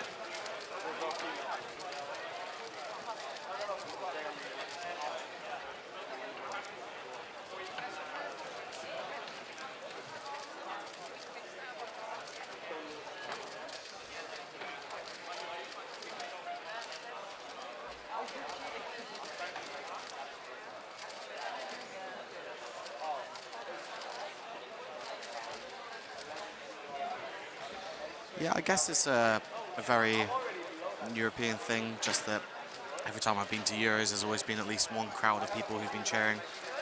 A lot of people will say that the Spanish cheer very loudly for Spanish competitors, and part of the reason for that is that Euros in 2018 was in Spain, and basically every time a Spanish person got a good time, the entire venue would know about it. Which wasn't particularly great when you're trying to concentrate on the solve and you suddenly hear a really loud noise and you look over to see what's happening, and it's just a mid-tier solve from a Spaniard. But they've continued that to this comp, but in fewer numbers than there were last time. We've got some Cypriots who seem to be cheering very loudly as well. UK don't really cheer, do we? We'll clap. We'll clap a good time. Okay.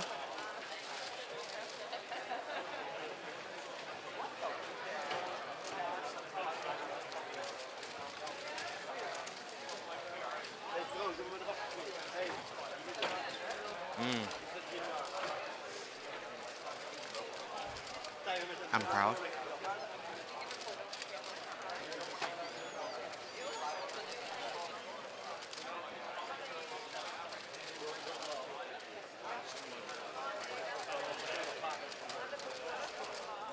Ah, I see. Right.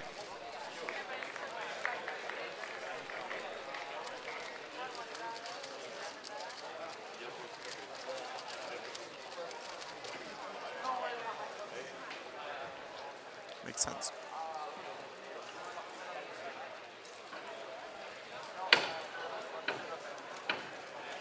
What is the limit for Mega?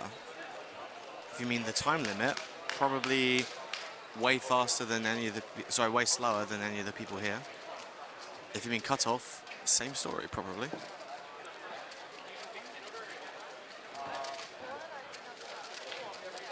They are on the WCA website. I know that the cutoff for round 1 was 1 minute 30 because it's usually 1 minute 45, and I can normally make that in UK competitions. Yeah, sorry. Anyway, I got a 2:05 and a 2:37 anyway, so wouldn't have made cutoff for any competition. Can we have a couple more judges, please, on blue? Tabadi dabada. Wow. If any of these guys take longer than 3 minutes, I think they'll take the DNF.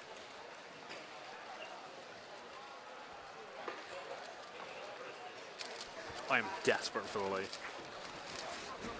I'll be 1 minute. You can hold the fort.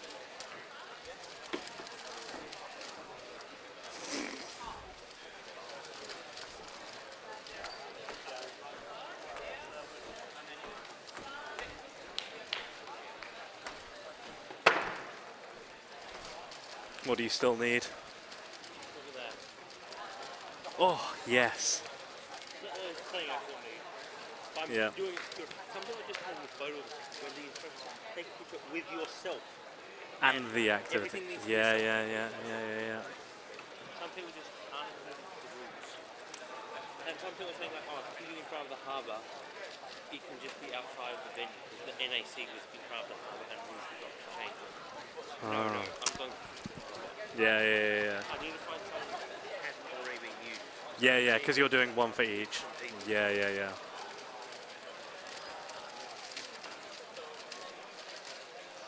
This will be easy tomorrow morning. Oh, I'm sorry, I've actually already got the model. It doesn't say officially. It doesn't know. The plan for this is to get after doing an OH. That's nice. That's good.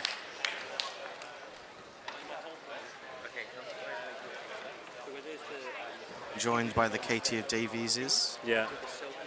Hello, everyone. She's quite good at Megaminx, so she'll give more of an insight than I can. Very good, yeah.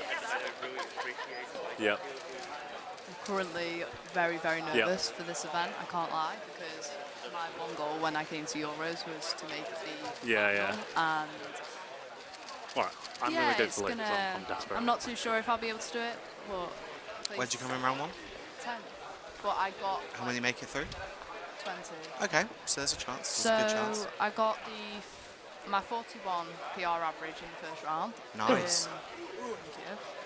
And 20 make it through, and that cut off there. First round was 47. So hopefully I should be able to do it. Yeah, just stay calm, have a drink of water. I haven't actually had a drink of water. Get some good sleep. I've been really bad with staying hydrated. I've got water there if you want. I may steal one of those, I can't lie. If it wins you the final spot, then it'll be worth it. Yeah, for now we'll just commentate over these Megaminx souls that are going on.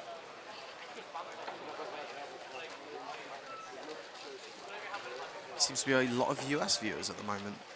Hello from the US. Take a shot of vodka. I hardly know her.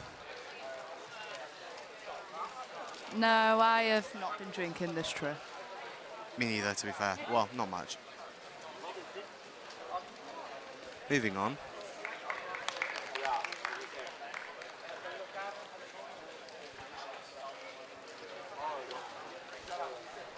Interview Chudge.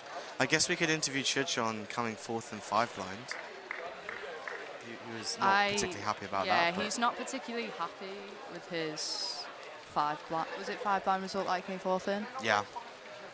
Yeah. How did you do in 5 blind? Did you compete? Oh yeah, I did. I DNF'd by 2 centres twice. Which is the same as I did with 4x4 yesterday, although one was a success. Is James competing right now, James Molloy? Molloy, no, he's just wandered off. Oh, okay. He's gone toodaloo. So we've got Harry Savage on the left side, and I'm not too sure who that is on the right side. Do we know? He's not there anymore, so who knows? No, he's not. So we've just got Harry he's Savage in the on back, screen. technically. Of course, Harry Savage, not to be confused with Henry Savage. Very similar times in most events. Oh, and now he's back again. The cubes are fairly small, so trying to work out what stage like Harry's getting to. And yeah, I don't know if I can quite figure it out. Seems to be getting to last layer we've though. got the James of the House of Mollers. Do you want to take over me?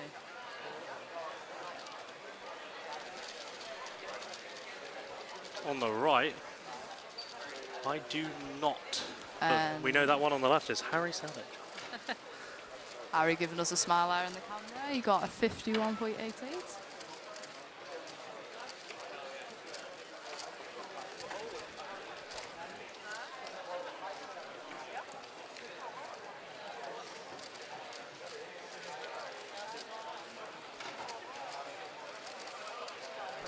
So the guy on the right looks like he's on last layer now.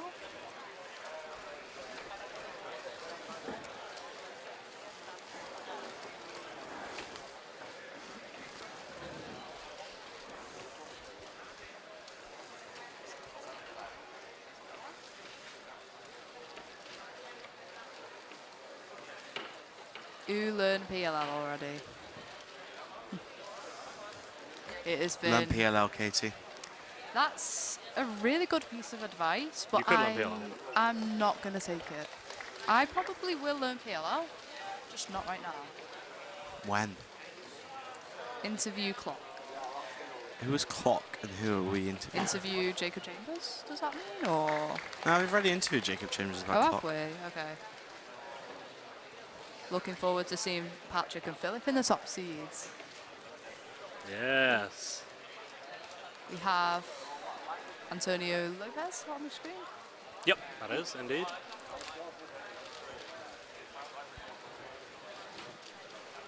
Interview Sean O'Toole. I'm not sure about that. Sean O'Toole. He is sat a few rows in front of us. I don't know if he wants to get off an interview or not. No, absolutely not. He's chatting with the Cypriots right now. If you're sub 50 and you aren't learning PLL, you're wasting time. It's good advice for 3x3 as well, to be fair. Yep, it is good advice for 3x3. Any of you guys are sub 50 on 3x3 and you don't know PLL, what are you doing? Interview Sean. That's probably something that... Have we interviewed? Well, I haven't interviewed him, but Yeah, have you I guys interviewed interviewed Sean. Yep, I interviewed him. I mean, it's probably helpful to learn PLL. It's just not something I've got the time for right now. I did have the time for it, but I was a bit lazy, so I just kept practicing. Like Is solving. Harry Savage a cube? Of course Harry Savage is a cube. Everything is a cube. Everything is a cube. Unfortunately, you can't buy one because he is owned by me. He is one of a kind. As of last weekend, he is my significant other. Harry Savage is available from And Walmart. hence he is allowed to sit at the staff table at UK Comps.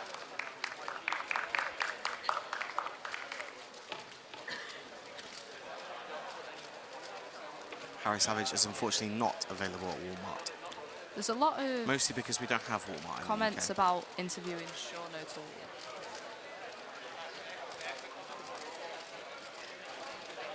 PLLs are not very important until you get very fast, in my opinion. I can imagine they have some difference when you're like in your 40s and 50s.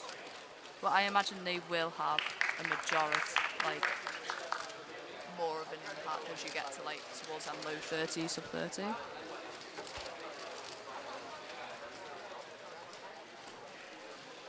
It's a very big outset to learn, and Megaminx algorithms are not the easiest ones to learn. That's very true. It's not so. The algorithms are kind of hard, but I definitely think the recognition is what makes it very hard to learn in and to be able to execute well in competition. Yeah, especially if you look at some of the older Megaminx world records when people learning PLL was a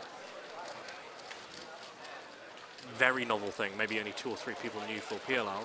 You would see many U3 primes, U4s, followed by a couple of rotations just to do a PLL. But obviously the world class solvers are much better than that now. Yeah, a 52.74 on the screen. That's really good. I don't know who that person is, but congratulations to them. They look happy with that.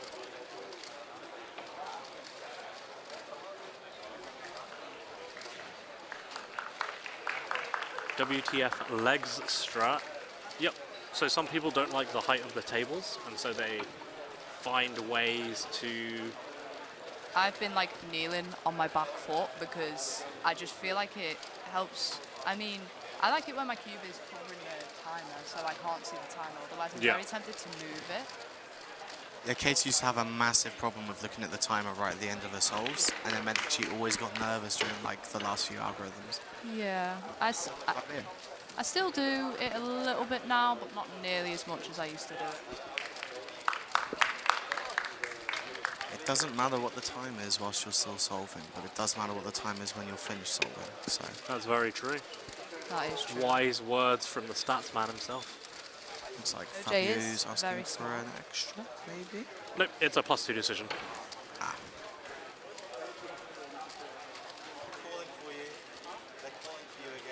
The chat wants you. Up now? We're not going to interview him though, we just wanted to bring him up here. Yep. Hello chat. Hello Lost Marcher. This is the person who's calling from. Chris hasn't been on stream for a while, has he? That is You're true. right, he hasn't been Where on on stream for a while. earth is Chris Mills? I think he was selling out with Rubik for a bit. Ah. And now he's maybe... He is competing in this group, yeah. He is also a Rubik We'll get him sponsor. back. I'll make him come back. Is the date where people become delegate in the database?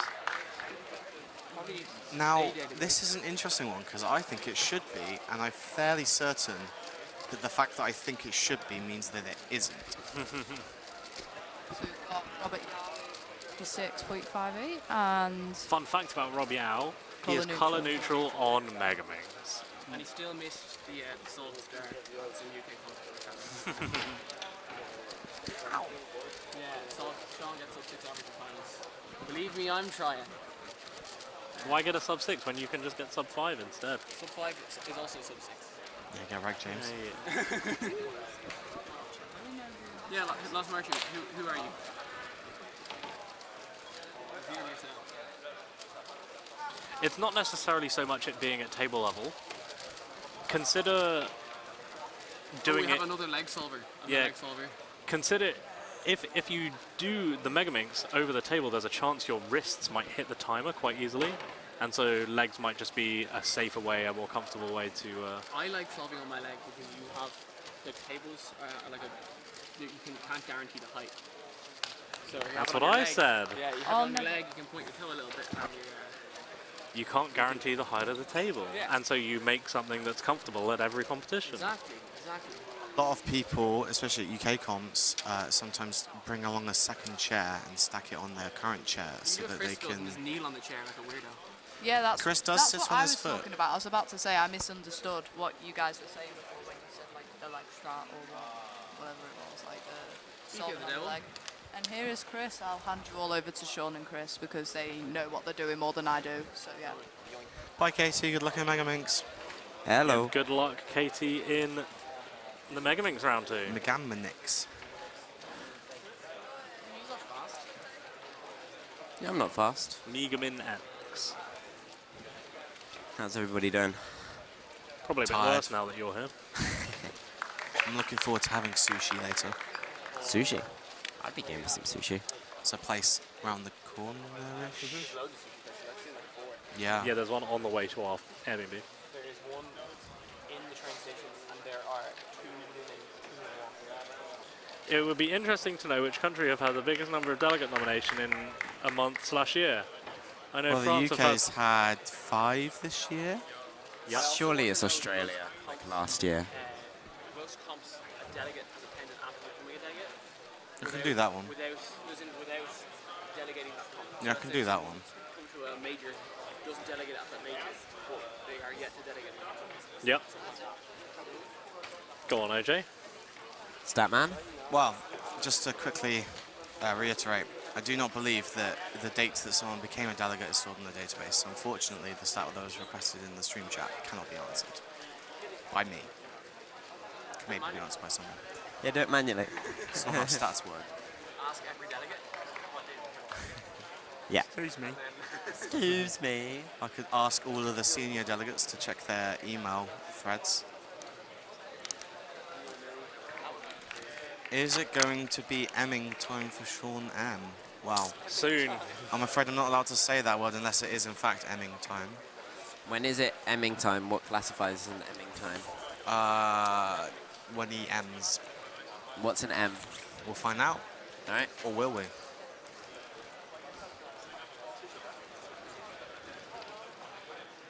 Any good solves in this half? This is the slow round. No one cares. No. That's not true. Someone looked very happy with the 55 earlier on. He wasn't on camera, but maybe that was PR, who knows? Was it me? It wasn't you. Was it you? No, it wasn't me. No, it wasn't you. I did get 55. You did? I did get 54. I got pure sub 1. Oh, no well done. PRs, but my first pure sub 1. And now saying goodbye to Sean O'Toole. Yep. Bye, Sean O'Toole. Bye, Sean O'Toole. He wants a good seat. Yeah, he wants to see Sean Moran at Emming. I'm looking forward to the emming of Sean Moran. It's going to be an exciting group. Harry Savage getting a 105. Still looking 105.56. beautiful as always. I think you might have beaten them actually, Chris, if you got pure sub 1. Quite possibly. No, he got about 57 average, I believe. 50. This is answerable. What is the comp with the smallest and the biggest delegate to competitor ratios? I reckon So here's the comps thing. with lots of delegates and not many competitors is probably Tim Reynolds' FMC house comps.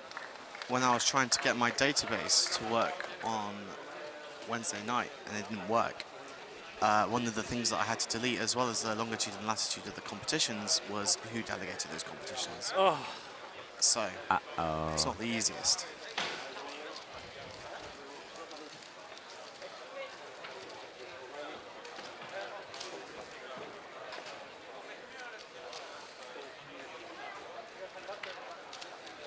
Foreign to native competitor ratio. I can do that one easily enough. Madagascar Open. Yep, so OJ has put down the mic and he's getting the stats out.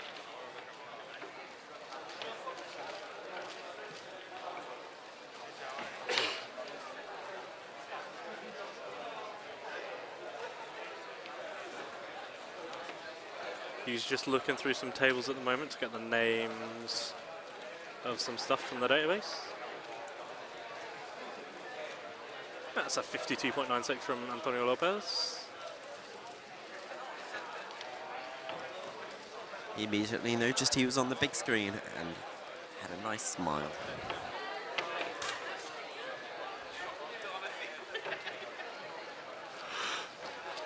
Okay, so for the final group of Megamix Round 2, these are the rankings from 1 through 76.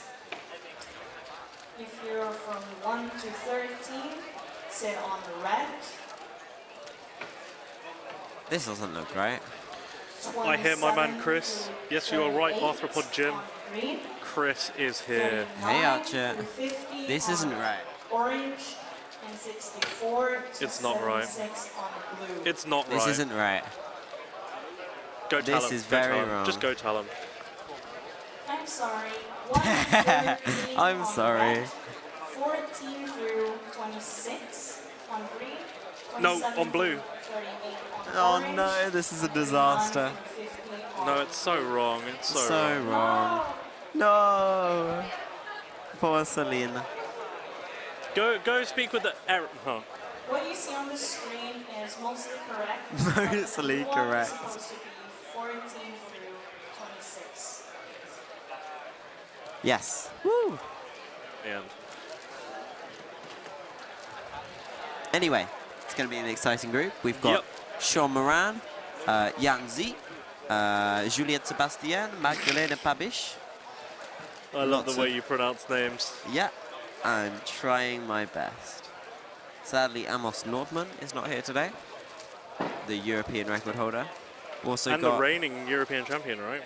Yes. Also from the UK, we've got Ellie J and Katie Davies. Who else do I see wandering up? Hold on, let me get the psych sheet up. Ben Barron from Israel. So the top 3 seeds in Europe are Jan Zisch, Magdalena Pabish, and Sean Moran. And then right behind these 3, we have Kevin Gerhardt, Gergely Novotny, Juliette Sebastien, and from Igor elsewhere. Tarasov, and Martin Vædele. And from elsewhere, we have Patrick Ponce from the US and Filip Levitsky from the US as well. Filip Lewicki. It's an American Polish name. Yes, but it is a Polish name. It should be Filip Levitsky. It should be Lewicki, yes, but it's Filip Lewicki. Everybody calls him Lewicki. And also Isaac Lai Yin Chun from Singapore. Yes. And that leaves us with one more sub-40 solver, Reinier Schippers from the Netherlands. But our top 3 for the first round, was it Sean Moran who placed second, or was he third behind Let's have a Magdalena? look. That's a good idea. Right.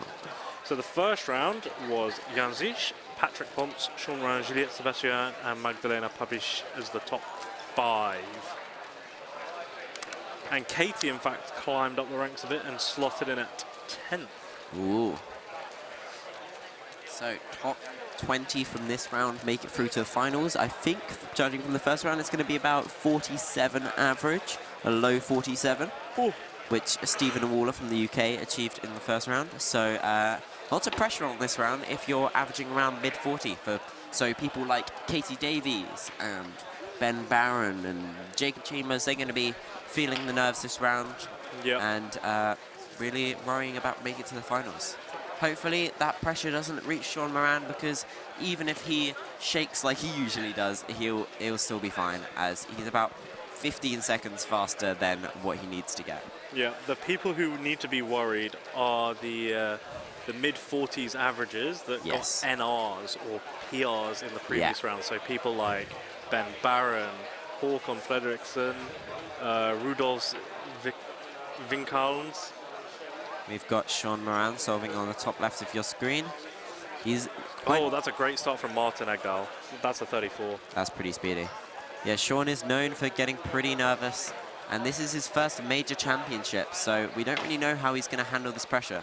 But it doesn't seem like a terrible start for him. He's on last layer in the mid-30s, so I think he's just going to be trying to make it to the next round and not too worried about the average. Did anyone see how much his hand shook just But that then was a during the 41 PR? with a very shaky hands. Very characteristic of Sean. But So if he's getting a 41 with that nervous of a solve, he's going to be fine. So that 34 from Martin was, in fact, the Danish NR single. 34 point something. And Kevin Gerhardt also got a 34. Oh, solving in the top left of your screen is Filip Lewicki with a 34. We've got some really good starts coming out. Yep. That's pretty good for him. I think he has around a 37 average officially. Yep. Filip Lewicki's PR average is currently 37.93, so that was a really solid start for him. And he hasn't really been practicing too much Megaminx as of late. To answer the stat that you've been giving me, there are quite a lot of competitions that have had no foreign competitors and quite a lot of competitions that have had no native competitors. So the largest competition with no foreign competitors was Shenyang Open 2019 with 354 competitors, all of them from China. Also Shandong Open 2019 with 345, and then basically lots and lots of Chinese competitions. And before you go on to the next bit, we had Magdalena Pabic finish a solve, but the timer isn't showing on the display, so we can't see that. And Patrick Ponce got a 45. We've also got Juliette Sebastien about to finish her first solve, I believe. And Martin, who had an amazing start, is about to start his second. And it looks like it's going to be a low 40 for Juliette. Yeah, 42.08 from Juliet. In terms of... Oh, wait, that one. We'll get back to you with the stat. Rainier Shippers finishing with 8:44.68. Martin's display has slightly gone off, but I think he's at about 25 to 30 right now, so it doesn't look like as good of a solve as his first, but still probably going to get good enough to make it to the next round. He's not one in the danger zone. Yep, Samino XD bottom bar group is probably supposed to be from 14th to 26th. That is correct. They messed up. Yes. Okay. Can we talk about Martin's solve? I'm pretty sure the timer started. Yes, it did. So I think that was a... We've had a problem with this display before as well, and I hope Manu will pick up on that. But I am pretty sure that timer did start for Martin. It was definitely running, 100%. So I might go down and assist with that. Okay. Just to make sure. Philip Lewicki on his second solve. He had a really good start, 34, and this solve's looking pretty solid as well. And a 37.1. So he's got 2 solves sub his PR average right now. Sean Moran from the UK, he had quite a rough start, very shaky, but still a 41. So he's still doing fine in terms of getting to the next round, which is the finals. But he got a 30.1 in the first round, which is the UKNR, and was his first time being top 10 in the world. Didn't know that. Well done him. This solve's looking pretty good though. He's on last layer and on to PLL. Very shaky though, but a 33.8. That's good. His current UK national record is, give me a second, the tab I wanted was closed by Molloy. Chris is finding that the competition with the most foreign competitive and no native competitors technically is FMC 2019 because it was multiple countries. We then got lots of FMC competitions. Our first non-FMC competition was San Marino Nationals 2019 with 50 foreign competitors and no San Marinos. So Sean's current national record average for Megamix is a 55.8, so that 33 he just got was a pretty good solve for him. So, fun fact about that timer, that is not the timer that Timon got a malfunction on during 4x4. It is, they in fact replaced the timer completely. So display. So I've recommended that they replace the cable, replace the display, replace everything, because I think there's probably some bad feedback getting pushed into the timer. Surely that would mean Team 1 would be due an extra. He got the extra. Oh, he did get an extra. Yeah. Sorry, I thought he reset the timer. No. We got that on stream as well. 34 for Patrick. Yeah, no, we got that on stream as well. We slow-mode it. I think it's the There's most popular O-rings clip currently. Yeah. But yeah, it had O-rings. The thumb was nowhere near the button. Yeah, he got an extra for that already.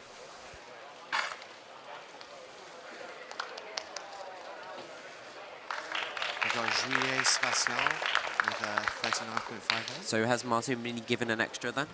Yes. Okay, so he'll be doing his extra solve now. And it's probably quite lucky for him because that solve didn't look very good. No. So he's been given a second chance.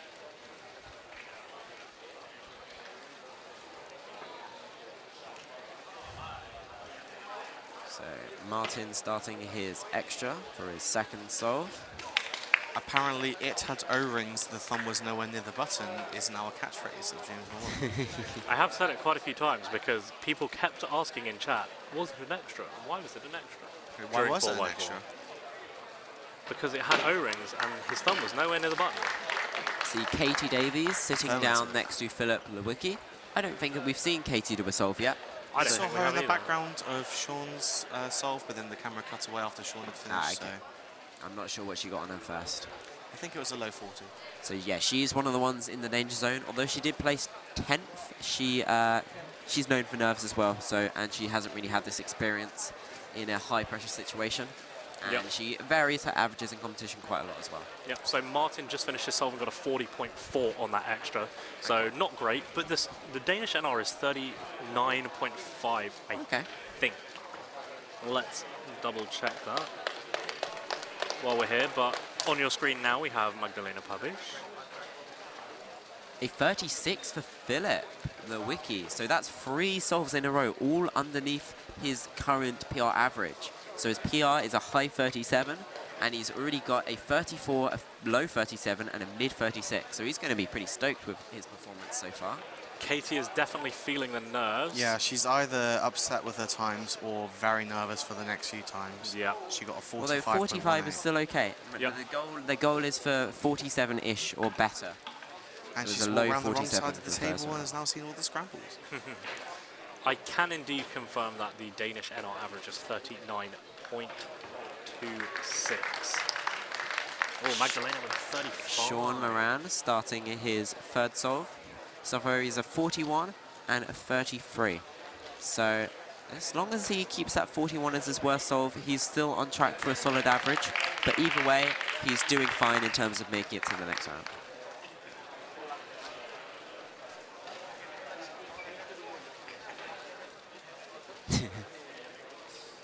Alright, looking like a pretty solid solve for him. I think he's on the last layer. Well, no, he's on the last couple of F2L pairs. Now he's on OLL. Yep, and PLL, a little bit shaky, and Tula, very shaky. 39 though, not too 39 still pretty good. 37 for Juliette. The French contingent very happy with that. Is Patrick solving with a back on? Yes, he is. Martin walking up to do his third solve. He's on track for the Danish national record right now. Although he's only done a couple of solves. If Sean is shaking this much during semi-finals, I dare see what he will shake like in the finals. I'm not sure. I think maybe I'm not sure what his goal is. I guess probably a podium. So yeah, I'd say he's probably going to be a lot. I think more absolutely nervous. he will be very much facing the nerves. Yeah, I mean, people who don't know Sean, maybe in the chat, you see him shaking like this, and you're like, oh, that must be very unusual. It's actually not. He actually shakes like this. Yeah, his entire Round one, Megaminx of a 30-person comp, where he's 15 seconds ahead of the next fastest person. He shakes like this. Yeah. It's nothing unusual for him, and he's learned to cube and perform through the shakes, basically. Oh, a 30.01. Is that from Singapore?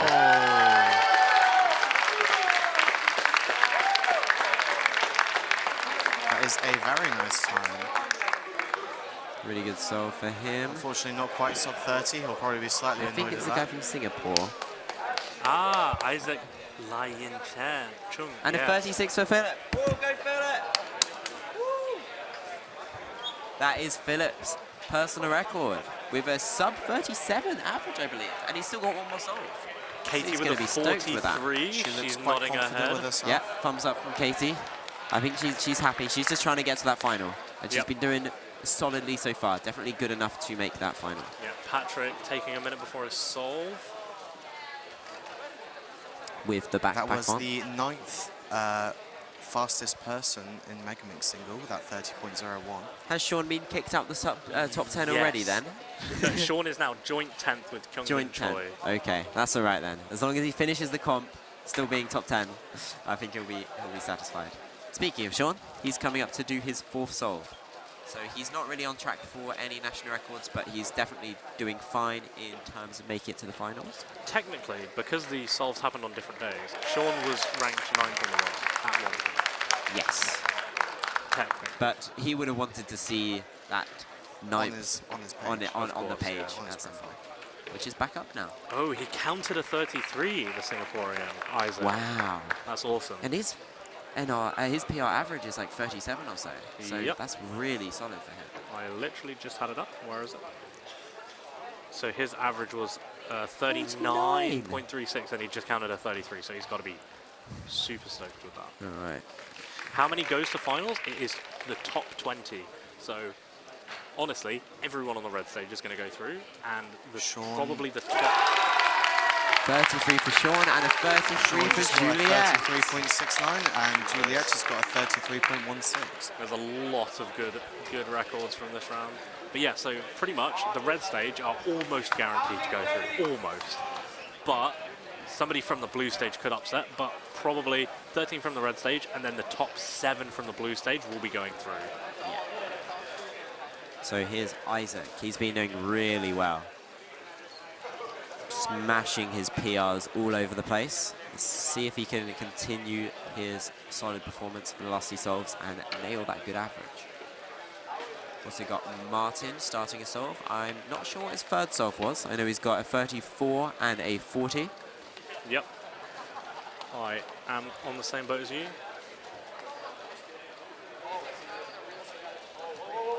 How has Håkon been doing? I actually don't know what he looks like, I'm afraid. But if you could point him out to me, I can give you a rough idea, maybe. A 34 for Isaac. He's wow. He is pumped. He shook his head and shrugged. He doesn't know what's going on, but he's Seems very to just happy. be pushing through any sort of nerves and just 35 for Martin. That's got to be Danish NR average. Yeah. That's surely locked for him. Well, we're not quite sure what his third solve was, but that's ridiculously good. And here we have Philip on his last solve. He's already locked a, pretty sure, a sub 37 average, which is a personal record for him. Climbing up the rankings. And yeah, he's got this last solve to try and improve it. Although it doesn't look like it's going to be that good. Oh, no, maybe not. Ignore me. Thank you. This is looking good. Philip wants a peeler. Ooh, okay. Ah, twisted corner. So he's not going to be improving his PR, but that's still really good for him. And he's going to be very happy. We have Katie Davies on the left and Juliette on the right. There's actually a lot of really fast women at Megaminx. Yeah, We've got 3 people out of the 13 on this wedge stage. I think probably one of the funniest things about Megaminx is the slight head tilt to the right that you see a lot of people doing. Yeah. Because they want to be able to see just a little bit more of the puzzle around the side, and so they all have this head tilt slightly to the right, and it's very common. Yes, Katie got a 43. That's very, very good. She's going to be really pleased. That's going to take her straight to the finals. I just spoke to Jacob, and he got a 49 average, so not great for him. And no, that unlikely, probably won't melt it. Unlikely to make the final. Ooh, and a bit of a drop at the end. Solve for Juliette. The head tilt was also really common in one-handed, yes. Nick Knight turns his entire body to the left, yes. All right, Sean Moran coming up for his last solve now. He does not have a shot at NR average, although he does have a counting 33, I believe. And in the top right, we've got Rainier finishing his solve. He's obviously very disappointed with that time. 47.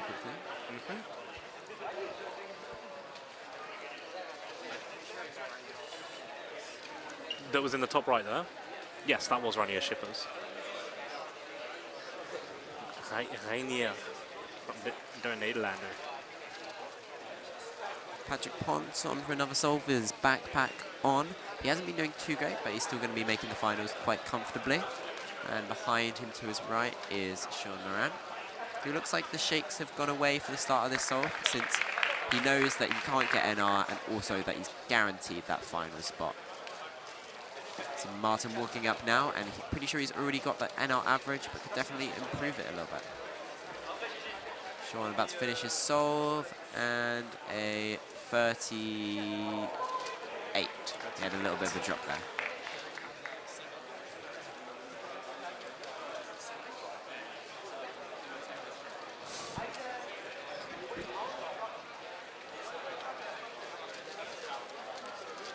So Sean O'Toole has just told us that Perry Ledane, one of the Australian delegates, has had PR Megaminx single and average for 9 rounds in a row.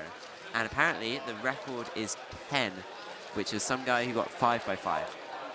Somebody's asking what event is next. The next event is dinner time. This is the last round of the day, so once this round completes, we'll chat for a couple of minutes, and then we'll be off. We'll be gone. You're watching the last few solves of the Friday. But if you've missed any of today or any of yesterday, you can go back on YouTube and Twitch and watch the VOD of the day. They are all going to be there. They will definitely be on Twitch immediately, but I think we need to upload the YouTube one manually because of the limits. 37 for Isaac. He is stoked. He is blown away by his performance in this. And so are we. And really, Martin laughing at his last solve, 47. It's going to be the non-counting one. I'm not sure what his third one was. Nice, Katie's super happy. 43, and that is sealed her spot into the finals. I think her first major finals. Yep, and that's a bunch of 43s. We've got 2, at least 2. I'm not sure how Elleby did, but he probably is. I mean, he could have made it, but at least 2 UK competitors in the Megamix finals. So UK represent. Magdalena Pabic got 38 on the last one, so that's another great average from her. And Erik is back. How did it go, Erik? It was mediocre. That's unfortunate. Counting 51, 56, 56, something like that. Not too shabby. At home. It's what I do at home, so it's okay. You guys got fish and chips? No, we're in Denmark. As long as I get my normal mean in the average, I'm fine. Nice. So yeah, I'm wrapping up the last few solves. Some guys still on the red stage, and we got a few guys on the blue stage as well. Do you want to put up the WCA live? See? No, I don't. Oh. What do you want to have a look at? Megamix, just see who's been inputted so far. Rainier's in with a 44, Jo Lundström. Selena Chan with a 45. This will be the border for making it, I think. Yes. It's 45.52. Jacob Chambers with 49.90. Oh, placed 21st so far.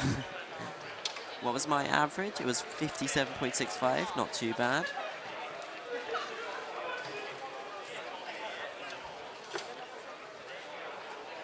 As we come to the end of the day, I just want to remind chat to stay hydrated, wear your seatbelts, get some good night's sleep. Anything else, James? Be kind. Listen to Mills' Speedcubing show on all your podcasting platforms. Yeah, treat others as you would like to be treated. Don't murder people. Don't murder people, Don't murder Follow people, the law, please. mostly. Mostly. There's a few silly ones, especially in the UK. Don't catch Mr. WRC hearing you say that, Christopher. We're not in the UK, so Drinks and DNM, yep. I'm not sure about that one. Philip wouldn't like you saying that. Put some Maralube on you. And Oliver Wheat has left. See you tomorrow, Oliver. Right, tomorrow. What is going on tomorrow? The day starts with one-handed. And then we got 2x2, then a 4x4 round 2, and then we have a lunch, and then we got just under 3 hours of 3x3. But I think we're going to wrap it up. We might as well wait for them to finish solving. There is still one more solve going on. We've still got a couple of solves going. Oh, where's that camera focused? It's not focused. It's not focused. Yet. Just got the last very nice solve pan. of the day happening here. I don't know either of these competitors, so I couldn't tell you. Looks like cameramen are having some fun with their cinematography.